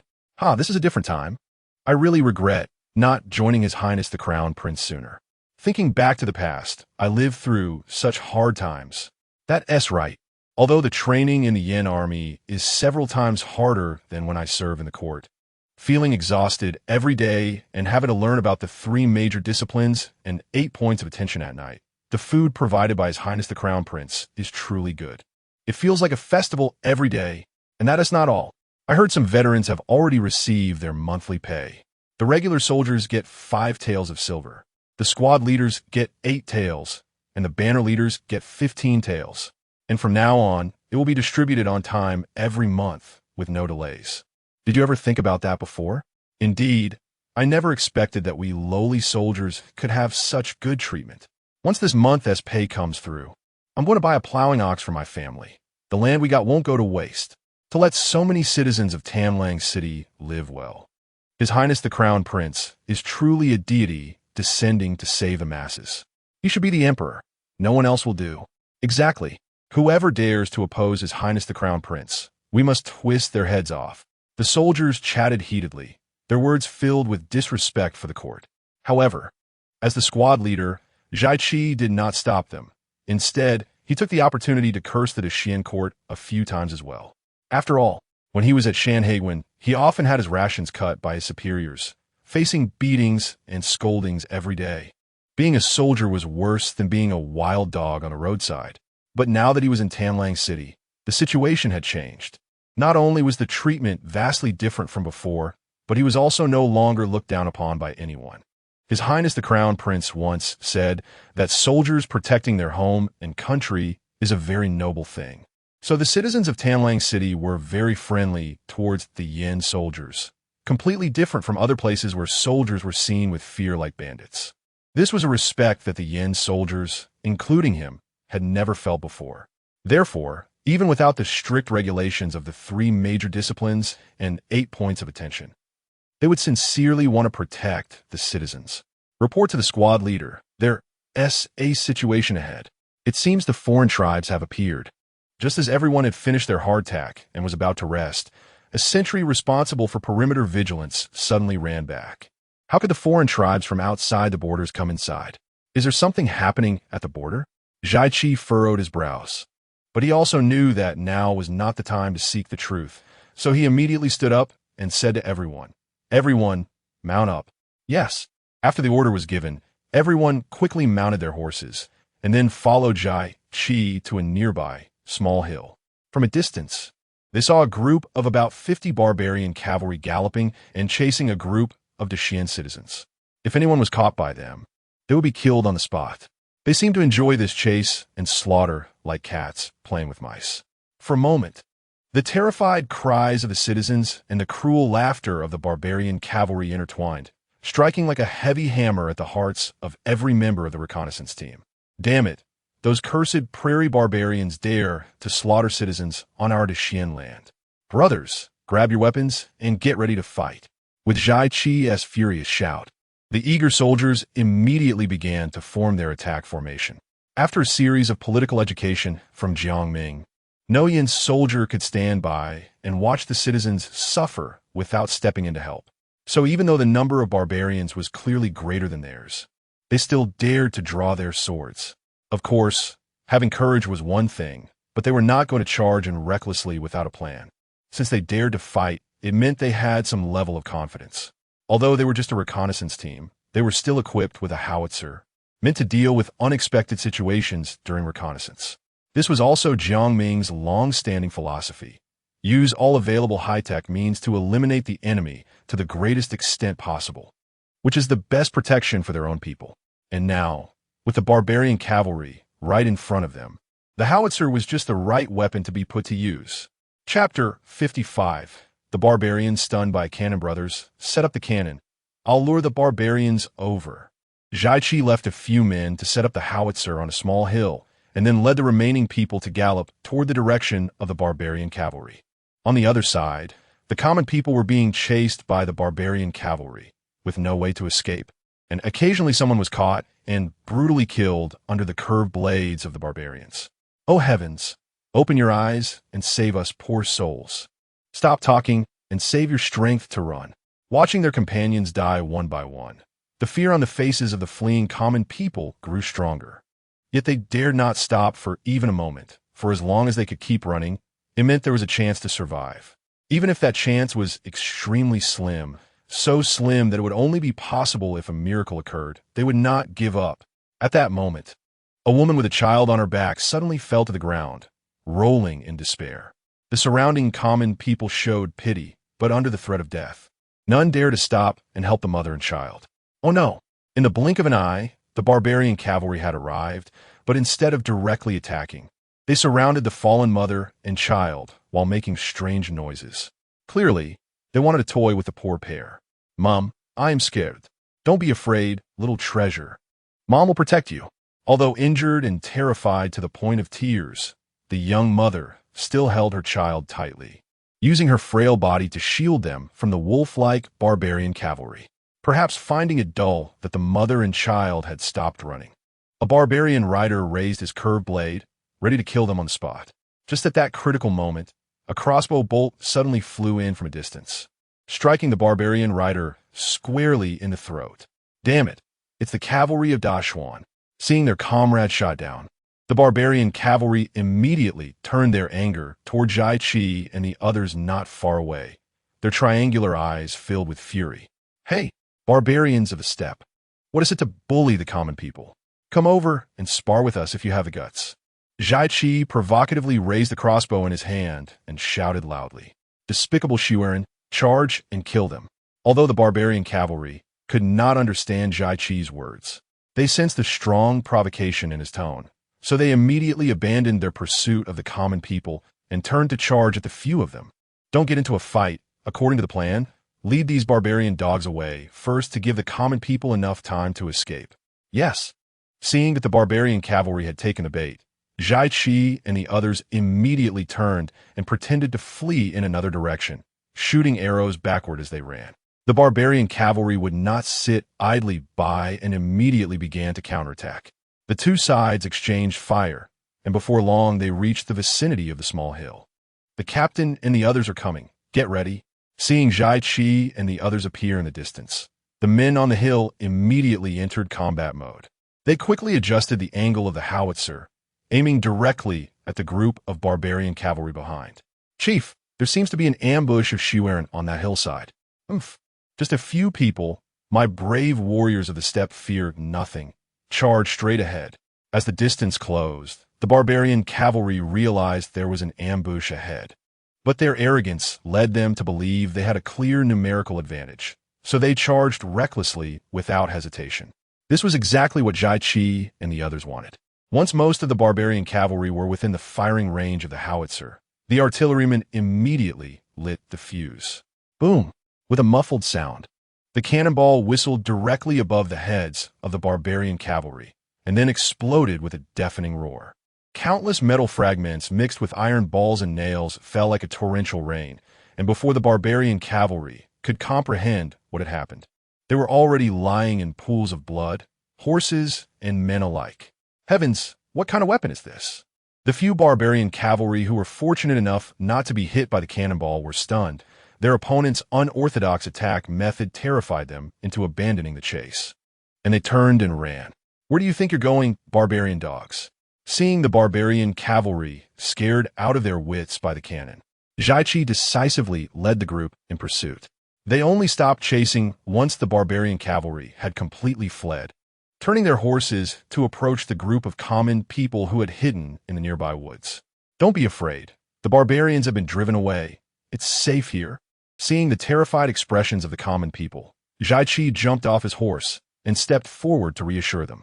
As soon as he said this, the common people felt as if they had been given a new lease on life and couldn't help but cheer with joy. "Thank you, military gentlemen, for saving our lives. The court has not forgotten us commoners after all." A middle-aged scholar who appeared somewhat educated stepped forward to bow to Jai Chi and the others, expressing his gratitude. However, upon hearing his words, a young soldier beside Jai Chi immediately became displeased. "Humph! What does the court care about the lives of common people? We are the army under the sun of the Yuan, and have nothing to do with the court." Hearing the young soldier say this, the common people were all left dumbfounded, clearly not understanding the relationship between the court and the Yuan, nor were they aware that the Yuan had already rebelled. "Fellow villagers, where did you flee from, and what happened before?" Jai Chi asked, not wanting to elaborate further. The middle-aged scholar replied, returning to the military gentleman. "We all come from Chishui town, 20 miles away. A large group of barbarian troops suddenly appeared yesterday from who knows where, and within a day they breached the city walls and began a massacre. We took advantage of the chaos to escape the city, but were pursued by a group of barbarian cavalry until here. If we hadn't encountered you military gentlemen, we would have met a terrible fate." Upon hearing this, Jai Chi couldn't help but furrow his brows. He had heard of Chishui town It was a relatively important military town in northern Yinzhou, with at least 1 or 2,000 soldiers garrisoned. The fact that it was breached in just one day indicated that the number of barbarian troops was at least 10 times greater. The appearance of such a large-scale barbarian army within the borders could not possibly be a coincidence. It was highly likely that the border defenses had already fallen. This was extremely important intelligence that needed to be reported to the son of the Yuan as soon as possible. Realizing the gravity of the situation, Jiaqi immediately called over a capable subordinate and ordered him to hurry back to Tanlang City to report the news. He then explained the situation to the common people, stating that if they wished, they could follow him to Tanlang City for refuge, where the son of the Yuan would surely accept everyone. "We are willing." "Of course we are." After losing their homes, the common people were initially in despair, but upon hearing that there was a place willing to shelter them, they nodded vigorously, showing no signs of resistance. Seeing the eager expressions on everyone's faces, Jiaqi couldn't help but smile, and without wasting any more time, he immediately led the common people back on their journey. Chapter 56. Various problems faced in development outside the city of Tanlang. After more than half a month of tireless work by tens of thousands of laborers, the reconstruction project of the city walls bastions has entered its final reinforcement phase. Watching the sharp-edged new-style corner towers, Gu Yin and Li Dachuan, who were in charge of supervision today, began to chat. "It's all thanks to our young Lord's strong charisma.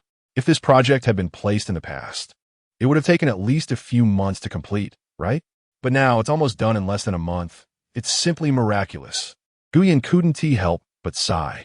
Li Dachuan nodded in agreement and smiled, saying, "The young lord has specially approved that the people involved in the construction get 3 meals a day, and they can earn over 30 copper coins daily. Wouldn't the people work like they're on fire?" "That's true. Although the young lord is ruthless towards the wealthy families, he treats the soldiers and the common people exceptionally well. If my father had encountered such a good leader like the young lord back then, he wouldn't have died from melancholy after being targeted by corrupt officials for not being able to pay bribes."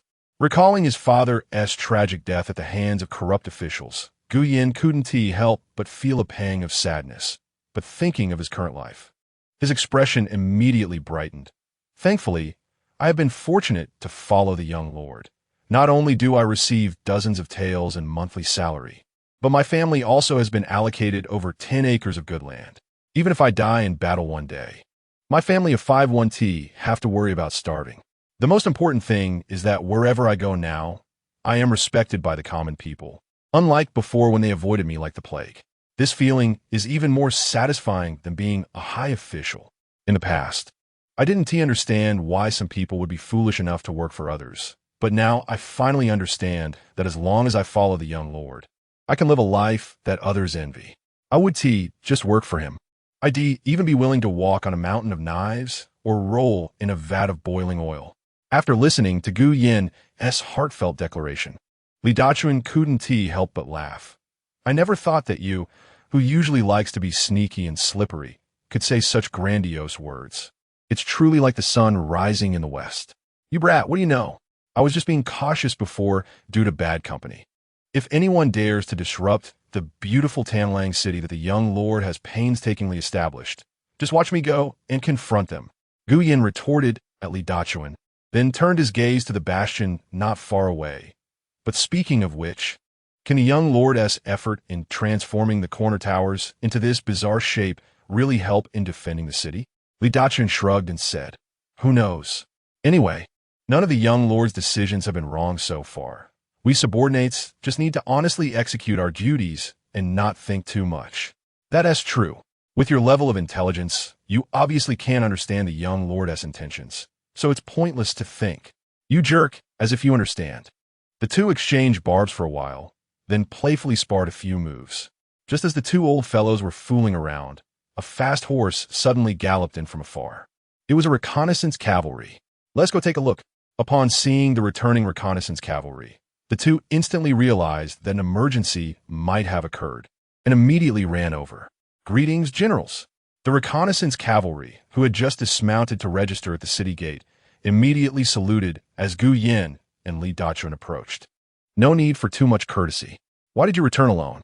Did something happen? Gu Yin waved his hand and asked straightforwardly.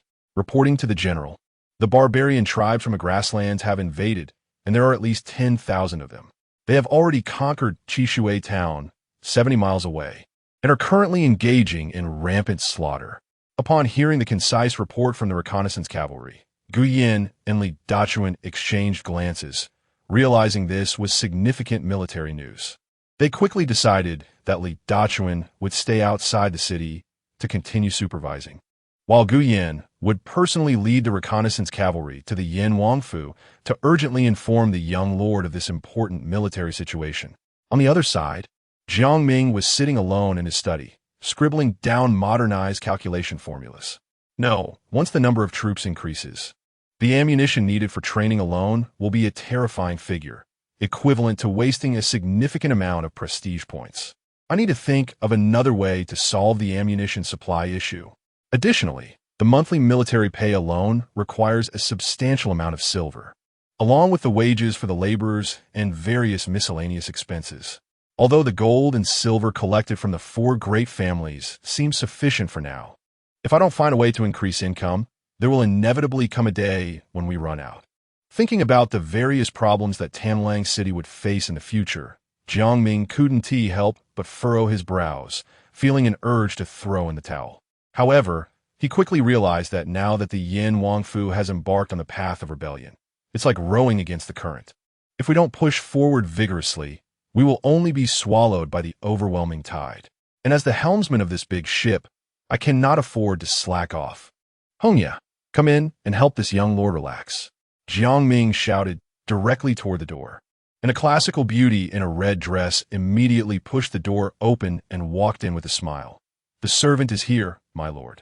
Seeing his extremely pleasant-looking maid, who was no less than the top female stars of his previous life, Jiang Ming couldn't help but smile. To be fair, while I can't slack off mentally, it's not excessive to relax physically, right? Right here, maintain the right pressure.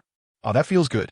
After Hongya entered, she gave Jiang Ming an extremely professional massage, sweeping away all his fatigue and revitalizing him completely. Hongya, with your massage technique, if you were to open a wellness shop, you would definitely make a fortune. After finishing, Jiang Ming put on his clothes and smiled at Hongya. My lord is joking. I just want to serve you by your side forever. I wouldn't trade it for any amount of money. Hongya replied with a sweet smile. What if this young lord wanted you to start business? What would you most like to do? Seeing that Jiang Ming's expression wasn't joking, Hongya thought seriously for a moment and then answered, I like to study cosmetics, so if I must start a business, I would sell cosmetics. Looking at Hongya's serious little face, an idea suddenly flashed in Jiang Ming's mind. Right? No matter the era, women are always willing to spend money, especially those young ladies from wealthy families who are willing to spend lavishly to become beautiful. If he wanted to do business and make a lot of money, he could definitely venture into high-end beauty products such as lipsticks, perfumes, and so on. There would be no shortage of customers. Good Hongya, you've really helped this young lord greatly. Come here for a kiss. No, my lord. In his excitement, Jiang Ming picked up Hongya and twirled her around, eliciting a stream of giggles from her. Just as the atmosphere was becoming increasingly flirtatious, an untimely voice suddenly rang out from outside the door. My lord, there is an important military report. Chapter 57, Doing Research, Making Big Money. Your Highness, there is an important military report. Hearing the voice outside the study, Jiang Ming quickly put down Hongya and signaled her to go open the door. As the study door opened, Gu Yin and a reconnaissance cavalryman entered. We pay our respects to your highness. Seeing this, Jiang Ming raised his hand and said, No need for formalities. Let us get to the point. After receiving his instructions, the reconnaissance cavalrymen recounted their experiences from today in detail. When he heard that the barbarian army had crossed the border, Jiang Ming was not too surprised. After all, in order to attack Tanlang City, the court had moved the elite troops from the 2 most important northern border passes, leaving the frontier defenses vulnerable, which allowed the barbarian tribes from the grasslands to take advantage. Moreover, it was very likely that it was not just the barbarians invading. Perhaps even the Liao Dong Lijun had seized the opportunity to cross the border. With the nature of these 2 foreign tribes, Their grand entrance was likely aimed at plundering, and the population and food on the vast lands of Yinzhou would be their primary targets. Since the barbarian tribes had appeared within a few dozen miles, it indicated that Tanlang City was very likely to become their next target, and preparations needed to be made quickly. You did well in rescuing the common people. When your captain returns, remember to remind him to go to the government office to collect your reward money. Thank you, Your Highness. After the reconnaissance cavalryman excitedly exited the study, Jiang Ming immediately turned his gaze to Gu Yan. How is the progress of the fortification outside the city?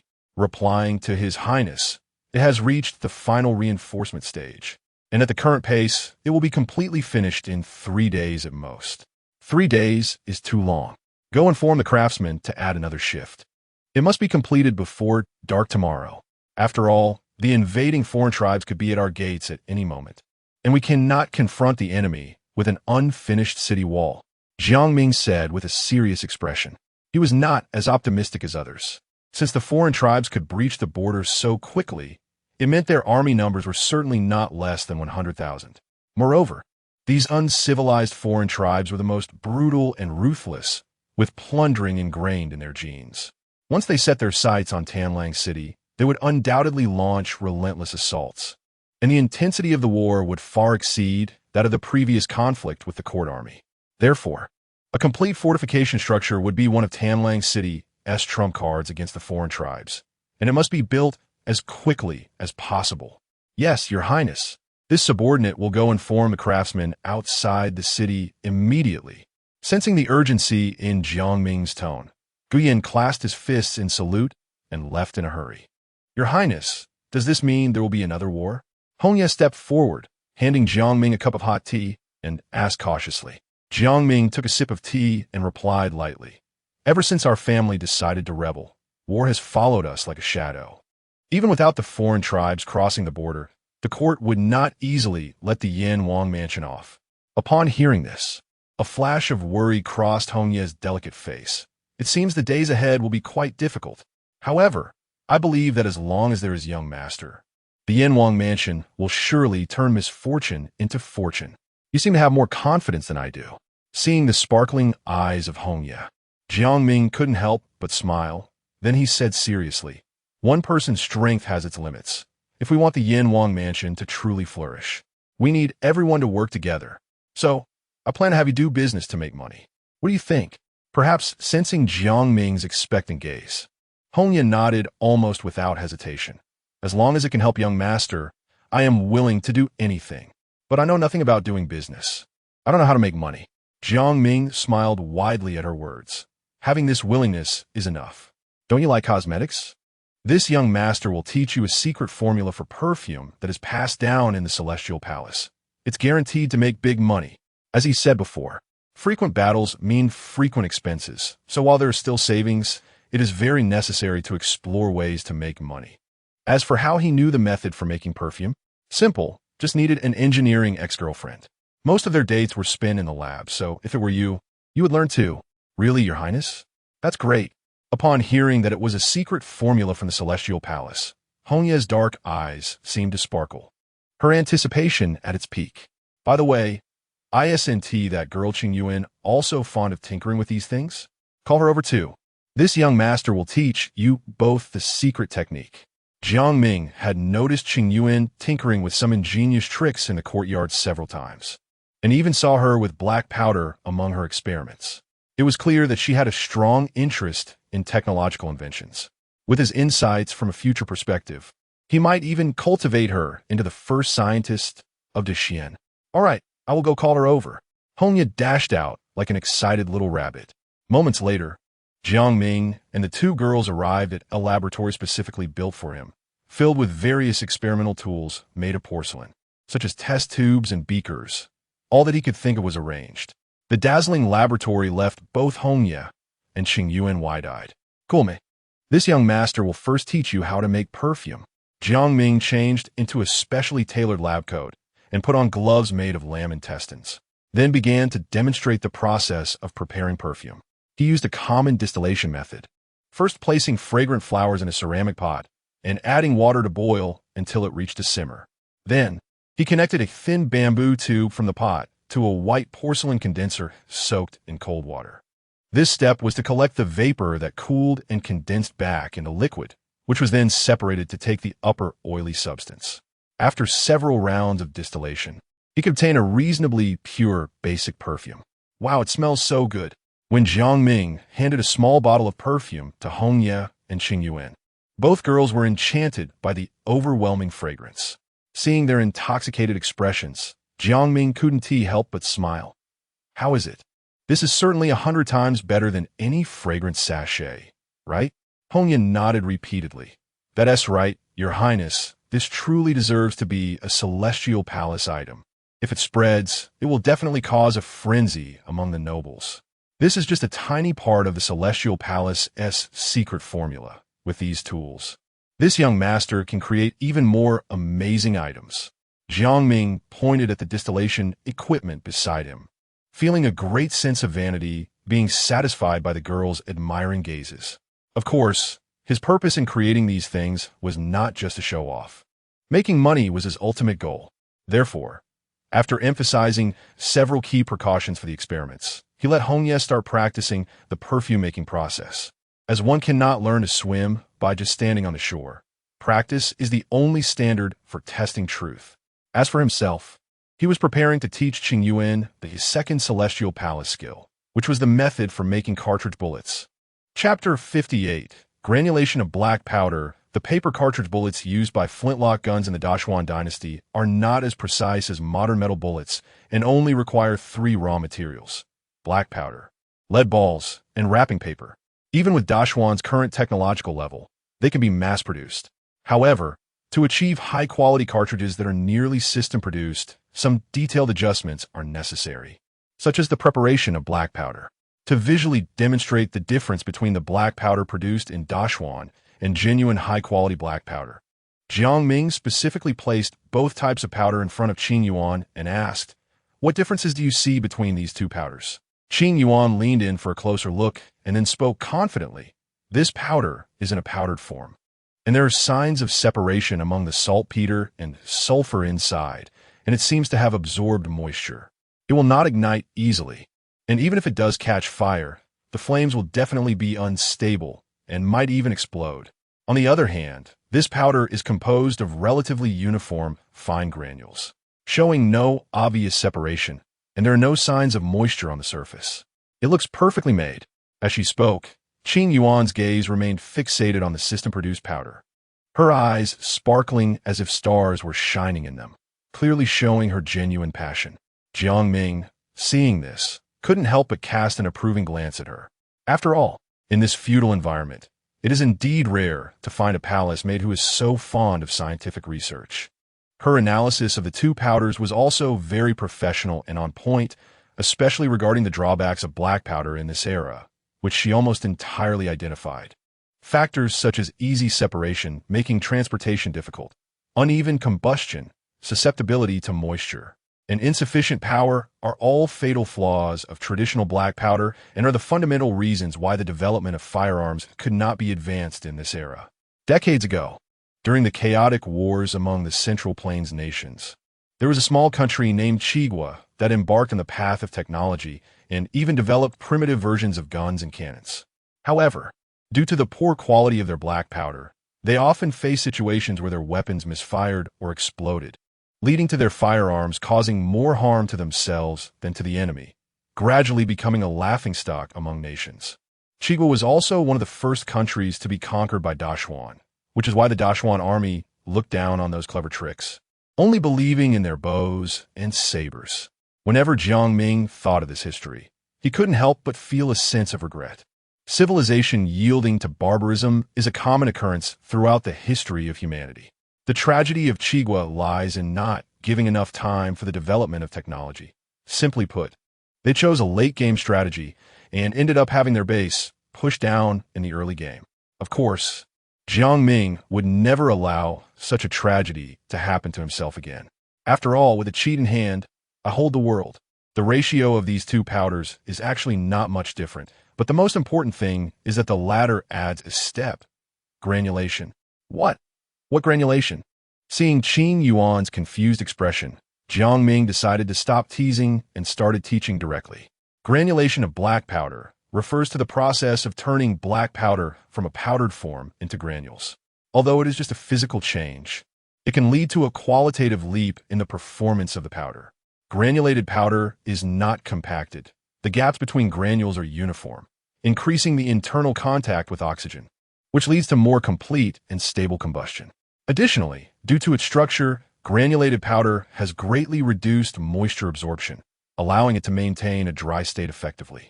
Finally, the power generated by burning granulated powder is several times higher than that of powdered powder, meaning that the smallest amount of powder can achieve maximum lethality, reducing costs while also enhancing storage safety. In summary, the granulation of black powder is an essential step in the development of firearms and a necessary condition for manufacturing cartridges. The steps of granulating black powder are also quite simple. First, add a certain amount of clean water to the black powder and stir it into a moist paste. The moisture should ideally be controlled to the degree of holding it tightly into a lump. It crumbles with a light touch. If too wet, it will easily solidify into chunks. And if too dry, it will be difficult to shape. Next, spread the wet powder paste evenly on a sieve and gently press it with a wooden spatula to push it through the small holes of the sieve, forming granules. And then place the wet granules in a cool, ventilated area to dry naturally for 2 to 3 days.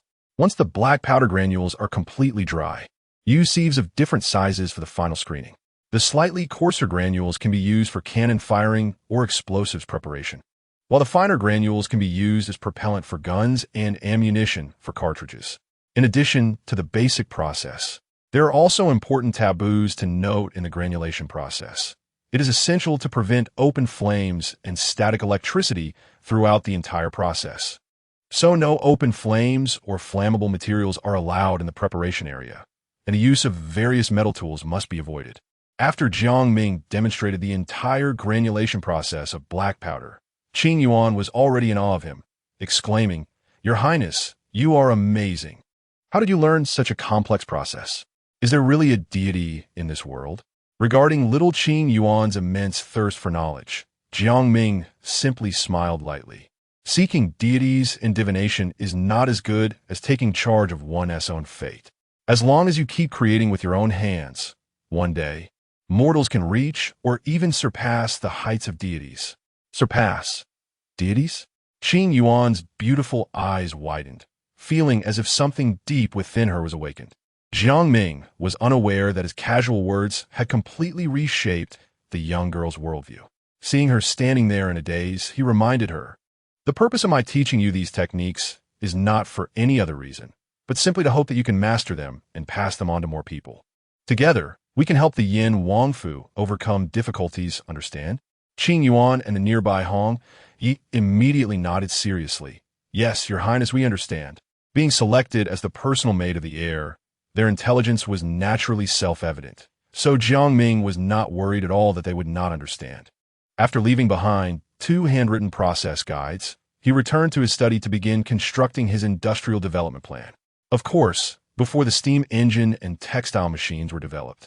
The so-called industry mainly refer to handicrafts, such as handmade perfumes and handmade granulated black powder. Therefore, he planned to build specialized workshops for these 2 projects and recruit a large number of workers to mass-produce these groundbreaking products. If everything goes smoothly, once the perfumes are produced in bulk and on the market, he can find ways to promote them to Dashuan and even other nations, thus harvesting wealth from the world's rich and directly solving future financial problems. As for the establishment of the black powder workshop, it can effectively solve the ammunition supply issue, helping him save a lot of prestige points to use in more necessary areas. Moreover, once industrial development is on track, the power of Greedy Wolf City will rise sharply. At that time, it will evolve into an industrial civilization, delivering a crushing blow to agricultural civilization, making it only a matter of time before they seize the imperial throne in the capital. Chapter 59. Women can also hold up half the sky. After formulating a detailed industrial development plan, Jiang Ming held a small meeting at the government office. Although most people, including Jiang Xiaoning, We're unclear why he placed such importance on what was called a lowly handicraft industry, going so far as to establish dedicated workshops and hire a large number of workers specifically for handicrafts. Past experiences indicated that every decision made by the Crown Prince held profound meaning, so no one dared to oppose him. Ming, we have no objections to your plans for industrial development, but at present, most of the young and middle-aged men in Greedy Wolf City have either joined the military or are doing labor work. There are barely enough people to farm, and even if the workshops are built, it will be difficult to recruit suitable workers. Jiang Ming suggested tactfully, and the others in the government office nodded in agreement. To this, Jiang Ming seemed to have anticipated their concerns and replied without hesitation. Who said that the workers I want to recruit must be young men? On the contrary, in the future, those who want to work in the workshops must be women. What? Jiang Ming's shocking statement instantly stunned everyone present. It is known that although handicraft industries are considered lowly, they have various technical barriers, particularly the tradition of passing skills from father to son, which has resulted in almost all craftsmen being male, except in a few industries like textiles. This tradition has been passed down for thousands of years and has become a consensus among everyone. Now, the Crown Prince's astonishing words not only advocate for the vigorous development of handicrafts, but also insist that the workers must be women. If this were to spread, even the high-ranking scholars and officials would likely personally criticize him for going against the world. What? Seeing your reactions, do you think women should just stay at home, supporting their husbands and raising children, toiling over trivial matters? Let me tell you, the times have changed. Whatever men can do, women can do too. In Greedy Wolf City, women can also hold up half the sky. Jiang Ming delivered an impassioned speech. Unlike others in this era, Jiang Ming regarded women as equally important labor resources. Rather than keeping them locked up in their homes, wasting their youth, it was better to liberate them to create more value across various industries, especially given the current situation in Greedy Wolf City, where they would face various formidable opponents in the future. More young men would need to go to war. Therefore, the tasks of production and construction at the rear would naturally fall on the shoulders of women. Only in this way could they maximize the utilization of the entire population's resources and ensure development progress. In the face of this grand goal, all the ancient customs and ancestral laws were nothing but nonsense to him. Well said, Ming. As long as we treat everyone equally, even women can shine in the handicraft industry, Jiang Ming said excitedly, her beautiful eyes sparkling with bright enthusiasm. It was clear that Jiang Ming's earlier words resonated deeply with her. As for the others present, although they had some doubts about the matter, since the two highest leaders, the Crown Prince and the Princess, had spoken, they could only echo their sentiments. From the expressions of the crowd, Jiang Ming could guess their thoughts. But he understood that it was indeed a tall order to expect the people of this era to immediately accept such progressive ideas. However, he believed that as long as the concept of equal work for men and women was pushed forward over time, it would naturally lead to a change in their mindset. Once the government announced the recruitment notice, it immediately stirred up a tremendous wave in Greedy Wolf City. The government's plan to build workshops was certainly a good thing for the common people. But why were they only hiring women? Wasn't that absurd? Exactly. What can women do besides weaving and embroidery? The government is just being ridiculous. Hey, what's wrong with women? Aren't they worth as much as a man's brain with their two hands? If it comes down to it, women can't be any worse than you stinky men. That's right. You men look down on women. If you're so capable, why don't you crawl out of your mother's womb? Everyone quiet down. Let me speak fairly. The government's decision to only hire female workers is very beneficial for us common folks. At least every family can have an additional source of income, right? That's true. But if all the women go out to work, who will take care of the elderly and children at home? The government's notice states that if women go out to work and leave the elderly and children unattended, they can send them to the government for free care, and they will be returned after work. My goodness, the Crown Prince really thinks about us common folks too much. I'm willing to work for the prince until I die. I want to sign up too. The common people were abuzz with discussions about the new policy, especially the women who were particularly excited. They had been oppressed for too long, and Jiang Ming was willing to give them the chance to break free from their shackles and become independent. As a result, the respect for him among the women in the city soared, which was reflected in the significant increase in his reputation, easily surpassing the 100,000 mark. After all, more than half of the city's population was female. Even if only a portion recognized his policies, it would still bring in a substantial reputation income. Moreover, his gunpowder workshop quickly filled its expected quota of 3,000 female workers, and the perfume workshop recruited 500. Once Qing Yuan and Hong Ye familiarized themselves with the processes and provided the corresponding training, they would soon be able to start producing ammunition and perfume. Meanwhile, as industrial development was in full swing in Greedy Wolf City, on the other side in Black Mountain Guard, Wang Goer called everyone together to plot action. Everyone, we received news that the nomadic tribes have basically plundered the northwestern part of Yenzhou clean and are currently preparing to continue southward. This is the perfect opportunity to incite them to attack Greedy Wolf City. Wang Goer said excitedly. Great, we finally waited for this day. The day the foreign tribes march south will be the day Greedy Wolf City falls. The others couldn't help but light up at his words. They had been cooped up in the small Black Mountain Guard for too long and finally had a chance for revenge. As long as they could take down Greedy Wolf City and the Yanwang Mansion, they wouldn't mind collaborating with the foreign tribes. Thus, after some discussion, they decided to immediately send envoys to contact the nearest tribal leader and lure these wolves from the grasslands with the tempting bait of Greedy Wolf City. So, a messenger cavalry carrying confidential letters left Black Mountain Guard and headed north, soon arriving near the nomadic tribe's main camp. Chapter 60. This Greedy Wolf City. I have made up my mind the Xian People Cavalry is coming, with a loud shout from the barbarian soldier on the watchtower. The barbarian soldiers on guard outside the camp quickly reacted, drawing their swords and mounting their horses to charge out. Don't be nervous. We are just here to deliver a message. We mean no harm. Upon seeing a group of barbarian cavalry charging in with murderous intent, the court soldiers hurriedly jumped off their horses, raising their hands to signal that they posed no threat. Xian people, what do you want here? Seeing that the court soldiers were not here to fight, the leader of the barbarian cavalry rode up to them and asked in broken Central Plains dialect. I am here on behalf of Lord Xie, the commander of Yenzhou, to present an important letter to your army's leader. Upon seeing the envelope in the hands of the court soldier, the barbarian leader sneered and said, What? Are you here to issue a challenge to my prairie warriors? No, please don't misunderstand. My Lord Xie has a big business. He wants to cooperate with your army, and we trouble the leader to convey it. Seeing the court soldier's fearful demeanor, the barbarian leader curled his lips in disdain and then snatched the envelope raised above the other's head. You Xian people just love to play these tricks. Wait here obediently. After arrogantly scolding a few court soldiers, the barbarian leader cracked his whip in the air and swaggered away with his subordinates, raising dust behind them. Damn it! What were these prairie barbarians so arrogant about? Back then, I personally chopped off several barbarian dog heads, but now I'm being scolded by these bastards. It's really infuriating. I really don't understand what Lord Xie and the others are thinking, wanting to cooperate with these barbarians who only know how to burn, kill, and plunder.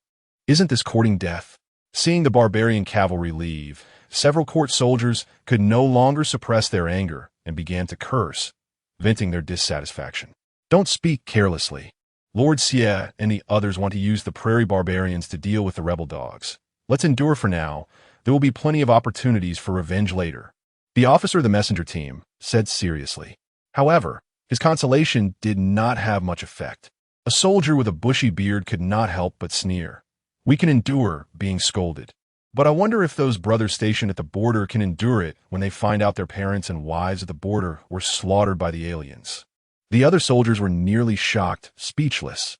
Good heavens, the aliens not only broke through the border, but also slaughtered the border.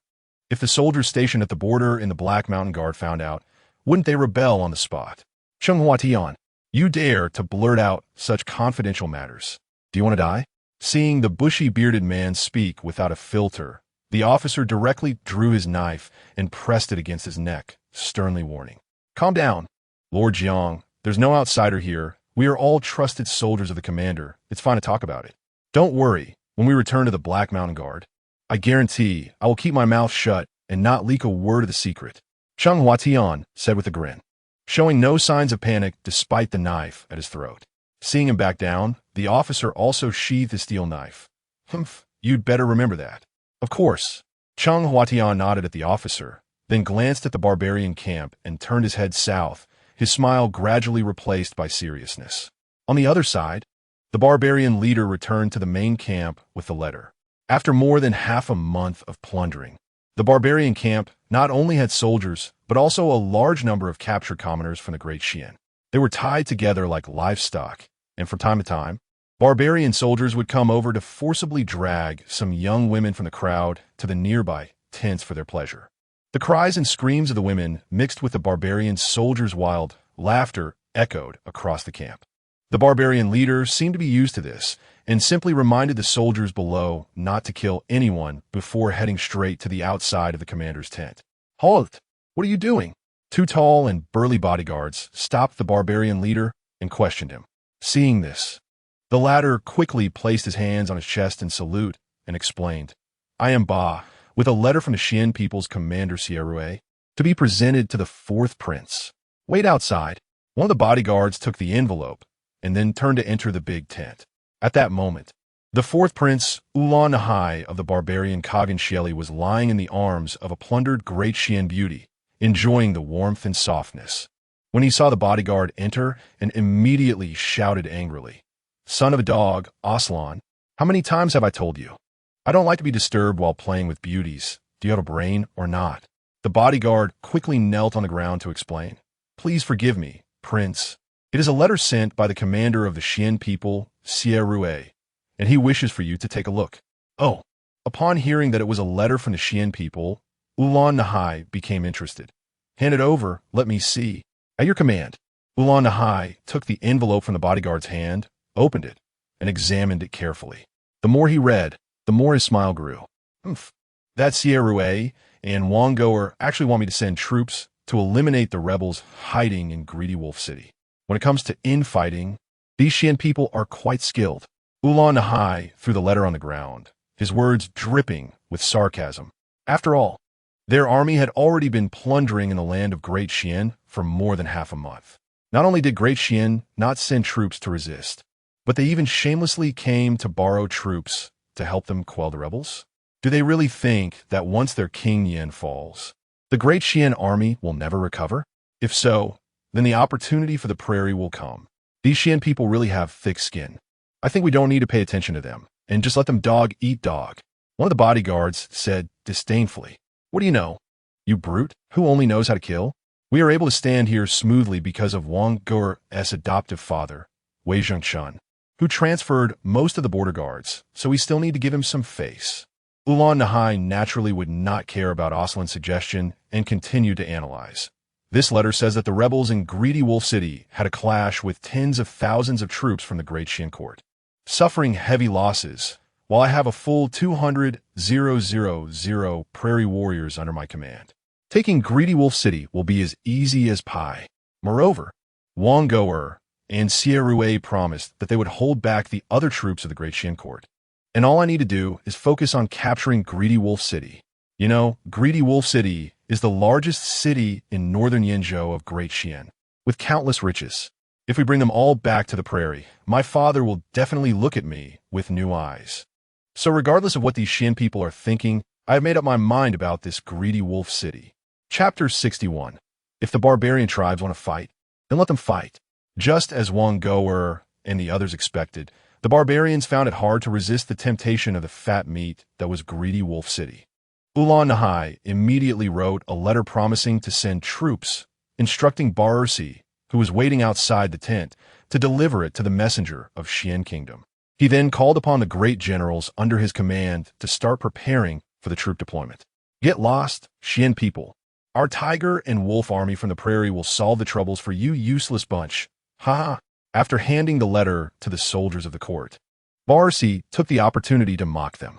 His murderous and heartless words nearly drove everyone to the brink of exploding with anger. "Everyone, there's no need to worry. Since the mission is complete, let's hurry back to report to the garrison, to avoid any unexpected incidents." The officer of the messenger team chose to ignore the crowd's fury and quickly led them back to Heishan Wei without stopping. After receiving Ulan Nahai's definitive reply, Wang Ge'er and the others, who had succeeded in their scheme, were overjoyed, feeling that the end of the Yin Wangfu was near, and even couldn't help but throw a grand banquet to celebrate. Just as they were toasting each other, Cheng Huatian quietly slipped out of Xie Rui's residence and immediately called for a trusted aide. Go find Mr. Yao right away and tell him that the barbarian army is about to attack Greedy Wolf City. Please ask him to notify His Highness the heir to be prepared. Yes, I'll take care of it. Under Cheng Huatian's arrangement, his trusted aide quietly left Heishan Wei and rode overnight to Greedy Wolf City. Mr. Yao, someone claiming to be under Cheng Huatian wants to see you. In a secluded courtyard in Greedy Wolf City, Yao Gong, who was reading a book, was suddenly surprised by the report from his servant. Cheng Huatian was an undercover agent he had placed beside Xie Rui, and they usually communicated through carrier pigeons. However, now the other party had taken the risk of exposure to send someone to deliver news, indicating that this matter was definitely urgent. Realizing this, he quickly instructed his servant to bring Cheng Huatian's subordinate into the courtyard. Xie Rui and Wang Goer actually want to collude with the barbarians to deal with the Yin Wangfu. They really have no shame. After learning about Xie Rui's evil plan from Cheng Huatian's subordinate, Yao Gong immediately showed an expression of indignation. He had thought he understood Xie Rui and the other's shamelessness well enough, but he still overestimated their bottom line. It should be known that the foreign tribes were currently burning, killing and looting on Dashuan's land, and, as officers, they not only failed to resist the foreign enemies for the people, but also made the outrageous move of seeking help from the foreign tribes. Truly deserving of being from the eunuch faction, they can commit any acts that harm the country and the people. This matter must be reported to His Highness the heir immediately. After calming down, Yao Gong realized that now was not the time to pursue the culpability of Xie Rui and the others. After all, there were about 200,000 elite troops on the barbarian side, which posed a far greater threat than the previous court's 70,000 troops. Thinking of this, Yao Gong hurriedly left for the Yin Wangfu. At this time, Jiang Ming was still in a laboratory helping Qing Yuan and Hong Ye familiarize themselves with the processes of perfume and granulated black gunpowder. Upon hearing that Yao Gong had urgent matters to discuss, he immediately took him to the study. The barbarian army of 200,000 is coming to attack Greedy Wolf City? They really see us as easy prey. Jiang Ming did not have much of a reaction to the collusion between Xie Rui and the barbarians. He had always believed in assuming the worst of the feudal officials of that era. They were capable of any shameless act, and for these people, colluding with foreign tribes was hardly considered a bad thing. With such standards, they couldn't even compare to a single hair of the late Ming dynasty scholars. As for the 200,000 barbarian troops, although it sounded terrifying, he didn't find it particularly frightening. After all, he currently commanded over 40,000 elite troops. Although the training time was still relatively short, both discipline and cohesion had significantly improved. Moreover, he had equipped the army with 30,000 flintlock guns, 500 Tiger squat cannons, 100 Hongi cannons, and a mountain of ammunition, backed by the outer city walls that had been transformed into a bastion structure in Greedy Wolf City. And with the support of the entire city's populace, even facing an assault from 200,000 barbarian troops, they still had a fighting chance. Mr. Yao need not worry too much. When the enemy comes, we will resist. If the barbarians want to fight, then let them come. Seeing Jiang Ming's calm demeanor, Yao Gong felt an overwhelming admiration. His Highness the heir is truly remarkable, remaining unflustered even when faced with great danger. This strong temperament surpasses even that of the Yin Wang from back in the day. He is destined for great achievements. He was indeed following the right person. With Jiang Ming as this unwavering pillar, Yao Gong felt a sense of relief and then spoke. The prairie barbarians have their own countermeasures, and I shall not say more. However, Xie Rui and his ilk repeatedly scheming against Greedy Wolf City is intolerable. I have a plan that can cause the army under Xie Rui to collapse in an instant. Hearing this, Jiang Ming's eyes flashed with a strange expression, feeling that he had heard something similar before. However, he still highly recognized Yao Gong's strategy. So he said, "Please, Mr. Yao, speak freely." Yao Gong nodded and then spoke eloquently. The informants I have placed in Xie Rui's army have sent word that after the Prairie Barbarians and the Lizhen tribes broke through the Yusai Mountain and the High Pass, they committed horrific massacres in the cities, with no one spared, including a large number of relatives of the border soldiers. The border soldiers still stationed at Heishan Wei are completely unaware of this. Upon hearing this, Jiang Ming basically understood Yao Gong's intention and added, "Mr. Yao means to let your informants hidden in Heishan Wei publicly reveal the news of the massacre at the border, thereby inciting a mutiny among the troops."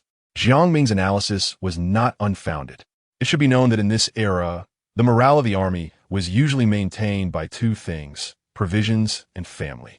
If either one encountered a problem, it could very likely lead to a mutiny. The soldiers at the two border passes had originally been guarding well, but they were suddenly transferred and suffered a great defeat. The reason their morale hadn't collapsed was that their families were still at the border, so they still had something to care about. But now that their stronghold had been taken by foreign tribes and everyone had become a leaderless commander, under such a painful blow, these angry soldiers would definitely mutiny and seek trouble with Xie Rui and the others, or even go so far as to kill them. Seeing that Jiang Ming had accurately pinpointed his plan, Yao Gong's admiration deepened. "Your Highness is right. Once the soldiers in Heishan Wei mutiny, the informants I have arranged only need a little guidance to let Xie Rui and the others die from the wrath of the crowd. At that time, the soldiers who have killed their superiors will be left with no choice, and I believe most of them will choose to turn to Greedy Wolf City. We will not only successfully eliminate Xie Rui and the others, but we will also gain a strong new force." Chapter 62. Your dog lies are coming to an end. Yao Gong's plan sounded highly feasible, and Jiang Ming was indeed inclined to go along with it. The saying goes, how can one sleep peacefully beside one's bed? There had been a court army watching just 30 miles away from Greed Wolf City, occasionally causing trouble, which was quite annoying. This matter should be dealt with sooner rather than later. "Go ahead boldly, sir." "All right, Your Highness. I will go arrange it right away." After receiving Jiang Ming's authorization, Yao Gong immediately went back to write a secret letter and handed it to a trusted aide of Changhua Tian, then sent him back to Black Mountain Guard. Since Xie Rui and several others were happily holding a banquet today, the soldiers below were mostly off duty. So the aide came and went without raising any suspicion and successfully delivered the letter to Changhua Tian. "I'm quite good at stirring up trouble. Tomorrow morning, I will deliver a big gift to those dog thieves, Xie Rui." Changhua Tian, upon receiving the task, excitedly licked his lips and called the aide over, whispering instructions. The next day arrived. After a night of revelry, Xie Rui was sound asleep with a beautiful maid in his arms when he was suddenly awakened by the noise outside. What the hell is going on? Why is it so noisy outside? Xie Rui rubbed his throbbing head and shouted angrily towards the door. "Reporting to the Lord, it's the army. They have mutinied." "What?" Upon hearing the terrified response from the servant outside, Xie Rui instantly sat up straight, his expression turning frantic. How could a good army mutiny? Was it just because he had delayed their pay for 2 months? That shouldn't be a big deal. "My lord, you are awake so early." The beautiful maid wrapped her pale arms around Xie Rui's neck, her delicate red lips blowing sweetly in his ear. However, he had no time to enjoy her warmth, pushing her away and rushing out of the room without even putting on his clothes. "My lord, the army has completely blocked the entrance to the mansion. What should we do now?" Seeing Xie Rui appear, the servant at the door seemed to find his backbone and quickly asked, "What's going on? Explain it clearly." Xie Rui asked with a frown. "It seems that the soldiers at Yusai Mountain and the two passes heard that the border town was massacred by foreign tribes, and all their families have been killed. They are demanding an explanation from you in person." Hearing this, Xie Rui was drenched in cold sweat. The news of the massacre at the border was top secret. Aside from the highest-ranking commanders, only a very few trusted aides should know about it. Logically, it shouldn't have leaked. But now, the soldiers from the two passes, who should not have known the truth, were aware of it. Wasn't this lighting the fuse on a powder keg? "Quick, go to the side room and call over Gongong Wang and the Mo family. We need to discuss countermeasures." In a panic, Xie Rui hurriedly instructed the servant to fetch them. After all, a mutinous army was not something that could be easily settled, and he couldn't bear this alone. Meanwhile, outside the gate of Xie Manor, The street was already filled with more than 20,000 furious border soldiers. The few thousand guards under Sierra were trembling, tightly backed against Sia Manor. Get Sierra out here. I want to ask how this commander could keep such important military information about the foreign tribe's invasion from us, causing our families to be killed. If we don't get an explanation today, we'll tear down his mansion. Yes, let it come out. Feeling betrayed, the border soldiers shouted angrily, pressing forward, while the guards could only stand ready with their swords drawn. Everyone calm down. There must be some misunderstanding. Recklessly participating in a mutiny is a death penalty. You all need to think carefully, shouted the officer who had previously gone to the barbarian camp to deliver messages. His threat had some effect, and the border soldiers indeed halted their advance. However, just as he was about to breathe a sigh of relief, someone in the crowd suddenly shouted, "Why waste words with these border dogs? Their families deserve to die. If they dare to take another step forward, brothers, we'll chop off their heads and go find the commander to take credit." As soon as these words were spoken, the border soldiers, who had just calmed down, were enraged again and disregarded the warning, charging towards Sia Manor. Whoosh! At that moment, a cold arrow suddenly shot from the direction of the guards, hitting one of the border soldiers in the throat, killing him instantly. Damn it, these guards are too arrogant. Brothers, follow me and kill these bastards. Seeing one of their own killed, the already pent-up anger of the border soldiers exploded, and they began to fiercely attack the guards. Both sides' fighting capabilities were already not on the same level, and with the huge disparity in numbers, the battle quickly turned one-sided. As dozens of guards were killed by the border soldiers, the remaining guards surrendered. After all, they were all soldiers of the Great Xian, and surrendering didn't carry too much psychological burden, especially since in everyone's mind, Sierra was indeed a bastard, not worth risking their lives for. As the outer guards quickly knelt in surrender, the personal guards and servants of Sia Manor could not hold back the surging border soldiers and were soon overwhelmed, breaking through the mansion's gate. "My lord, it's bad. The mutinous border soldiers have invaded the mansion, killing anyone they see. You need to run with us."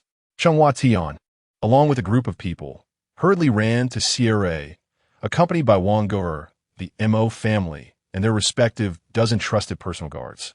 "Quick, protect me and get out of here." Hearing the bad news, Sierra didn't bother with any countermeasures, only hoping to escape this place of disaster quickly. Although Wang Go'er and the Mo family were nominally the leaders of the border soldiers, they didn't dare to take the risk of facing the already bloodthirsty soldiers. So they also planned to escape through the back door of Sia Manor.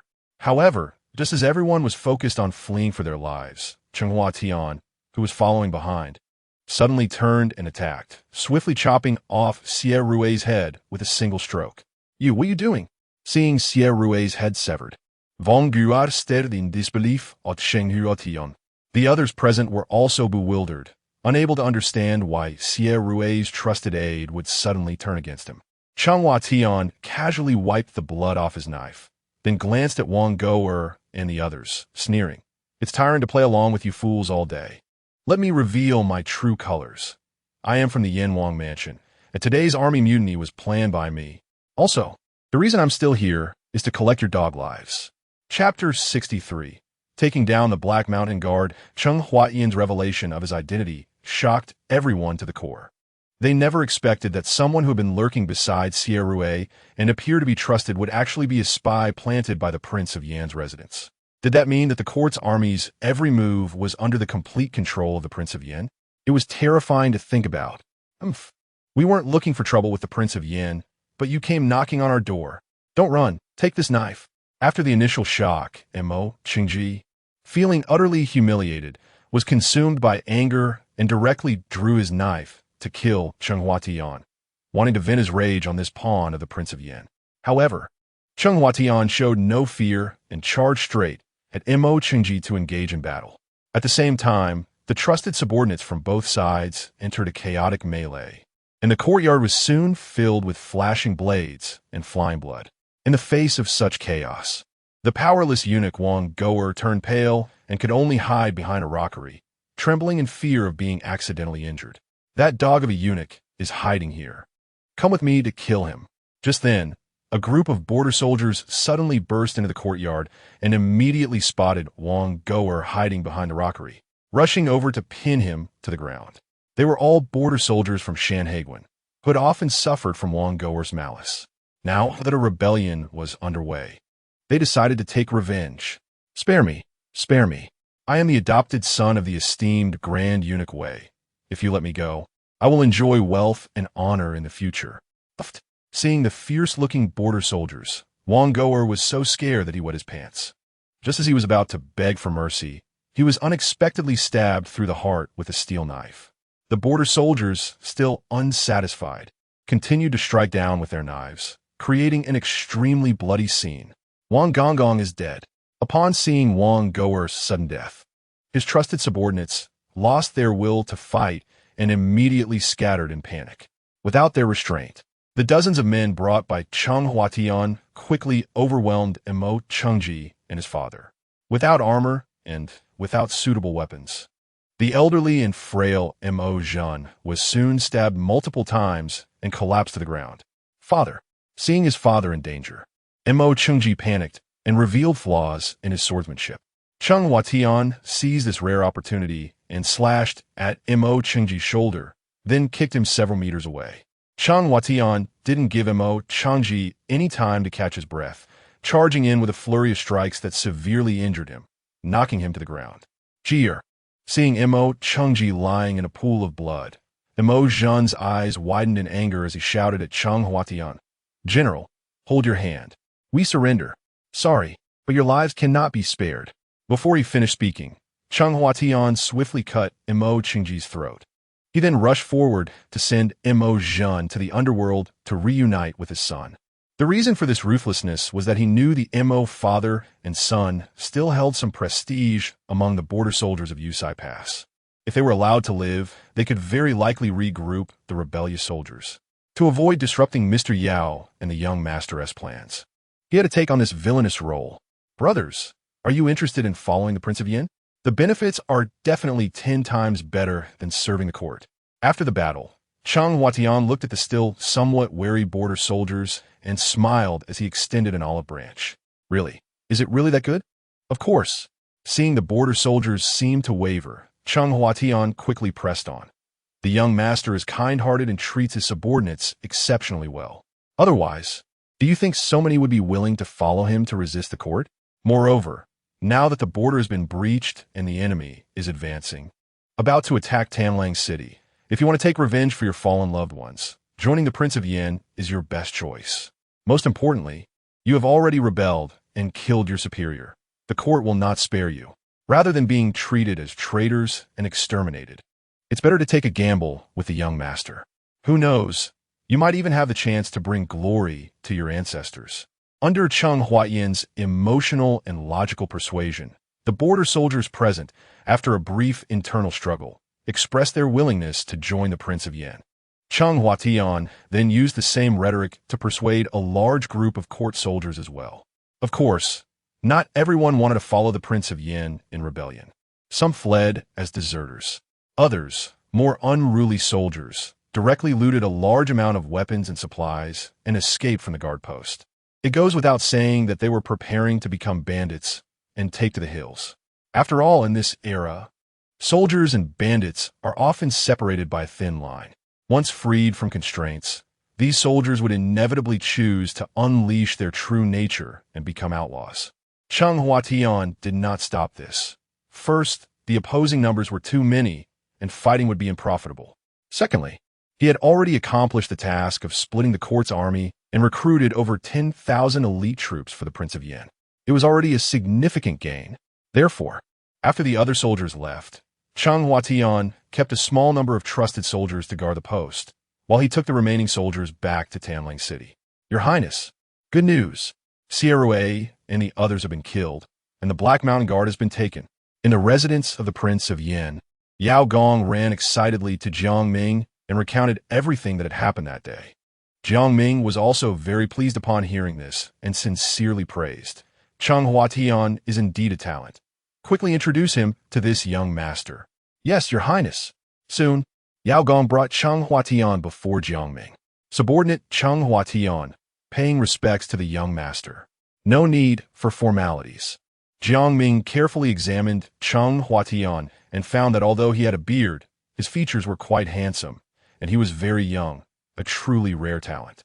He smiled appreciatively and said, "General Chung, you are the great contributor to resolving the troubles of the Black Mountain Guard. This young master intends to hand over those 20,000 surrendered troops to you for command. What do you think?" Returning to your highness. Commanding an army in battle is not my strong suit. It's better to let someone capable lead these 20,000 new troops.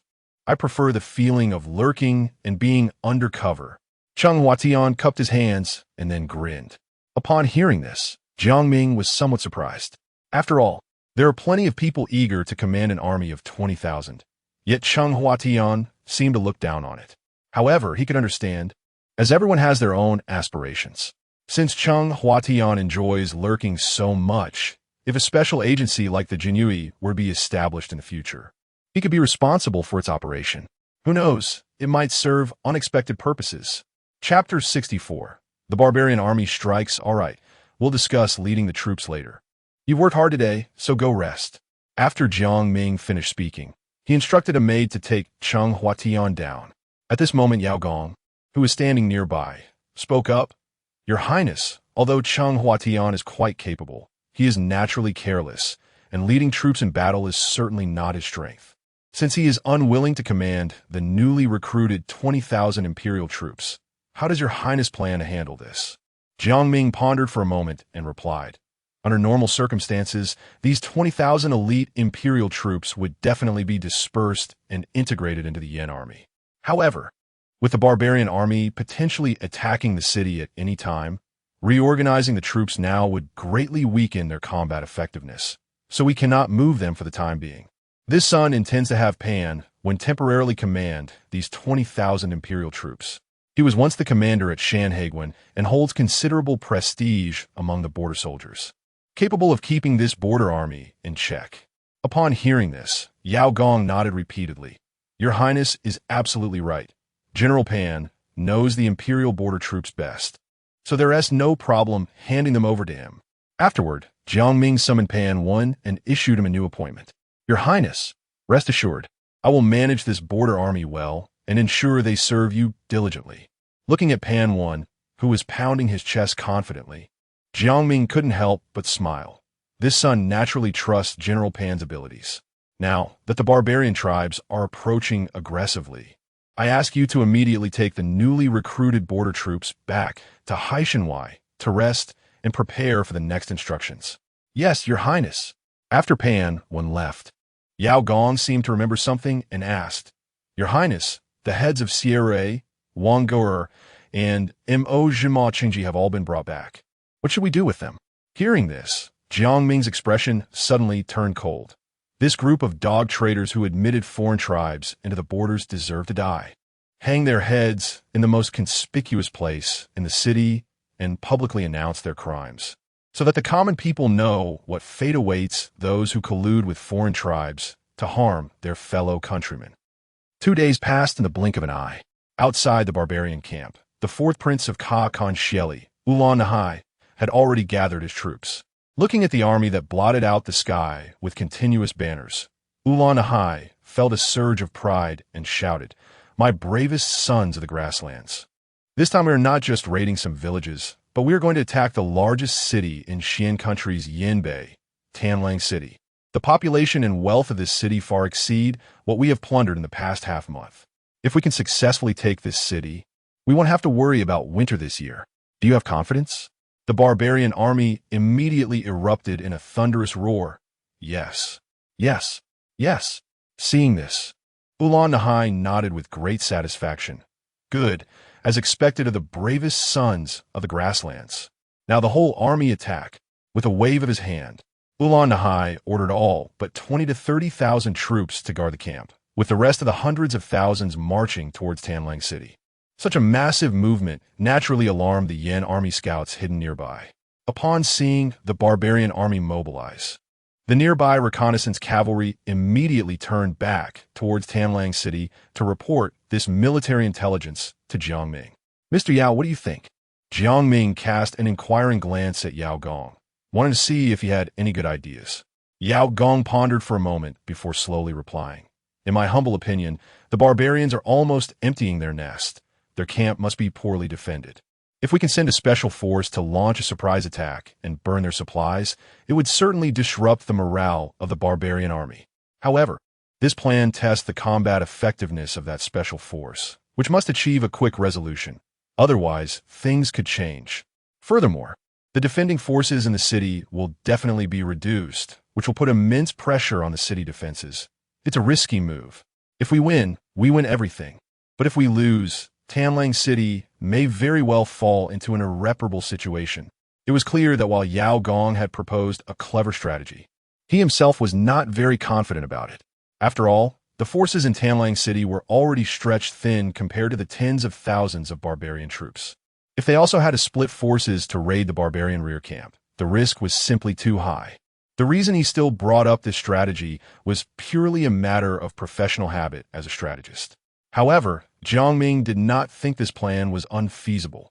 Mr. Yao, this strategy is indeed the fastest way to defeat the barbarian army.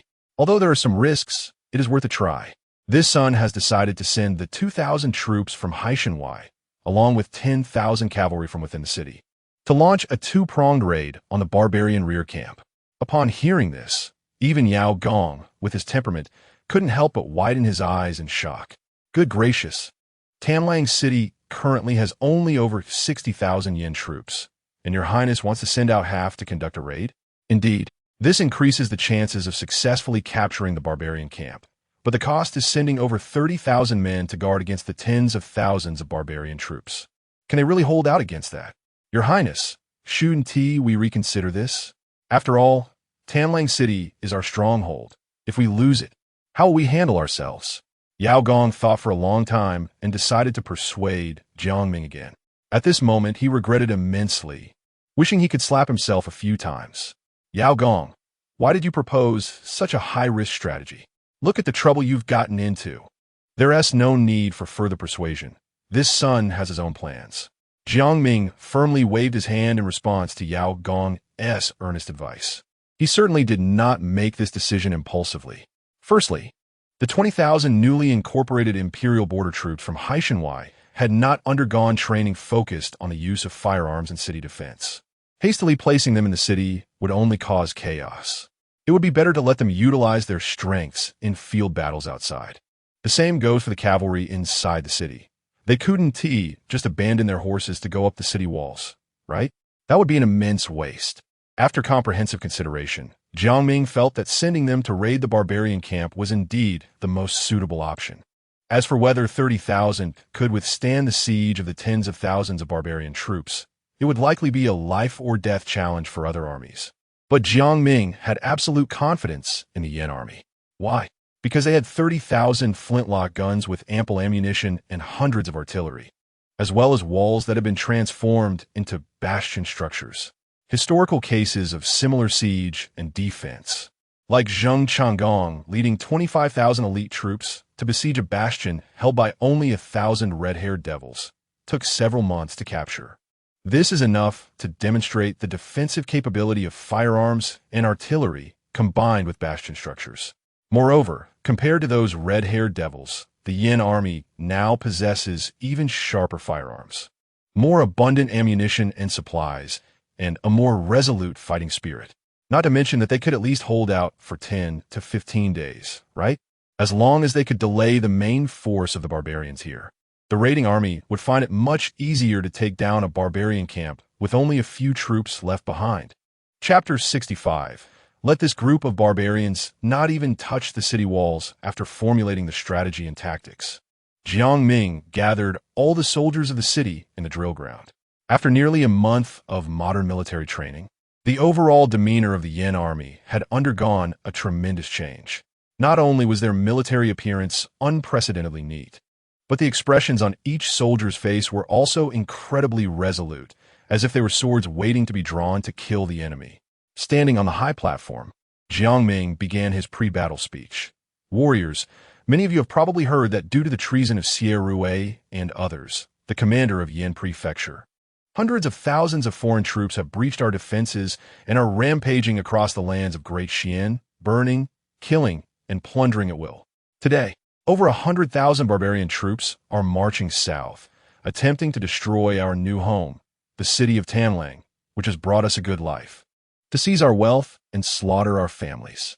What do you say we should do?" Upon hearing this, the soldiers below immediately shouted, "Kill these dog barbarians! Rip their heads off to use as night pots!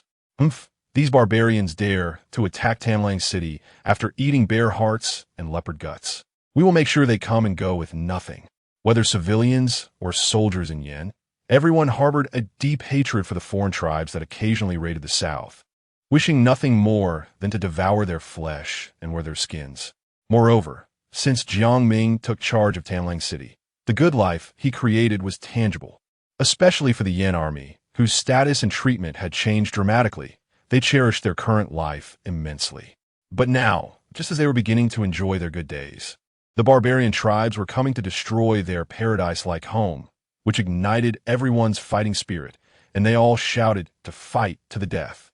Seeing the emotions of the crowd stirred up, Jiang Ming revealed a gratified smile and continued, "Our Yin soldiers are all outstanding. I have never doubted this. Although the barbarian army is several times larger than ours, we have excellent firearms and cannons, the solid Tanlang City, and hundreds of thousands of citizens as our support. We have the advantage of time, location, and harmony among the people. We possess all of these. Therefore, this battle is bound to win. Win, win, win." Tens of thousands of Yin soldiers shouted in unison, their voices shaking the heavens, and their morale soared to the highest point. Seeing that the pre-battle mobilization was nearly complete, Jiang Ming immediately began to assign combat tasks. The 7 kills, breaking army, Tanlang, and Tianxiang battalions would guard the respective city gates. All cavalry within the city would be commanded by Wu Yuan, exiting the city through the small paths to directly strike at the barbarian camp 50 miles away. Just as preparations for battle were actively underway within Tanlang City, a military order was swiftly delivered to Heishan Guard. Wen Pan, when received Jiang Ming's combat assignment, he quickly gathered the 20,000 troops in the guard. "Brothers, I know many of your families have perished at the borders, killed by the foreign tribes. Now your chance for revenge has come. The barbarian army of over 100,000 is marching south to attack Tanlang City. His Highness the Sun will personally lead the garrison to hold back the main force of the barbarians, while our task is to raid their camp and take down their stronghold. If we win this battle, the barbarians will surely collapse like a landslide. And when that time comes, not only can you take revenge, but you can also achieve military merit and live well in Tanlang City. Tell me, are you willing?" As the commander of Shanghai Pass, Pan, one was quite familiar with pre-battle mobilization and quickly ignited the bloodlust of the border troops with just a few words. "Willing. Willing. Good. Now let's set off immediately. Let these prairie barbarians know the might of our Yin army." As soon as he finished speaking, Pan led everyone to charge towards the northern barbarian camp. Of course, like Wu Yuan's cavalry, they chose to take the small paths to avoid encountering the main force of the barbarians marching south. On the other side, because the barbarian army consisted mostly of cavalry, they appeared outside Tanlang City within half a day. Fourth Prince, ahead is Tanlang City. Upon hearing the report from his subordinate, Ulan Naha rode up a small hill. From a distance, Tanlang City came into view. Although it was not as grand and imposing as the southern cities, it was still quite shocking in the northern Yin region. What a magnificent city! No wonder Father Khan has been longing to march south to dominate the Central Plains. Our prairie men should live in such a prosperous place, rather than being confined to tents in the bitter cold of the desert. Thinking of the harsh climate of the northern desert, Ulan Naha felt a surge of indignation. However, as he thought that this city would soon be his face couldn't help but show excitement. Order the entire army to rest in place, eat and drink enough, and after an incense stick-s time, begin the assault on the city. Understood. On the city wall of Tanlang, Jiang Ming gazed at the dark mass of the barbarian army on the horizon, once again feeling the shock that comes from ancient armies.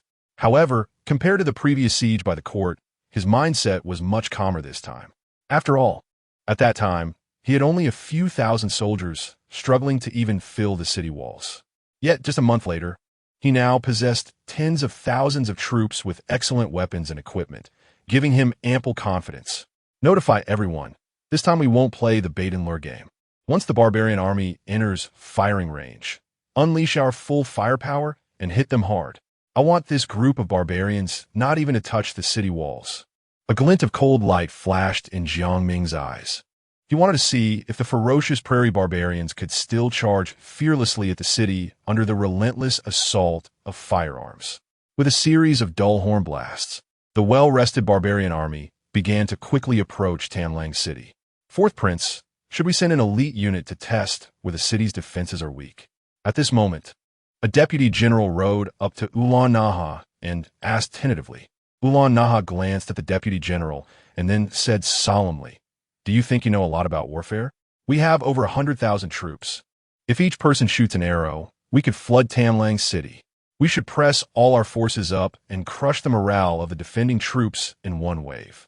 In the face of absolute numerical superiority, any fancy tactics are nonsense. Do you understand?" Upon hearing this, the deputy general immediately nodded in agreement. Yes, the fourth prince is right. Thus, under Ulan Naha's command, the hundreds of thousands of barbarian troops deployed, surging towards Tanlang City like a tide from all directions. Facing the overwhelming pressure of the black cloud-like army, the Yin soldiers on the city walls showed no signs of fear, calmly aiming their guns and cannons at the approaching barbarian forces. As soon as they entered range, they would fire away. Chapter 66. The shattered worldview of Ulan Naha. As the barbarian army gradually approached, the walls of Tanlang City gradually came into view. Fourth Prince looked quickly. Those Xian people actually built the walls so sharp. They must have an endless supply of bricks. Seeing the bizarre structure of the outer wall of Tanlang City, the deputy beside Ulan Naha couldn't help but sneer. "You don't understand this, kid. The Xian people believe in that nonsense of strange formations and tricks, and they have to force everything into it. The strange design of the Tanlang City walls must be a formation set up by the Xian people. Little do they know that in front of the curved blades and sharp arrows of my prairie men, these ridiculous things are just a source of laughter." Ulan Naha said disdainfully, his words filled with arrogance. The deputy nodded in agreement. "I see now. Fourth Prince is truly knowledgeable, knowing both the heavens and the earth. When we return victorious to the prairie, the Khan will definitely look at the Fourth Prince with new eyes." The deputy's flattery hit the nail on the head, and Ulan Naha couldn't help but smile, as if he could already see the scene of his father Khan being overjoyed while his three brothers looked on with envy and jealousy. Just thinking about it made him feel elated. "Warriors, take this city for me. Charge!" With a surge of excitement, Ulan Naha commanded, and the barbarian army immediately launched an assault on Tanlang City from all directions. The sound of battle cries filled the air, and the thunder of hooves resembled a storm. However, the Yin army on the walls was not intimidated by this scene. Under the command of their leaders, they first unleashed a round of Hongi cannons as an appetizer. Boom, boom, boom. Accompanied by deafening explosions, countless shells shot out, whistling like the Grim Reaper towards the barbarian army. In the eyes of the stunned and confused barbarians, the first shell landed heavily, instantly killing a large number of barbarians and their horses. But this was not the end, because the Hongi cannon fired at a flat angle. The solid cannonballs did not stop upon landing. Instead, they bounced across the ground like skipping stones. It was as if a dump truck was rampaging at 100 miles per hour. Wherever it went, barbarian men and horses were shattered, blood mixing with severed limbs flying everywhere. As more shells landed, blood-red flowers erupted among the barbarian army, and the screams filled the battlefield. Seeing such a shocking scene, Ulan Naha was directly scared into a daze, goosebumps all over his body, since he could be appointed as the commander for this incursion by Khan Shieli. He was certainly not ignorant of military matters. In his understanding, even the finest trebuchet of the Xian kingdom could only shoot a distance of 1 mile at most. But his army was still 2 miles away, and the defending soldiers in Tanlang City had already launched an attack. What was most alarming was that the unknown weaponry on the city walls could actually fire this far and cause such tremendous casualties to his army. When did the military technology of the Xian kingdom become so strong? No, it has nothing to do with the Xian kingdom. Otherwise, they would have deployed such devastating weapons at the border long ago, and the barbarian army would never have been allowed to invade and plunder. It must be the Yin Wangfu in Tanlang City. The Yin Wangfu is suspicious. Realizing this, Ulan Nahai finally understood why the troops of the Xian kingdom had faltered here. They relied on advanced technology. Back in the day, the Chi kingdom of the Central Plains also liked to fiddle with these strange technologies. Yet they were the first to be destroyed by the Xian kingdom. The fact proves that only cavalry and archery are the strongest treasures. After the initial shock, Ulan Nahai reviewed history and felt like he was back in control. At this moment, the barbarian army was somewhat disoriented after a round of bombardment, and Ulan Nahai quickly ordered the deputy to wave the military flag while loudly calling out, "Don't panic." Although the Xian people's weapons are sharp, they can only hit at a distance. As long as everyone disperses and charges forward to close the distance, those weapons will be useless. It must be said that Ulan Nahai, capable of independently leading the barbarian army, had some military insight. Just after being bombarded once, he keenly captured the characteristics of the Hongi cannon and quickly adjusted tactics to stabilize morale. As his orders were conveyed to various units, the barbarian army quickly stabilized and began to spur their horses and whip them to accelerate towards Tanlang City. However, at the same time, a new round of cannon fire struck, plowing shocking blood-red trenches in the barbarian formation. Don't be afraid, continue charging. If we close the distance, the Xian people's cannons won't be able to hit us. Under the relentless urging of the commanders, the barbarian army fearlessly charged towards Tanlang City. At this moment, everyone had only one thought in their minds. As long as they could successfully reach the foot of the city, the defending Xian people would be nothing to fear. Unfortunately, their thoughts were merely wishful thinking. When the vanguard barbarian cavalry charged to about 100 meters from Tanlang City, although the Hongi cannon found it hard to hit them, the Tiger cannon immediately filled the firepower gap. Bang, bang, bang, bang. As the explosive shells detonated among the barbarian army, the vanguard suffered heavy casualties in an instant. The fallen men and horses even formed a flesh and blood barrier, obstructing the charge of the following barbarian cavalry. However, at this moment, the barbaric and cruel nature of the barbarians began to manifest. Faced with the fallen vanguard, the later troops merely paused briefly before riding over the bodies of their comrades. Even those who had merely fallen off their horses and were injured were not spared. Amidst the screams, they were trampled in a meat paste by the iron hooves of their comrades. Seeing this brutal scene, the Yin army on the walls couldn't help but gasp in shock. But they were not frightened. Instead, their anger quickly transformed into a fervent fighting spirit. Such prairie barbarians, who would not even spare their own kind, must not be allowed to invade Tanlang City. Otherwise, it would undoubtedly be a disaster for all the citizens of the city. Open fire! Open fire! Kill these beasts! As the barbarian cavalry drew closer, the Yin army on the walls raised their flintlock rifles and began shooting in waves. As the lead bullets rained down like a storm, the barbarian cavalry fell one after another, like wheat being cut down, with blood quickly flowing into small streams on the ground. Damn the Yin Wangfu! Where the hell did they get so many powerful weapons? From a distance, Ulan Nahai watched the battlefield's brutal scene, unable to prevent the veins on his forehead from throbbing. At this moment, his worldview was nearly shattered by the powerful firepower of the defending army, and he even began to regret his decision to attack the city, cursing the ancestors of Wang Goer and others who had urged him to come. But unfortunately, there was no turning back once the arrow was loosed.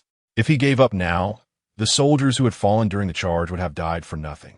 Therefore, the only path before him was to continue the assault on the city at all costs.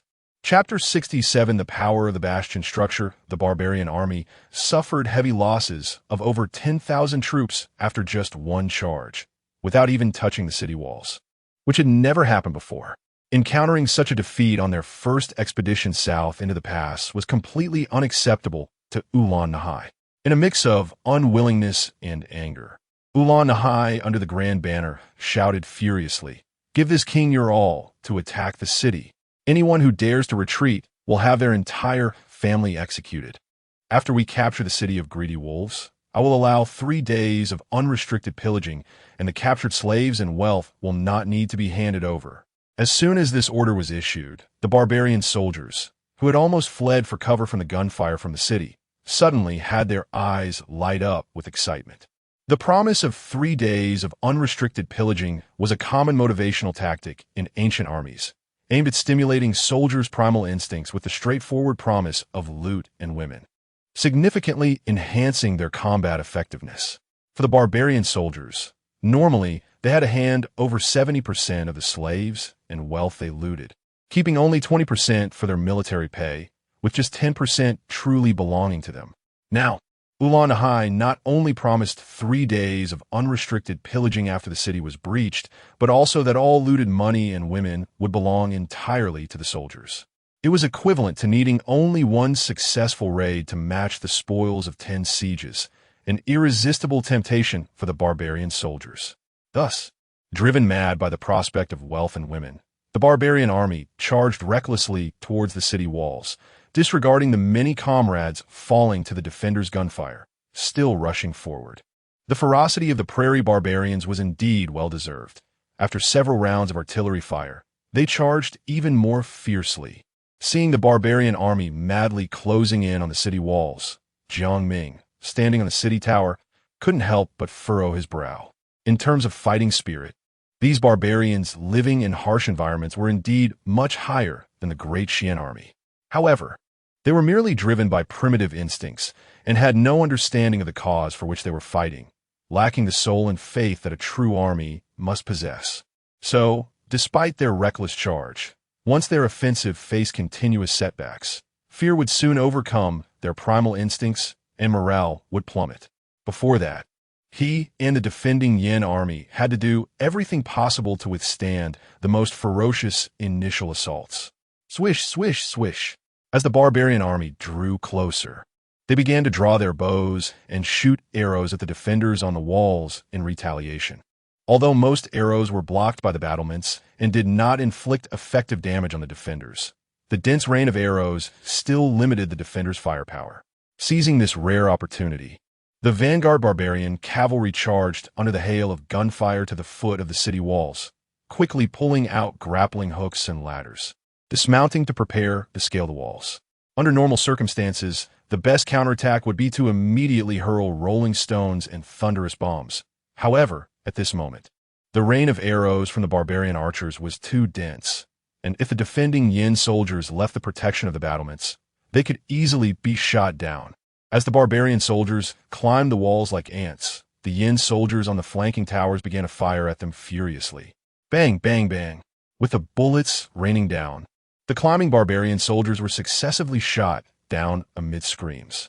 Not only that, but the Yin soldiers on the flanking towers quickly adjusted the angle of the cannons, bombarding the nearby barbarian cavalry that was shooting arrows.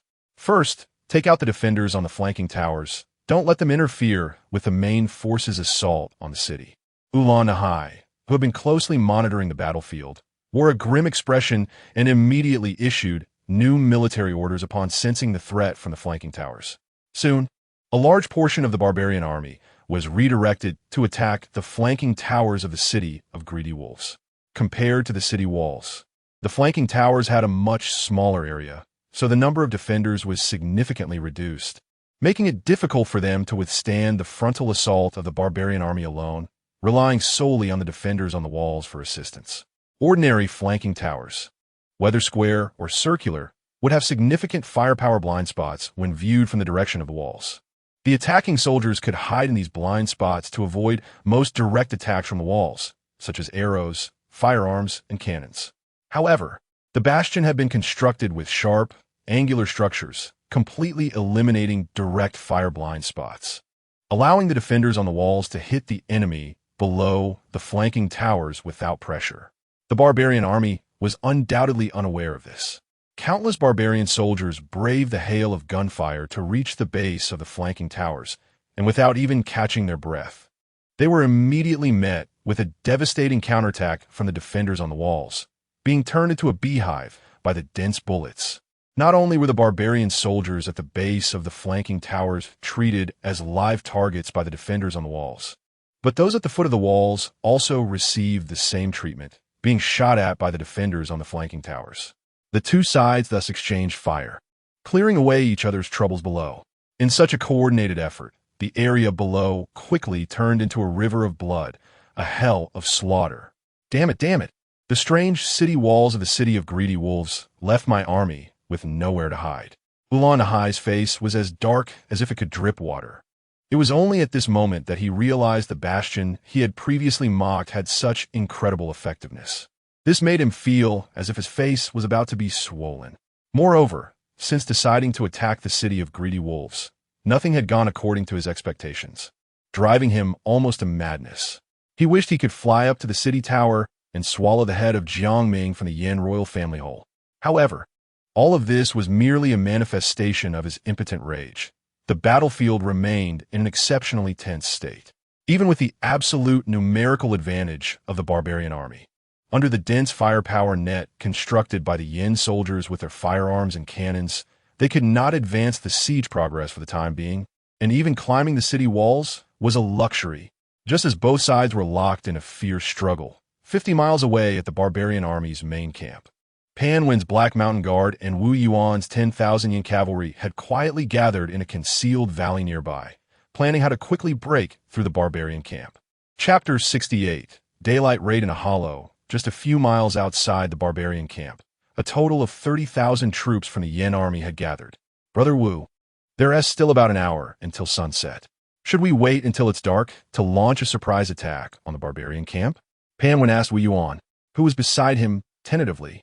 Although he was old enough to be Wu Yuan's father and had served longer in the military, they both held the rank of commander in the Yin army and addressed each other as brothers out of respect. The night raid tactic he proposed was a cautious strategy for raiding the camp, as they were unaware of how many troops were left to guard the barbarian camp. With the cover of night, the success rate of the raid would be higher. However, Wu Yuan shook his head and replied, right now, the prince is facing an attack from over 100,000 barbarian troops. Every moment we wait increases the risk of the city of greedy wolf falling, so we must act quickly.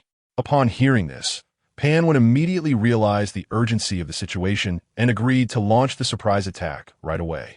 However, they did not choose to charge in recklessly.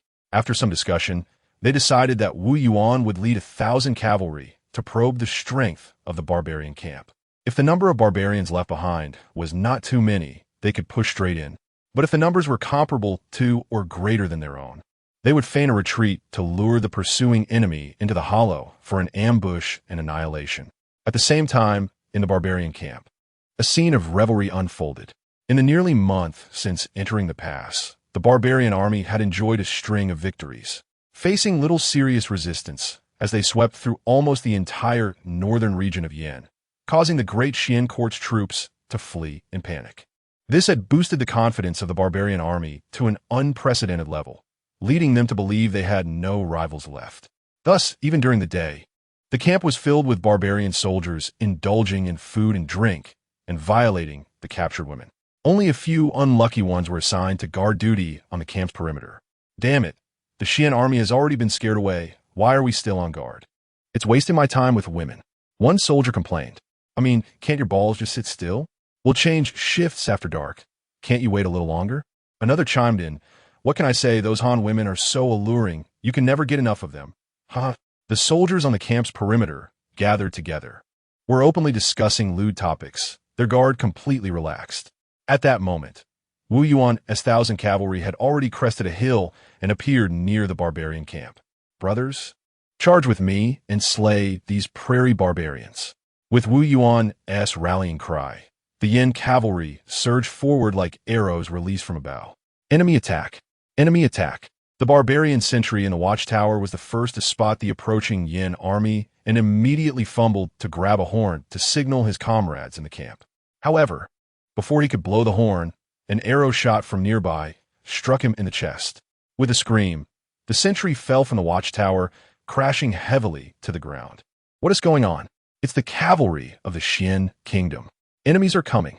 Only after the sentry was killed did the outer barbarian soldiers notice the Yin cavalry charging towards them, hastily drawing their swords and mounting their horses to prepare for battle. However, before they could form ranks, the Yin cavalry had already reached them. Swish, swish, swish.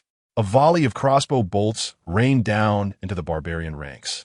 instantly provoking a chorus of screams. The commotion quickly alerted everyone in the camp.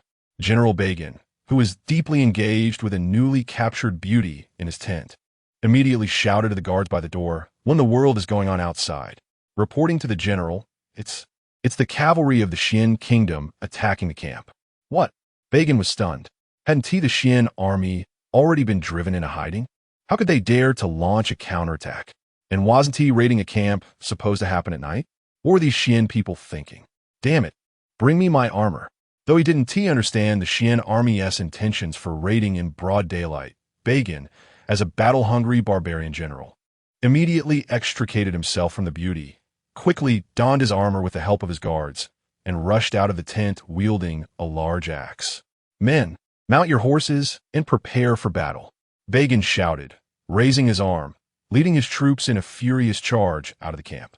At this point, the Yin army and the outer barbarian soldiers had already engaged in combat, and due to the surprise attack, hundreds of barbarian soldiers had already been killed.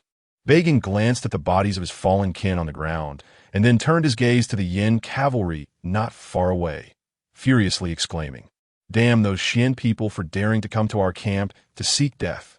Men, let us slay these blind fools together."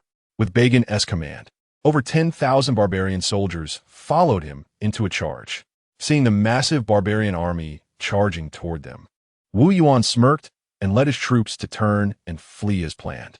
Of course, while feigning a retreat, they did not forget to shoot arrows at the pursuing barbarians. Although the lethality was low, the humiliation was immense. Led by Begin, the barbarian cavalry pursued recklessly, ignoring everything else in their frantic chase. As they chased and fled, the two sides reached a hollow a few miles away. The Yin army charged straight in, but when Begin arrived and commanded his troops to slow down, he suddenly hesitated. The narrow pass had tall mountains and dense forests on either side. What if there were hidden ambushers? Begin surveyed the terrain around him, beginning to doubt whether to continue the pursuit. At that moment, Wu Yuan, who had seemingly vanished, suddenly returned alone and without a word, drew his longbow and shot an arrow at Begin. Whoosh! With Wu Yuan's immense strength, this arrow packed a powerful punch. Begin heard the wind whistling and felt a chill run down his spine, quickly leaning back on his horse to narrowly avoid the shot. However, in his attempt to dodge, a barbarian soldier behind him was struck by the arrow, falling from his horse with a scream, meeting a tragic end. Chapter 69. Trapping the Turtle in the Jar. Complete annihilation with a single arrow shot from extreme distance. Wu Yuan killed a personal guard beside Begin, instantly shocking a group of barbarian soldiers.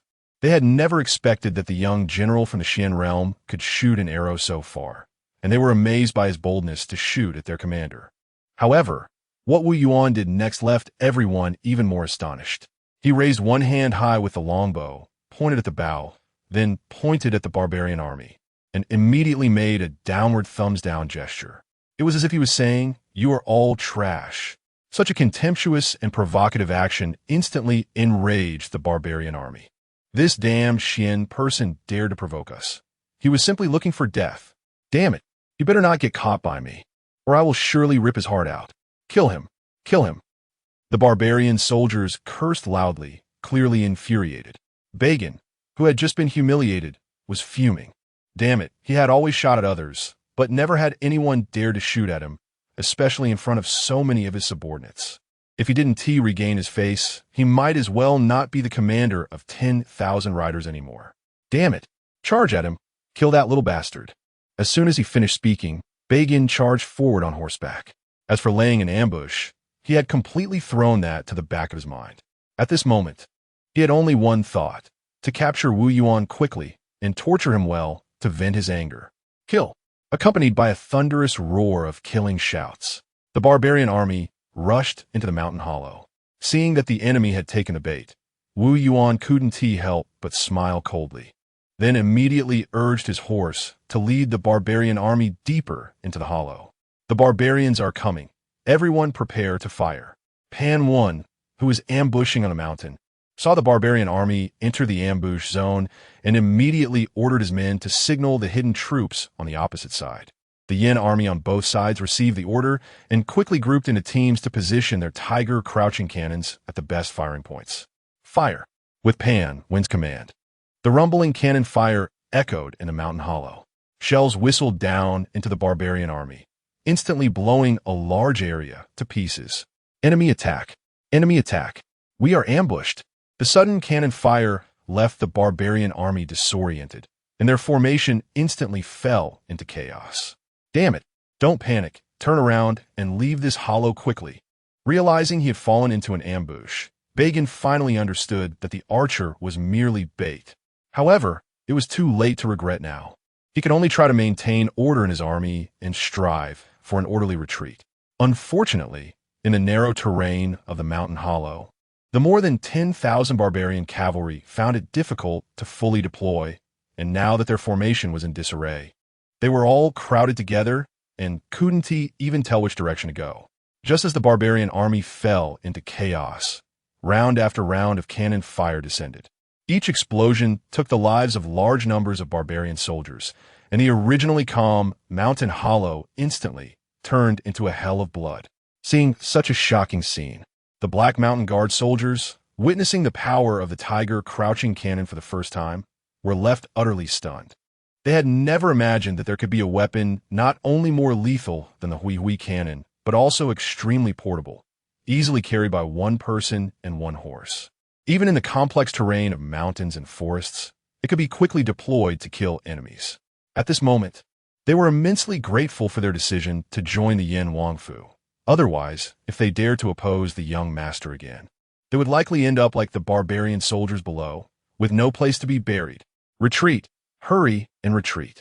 Bagan, seeing that he had lost a large number of men after several rounds of cannon fire, was suddenly frantic and had no time to consider what weapon had attacked them. He could only keep shouting loudly, commanding his army to flee out of the hollow. Brothers, the chance to take revenge on the barbarians has come. Follow me and charge down. Seeing the barbarian cavalry trying to escape, Pan decisively led everyone down the mountain slope. The 5,000 ambushing troops originally ordered by Wu Yuan to lie in wait near the hollow also emerged to block the retreat path of the barbarian army. As for Wu Yuan himself, he had already returned with 1,000 cavalry, surrounding the barbarian army from all sides. Kill! The sound of killing once again echoed across the mountain hollow. Looking at the Yin army filled with murderous intent, the barbarian soldiers, feeling trapped and surrounded, fell into unprecedented panic. Even Bagan, a general of the barbarian army, was horrified. He couldn't understand where so many Xian kingdom troops had come from, and it seemed as if they had been waiting here to trap them. Damn it, I'll fight these Xian dogs. Seeing that retreat was hopeless, Bagan could only grit his teeth and organize the barbarian soldiers to start a counterattack on the spot. Soon, the two forces collided violently. Because they had taken several rounds of cannon fire, a small portion of the barbarian soldiers were directly wiped out, and many of the survivors were also injured. Facing the 30,000 Yin troops who had been waiting for them, this barbarian army, which had less than 10,000 men left, was immediately thrown into a bitter battle. The 10,000 cavalry from the greedy wolf city naturally didn't need further mention. Their usual rigorous training provided them with excellent combat skills and ironclad will, allowing them to almost completely overpower the barbarian soldiers. Although the Black Mountain Guards were not as high in overall quality, most of them came from the border and had a deep-seated hatred for the barbarians, so they fought with a blood rage buff, each one becoming bloodthirsty. Thus, with a significant disadvantage in numbers and combat power, large numbers of barbarian soldiers fell from their horses every second, trampled into a bloody mash by the chaotic hoofs. Under the blood-red sunset, both sides fought fiercely, with the strong, pungent smell of blood filling the entire battlefield. The once solid ground was almost soaked through with blood, turning into a rotting mire. Before long, the morale of the barbarian army was crushed by such intense fighting, and many completely lost their fighting spirit, starting to abandon their armor and flee desperately into the surrounding mountains and forests. Damn it, you bunch of dogs have disgraced the prairie. Hurry back and continue fighting. Seeing more and more barbarian soldiers fleeing, Bagan roared in fury. However, not a single barbarian soldier listened to him and stopped fleeing because at that moment, for them, all the glory of prairie warriors was nonsense. Staying alive was the only truth. Instead of thinking about commanding others, he should take care of himself first. Just then, a voice filled with killing intent reached Bagan's ears, startling him. He quickly turned to look. He saw Wu Yuan charging at him on horseback, wielding a silver spear. Caught off guard, Bagan could only swing his large axe to defend himself. Although he was also a Shin-level warrior, days of reckless indulgence had drained his body. After just a few exchanges, he felt he could hardly keep up, and his movements gradually became heavy. Sensing that Bagan was already at the end of his rope, a cold light flashed in Wu Yuan's eyes, and with a loud shout, he forcefully sent Bagan's large axe flying. Then, with a thrust, he pierced through the barbarian commander. With their commander killed, the already weakened morale of the barbarian army completely collapsed. Apart from a few who managed to escape into the mountains, the rest were all annihilated. Chapter 70. The sky is on fire. When the battle finally came to an end, the sky had already darkened. In this fight, the Yin army had taken full advantage of the terrain and morale, almost annihilating more than 10,000 barbarian troops, including the cavalry commander Bagan, who was beheaded. This greatly boosted the morale of the Yin army, especially the soldiers of the Black Mountain Guard, as they avenged their family grievances, strengthening their sense of belonging to the Yin army. After a brief rest, Pan Wen and Wu Yuan gathered their troops and left the mountain valley, heading straight for the barbarian camp, preparing to take down their stronghold in one fell swoop. Oh no! General Bagan has been killed by the Xianren army. Under the moonlight, several blood-soaked barbarian soldiers stumbled into the camp, bringing back this shocking news, causing the soldiers left behind to feel as if the sky was about to collapse. It should be noted that Bagan had taken almost all the elite troops with him, and now there were only about 1,000 people left in the camp. If the Xianren army attacked again, what would they do?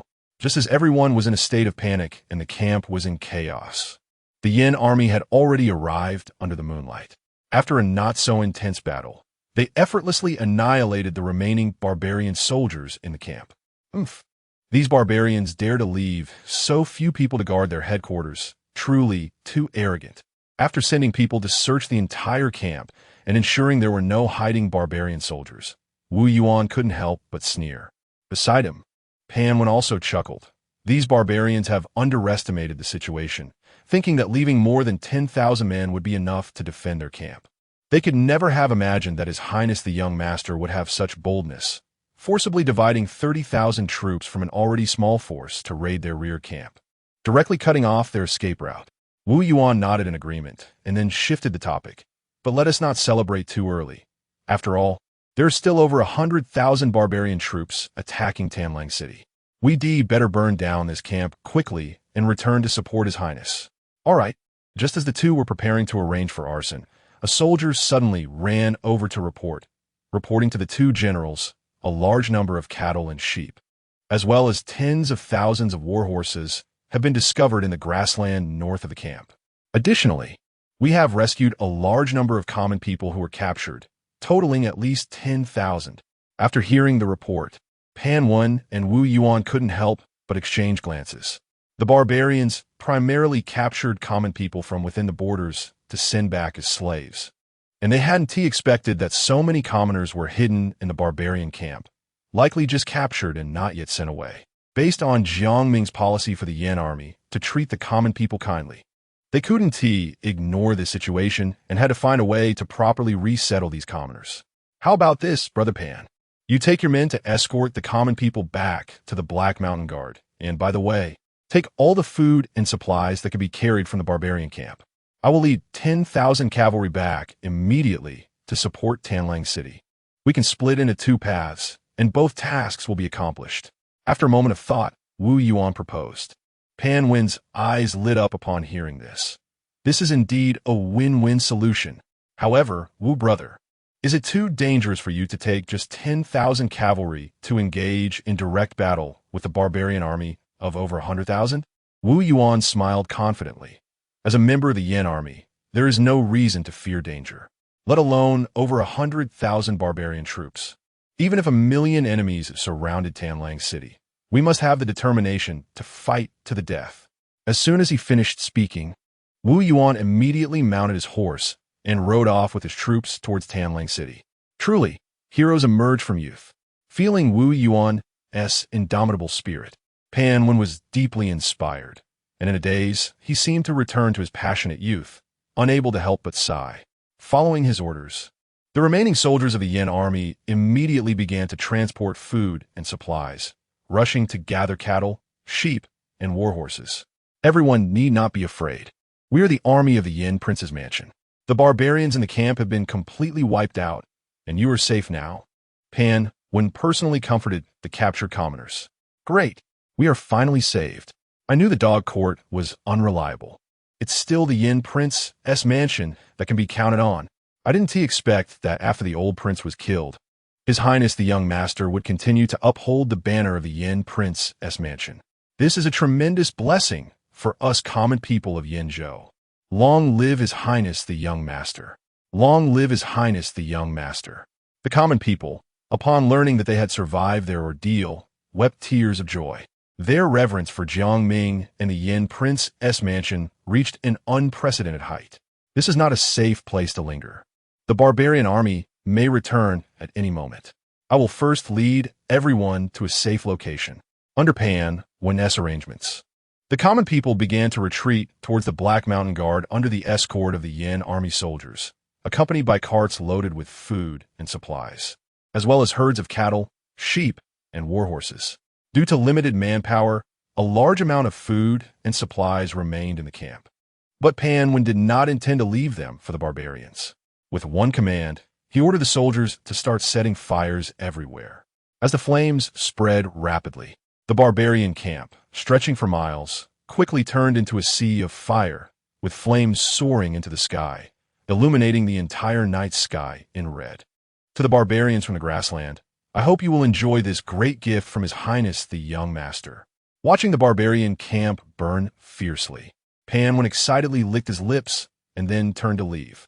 On the other side, after a day of fierce battles, Tanling City was filled with corpses both inside and outside the city, showcasing the brutality of the fight.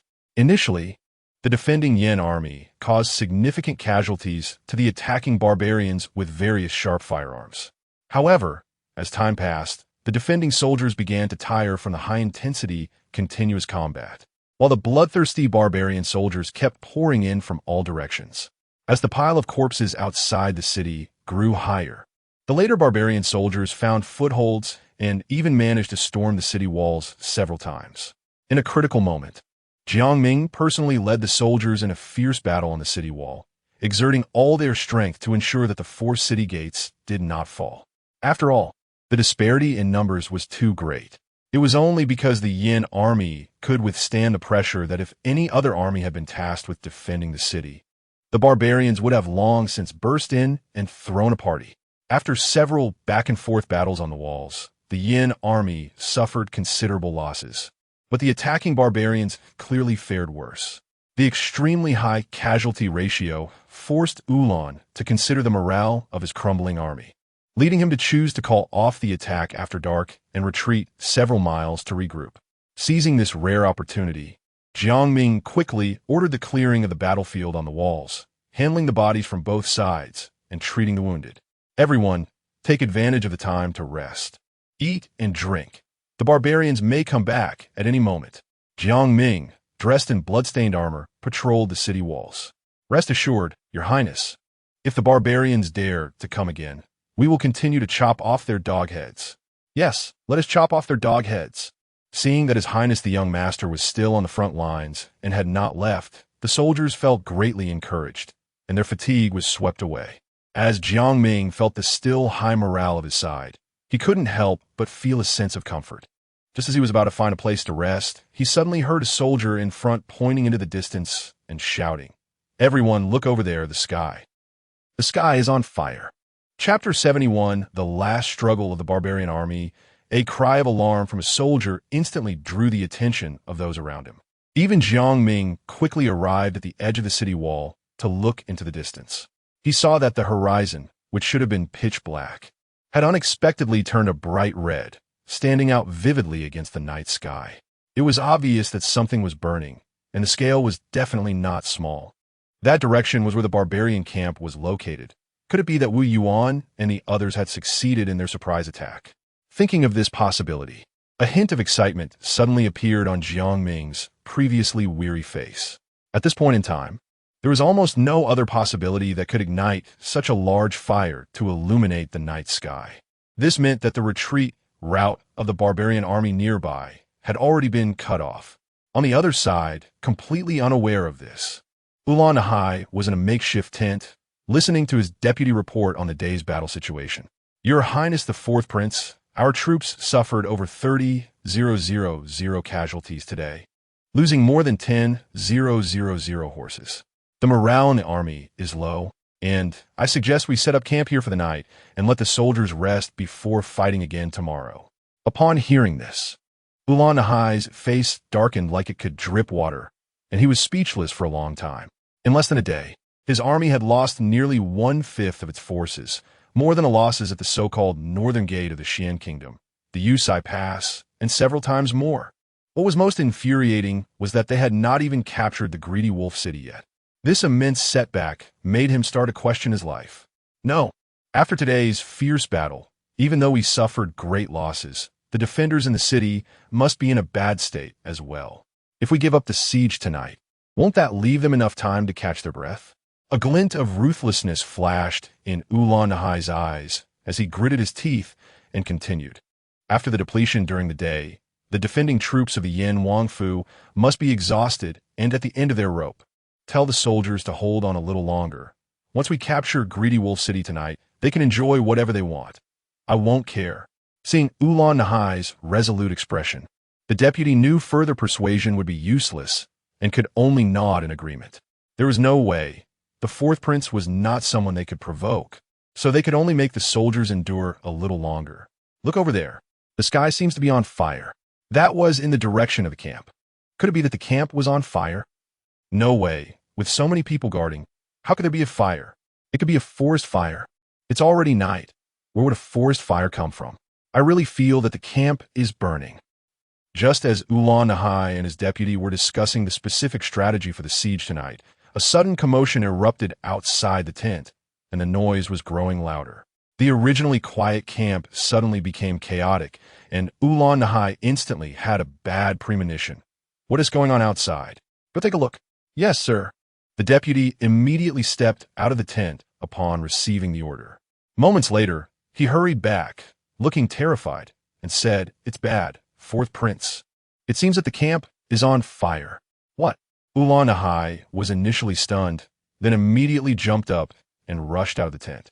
Reaching a nearby small hill, he looked out into the distance and indeed saw flames shooting up from the direction of the camp, illuminating the night sky in red. Impossible, absolutely impossible. The camp is guarded by over 10,000 of Bagan's men. It can't possibly catch fire. It must be a forest fire. Yes, it has to be a forest fire. Thinking of the terrifying outcome, Nahai turned pale, cold sweat pouring down his forehead. He could only keep telling himself that it couldn't be as he feared. However, as the saying goes, the more one fears something, the more likely it is to happen. Just as Nahai was engaged in self-deception, a group of barbarian soldiers suddenly ran over. One of them, tattered and covered in blood, fell to his knees in front of him, crying out, "Your Highness the Fourth Prince, the Yan Wangfu's army launched a surprise attack on our camp, and the brothers left behind were almost completely wiped out. General Bagan is dead, and all the food and supplies in the camp have been burned to ashes." Boom! Upon hearing this terrible news, Nahai felt dizzy, his body swaying before collapsing to the ground. The crowd rushed to help him up, and after a flurry of attempts to revive him, he finally regained consciousness. The moment he became aware, a thought immediately popped into his mind. It's over, it's all over. The camp is not important. The captured citizens of the Xian Kingdom are not important, but the food supplies are extremely important, because they had planned for a quick battle to seize Greedy Wolf City. Everyone had only brought 3 days' worth of rations, but now that the supplies had gone up in flames, it meant that the army of over 100,000 would have at most 2 days' worth of food. Under normal circumstances, they could forage and steal food from the surrounding area, but the problem was that the entire area within 100 miles had already been ravaged. and there was not a single grain of food left to scavenge. Once the food ran out, what kind of desperate actions could an army of over 100,000 starving soldiers take? He didn't even dare to think about it. What to do? What should be done? Wait, it's not entirely hopeless. As long as we capture Greedy Wolf City within 2 days, our army can be resurrected. Under the pressure of near desperation, Nahai's mind raced, and he quickly devised the best and only response strategy for the moment. Realizing this, Nahai felt an overwhelming excitement in his heart, and his previously pale face took on a sickly flush. He quickly rallied the troops, explaining the gravity of the situation to everyone. In summary, it came down to 2 sentences. If we capture Greedy Wolf City, everything will be fine. If we can't capture Greedy Wolf City, we can only wait to starve to death. Kill, kill, kill. Once they realized they were in a desperate situation and had only the option of attacking the city left, the ferocity of the barbarian soldiers was completely ignited as they charged again towards Greedy Wolf City. Your Highness, the barbarians are attacking again. On the city tower, Jiang Ming looked at the barbarian army surging like a black tide and shouted, "Brothers, don't panic. The enemy's rear camp has been set on fire, and they have no logistical support left. They are merely making a last-ditch effort. We just need to hold on for another day or 2, and their army will soon collapse on its own. Now, pick up your guns and cannons, and let us fight back fiercely." With a roar of gunfire erupting, the battle reignited. Meanwhile, Wu Yuan, leading his 10,000 elite cavalry, had rushed to the rear of the barbarian army without stopping. Wu Yuan looked from a distance and saw that the battle under Greedy Wolf City was very intense. However, he did not rush to lead his troops for immediate rescue. After all, he only had 10,000 cavalry, while the barbarian army had more than 100,000. He needed to strike at the key point to break the siege of Greedy Wolf City in one blow. "General, look, the barbarian standard is over there." At that moment, a nearby officer suddenly pointed and shouted. Wu Yuan turned to look and indeed saw the prominent standard of the barbarian army waving in the wind. The barbarian formation was already somewhat chaotic. This was a good opportunity. Perhaps eager to break Greedy Wolf City, Nahai had pushed all his forces forward, leaving the rear guard very weak, and the central army where he was located clearly lacked sufficient protection. Wu Yuan seized this key information and immediately arranged the attack formation, charging straight towards the central army of the barbarians, preparing to capture the king first. Chapter 72, Three-Pronged Attack. The barbarian soldiers collapse after determining the target. Wu Yuan led all his elite cavalry straight into the weakest rear of the barbarian army. Enemy attack! Enemy attack! The Yin army is coming from behind. The unprepared barbarians were caught off guard, and the rear army was immediately thrown into chaos. At this moment, Nahai, who was commanding the siege in the central army, sensed that something was wrong. However, before he could send a messenger to check what was happening at the back, he saw the vanguard cavalry led by Wu Yuan charging in. "Charge! Slay that bastard under the great banner." As Wu Yuan reached the central army, he spotted Nahai, who was clad in exquisite armor under the great banner, and determined that he must be the barbarian commander. Hence, he increased the intensity of his charge. The nearby barbarian cavalry rushed over in droves, trying to stop Wu Yuan, but he was completely unafraid. With each thrust of his shining silver spear, a barbarian cavalryman was knocked off his horse, without a single worthy opponent. Seeing the enemy so fierce, Nahai hurriedly dispatched soldiers. "Quick, send the left and right armies over to encircle and kill this group of Yin soldiers." Soon, the barbarian soldiers who received the order began to act immediately, rushing to support the central army. Utilizing their overwhelming numerical advantage, they tightly surrounded Wu Yuan's 10,000 elite cavalry in layers, instantly plunging the latter into a bitter struggle. However, such a large-scale troop withdrawal also caused the pressure on the defending army at Tanlang City to suddenly decrease. The barbarians' sudden mass withdrawal must mean that something had gone wrong with the rear formation. On the city tower, Jiang Ming looked far into the rear of the barbarian army, and indeed found that the previously orderly formation was beginning to show signs of chaos. It was evident that a force had broken into the barbarian army, posing a significant threat to the central army. This was the reason why the barbarian commander hastily pulled troops back from the siege. It must be Wu Yuan and the others who have completed their mission and returned. No, we cannot sit idly by and let them be swallowed by the barbarians. Jiang Ming frowned as he looked into the distance. The surprise attack by Wu Yuan and the others undoubtedly relieved a lot of pressure on Tamling City, but it also meant they were deeply surrounded by the barbarian army. If help was not rendered quickly, the consequences could be total annihilation. Thinking of this, Jiang Ming decisively decided to lead troops out of the city to fight. As long as they could hold back some of the barbarian soldiers, they could create an opportunity for Wu Yuan and the others to break out. Everyone, this battle outside the city is extremely dangerous, but we Yin soldiers will not abandon any brother. We will not watch our comrades trapped in the barbarians' encirclement without offering help. Don't you agree? Jiang Ming looked at the assembled 5,000 elite soldiers and posed a soul-stirring question. Yes, yes, yes. Slay these damn barbarians and rescue our trapped brothers. If we die fighting. As the bloodlust of the crowd was stirred, Jiang Ming smiled knowingly and waved his hand. Good. This is what a true iron-blooded man is. Guns in hand, follow me. As soon as he finished speaking, Jiang Ming led the 5,000 gunmen out of the city. Look, the Yin army is coming out of the city. They are simply seeking death. Kill them.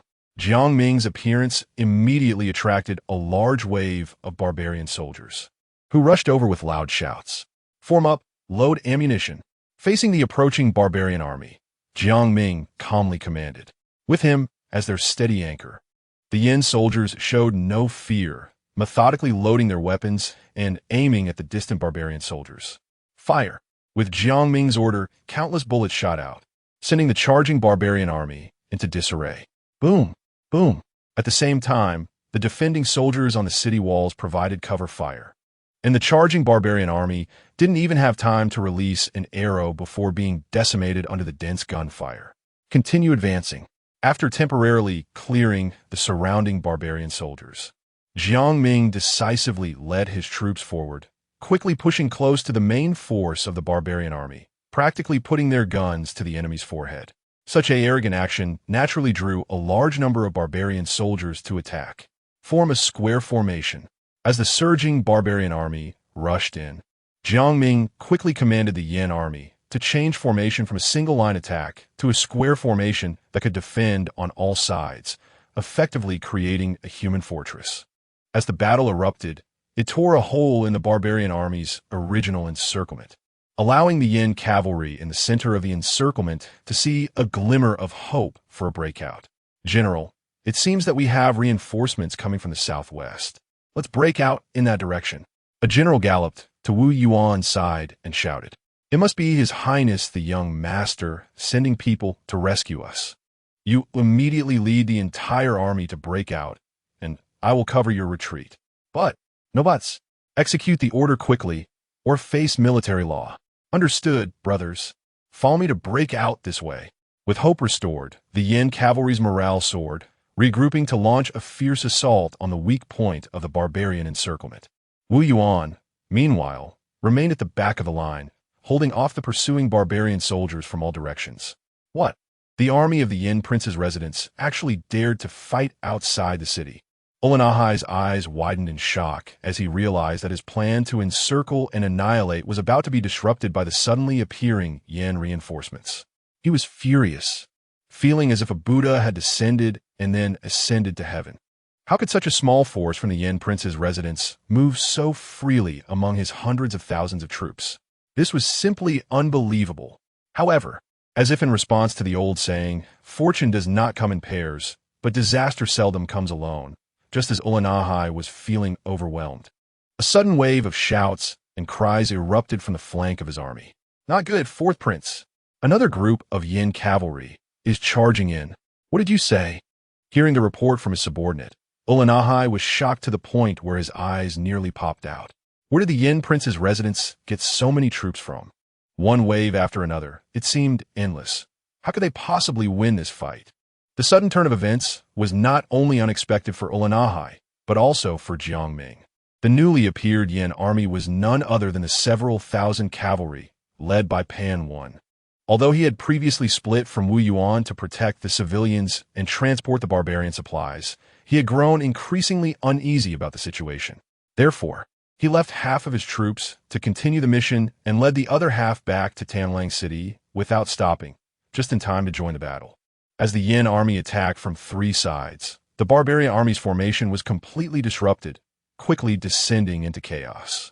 After a day of siege, the barbarian soldiers were already exhausted, and the mental strain on them was at its limit, ready to snap at any moment. The disruption of their formation was like the last straw that broke the camel's back, completely unleashing the fear within the barbarian soldiers. Their morale plummeted, and in no time, they completely collapsed. Chapter 73. Prestige soars as the saying goes. Defeat is like a mountain collapsing. Once morale breaks, it cannot be contained. Soon, Ulan-Nahai discovered a terrifying fact. He could no longer command his troops. At this point, his orders could only affect a few nearby units. But once they left the center, they would vanish like a mud cow into the sea, with not a trace of response. Your Highness, the army is in chaos. We can no longer fight. We should retreat quickly. Seeing the situation was dire, the deputy commander hurried to Ulan-Nahai's side, pleading earnestly. Normally, with Ulan-Nahai's temperament, he would have kicked the deputy away and organized the troops to fight to the death. However, after a series of setbacks today, Ulan-Nahai was already a bit disoriented and could only nod numbly. Retreat, retreat. With a low, mournful sound of horns, the barbarian banners began to move. The surrounding barbarian soldiers, seeing their leader fleeing, lost all will to fight and scattered in all directions. The Yin army immediately pursued, cutting down countless fleeing soldiers and capturing thousands of prisoners, ultimately achieving a great victory. Yay, we won! Seeing the barbarian army flee in panic. Both the soldiers on the walls and those below erupted in deafening cheers, celebrating this hard-won victory. I apologize for arriving late. Please forgive me, Your Highness. After the battle, Pan Wen and Wu Yuan immediately brought a group of generals to Jiang Ming, kneeling on the ground to plead for forgiveness. They had never expected that the young prince would dare to take such a risk and personally lead troops out of the city to fight. While this action successfully tied down a large number of barbarian forces and created conditions for defeating the barbarian army, it was indeed too risky. Fortunately, the young prince was favored by fortune. Otherwise, if anything went wrong, they, as his subordinates, would be unable to escape blame even if they died 1,000 deaths. What crime is there in winning the battle? Get up! Jiang Ming smiled and gestured for everyone to rise. Although the battle today was fought hard, it effectively tested the Yin army and strengthened the cohesion among the various units. Even without his direct command, the generals were able to cooperate tacitly, advancing and retreating appropriately against a strong enemy. It could be said that from this moment on, the Yin army, tempered by war and fire, had officially become a qualified strong army.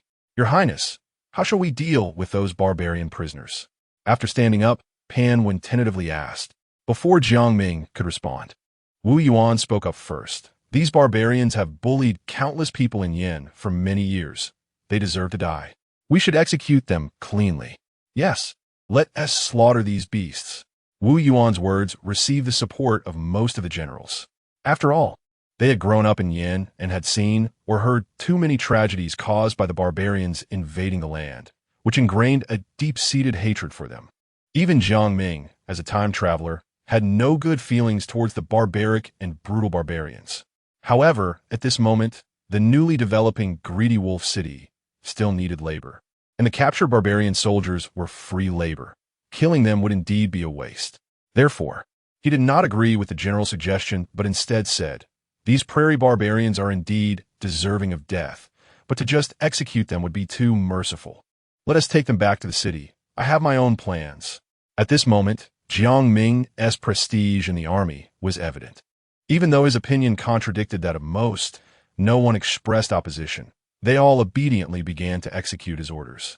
Thus, the group gradually entered the city. Although it was already late at night, due to the fierce battle, the citizens had hardly slept. Now, seeing the Yin army returning in triumph, they quickly gathered in groups, lighting lanterns and torches to welcome them. The barbarian army has been driven away? That's wonderful. I knew the young prince would definitely succeed. Our Yin army is like heavenly soldiers, easily dealing with these prairie barbarians. Young prince, you are mighty. Yin army, you are mighty. As the Yin soldiers walked down the main road, hearing the citizens' praises, they felt as proud as roosters.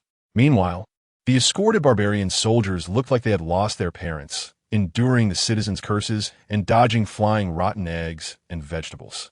As for Jiang Ming at the front of the line, his handsome face was also filled with smiles. He noticed that his prestige was soaring at a rocket-like speed, quickly breaking through the 100,000 mark and continuing to grow rapidly. Indeed, winning battles is the way to go. After parading the barbarian prisoners around the streets to showcase the bravery of the Yin army, Jiang Ming publicly declared their fate. All officers above the rank of 100 riders among the barbarian prisoners would be executed, while the rest would be sent to the coal mine on the mountain outside the western city as laborers. That's right, to fully utilize some of the prisoners and even criminals. Jiang Ming specifically had his men find an open coal mine nearby to serve as a labor reform site for these two categories of people, allowing them to contribute their remaining energy to Greedy Wolf City. Currently, hundreds of Imperial guards and some criminals were already working vigorously in the coal mine. And with the addition of these thousands of barbarian prisoners, the scale of the coal mine was expected to increase significantly. Yin Wang's young prince, I curse you to die a horrible death. Kagan Shili will avenge us. The prairie warriors will never submit. Upon learning that they were about to be executed, the barbarian leaders immediately broke into curses, venting their anger and dissatisfaction. Unfortunately, they hadn't finished a few sentences before their heads fell. The surrounding citizens cheered in delight. After dealing with the barbarian prisoners, Jiang Ming found his prestige had risen to an astonishing 300,000 points. This meant he could exchange for 60,000 flintlock guns, or over 6,000 tiger cannons, or over 3,000 Hongi cannons. However, for now, the Yin army had enough firearms, and adding more would be wasteful. As for the ammunition for the guns and cannons, the previously established weapon workshop could already meet production needs. So there was no need to expend extra prestige to exchange for ammunition. Therefore, Jiang Ming planned to save this prestige, aiming to upgrade the arms shop to the next stage as soon as possible to unlock even more powerful weaponry. Chapter 74, The Barbarian Plan. Ulan-Nahai's unyielding spirit. The next day, Jiang Ming sat in his study, reviewing the post-battle report.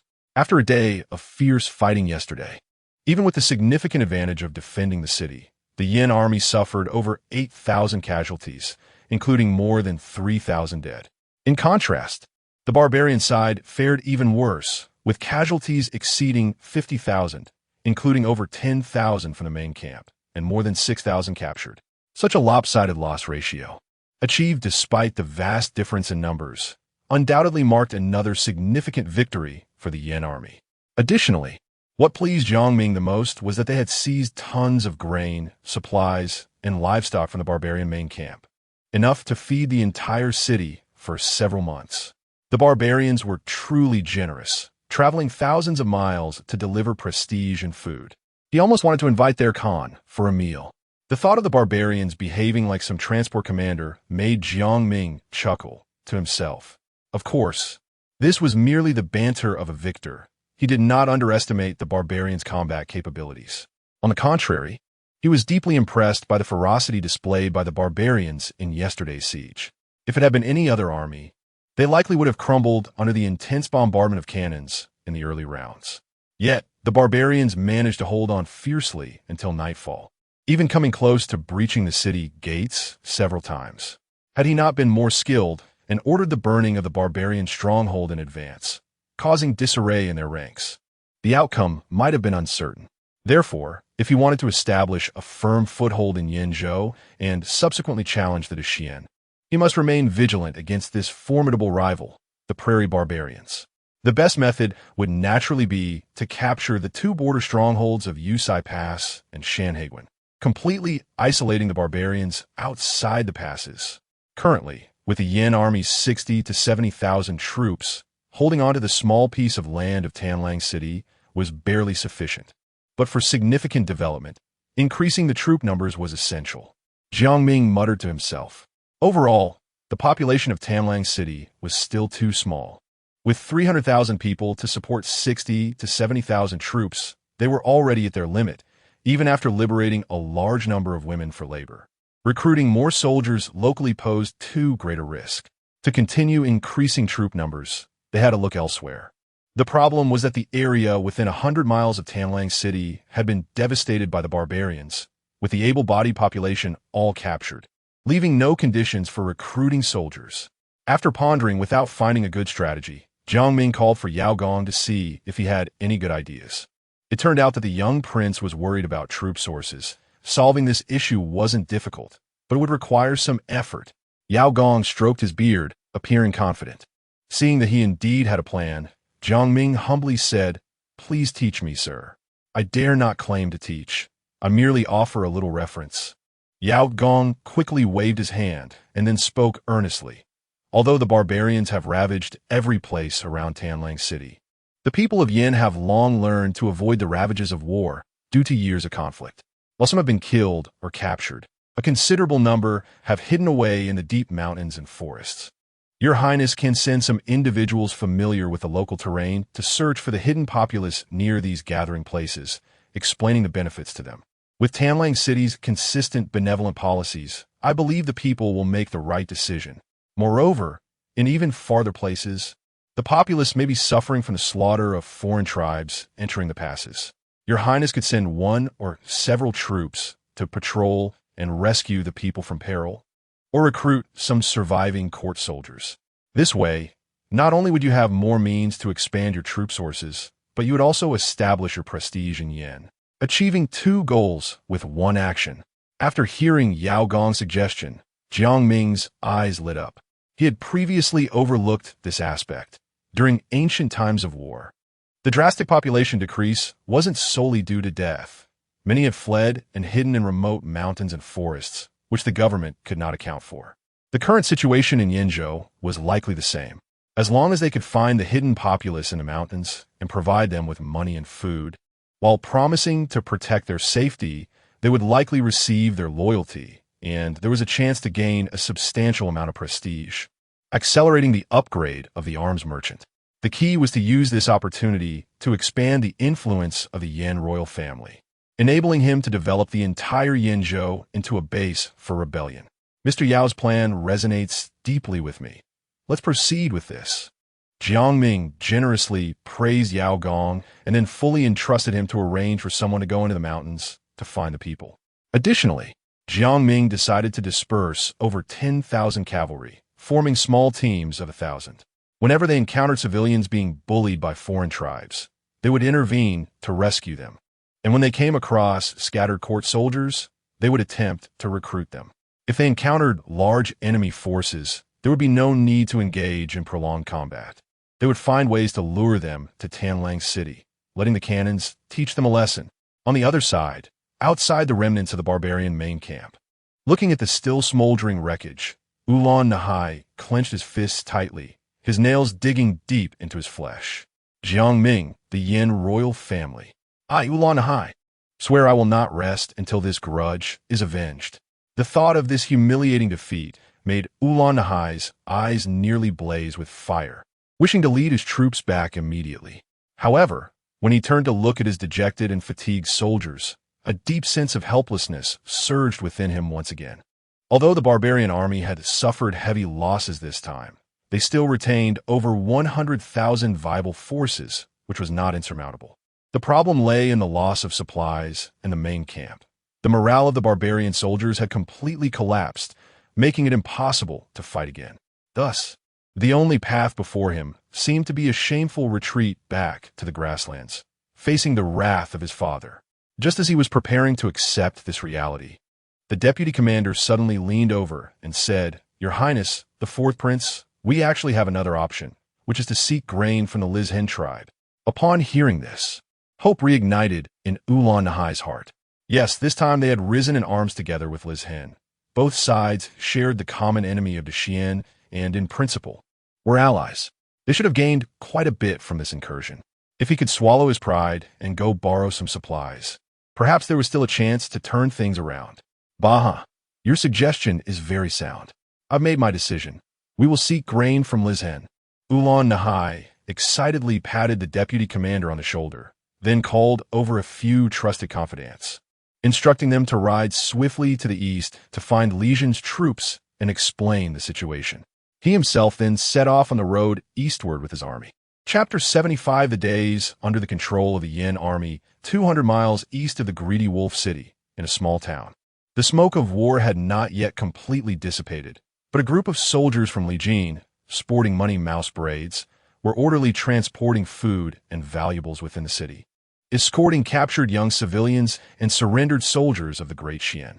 As for the remaining old, weak, and wounded, they were all gathered in an open area of the city. What do you want to do? I'm a scholar of the Great Xian. How dare you humiliate me like this? Don't kill me. I'm just injured in my leg. Once I recover, I can serve the Lijin men as a beast of burden. Please don't kill me. I'm scared. Sobi. Seeing the Lijin soldiers eyeing them fiercely, the civilians trembled in fear, with the more timid ones huddling together and crying out loud. However, the Lijin soldiers paid no heed to this. At the command of a leader, all soldiers raised their bows and arrows, aiming at the unarmed civilians. Fire! With the leader's cold command, countless arrows shot out. Amidst the wails of despair, thousands of civilians in the small town were brutally shot dead, with none spared except for the young men and women who were taken away. Even children were not exempt. After the Lijin soldiers looted all the resources in the town, they set fire to all the buildings along with the corpses. The faces of the Lijin soldiers showed no sadness or joy, as if killing thousands of civilians was no different from slaughtering a flock of chickens. This was all thanks to the military order given by the Lijin Khan. They must kill the people of the Xian nation, both in the city and the fields. The meaning was simple, aside from bringing back the people of the Xian nation to Liaodong as slaves. All others must be killed on the spot to weaken the Xian nation's control over the Yin territory. This demonstrates that Lijin is as ferocious as the barbarian tribes, with the ambition of a python swallowing an elephant. Centurion, we have captured some barbarian cavalry. They say they represent the fourth prince of Kili Khan and have important matters to discuss with the Khan. Just as the Lijin army was preparing to retreat to their camp, a scout suddenly ran up to Centurion Nikan to report. After entering the pass, we have had no contact with the barbarians. Why do they suddenly want to meet the Khan? A hint of doubt flashed in Nikan's eyes. However, he knew this was not something he could decide, so he arranged for someone to call over the barbarian soldiers and took them back to the Lijin camp. When the orderly and grand Lijin camp appeared before them, the barbarian cavalry was stunned, compared to their makeshift camp, which was merely a pile of shabby tents. The Lijin camp stood like a towering city, intimidating to behold. As they followed Nikan into the camp and looked around, the surprise on the faces of the barbarian cavalry only deepened. Although Lijin had also captured a large number of Xian civilians, they did not take the opportunity to violate women, but instead practiced martial arts everywhere, with military discipline appearing very strict. This was like encountering a ghost for the disorganized and undisciplined barbarians. Remember to be cautious in your words and actions when you meet the Khan, where you will have no place to bury your bodies. Understood? At the entrance to the Khan's tent, Nikan turned to the barbarian cavalry and instructed. Yes, we understand. The barbarian cavalry, having been severely intimidated by the Lijin army, nodded vigorously, indicating they would definitely understand the rules. Seeing this, Nikan couldn't help but sneer, clearly looking down on these barbarian soldiers. However, he said nothing more and quickly reported the situation to the Khan's guards, asking them to relay the message to the Khan. The Khan invites you in. A moment later, a guard emerged from the tent and lifted the curtain. With anxious hearts, the barbarian cavalry entered the camp. They saw a group of robust Lijin generals sitting neatly on both sides, and at the top, in a commanding chair, sat a middle-aged man with an imposing presence. He was the Lijin Khan, Wanyan Susen. Unlike the disorganized barbarian tribes with over a dozen Khans, Lijin from the Black and White Mountains had only this one Khan. Therefore, his oppressive presence was formidable. Even sitting silently, the barbarian soldiers felt breathless upon entering the tent. And with a thud, They knelt on the ground. Why young ones greet the Khan? Seeing their comical appearance, the surrounding Legion generals couldn't help but burst into laughter. However, Wanyan Susan remained calm and said, I heard you came on the orders of the fourth prince of Keeley. What's the matter? Upon hearing this question, the leading barbarian soldier finally remembered his task and hurriedly took out a letter from his bosom, handing it over with both hands. Khan, please take a look. This is a letter from His Highness the Fourth Prince. Wanyan Susan signaled to a maid beside him, who immediately stepped forward to take the letter, opened it, and handed it to him. After carefully reading the contents of the letter, Wanyan Susan then said to the barbarian soldiers, Thank you for bringing the letter. You may go and rest now. Understood. Hearing this, the barbarian soldiers felt a sense of relief and hurriedly left the tent. After they left, a Legion general with a leopard head and ringed eyes was the first to ask, Big brother, what important matter does that Keeley guy have, making it so mysterious? As soon as he spoke, the other generals looked over with curious expressions. Wanyan Susan put down the letter in his hand and then said indifferently, Ulan Nahue suffered a defeat at Greedy Wolf City in the west. Even their camp was set on fire. So he sent someone to borrow supplies from us and invited us to join in attacking Greedy Wolf City. Upon hearing this, all the generals showed expressions of surprise. The leopard-headed general couldn't help but say, The barbarians have united 3 major tribes and sent out a full 200,000 troops. That Ulan kid, no matter how bad he is, should he have been beaten to this state by the Xian people, right? Wanyan Susan shook his head. It was not the army of the Xian court that did this. It was the son of Yin Wang Jiang Tianhai, Jiang Ming. It is said that he wields a large number of powerful firearms and has tens of thousands of troops. The barbarian army was caught off guard, which led to their disastrous defeat. Hearing this, the generals couldn't help but gasp in shock. Yin Wang Jiang Tianhai was indeed a troublesome opponent. During his years guarding the Yin territory, Li Jin couldn't even approach the border without danger. After finally enduring until he was killed by the emperor of the Great Xian, they thought Li Jin's good days were coming. But unexpectedly, his son popped up again, and with just a few thousand men, he utterly defeated the barbarian army of 200,000. Such an outrageous achievement awakened the nightmares in their hearts, making them recall the days when they were dominated by the Yin army. Chapter 76. The barbarian prisoners have revolted. Seeing the fearful expressions on everyone's faces, Wanyan Susan spoke again. You don't need to act this way. The reason the barbarians lost to the Yin Wangfu is simply that they are too weak. On the other hand, our Legion tribes have already achieved unification, with everyone united in purpose, and we are at our strongest. Don't say the leader of the Yin Wangfu is just a young boy. Even if Jiang Tianhai were to come back to life, what do we have to fear now? Wanyan Sushan's uplifting words immediately reignited the spark in the eyes of those present. Yes, Li Jin is no longer the Li Jin of the past, and the Yin Wangfu is not what it used to be. The once formidable Yin army of 300,000 has long been disbanded, and even the Yin Wang Jiang Tianhai was killed by their own emperor. What is there to be afraid of? Since that's the case, brother, should we seize this opportunity and take down Tanlang City in one fell swoop? Asked Wanyan Zhonglia, his face filled with excitement.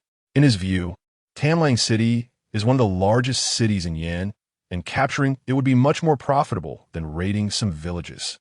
However, Wanyan Susan did not answer directly, but looked at Wanyan Zhonglia and countered, What do you think is the purpose of our entry into the capital? Without hesitation, Wanyan Zhonglia replied, To loot money and slaves, and also food. Wanyan Susan continued to question, Then tell me, would you choose to obtain 50,000 slaves with almost no losses, or lose 10,000 Legion warriors to get 100,000 slaves? Wanyan Zhonglia felt his mind was a bit overwhelmed and went blank. Among the crowd, only a young man with a sinister appearance understood Wanyan Sushan's meaning. So he explained, Father's meaning is that since we can make a deal without any cost, gaining slaves and food for free, then there's no need to risk attacking a large city like Tanlang. After all, without large siege equipment, it isn't easy to take down the fortified cities of Xianghua, which would be a loss rather than a gain. It would be better to steadily continue plundering the villages and towns for greater profits. Once this was said, Everyone suddenly understood, and it became easy for them to calculate the benefits. Wanyan Susen also showed a look of approval. That's right. War is not about showing off momentary bravery. It's another kind of business. What seems like high returns often hides the risk of losing everything. And what seems to yield less profit, as long as it is guaranteed to be profitable, can grow bigger over time like a snowball. At this point, Wanyan Susen paused and continued to analyze. Although uniting the 10,000 barbarian troops would make taking Tanlang City easy, in the long run, keeping this city would be better. I recently received a letter from Wei Zhengchun stating that the Great Xian Court is gathering 300,000 troops to enter Yin territory. Firstly, to fend off external enemies. And secondly, to quell rebellions, with Tanlang City, where the Yin Wangfu is located, being the center of this rebellion. Did Ulan Nahai not say that the Yin Wangfu is quite formidable? Good. Let them fight against the Great Xian Court and wear each other down. The more chaotic the situation in Yin, the greater the opportunity for Li Jin.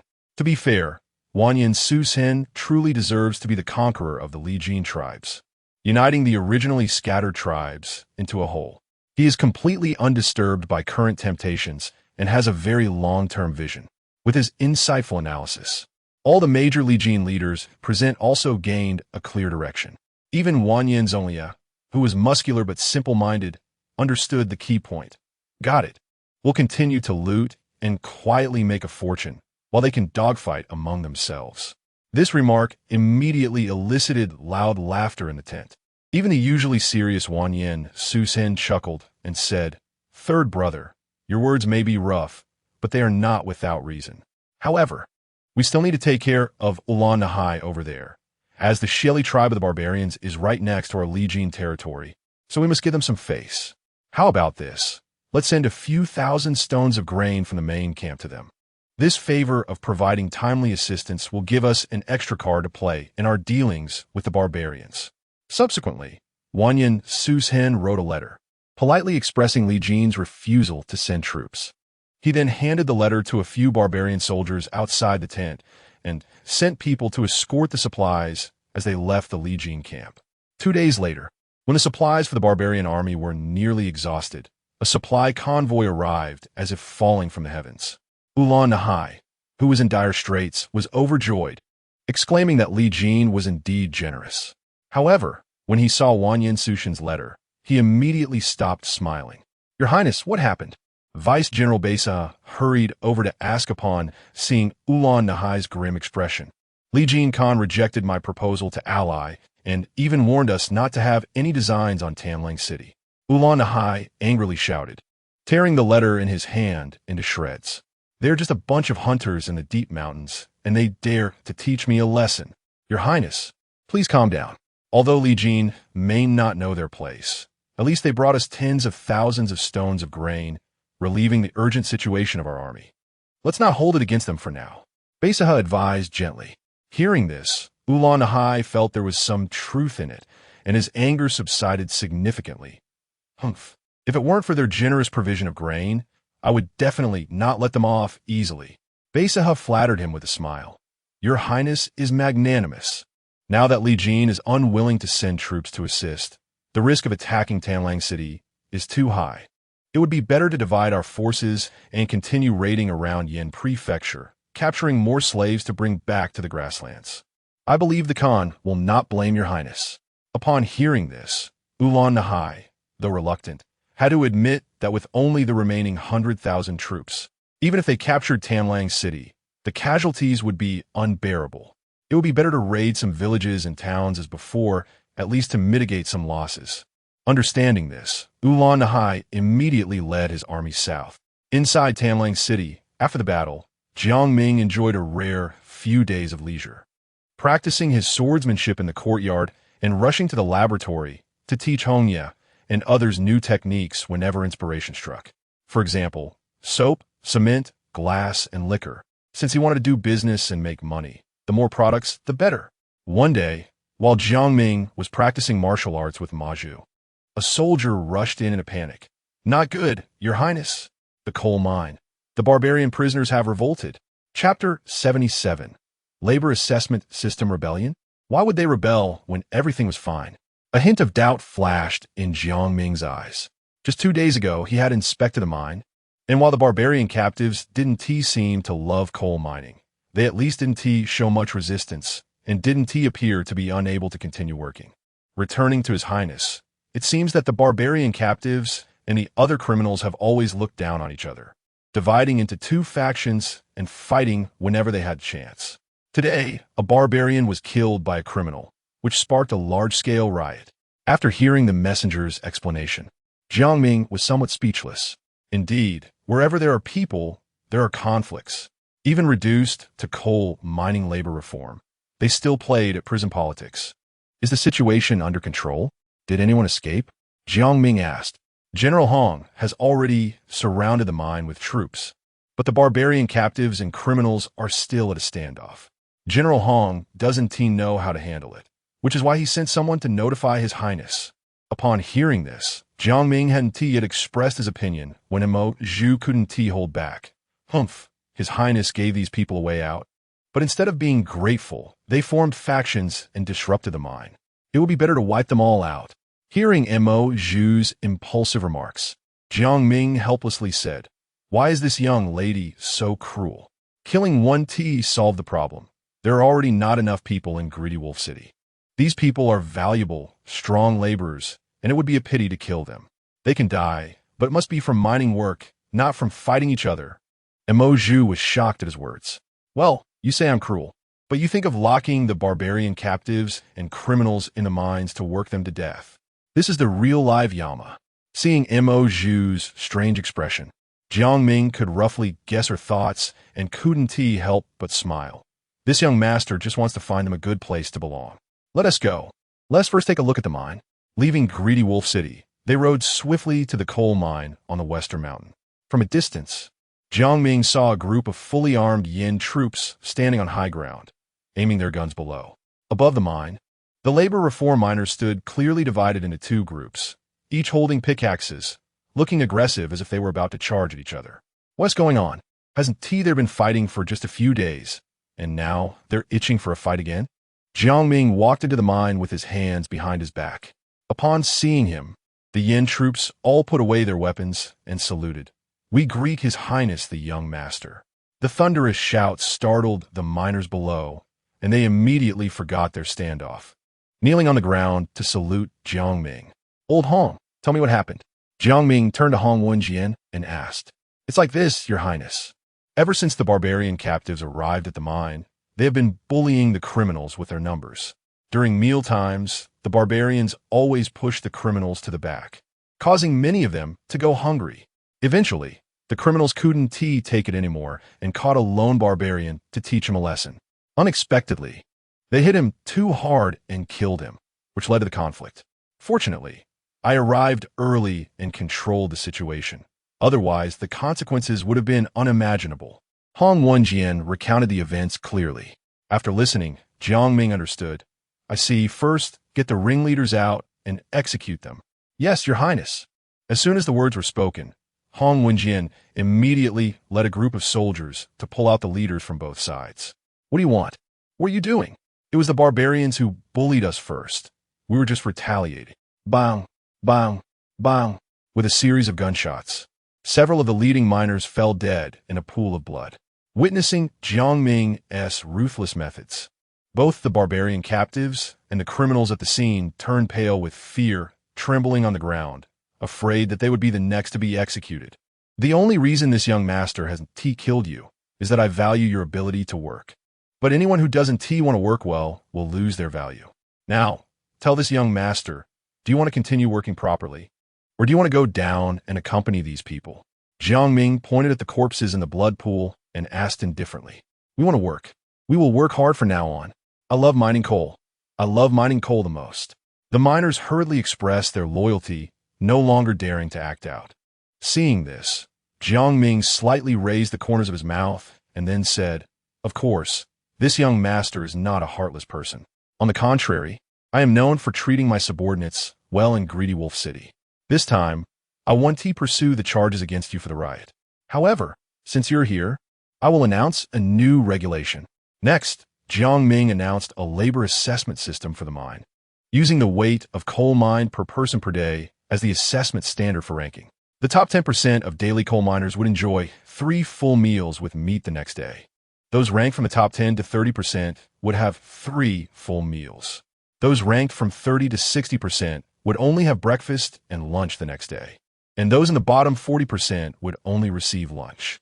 Additionally, there would be a monthly tally of the top 10 labor stars based on coal mined, who could stay in separate wooden houses and would have 3 days off each month.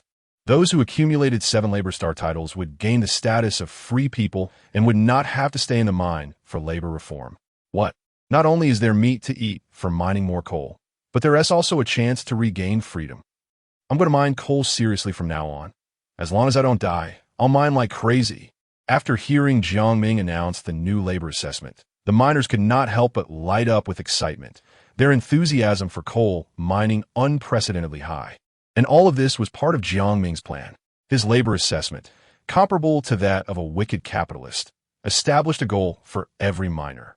Like a carrot dangling in front of a mule, continuously driving them to work hard, whether for a piece of meat, better housing, or the desire for freedom. Each stage's goal would compel the miners to strive to increase their coal output. As long as they threw themselves into their work, they would inevitably abandon other unimportant things, and such incidents would almost never happen again. After all, with the time spent fighting, it would be better to mine a few more pickaxes of coal. As long as they worked hard, there would be hope. Everyone would have a bright future. Chapter 78. Wash coal. After resolving the issues at the coal mine, Jiang Ming left very satisfied, seeing the labor reform workers enthusiastically engaged in coal mining. On the way back to the city, Mo.Zhu suddenly spoke up. "Your Highness, I have a question that has been on my mind. Anthracite is hard to burn completely and emits a pungent toxic gas. Even the impoverished people who can't afford charcoal are reluctant to use it for warmth. Why go to such great lengths to mine it?" Mo.Zhu's confusion echoed that of most people in Tanlang City and beyond. They believed the only use of coal was for fire, but it was not as easily obtainable as firewood and was not as convenient as charcoal. Burning it produced a lot of smoke and was harmful, making it hard to understand why anyone would want to extract it on a large scale. It's not that anthracite is unusable, it's just that no one has used it correctly in the past. In fact, if utilized properly, anthracite could become one of the best materials to benefit the common people. Jiang Ming explained lightly. He knew that coal was not favored in this era, but in later times, it was called black gold in the grain of industry, holding an esteemed position as an essential resource for societal development. Although Tanlang City's industry was still in its infancy and could not fully leverage coal's potential, even the need for heating alone was sufficient. It's important to understand that clothing ranks first among the basic needs of the people because it is the most effective means of warmth. After all, winter in ancient times was a true test of life and death for the lower classes, where slight carelessness could easily cost many lives during a cold snap. Coal is the most effective means to solve the winter problem, without exception. Of course, using freshly mined coal directly would be ineffective. Otherwise, the common people would have already utilized it. To truly bring coal into the homes of ordinary people, further processing is needed. You seem to doubt what I said. Cool, mate. Let me show you. Seeing the expression on Mo.Zhu's face, Jiang Ming simply turned his horse and led her to a village at the foot of the coal mountain. This village was originally named Leaf Family Village, home to over 30 households. When the area was cleared during the war, the villagers were relocated to Tanlang City. After the conflict, the villagers chose to remain in the city, leaving the village empty. Later, Jiang Ming discovered that this small village was backed by the coal mountain and had a small stream running through it. So he decided to convert it into a coal washing workshop. "Your Highness, why are there so many soldiers in this village?" Mo.Zhu curiously asked, glancing at the Yin army soldiers patrolling the village's perimeter.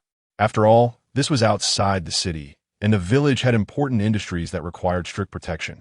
Upon hearing this, Mo.Zhu's curiosity deepened.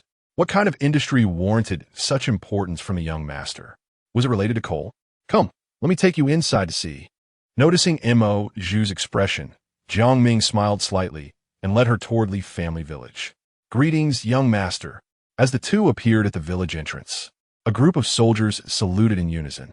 Hearing the commotion outside, The workshop manager, Zhao Dajiang, hurriedly ran out, saying, "Your Highness, I apologize for not welcoming you properly."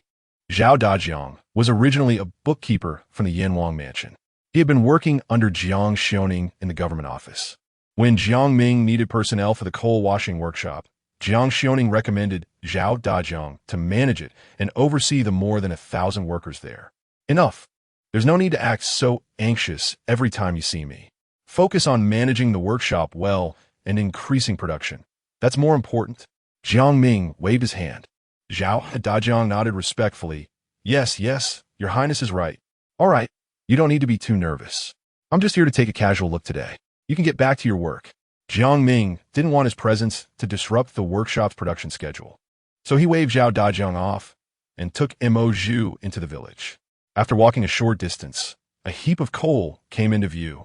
A group of workers was standing in front of the coal pile, using hammers to break the coal into small pieces, while another group poured the crushed coal into a water pool dug beside the stream, continuously stirring with bamboo poles.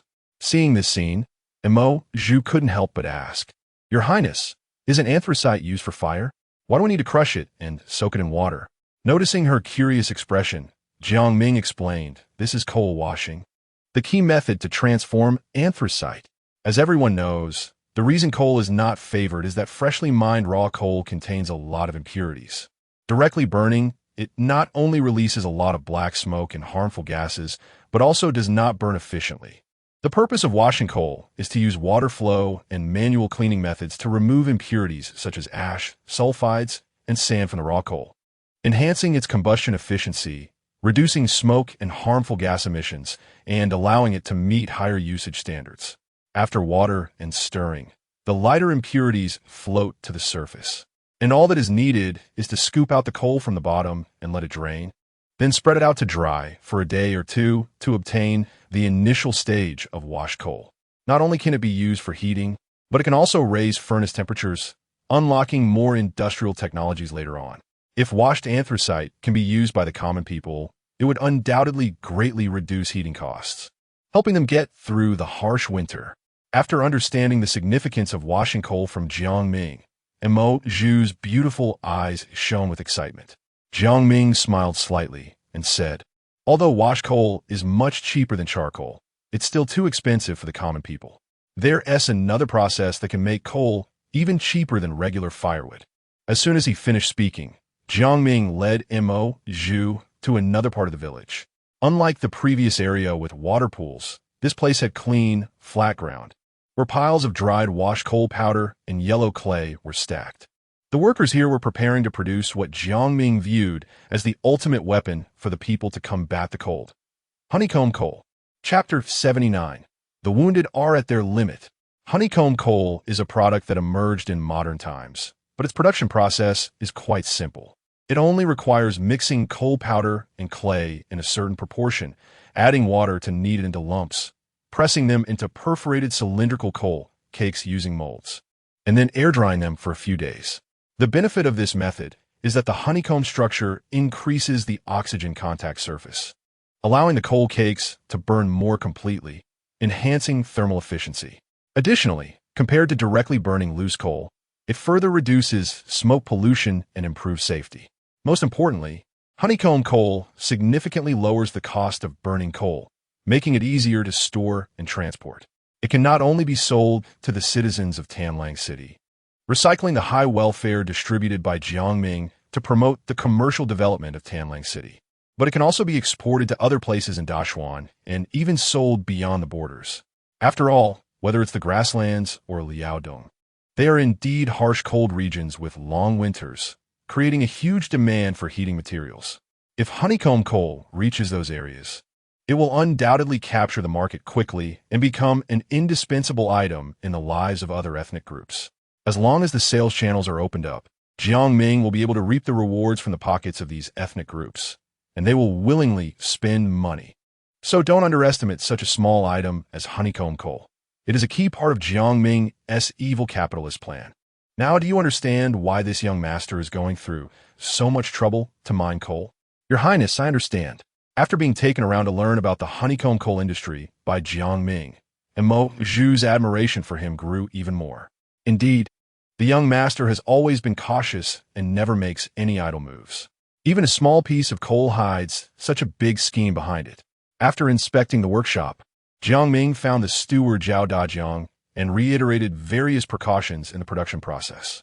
He then instructed him to focus on production while ensuring safety, striving to produce enough honeycomb coal for the entire city's citizens to survive the winter before it arrives.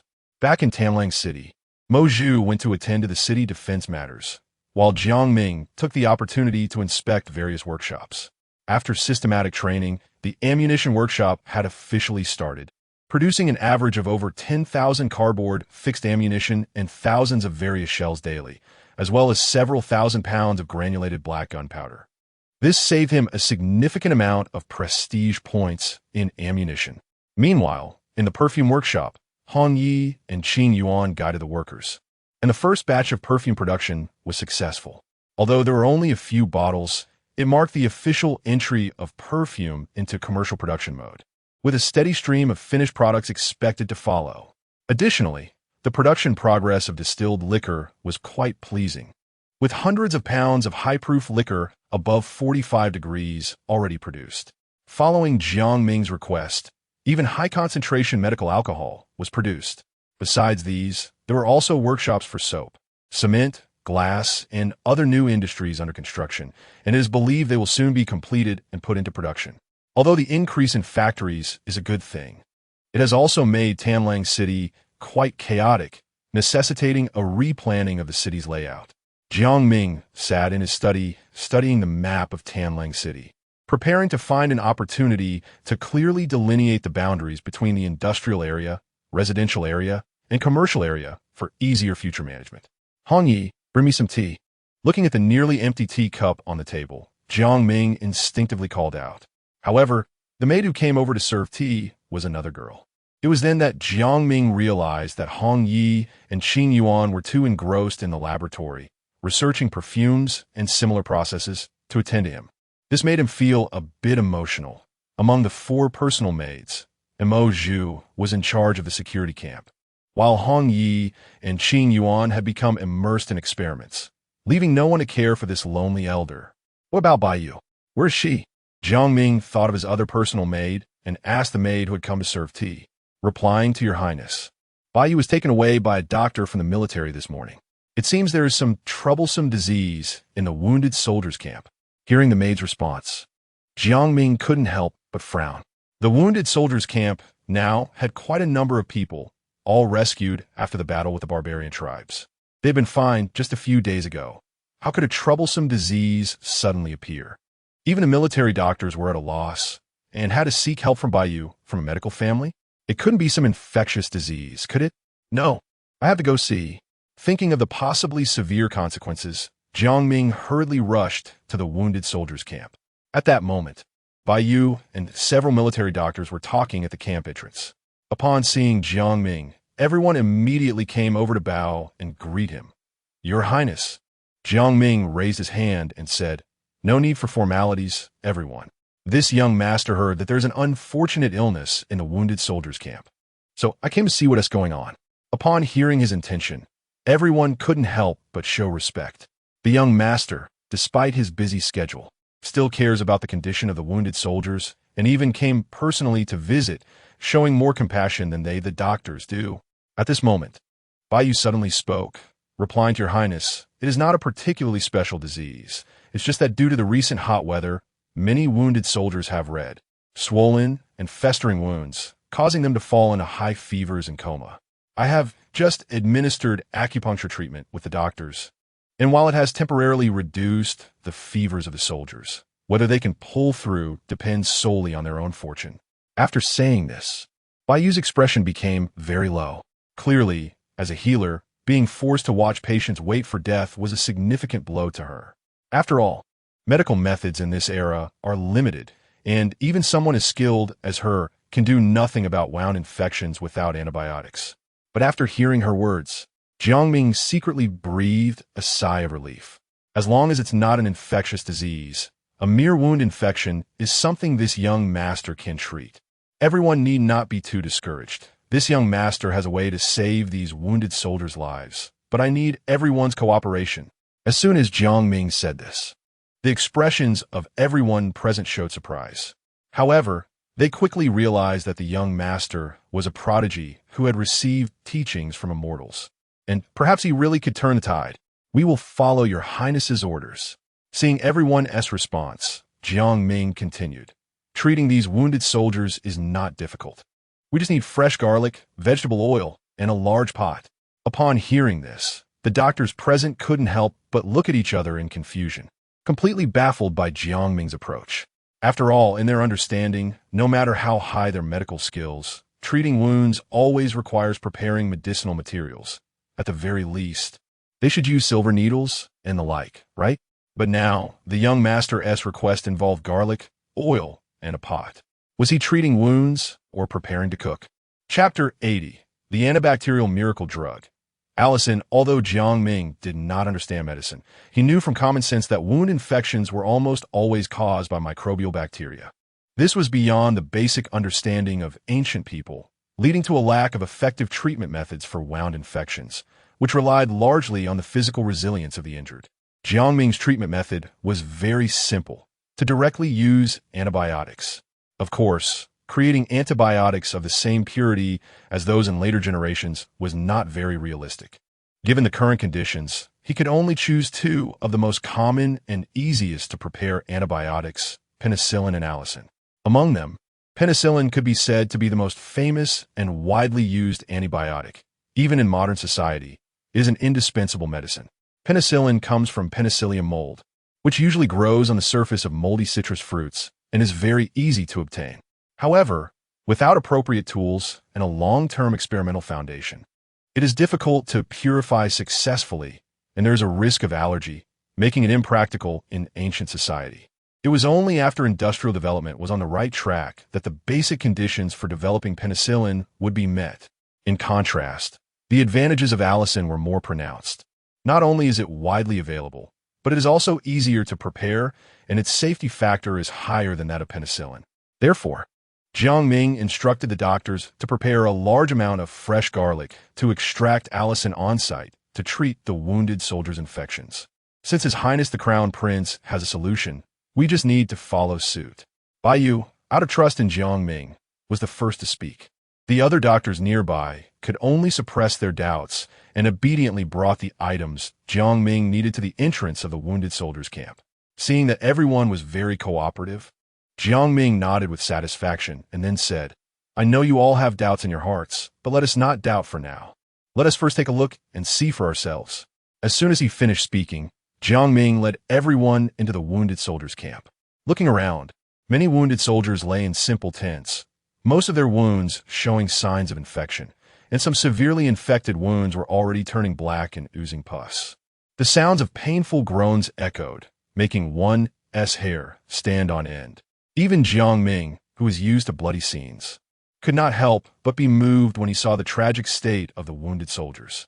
The current military strength of Greedy Wolf City was already insufficient, and now these thousands of wounded soldiers had not died on the battlefield, but were just lying there waiting to die in the camp, which was indeed a huge loss. Therefore, Jiang Ming had already made up his mind that no matter the cost, he must save these wounded soldiers. "Brothers, His Highness the Crown Prince has come to visit you." At that moment, a military doctor suddenly stepped forward and shouted, "What?" The prince actually came to the wounded soldiers' camp in person. As soon as these words were spoken, the previously listless wounded soldiers instantly perked up as if they had been given a shot of adrenaline. Those who could still move excitedly walked out of the tents, and even those who could not move desperately lifted their heads. After all, it was a great honor for them to receive a personal visit from His Highness the Crown Prince. As long as they had a breath left, they wanted to show their most spirited appearance to the Crown Prince, relying on everyone's blood and sweat in the fight against the barbarians. Greedy Wolf City has today's peace. All you brothers here are the best. Feeling the fiery gazes around him, Jiang Ming was greatly moved and could not help but praise them.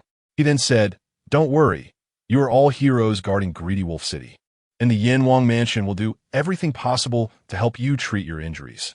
We will never give up on anyone." After this promise, The wounded soldiers present were instantly moved to tears, although they all knew that the chance of healing their infected wounds was minimal. Essentially, it was a matter of who could endure the life-and-death ordeal. However, just hearing the crown prince's promise was enough. Even if they died, it would be worth it. Ding, prestige points 1. Ding, prestige points 1. Ding, prestige points 1. A series of prompts rang in Jiang Ming's mind, which took him by surprise. He did not expect to gain several thousand prestige points just for visiting the wounded soldiers. This was truly a pleasant surprise. You immediately take people to the perfume workshop to retrieve all the produced alcohol to clean the wounds of the infected soldiers and, if necessary, remove the necrotic tissue one by one. After boosting their morale, Jiang Ming began to tackle the task of treating the injuries. Yes, Your Highness. Bai, following custom, did not ask further and directly led people to execute the order. After they left, Jiang Ming continued to instruct the remaining people to peel all the garlic and mash it into a paste. Then place it in a large tank to sit for about 15 minutes. This was to allow the alliinase enzyme to break down alliin into allicin. Once the mashed garlic had decomposed sufficiently, Jiang Ming began the next important extraction step. There are two common methods for extracting allicin from garlic: alcohol extraction and oil extraction. The former requires a large amount of alcohol and must soak for several days to complete, so it was not suitable for the current situation. Therefore, Jiang Ming could only use the second method, oil extraction. The specific steps involve mixing the settled garlic paste with vegetable oil in a 1:5 ratio and then heating it. Since allicin decomposes easily at high temperatures, it could only be heated using a water bath. About an hour later, when Jiang Ming felt that the allicin had sufficiently dissolved in the vegetable oil, he stopped heating and filtered the oil, ultimately obtaining a crude extract of allicin. Although its concentration and efficacy were far inferior to the high-quality allicin purified by modern techniques, it could still achieve a significant antibacterial effect and substantially reduce the mortality rate of wound infections. Can this really save the lives of these wounded soldiers? The doctors, who had finally gotten a break after a busy day, looked at the yellowish oil in the jar, their hearts still beating anxiously. Seeing the incredulous expressions on everyone's faces, Jiang Ming did not explain too much, but simply instructed them to take the allicin oil and administer it to the cleaned wounded soldiers one by one. For those with more severe infections, an additional step of applying it to the wounds was required. For the next 10 days, you must ensure that the wounded soldiers take the oil medicine daily, while keeping their wounds dry and clean. In terms of diet, strengthen the supply to the wounded soldiers' camp, ensuring there is meat every day, as this will help their recovery. After treating the wounded soldiers one by one, Jiang Ming continued to remind the doctors in the camp. Because the extraction method was ultimately limited, the crude allicin oil could not heal every wounded soldier, but it would definitely save most of them. What was left for him to do was to wait and let time test the results. Chapter 81: First Encounter with Li Jin. On the way back to the Yanwang mansion, Bai, like a curious child, kept pestering Jiang Ming with questions. Your Highness, why we need to wash wounds with alcohol? Your Highness, what is in garlic that makes it effective for treating wound infections when mixed with oil and cooked? Your Highness, how do you know so much? Hearing Bai's incessant chatter in his ear, Jiang Ming felt his head spinning. To avoid her continuing to chatter all the way, he patiently explained, actually, there are many life forms around us that are invisible to the naked eye, called microorganisms. They are widely present in most places in the world, including in each of our bodies. Most of the time, they coexist peacefully with us, but during certain specific periods, these microorganisms can harm our bodies. For example, colds, wound infections, and many other ailments are actually caused by microorganisms. Alcohol and garlic are one of the means to kill these microorganisms, and once they are eliminated, the corresponding ailments can naturally heal. Upon hearing Jiang Ming's astonishing remarks, Bai's beautiful eyes widened, and a storm of thoughts surged in her heart. Are there really many life forms around us that we can't see? Isn't this just ghosts? Your Highness, since they are invisible, how do you know that microorganisms exist? To suppress her frightening thoughts, Bai hurriedly continued to ask, just because they are invisible to the naked, it does not mean they do not exist. With the help of certain tools, one could see the true appearance of these microorganisms. Jiang Ming smiled and continued, I know you're curious about what tools they are, but we currently lack sufficient raw materials.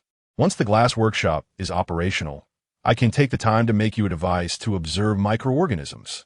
Really, Your Highness? That's wonderful. After receiving Jiang Ming's promise, Bai happily danced around. It was clear that she was very interested in studying the legendary microorganisms. After all, they're the source of many diseases. If she could understand the principles, her medical skills would surely improve. Upon returning to the Yanwang mansion, Jiang Ming originally planned to continue studying the city's layout. But just as he reached the study door, he saw Yao Gong waiting for him. Your Highness, good news. According to the carrier pigeon reports from my subordinates, they found over 1,000 citizens hiding from a disaster in the Misty Mountains 30 miles outside the city. After explaining Your Highness's policies, the citizens expressed their willingness to join Tanlang City. Among them, over 300 able-bodied men have a strong desire to enlist. Yao Gong excitedly handed a letter to Jiang Ming. After Jiang Ming quickly read it and confirmed its accuracy, a joyful expression appeared on his face. Although the number of citizens found this time was not large, it at least indicated that Yao Gong's previous conjecture was correct.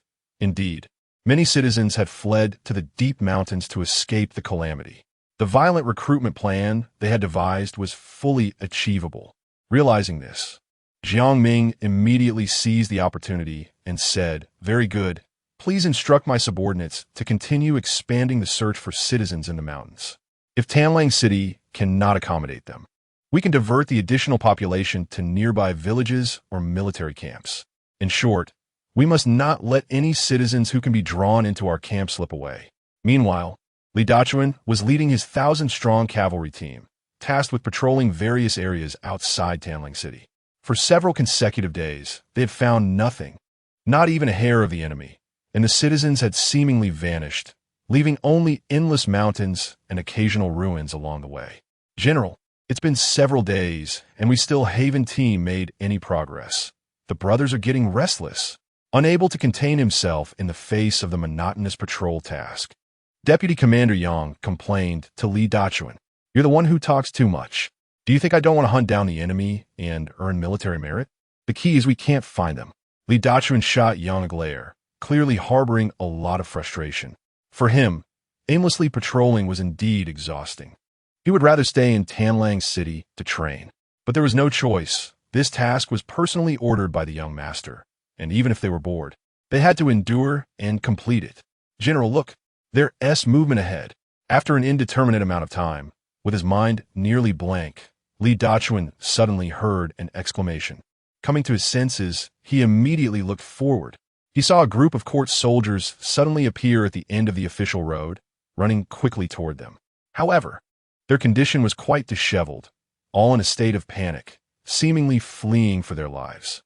Unexpectedly encountering court soldiers here was quite refreshing. Go, capture them, and ask questions. Yes, General. With Li Dachuan's command, Yang immediately led a group of impatient cavalry to gallop forward and surrounded the court soldiers. Heavens, we finally see reinforcements. Seeing the Yin army appear, the court soldiers couldn't help but cheer. At this moment, Yang interrupted them, saying mercilessly, Open your eyes and see clearly the flag over there. We are soldiers of the Yin Wang mansion. Who the hell are your reinforcements? Upon hearing this, the court soldiers finally realized, Oh no, we've run into rebels. Please spare us, Yin army. Although we are in the court, we have always revered the Yin Wang and have no intention of opposing you. At this time, a court soldier who looked like a captain suddenly knelt down, and the other court soldiers quickly followed suit, begging for mercy. Seeing the scene, the Yin soldiers present couldn't help but laugh, thinking that these people were quite perceptive. You're quite clever. Come with me. My general has questions for you. Yang pointed to the kneeling court soldier. The latter immediately nodded and said, Yes, I will definitely tell you everything I know. Then, Yang led the court soldier to Li Dachuan. Which unit are you from, and why are you in such a sorry state? Li Dachuan glanced at the disheveled court soldier and asked flatly. In response to the general, we were originally stationed at Longshan Wei. Previously, Sierra took the commander and 2,000 elite soldiers to find trouble with your army, leaving us with only about 800 men to guard the post. Today, a force we don't know from where suddenly attacked Longshan Wei. We were outmatched and could only scatter to escape, which is how we had the fortune to encounter the Yin army. After hearing the court soldier's account, not only Li Dachuan, but even the nearby Yin soldiers couldn't help but have their eyes light up. Good heavens, after searching for several days, we finally found traces of the enemy. This time, we absolutely cannot let these military merits slip away. Chapter 82, Complete Annihilation. How many people are there in the Li Zhan army attacking your Longshan guard? Li Dachuan asked the court army general. Approximately 300 to 400. So few people managed to take down your guard? That is really quite pathetic.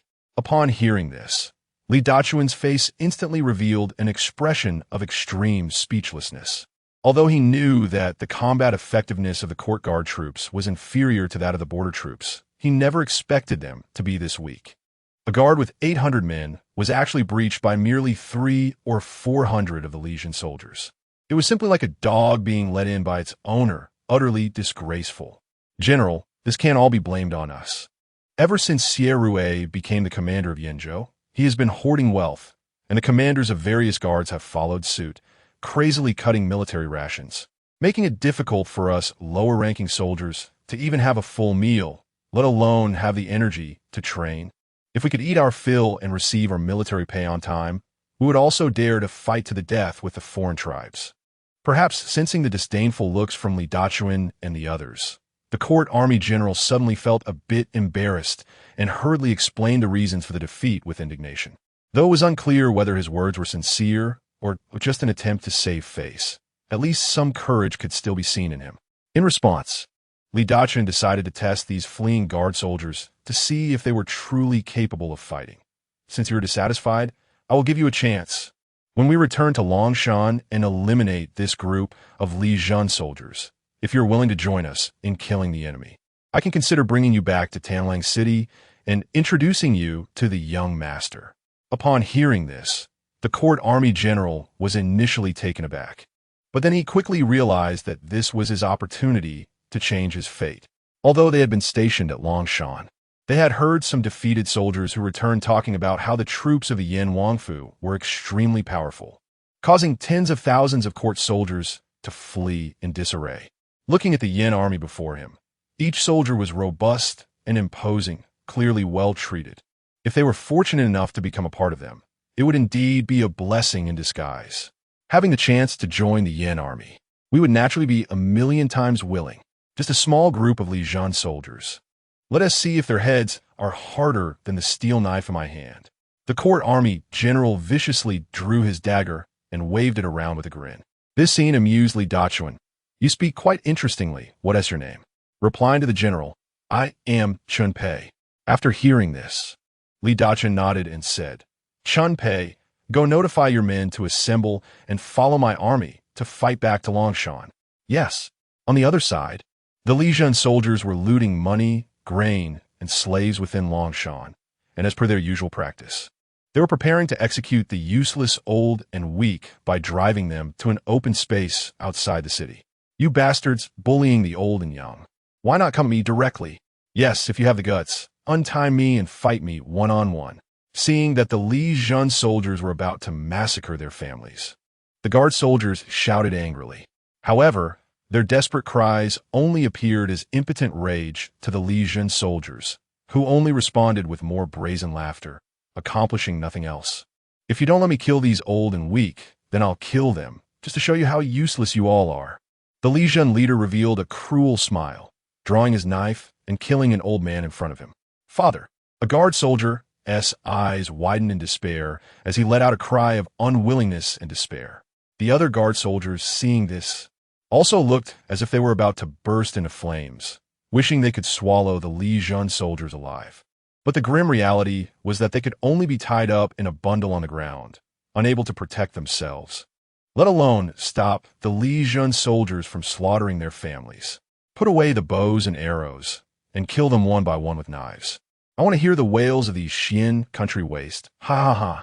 The Lijian leader then issued a perverse command, and the other Lijian soldiers grinned as they drew their curved knives, preparing to unleash a bloody massacre. Whoosh! At that moment, an arrow suddenly flew from a distance, piercing through a Lijian soldier who was about to start the slaughter. Enemy attack.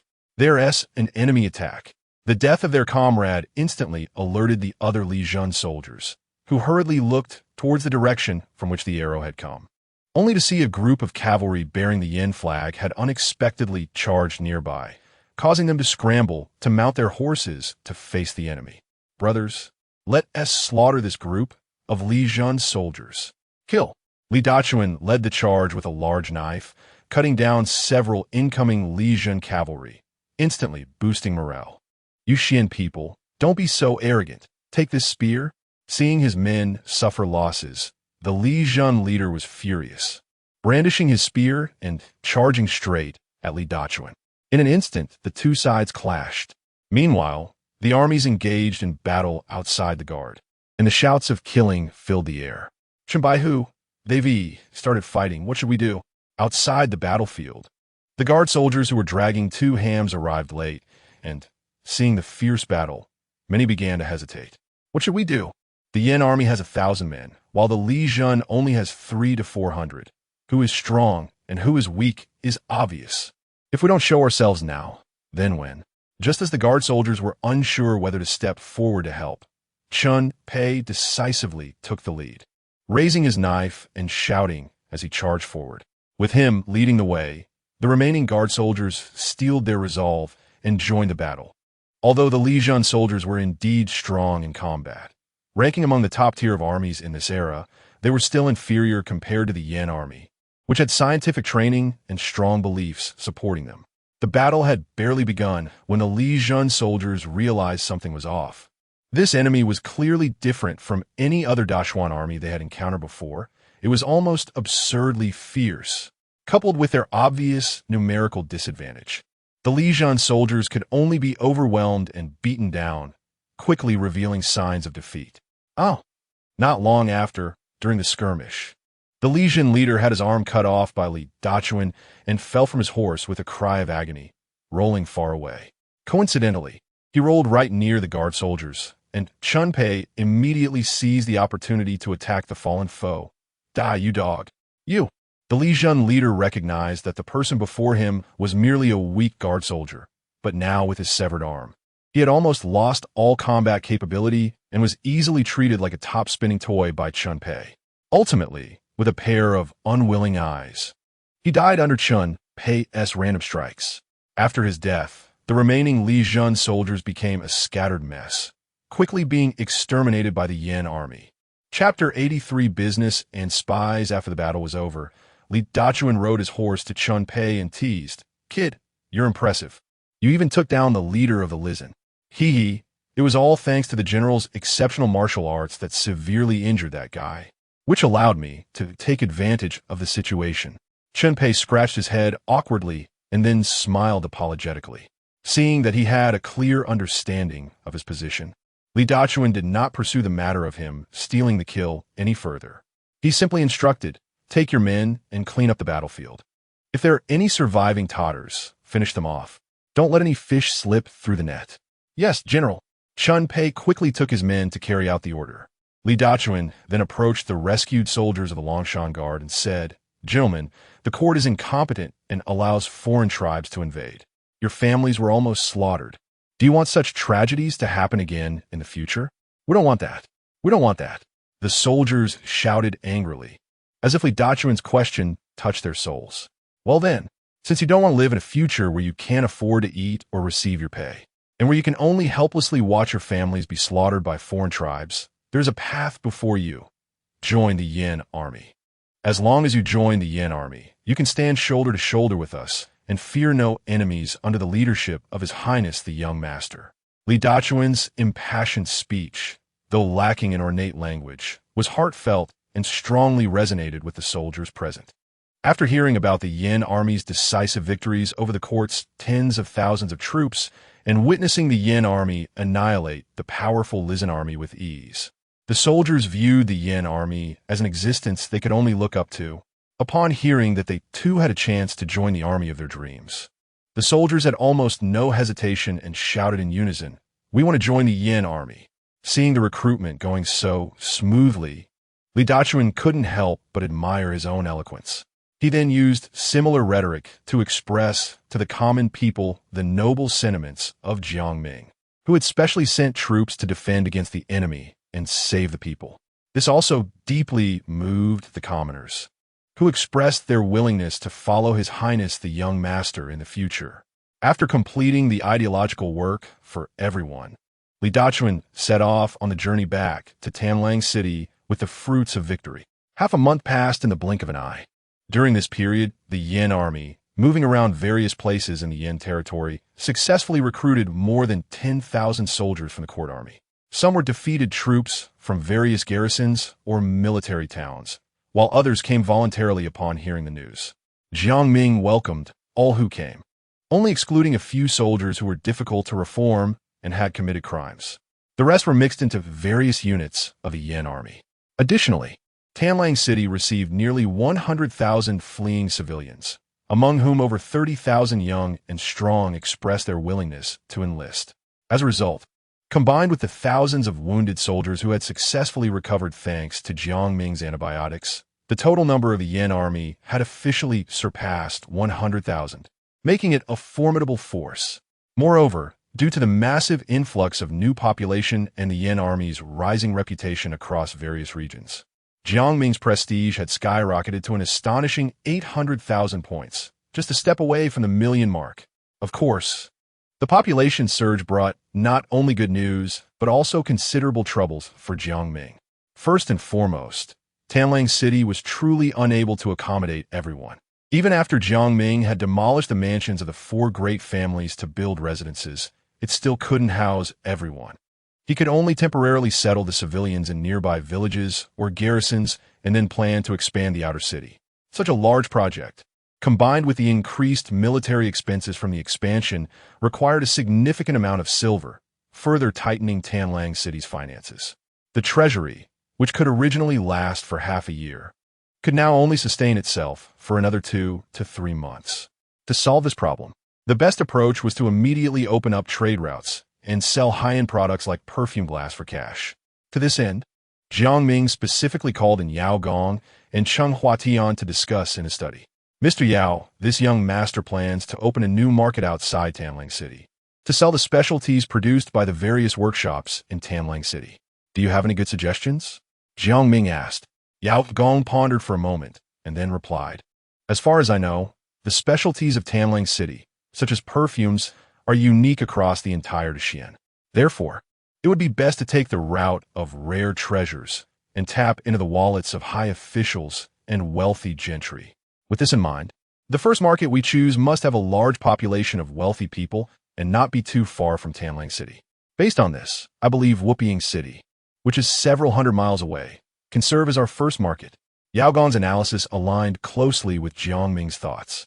Wuping City, as the capital of Yenzhou facing the sea, has historically been a hub of trade and is one of the wealthiest places in the northern regions of Daxian. Doing business there would clearly be very suitable. Mr. Yao's words resonate with me. Wuping City, as the most important commercial center in Yenzhou, gathers merchants from all over the world. Therefore, this young master intends to form a caravan, pretending to be merchants from the western regions, and head to Wuping City to do business. Jiang Ming concluded, turning his gaze to Cheng Huatian beside him. Cheng Huatian suddenly jolted and hurriedly said, "Your Highness, you wouldn't want me to lead this caravan, would you?" "No way. I don't know how to do business and would definitely lose everything. This young master knows you aren't cut out for business. The reason for having you lead the caravan is actually to let you utilize your strengths." Upon hearing this, Cheng Huatian seemed to understand and tentatively said, "Your Highness means to use the caravan as a cover for me to infiltrate Wuping City and gather intelligence?" "Smart." Jiang Ming smiled, then looked at Cheng Huatian and said, "Since ancient times, merchants and spies have been two sides of the same coin to some extent. This young master is indeed sending a caravan to Wuping City to do business, but that doesn't prevent us from using this natural cover to gather intelligence. Business matters will be handled by Mr. Yao, whom this young master trusts, while you will be the head of the newly established spy organization. This young master will call this organization the Jiang. Chapter 84. Who does the old man, the town general, need to account to? Upon hearing Jiang Ming's plan, both Yao Gong and Cheng Huatian were shocked. Yao Gong was astonished that the merchant convoy involved hundreds of thousands, even potentially millions, of silver. Such an important task. Didn't the prince fear that, faced with such huge profits, he might betray the Wolf City? Cheng Huatian, on the other hand, had never expected that the young master would value someone like him, who had not been with the Yan Wangfu for long, so highly and specifically name him to take charge. Did this mean that the organization was specially set up for him by the prince? Seeing the change in their expressions, Jiang Ming could sense the doubts in their hearts. As for why he chose these two, it was simply because he had no other options. After all, the situation in Wuping City was too complicated, with powerful families, wealthy merchants, and various court factions intertwined. It required someone as resourceful as Yao Gong, who understood the various forces in Yin, to get the business on the right track. If it weren't for this reason, he really wouldn't want to send his only strategist away. As for why the Jiang wanted Cheng Huatian to take charge, it was even simpler.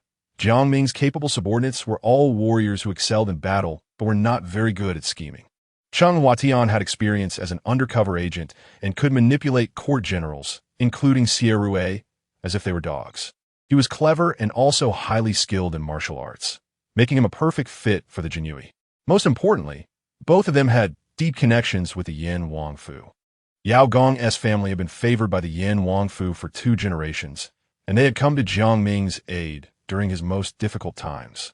Their loyalty was beyond doubt. Cheng Huatian was originally a bureaucrat's son. His father was the previous governor of Yinzhou, who was falsely accused by the chief eunuch Wei Zhengchun of colluding with foreign tribes, resulting in the execution of his entire family. He was lucky to escape while studying abroad.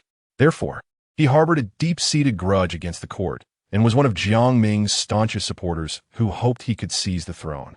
Thus, Jiang Ming felt very assured about sending this literary and martial duo to Wuping City to open up trade routes. "What's wrong? Are you unwilling to go?" Jiang Ming asked lightly. Yao Gong hurriedly waved his hands, saying, "Your Highness has misunderstood. It is my honor to be entrusted with such an important task by your Highness. I couldn't wish for anything more." At this moment, Cheng Huatian also expressed his stance. "I am grateful for your Highness's trust, and I am willing to do my utmost to help gather useful information." Seeing that both of them appeared quite resolute, Jiang Ming's lips curled up slightly. "With both of you, this young master is naturally very reassured. This time in Wuping City, let's do business well. If the local forces are truly blind, just take note of them. When I lead an army to break down the city gates and stand before them, I shall teach them what business is all about." After hearing Jiang Ming's imposing statement, both Yao Gong and Cheng Huatian showed expressions of shock. It was only then that they realized that the young master's business plans were merely a facade. In reality, he was sending them to scout the area. Understanding the situation, both became even more excited. After all, what could be more exhilarating than conquering a territory? Wuping City was the most prosperous place in Yinzhou, controlling all the key waterways and land routes.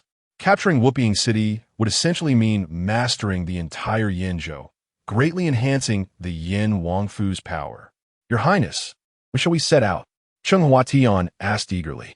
Jiang Ming waved his hand and replied, "No rush. The foreign troops are still rampaging across Yinzhou, and it would be too risky to send a merchant convoy out recklessly. What you need to do now is select suitable people to form the Jiang and then take them to Wuping City to scout the routes. Do you understand?" "Understood. Your Highness, I will take care of it." Seeing Cheng Huatian leave in a hurry, Jiang Ming then reminded Yao Gong, "The specialty products that will soon be sold from Wolf City are rare treasures and will inevitably attract envy from others. Please be sure to keep a close eye on the merchant convoy and prevent anyone from being swayed." Yao Gong replied with a respectful bow, "Rest assured, Your Highness. I will act with caution. Additionally, there is one more thing I need to remind you. Your Highness, as long as you firmly control the production source of these rare items, no petty thieves will be able to stir up trouble. Jiang Ming had already thought of the suggestion Yao Gong presented. Therefore, he had implemented an assembly line production system in each workshop, where workers were responsible for only one part of the production process, preventing them from involving themselves in other stages and forbidding them from prying into each other's work.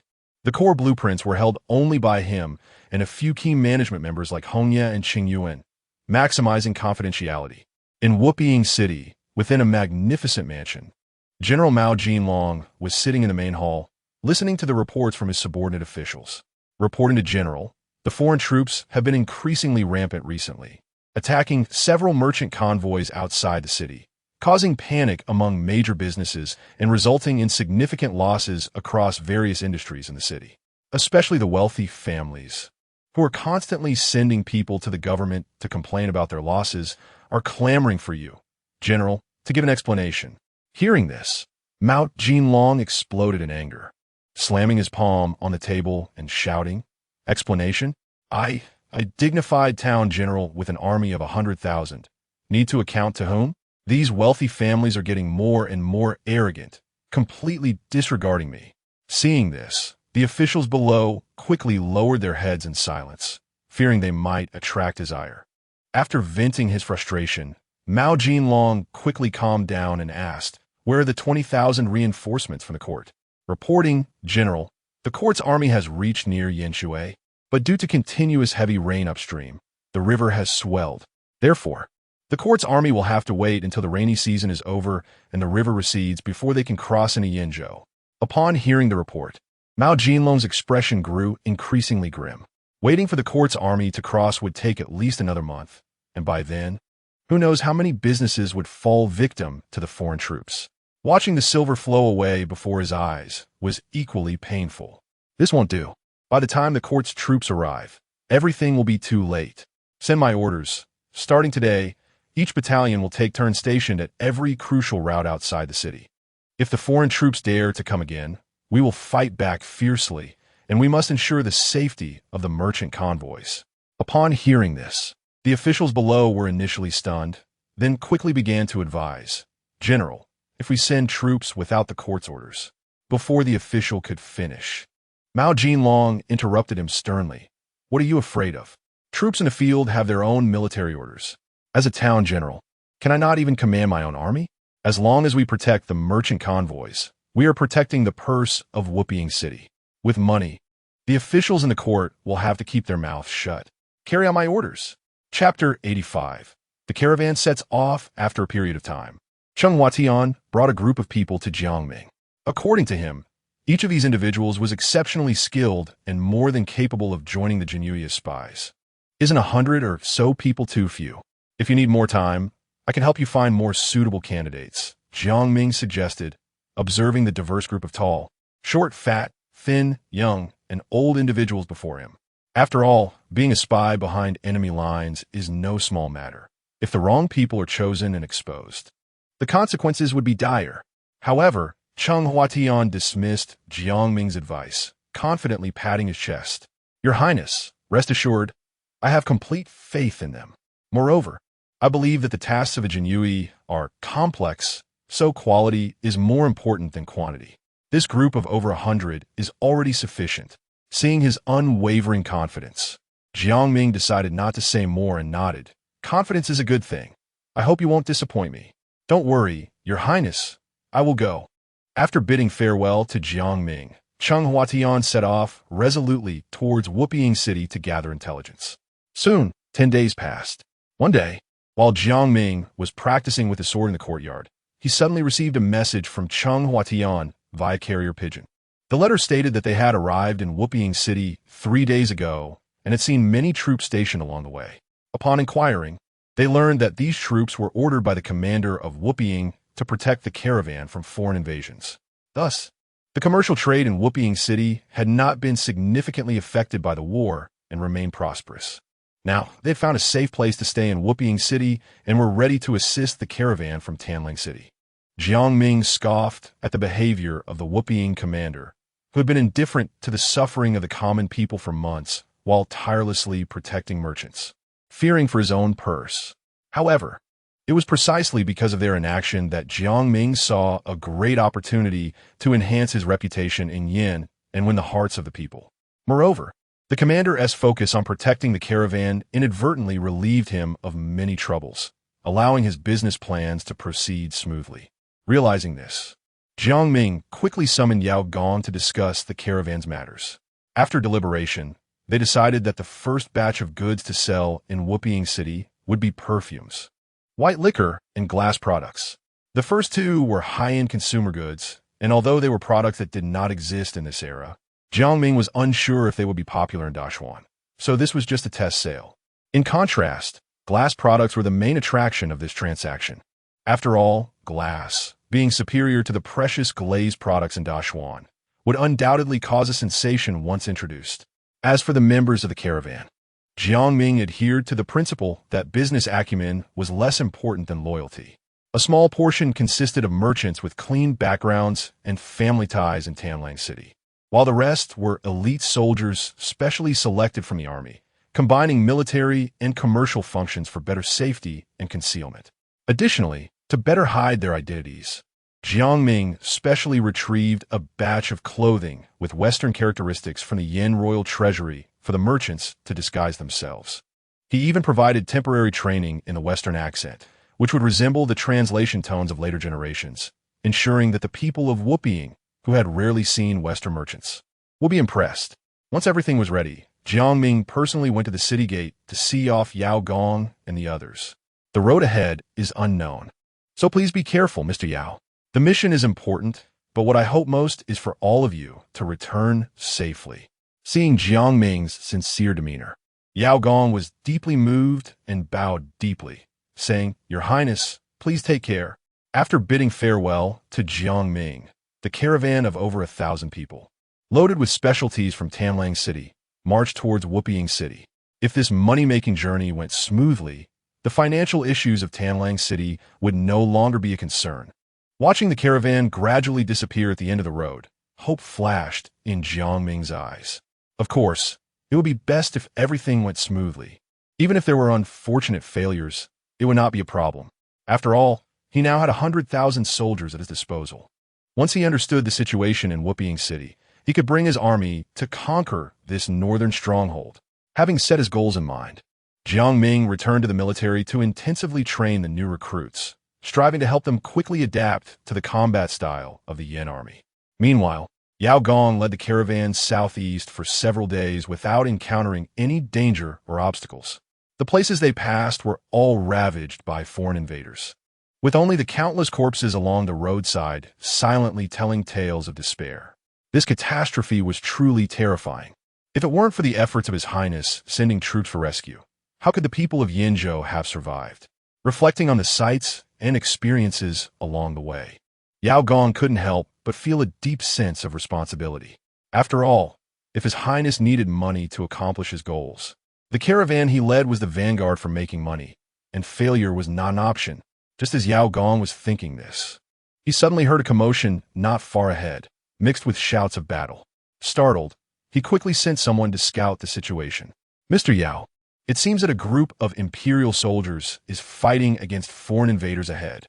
Upon hearing this, Yao Gong hesitated to get involved and prepared to direct the caravan to bypass the area. However, he soon realized that they were only a few dozen miles from Wuping City, and that troop could very well be the soldiers stationed in Wuping. If they could assist them now, it might prove beneficial for the caravan once they entered Wuping City. Thinking of this, Yao Gong no longer hesitated and directly instructed the leader of the caravan's guards, Lu Sheng, "Take 500 brothers immediately and help the imperial soldiers drive back the foreign invaders." Chapter 86. With this official here, there will be no accidents. "Yes, sir." After receiving the order, Lu Sheng immediately led several hundred guards forward. At this moment, the battle was extremely fierce. Although the court army had around 1,000 men, all elite armored soldiers, they were evenly matched against the less than 500 soldiers of the Lijun army. In fact, the Lijun army even showed signs of suppressing the court army, and it was believed that it wouldn't be long before they completely defeated the latter. "Brothers, let's slaughter these foreign dogs." Just as the court army was gradually falling into a hard fight, Lu Sheng and his 500 yen troops had already arrived. These men were the elite chosen by Jiang Ming, each capable of taking on several foes, excelling both in individual combat and teamwork. Therefore, with their addition, the balance of battle began to tilt rapidly. Where did this group come from? They're so fierce. Seeing their attire, it didn't seem like a regular army. They looked more like private soldiers. Which big shot could raise such a fierce group? Could it be that they're experts from some martial arts sect? You must have read too many stories. The court army, which had just felt overwhelmed, suddenly found the fight becoming easier, only to turn and see that the newcomers were actually beating back the fierce Legion soldiers, sparking a wave of discussion. In contrast to the relaxation of the court army, the Legion army, which originally thought victory was within reach, was being pushed back step by the sudden appearance of Lu Sheng and others, causing their morale to collapse. "Captain, these people are too strange. Should we withdraw?" A Legion soldier hurriedly ran to the leader to suggest upon sensing something was off. "Damn it, what bad luck today. Withdraw." The Legion captain stomped his foot in anger, seeing the fat meat they were about to swallow fly away. However, he also knew that pressing on would bring no benefit, so he decisively led his soldiers to retreat quickly into the nearby mountains and forests. "The barbarian dogs want to run? Chase them." The court army's commander saw the Legion army being driven back and was eager to lead his men to beat the drowning dogs. At this moment, Lu Sheng stopped him. "Sir, don't chase the desperate enemy. The Legion barbarians are used to living in deep mountains and forests. Recklessly pursuing them into the woods could lead to great losses." After hearing Lu Sheng's reasonable persuasion, the court army commander calmed down, standing still as he watched the Legion army escape into the mountains, then spat on the ground. "It's a good thing these barbarians run fast. Otherwise, I would have made them know what real power is today." Seeing him ramp behind their backs, Lu Sheng could only smile without speaking. After showing off for a while, the court army commander finally noticed Lu Sheng and politely cupped his fists. "Thank you, brother, for coming to our aid.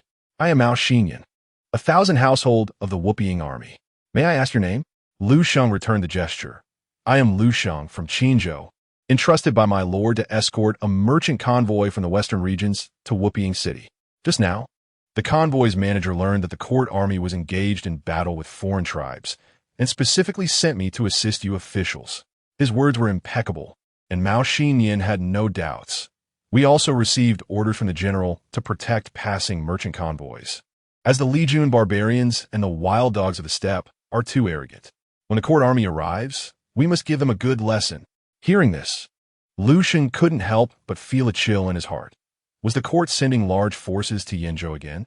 Besides dealing with the foreign tribes entering the pass, would it also pose a threat to the greedy wolf city? "Brother Lu, may I ask where your convoy's manager is now?"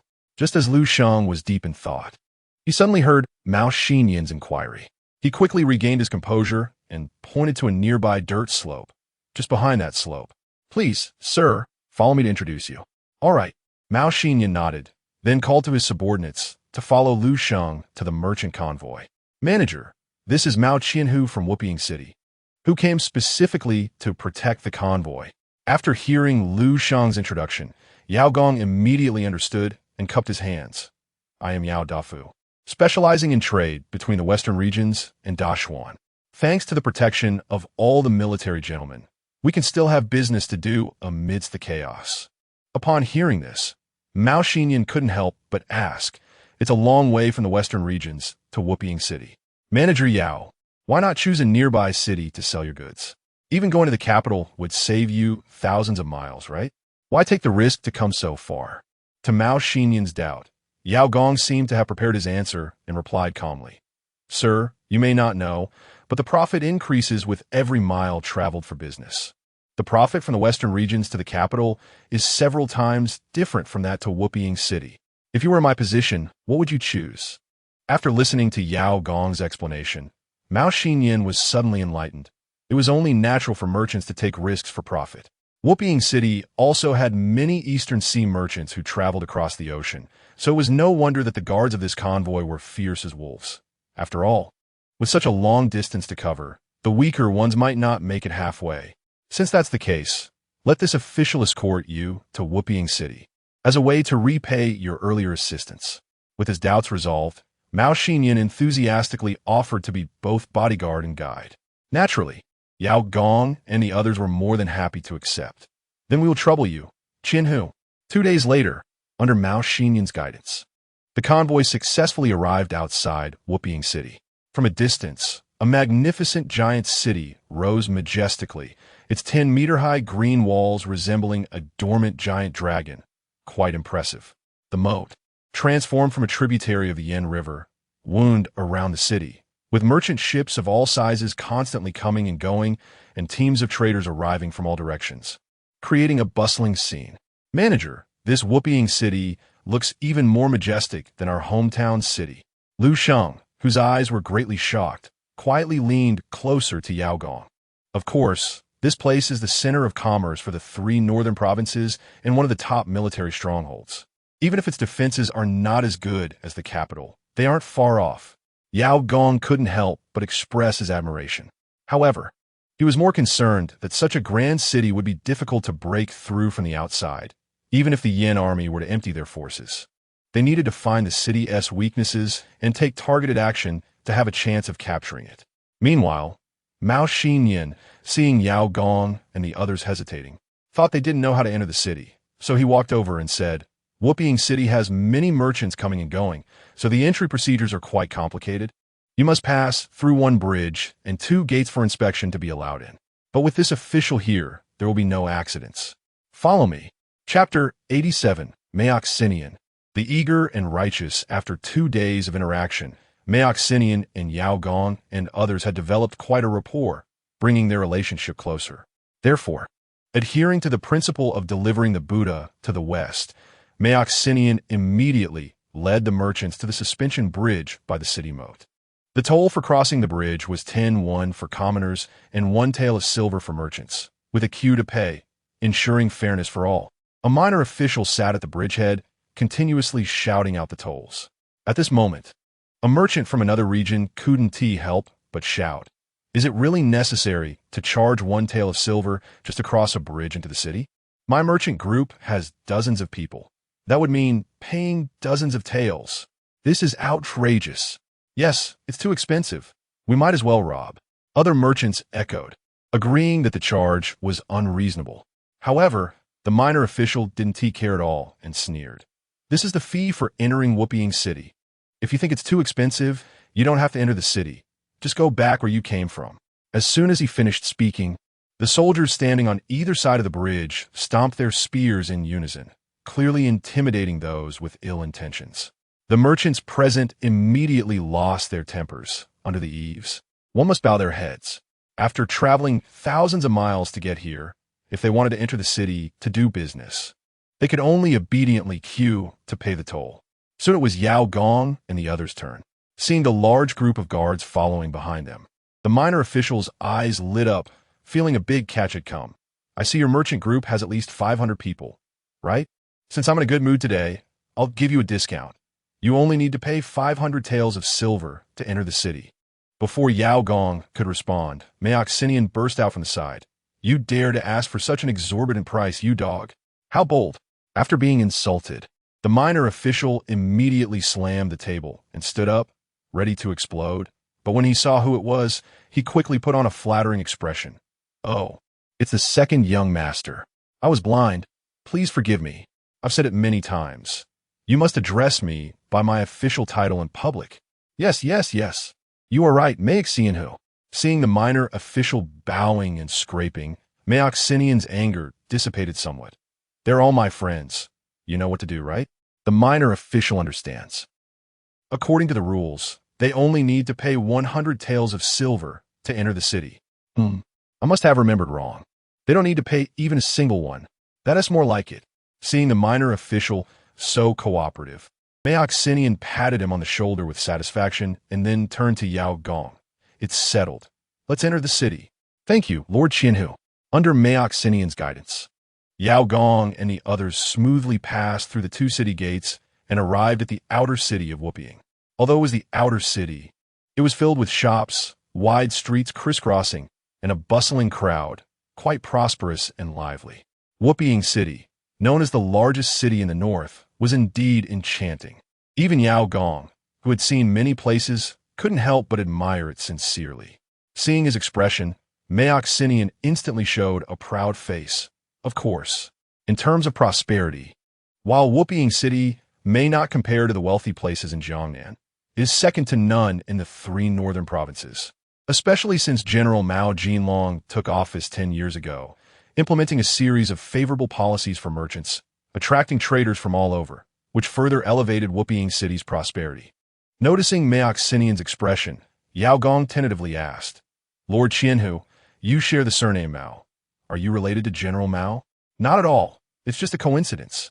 Maxinian waved his hand and continued, "Your merchant group is large. There are some courtyards in the outer city specifically prepared for merchants like you, where one room can accommodate 20 to 30 people, more convenient and economical than staying at an inn." Upon hearing this, Yao Gong nodded in realization and then looked at Maxinian. "We are unfamiliar with the area and may not find the right place. Could we trouble Lord Qianhu to guide us there?" "Well, fine. Helping others to the end is the right thing to do. I have nothing else to do today, so I'll take you to find a suitable place to stay."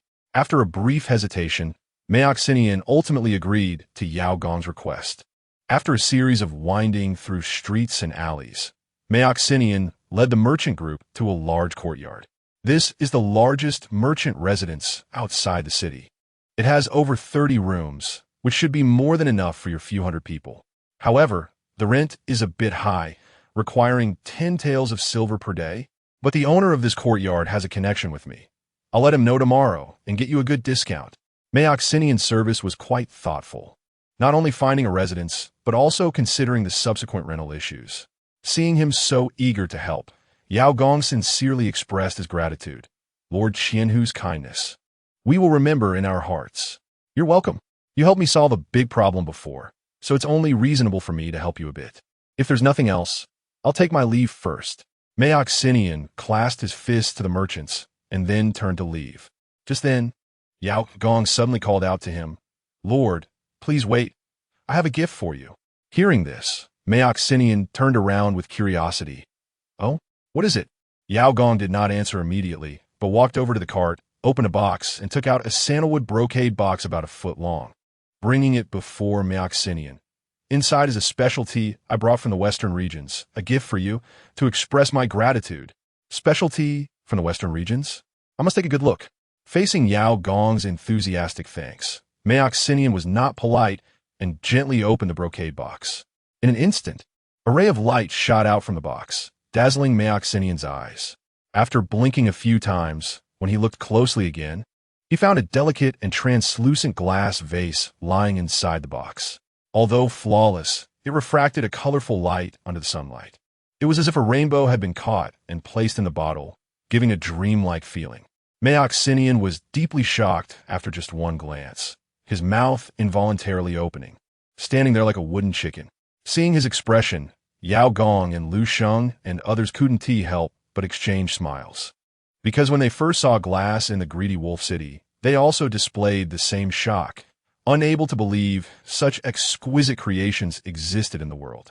And such a marvelous object was merely described by the young master as nothing special, just a little trinket for collecting money from wealthy families, which was quite absurd. Chapter 88. The Auction Gala. I have never seen such transparent and flawless glass. How much do you plan to sell this treasure for? Coming back to his senses from a shock, Mao Xinyan tentatively asked, while tightly holding onto the brocade box containing the glass bottle. Yao Gong smiled faintly and said, "Such a glass bottle in your hand should sell for at least 1,000 taels of silver each." Upon hearing this, Mao Xinyan relaxed a bit. "Better quality glass can sell for several hundred taels. Yours, the texture far surpasses that of glass, so selling for over 1,000 taels isn't too expensive. By the way, how many glass products did you bring from the western regions this time?" Yao Gong pointed to a nearby cart and replied, "That cart is filled with them, probably around 100 pieces. This time, our main goal is to expand sales channels, so we didn't bring too many." Yao Gong's words were not exaggerated. With the current production capacity of the glass workshop in Greedy Wolf City, they could basically produce dozens of glass products every day. However, The young master only selected the best 100 pieces from the warehouse for the merchant team to sell, while the majority of the rest were sealed away. In the words of the young master, "It's hunger marketing. After all, rarity makes things valuable. If too many glass products were released at once, it would create the illusion of cheapness. Only by limiting the quantity to a precise range can the highest price be achieved. Not many." Mao Xinyan was dumbfounded upon hearing Yao Gong's words, unable to believe his ears. He had thought that treasures like glass would probably only have a few pieces in the merchant team, or at most a dozen. But he never expected there to be around 100. If converted to silver, that cart would be worth at least hundreds of thousands of taels. This was not the main point. The key was that manager Yao said this time was just for expanding sales channels, which indicated that it was definitely not a one-time deal. What does this represent? It represents a huge profit chain hidden within. Realizing this, the expression on Mao Xinyan's face gradually shifted from shock to seriousness. Such an unprecedented treasure as glass would definitely have no trouble selling in Whooping City, and it would certainly fetch a good price. However, this might not be a good thing for your merchant team. It could even bring you disaster. Seeing his serious demeanor, Yao Gong pretended to be puzzled and asked, "May I ask why you say that, Sir Qianhu? We are just honest merchants. Why would we invite trouble?" Manager Yao, "You're unaware of some things from far away. Beneath the surface of prosperity in Whooping City lies a tangled web of powerful families. They control the vast majority of the commercial lifelines of Whooping City, engaging in all kinds of bullying and even daring to challenge the general. You are an outsider merchant team with no roots, holding treasures like glass, just like a child carrying gold in a bustling market. You will easily attract the attention of those families." After listening to Mao Xinyan's analysis, Yao Gong couldn't help but look at him with new respect. It was indeed not simple for someone his age to express such insights. However, as for the phenomenon of the families being overbearing, Yao Gong had already discussed it with Jiang Ming earlier. Otherwise, he wouldn't have personally brought the merchant team to Whooping City. As for whether they would be targeted by the families, Yao Gong wasn't too concerned. These families were, at most, only interested in the huge profits behind the glass. But there were many such products in Greedy Wolf City. It wasn't anything special. Moreover, the young master had already instructed that the primary goal of selling goods this time was to gather intelligence on various aspects of Whooping City for future plans. The families only wanted to keep an eye on other people's wallets, unaware that their own heads would soon be on the chopping block. After all, when it came to dealing with these powerful families, the young master was quite experienced and adept. When a yin army approaches the city, it would definitely leave these blood-sucking parasites bewildered. Then, in your opinion, Sir Qianhu, how should we conduct ourselves? Although Yao Gong was unafraid in his heart, he still had to put on a facade, so he asked with a troubled expression. Mao Xinyan thought for a moment and then suggested, "How about this? In a couple of days, it will be the annual auction gala in Whooping City. I can help you sign up to participate. The organizer behind this auction gala is a high-ranking official in the court, and most of the bidders are prominent figures in Whooping City, under the public's gaze. Those families won't make too much of a move, ensuring you can sell your goods smoothly. However, the auction will take a 20 cut from the final transaction amount as a registration fee, which is a bit unscrupulous. It's up to you to see if you can accept this price." Upon hearing this, Yao Gong felt a bit pained and said, "A 20 cut is indeed a lot, but it's a necessary measure. It's better than having the families ruin the deal." "All right, since you agree, I will go handle it," Mao Xinyan replied. "By the way, thank you for giving this first glass bottle as a gift to me." After bidding farewell to Yao Gong and the others, Mao Xinyan hurriedly left with the brocade box. Once he left, Lucian couldn't help but lean closer to Yao Gong and said, "The waters in Whooping City are indeed very deep. Mr. Yao, can this little Qianhu really handle things?" Hearing this, Yao Gong shot Lu Shang a glance. "Qianhu? You underestimate this person too much." "Huh? Does he have another identity?" Seeing Lu Shang's confused expression, Yao Gong could only shake his head helplessly and explained, "Did you not notice that all the soldiers he brought were wearing the same kind of good armor? Such a high rate of armored soldiers is rarely seen even among some generals' personal guards. This is definitely not a treatment that an ordinary Qianhu could have. Moreover, positions like the small official at the bridge who can arbitrarily collect fees from merchants entering the city are only held by people with backgrounds. Yet, he shows great respect for Mao Xinyan, to the point of flattery, indicating that Mao Xinyan's background is definitely among the top in Whooping City. Additionally, both from his conversation and demeanor, it is clear that he is a well-educated young man from a good family. The key point is that he shares the same surname as the general of Whooping, Mao. From all this, it can be inferred that he must be from the general's residence, and most likely a direct descendant. After listening to Yao Gong's clear analysis, Lu Sheng was immediately enlightened. So you'd already seen through his identity. No wonder you were so courteous to him along the way and even gave away the precious glass bottle. It turns out you were trying to curry favor with him. Hearing Lu Sheng's straightforward words, Yao Gong couldn't help but roll his eyes. While that was indeed the case, couldn't he phrase it a bit more delicately? Regardless of the means, at least they had made a connection with this Qianhu, which would be very beneficial for their future operations in Whooping City. Next, they couldn't just wait idly in the courtyard. They should take the opportunity to disperse the brothers, find a way to contact Cheng Huatian and others, and gather more intelligence about the situation in Whooping City to report back to the young master. Chapter 89. This is what His Highness often refers to as the transfer of contradictions in a certain restaurant in Whooping City. Yao Gong and Cheng Huatian were sitting across from each other in a private room on the second floor, drinking. Let's talk. How has your Jinyui been gathering intelligence during your time in Whooping City? Yao Gong asked lightly after taking a sip of wine. Since the day we arrived, I've arranged for people to infiltrate various trades. Some are small vendors, some are working as waiters in restaurants, and others are serving as maids and servants in noble families. In short, we're casting a wide net, Cheng Huatian said, stretching his hand to touch his chin, but suddenly realized that his beard had been shaved off to blend in at the brothel. He quickly grabbed a handful of peanuts from a plate and tossed them into his mouth, chewing as he continued. Your guess is correct. Mao Xinyan is indeed someone from the general's mansion, and he is the second son of Mao Jinlong. He has an older brother named Mao Xinyang, who is a good-for-nothing dandy, often visiting brothels and gambling houses, relying on his father's name to act recklessly, and has offended many noble families, resulting in poor relationships between them. Recently, due to foreign tribes robbing several merchant caravans from noble families, the major noble families in Whooping City united to put pressure on Mao Jinlong, further worsening the situation between them. If we want to take Whooping City, we could try to stir up their internal conflicts. Yao Gong pondered for a moment and then nodded. That is indeed an effective entry point. What about the city defenses? Have you gathered any useful intelligence? Cheng Huatian picked up a piece of pig's head meat, washed it down with wine, and comfortably leaned back in his chair. You've seen the situation outside the city. Besides the first line of defense, the moat, there are two inner and outer city walls to cross. However, to facilitate trade, the outer city walls have been expanded from 4 gates to 9 gates, greatly increasing the pressure on defense.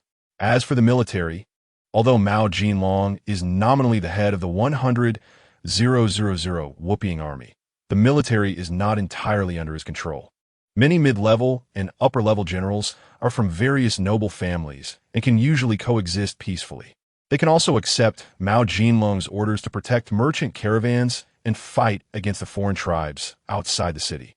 But in my view, that is all just small skirmishes.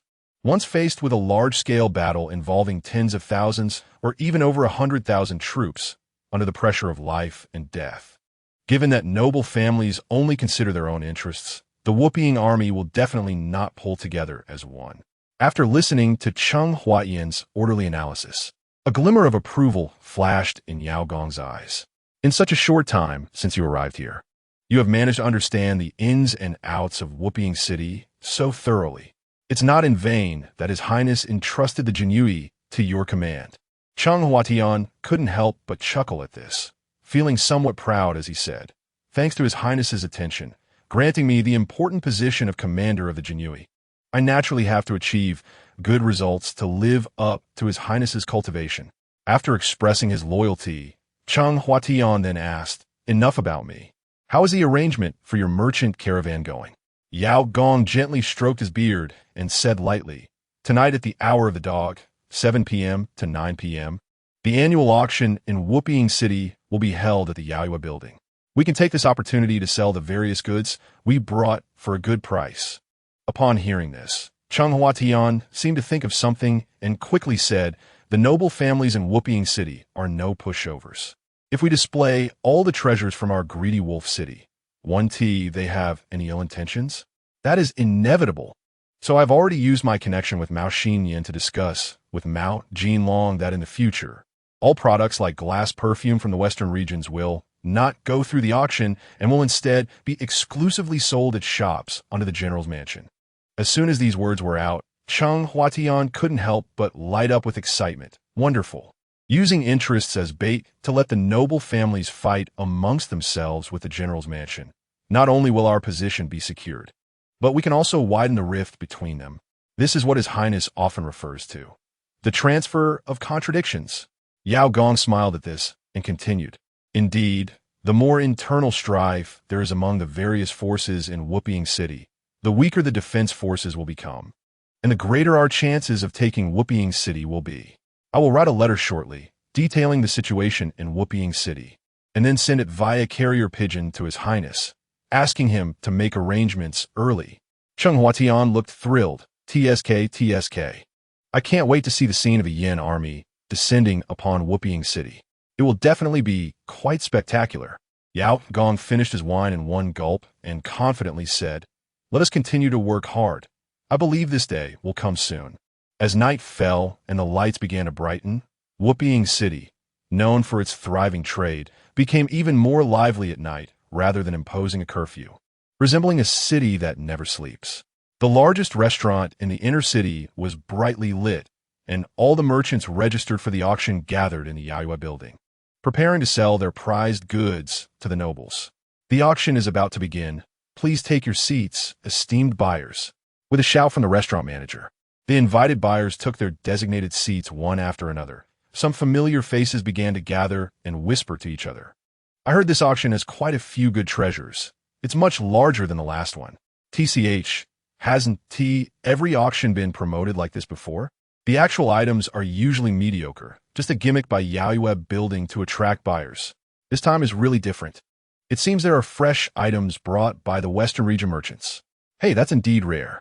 The last time the Western region merchants appeared was several years ago. I hope this time they can broaden my horizons." Soon, the floating arrow above the hourglass indicated it was the hour of the dog. At this moment, the restaurant manager struck a gong, signaling that the auction was officially starting. The first item for auction was a red coral tree brought by merchants from the East China Sea, which had a peculiar shape. However, the noble families in Whooping City had seen too many of these items and showed no interest. Only 2 or 3 people placed bids, and it quickly sold for 300 taels of silver. The subsequent auction items were also common things that failed to capture the buyer's interest, until a small jade bottle, about the size of a thumb, was brought up by a maid.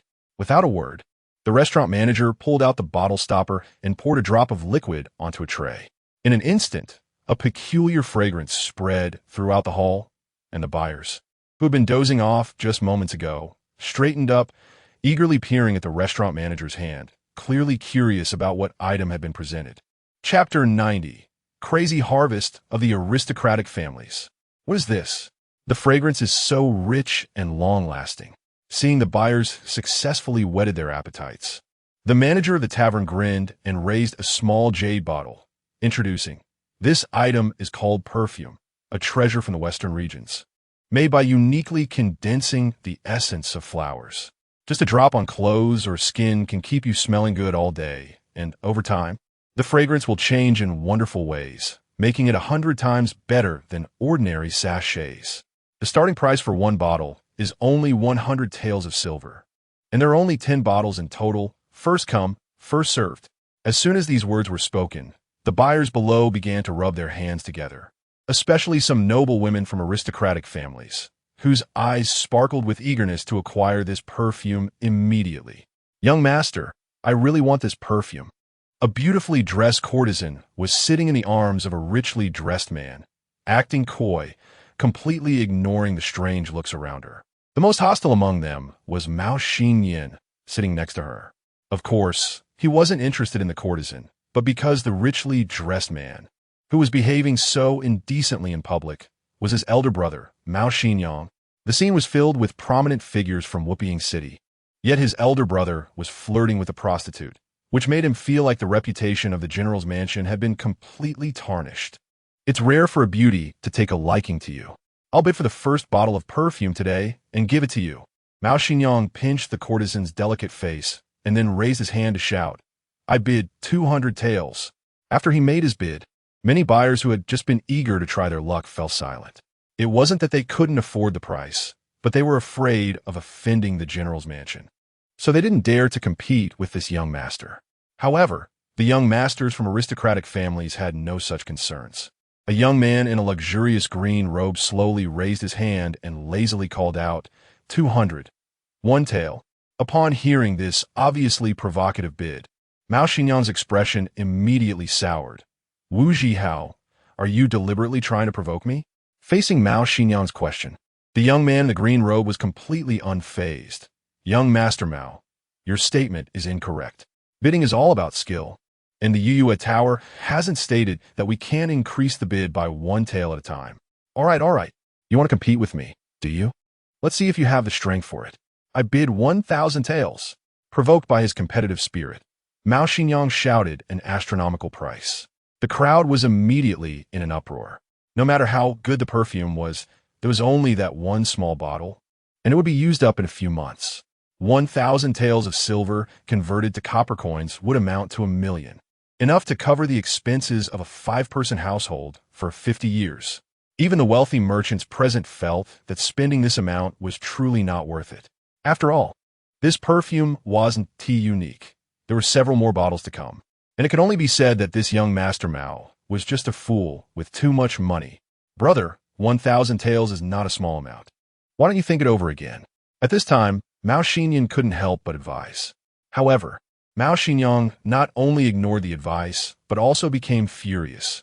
When did it become your place as a bastard son to meddle in how I spend my money? Get lost. Being publicly insulted by his own elder brother, Mao Xinyang was so angry that his lips trembled and the nails of his clenched fists dug into his flesh. But out of concern for the reputation of the general's mansion, he refrained from exploding and silently swallowed this humiliation. Standing at the edge of the crowd, Yao Gong couldn't help but smirk at this scene. This Mao Xinyang had no brains at all, offending everyone he could, and could be well utilized at a critical moment. Just as Yao Gong was silently plotting, the first round of bidding for the perfume had concluded. Facing Mao Xinyang's foolish bidding, the young masters from aristocratic families, including Wu Zhihao, felt it unnecessary to compete with such a fool and directly indicated they would not bid anymore. Meanwhile, Mao Xinyang still believed that everyone was awed by his domineering aura, continuing to bask in his triumph with the courtesan, completely unaware that he had already laid countless seeds for his own destruction. The auction continued, and the remaining bottles of perfume were snatched up at an average price of 200 to 300 taels. When the appetizers had been completely consumed, the tavern manager sensed the timing was right and ordered his subordinates to bring up a brocade box. Ladies and gentlemen, the Western region merchants have brought more than just perfume. This next item is the real highlight of tonight. As soon as he finished speaking, the tavern manager opened the brocade box and personally brought out a glass bowl, placing on the table. Although it was night, the glass bowl sparkled under the candlelight, instantly capturing everyone's attention. My goodness, there is such a treasure in this world, clearer and more flawless than glass. Simply exquisite craftsmanship. This kind of craftsmanship is truly astonishing. In my lifetime of traveling and trading across Dashuan, I have never seen glass that can rival this. When did the craftsmen of the Western regions acquire such incredible skills? Facing the waves of admiration from the crowd, the tavern manager wore a very satisfied smile and continued, this item is called glass. Although it resembles crystal, the difficulty of making it is a level higher.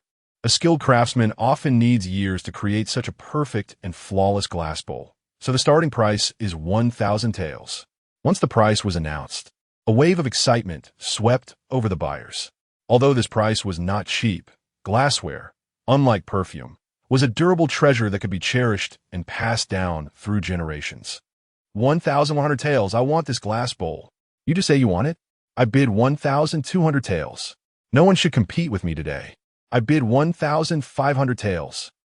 After an intense round of bidding, this glass bowl was eventually won by a young master from an aristocratic family for 2,300 taels.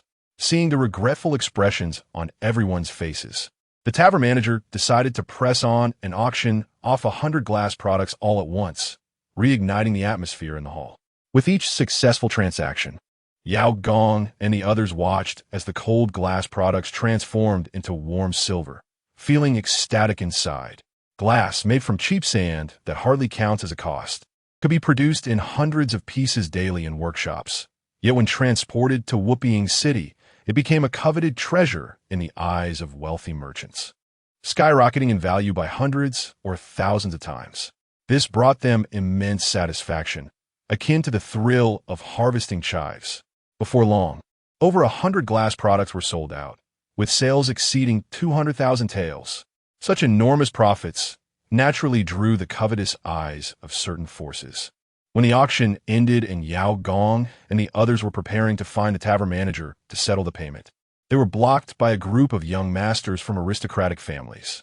Chapter 91. The goal: strike Whooping City. Are you blocking my way for some important matter? Yao Gong scanned the few people in front of him and then asked with a smile. Boss Yao, your glass business is doing well. Are you planning to cooperate with our Wu family in the future? Wu Zhihao, who had previously clashed with Mao Xinyang at the auction, spoke first. Although his words were about seeking cooperation, his cold expression was a blatant threat. Oh, how unfortunate, young Master Wu. Just a couple of days ago, the general already talked to us, and the caravan has signed a contract with the general's office. From now on, the sales rights for glass perfume and other items will be handed over to the shops under the general's office. What? After hearing Yao Gong's explanation, Wu Zhihao, who had initially felt confident about dealing with the Western region caravan, suddenly lost his composure. At that moment, Mao Xinyang, embracing the courtesan, suddenly walked over and disdainfully looked at Wu Zhihao, saying, "With just your little Wu family, you dare to touch the glass business? Dream on, you."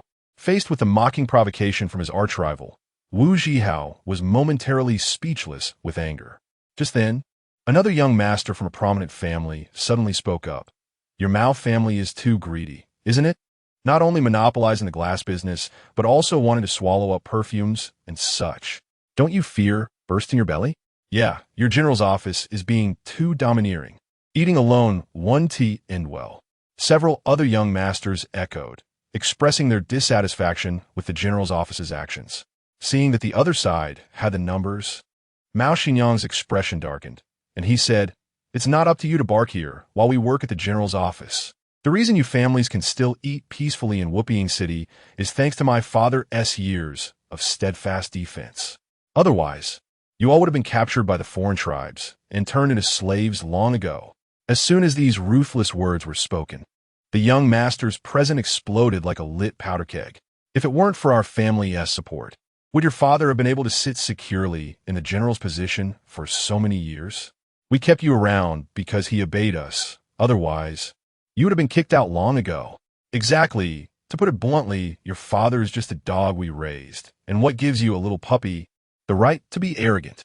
If we wanted to, your father's subordinates would immediately be left without soldiers. Do you believe that? How dare you shout at us from the noble families? Understand who the true masters of Whooping City are. The words of the crowd were increasingly venomous, and Mao Xinyang was immediately provoked, throwing the courtesan aside and rolling up his sleeves to charge forward. Neither side was willing to back down, and they quickly got into a scuffle. However, due to the disparity in numbers, Mao Xinyang, who had been aggressive just moments ago, soon found himself on the receiving end of the beating. Stop! Stop! Please don't fight anymore. Seeing Mao Xinyang being beaten to a pulp, the courtesan could only jump up anxiously and shout, "Sir, should we help?" Lu Sheng whispered to Yao Gong, "Let them handle their own internal matters. It's not our place to interfere. Let us go." Yao Gong, who was eager for the situation to escalate, naturally chose not to intervene and quietly led everyone away. In an inconspicuous corner, Mao Xinyang's younger brother, Mao Xinyan, watched his elder brother getting beaten not far away and showed no intention of helping. He sneered and left without looking back.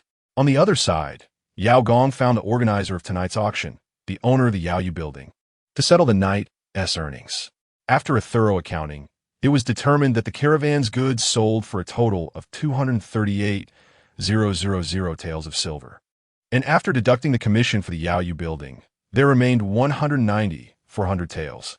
Yao Gong chose to convert all of it into silver notes for easier transport. Early the next morning, Yao Gong called Cheng Huatian into the yard and asked him how the fight at the Yaoyu building went last night. Oh, what else could happen? Mao Xinyang got beaten like a dog. I heard one of his legs was broken, and in the end, it was his brother who carried him to the clinic for treatment.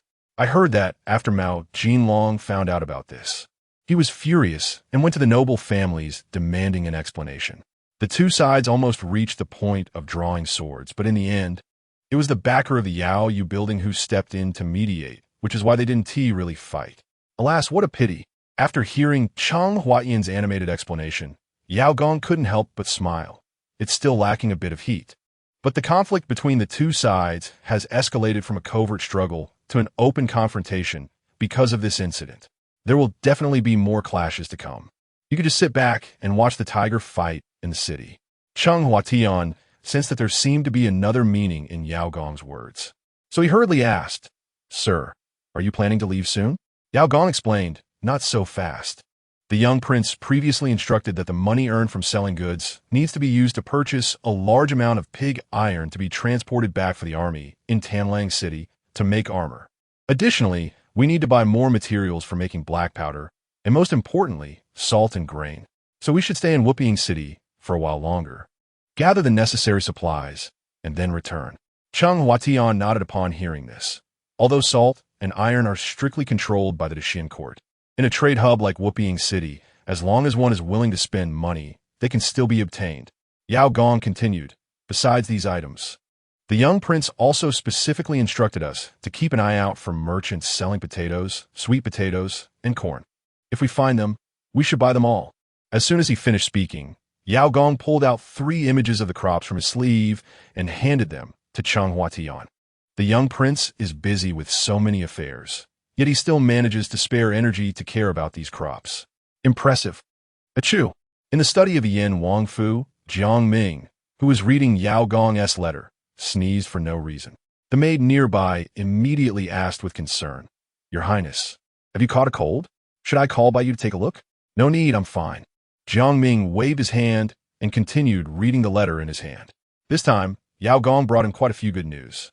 First, the court's 200,000 troops were blocked by the swollen Yin River and were stranded at the border of Yinzhou, buying precious time for Tanlang City to develop. Additionally, although Whooping City had 100,000 troops stationed, it was not an iron wall. There were many weaknesses in the city's defenses, and various forces within the city were entangled with each other. In the event of a major crisis, it could easily fall into chaos. Thus, after careful consideration, Jiang Ming made a bold decision to seize the opportunity and launch a lightning attack on Whooping City before the court's additional 200,000 troops arrived. At that time, the Yin army would occupy 2 major cities, supporting each other, and their chances of defeating the court's army would double. Chapter 92, The Soldier's Desire to Achieve Merits. After Jiang Ming outlined his preliminary goals in his mind, he immediately summoned the generals to his study to discuss the expedition. "Your Highness wants to attack Whooping City? That's great." As Jiang Ming announced the strategic goals, Gu Yin immediately echoed his enthusiasm, and the faces of the other generals also showed varying degrees of excitement. After all, a new campaign means new military merits, which translates to better treatment. No soldier could remain indifferent to that. Moreover, Whooping City is the largest city in Yinzhou and holds a significant position in the northern part of the Great Xian. Capturing it would greatly enhance the prestige of the Yin army. Your Highness's ambition is commendable, but as far as I know, Whooping City has a garrison of 100,000 soldiers and its defenses are strong. I'm afraid it won't be easy to capture. The old strategist Hong Wenjian was not swept up in the excitement and raised some doubts. At this moment, Mo Zhu also spoke up. Although we have an army of 100,000, a large portion consists of newly trained recruits. Furthermore, the enemy's forces have not yet left Yinzhou, and we must leave troops stationed at Tanlang City and the surrounding military garrisons. So we actually have a significant disadvantage in numbers for this battle. Her analysis brought the generals back to a calmer state.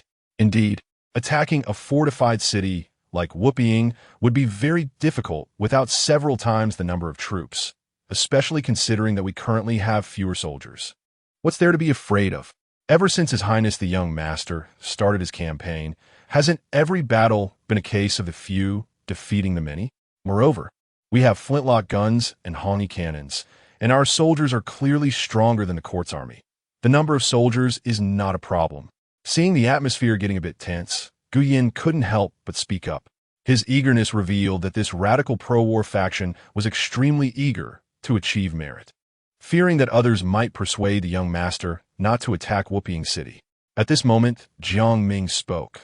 What the general said is indeed correct, but in warfare, one can not only consider one's own conditions. It is crucial to understand the enemy's situation. Knowing oneself and the enemy ensures victory in every battle. As everyone knows, I dispatched a merchant convoy to Wupiying City some time ago, ostensibly for business, but in reality to gather military intelligence. Today, our scouts sent back a letter containing significant intelligence. I can assure you that Wupiying City is not as impregnable as it seems. It has many fatal weaknesses. As long as we make good use of these weaknesses, we can achieve victory with fewer forces and capture Wupiying City at minimal cost. Hearing this, the fighting spirit among the assembled generals was quickly reignited, given their understanding of the young master. This level of confidence indicated that he must have considerable assurance about this battle. Their task now was to do their utmost to help him realize his battle plan.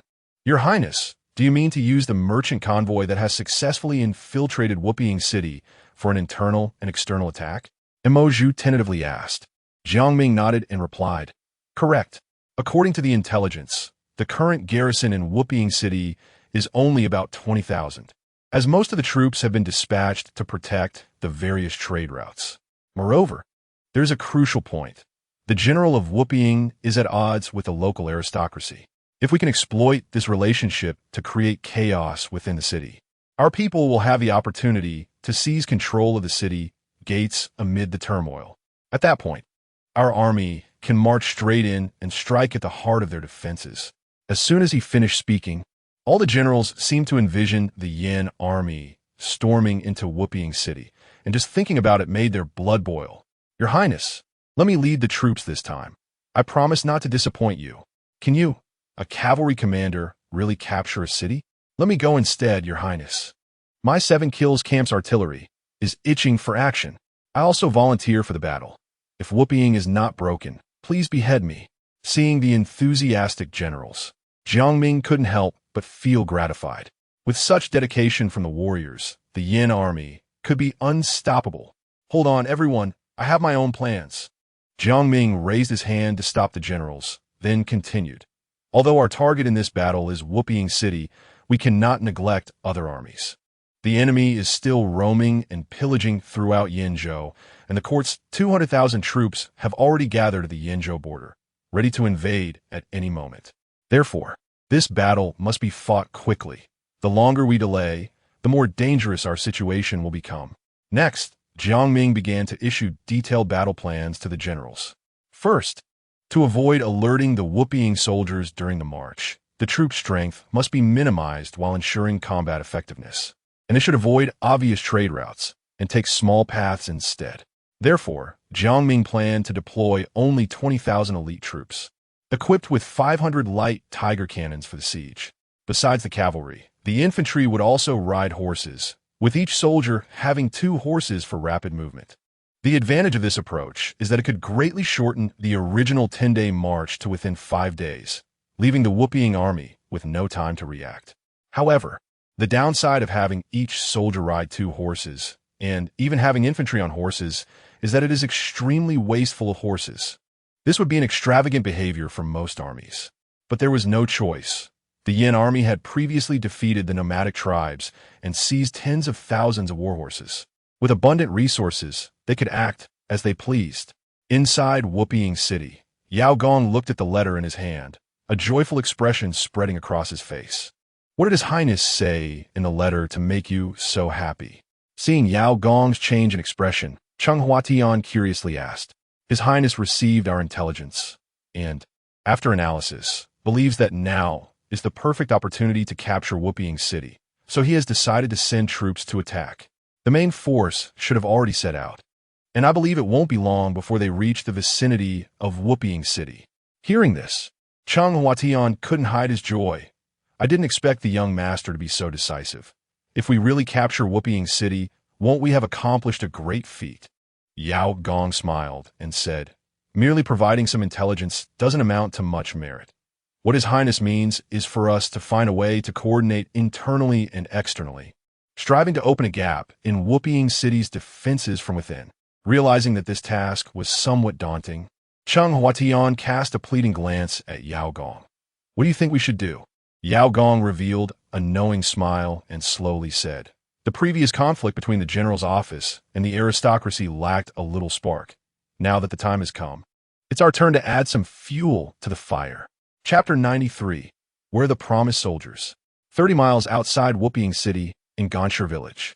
Since it was the slack farming season, many young and strong villagers had gone to work in Whooping City to earn money, leaving behind only a group of children and the elderly. The former were scattered in the fields playing, while the latter gathered under the large banyan tree at the village entrance, chatting and passing the time. Recently, the world had been quite unstable. The invading army had been plundering the lands of Yenzhou for quite some time, and the court had not sent troops to drive them away, which was a hardship for us common folk. Indeed, my sister's village has already been slaughtered by the nomads from the grasslands. With only a few escaping from over 100 households, it was truly tragic. Fortunately, our village is close enough to Whooping City that the invaders dare not come here.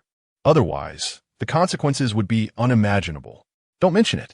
Although we are not being slaughtered by the invaders, the officials in Whooping City are also treating us like nothing. Just after the harvest, they come to collect the so-called merchant protection tax, and even us honest farmers have to pay. Who can we reason with about this? Sigh. The grain we grow all year isn't even enough to pay this tax and that tax. The wealthy families have already made a fortune in business, yet they still come to squeeze us poor folk. It's difficult, too difficult. Just as the villagers were lamenting their hardships, a group of children suddenly rushed in from outside the village. Grandpa Village Chief. Grandpa Village Chief. There are many armored soldiers riding horses coming towards our village. The children surrounded an old man in gray, chattering excitedly. All right, I know, you all go play. The village chief, with a headache from the noise, dismissively sent the children away, thinking they were just playing.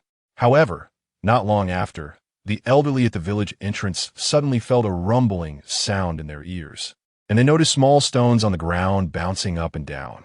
At that moment, they realized something was wrong and quickly stretched their necks to look outside the village.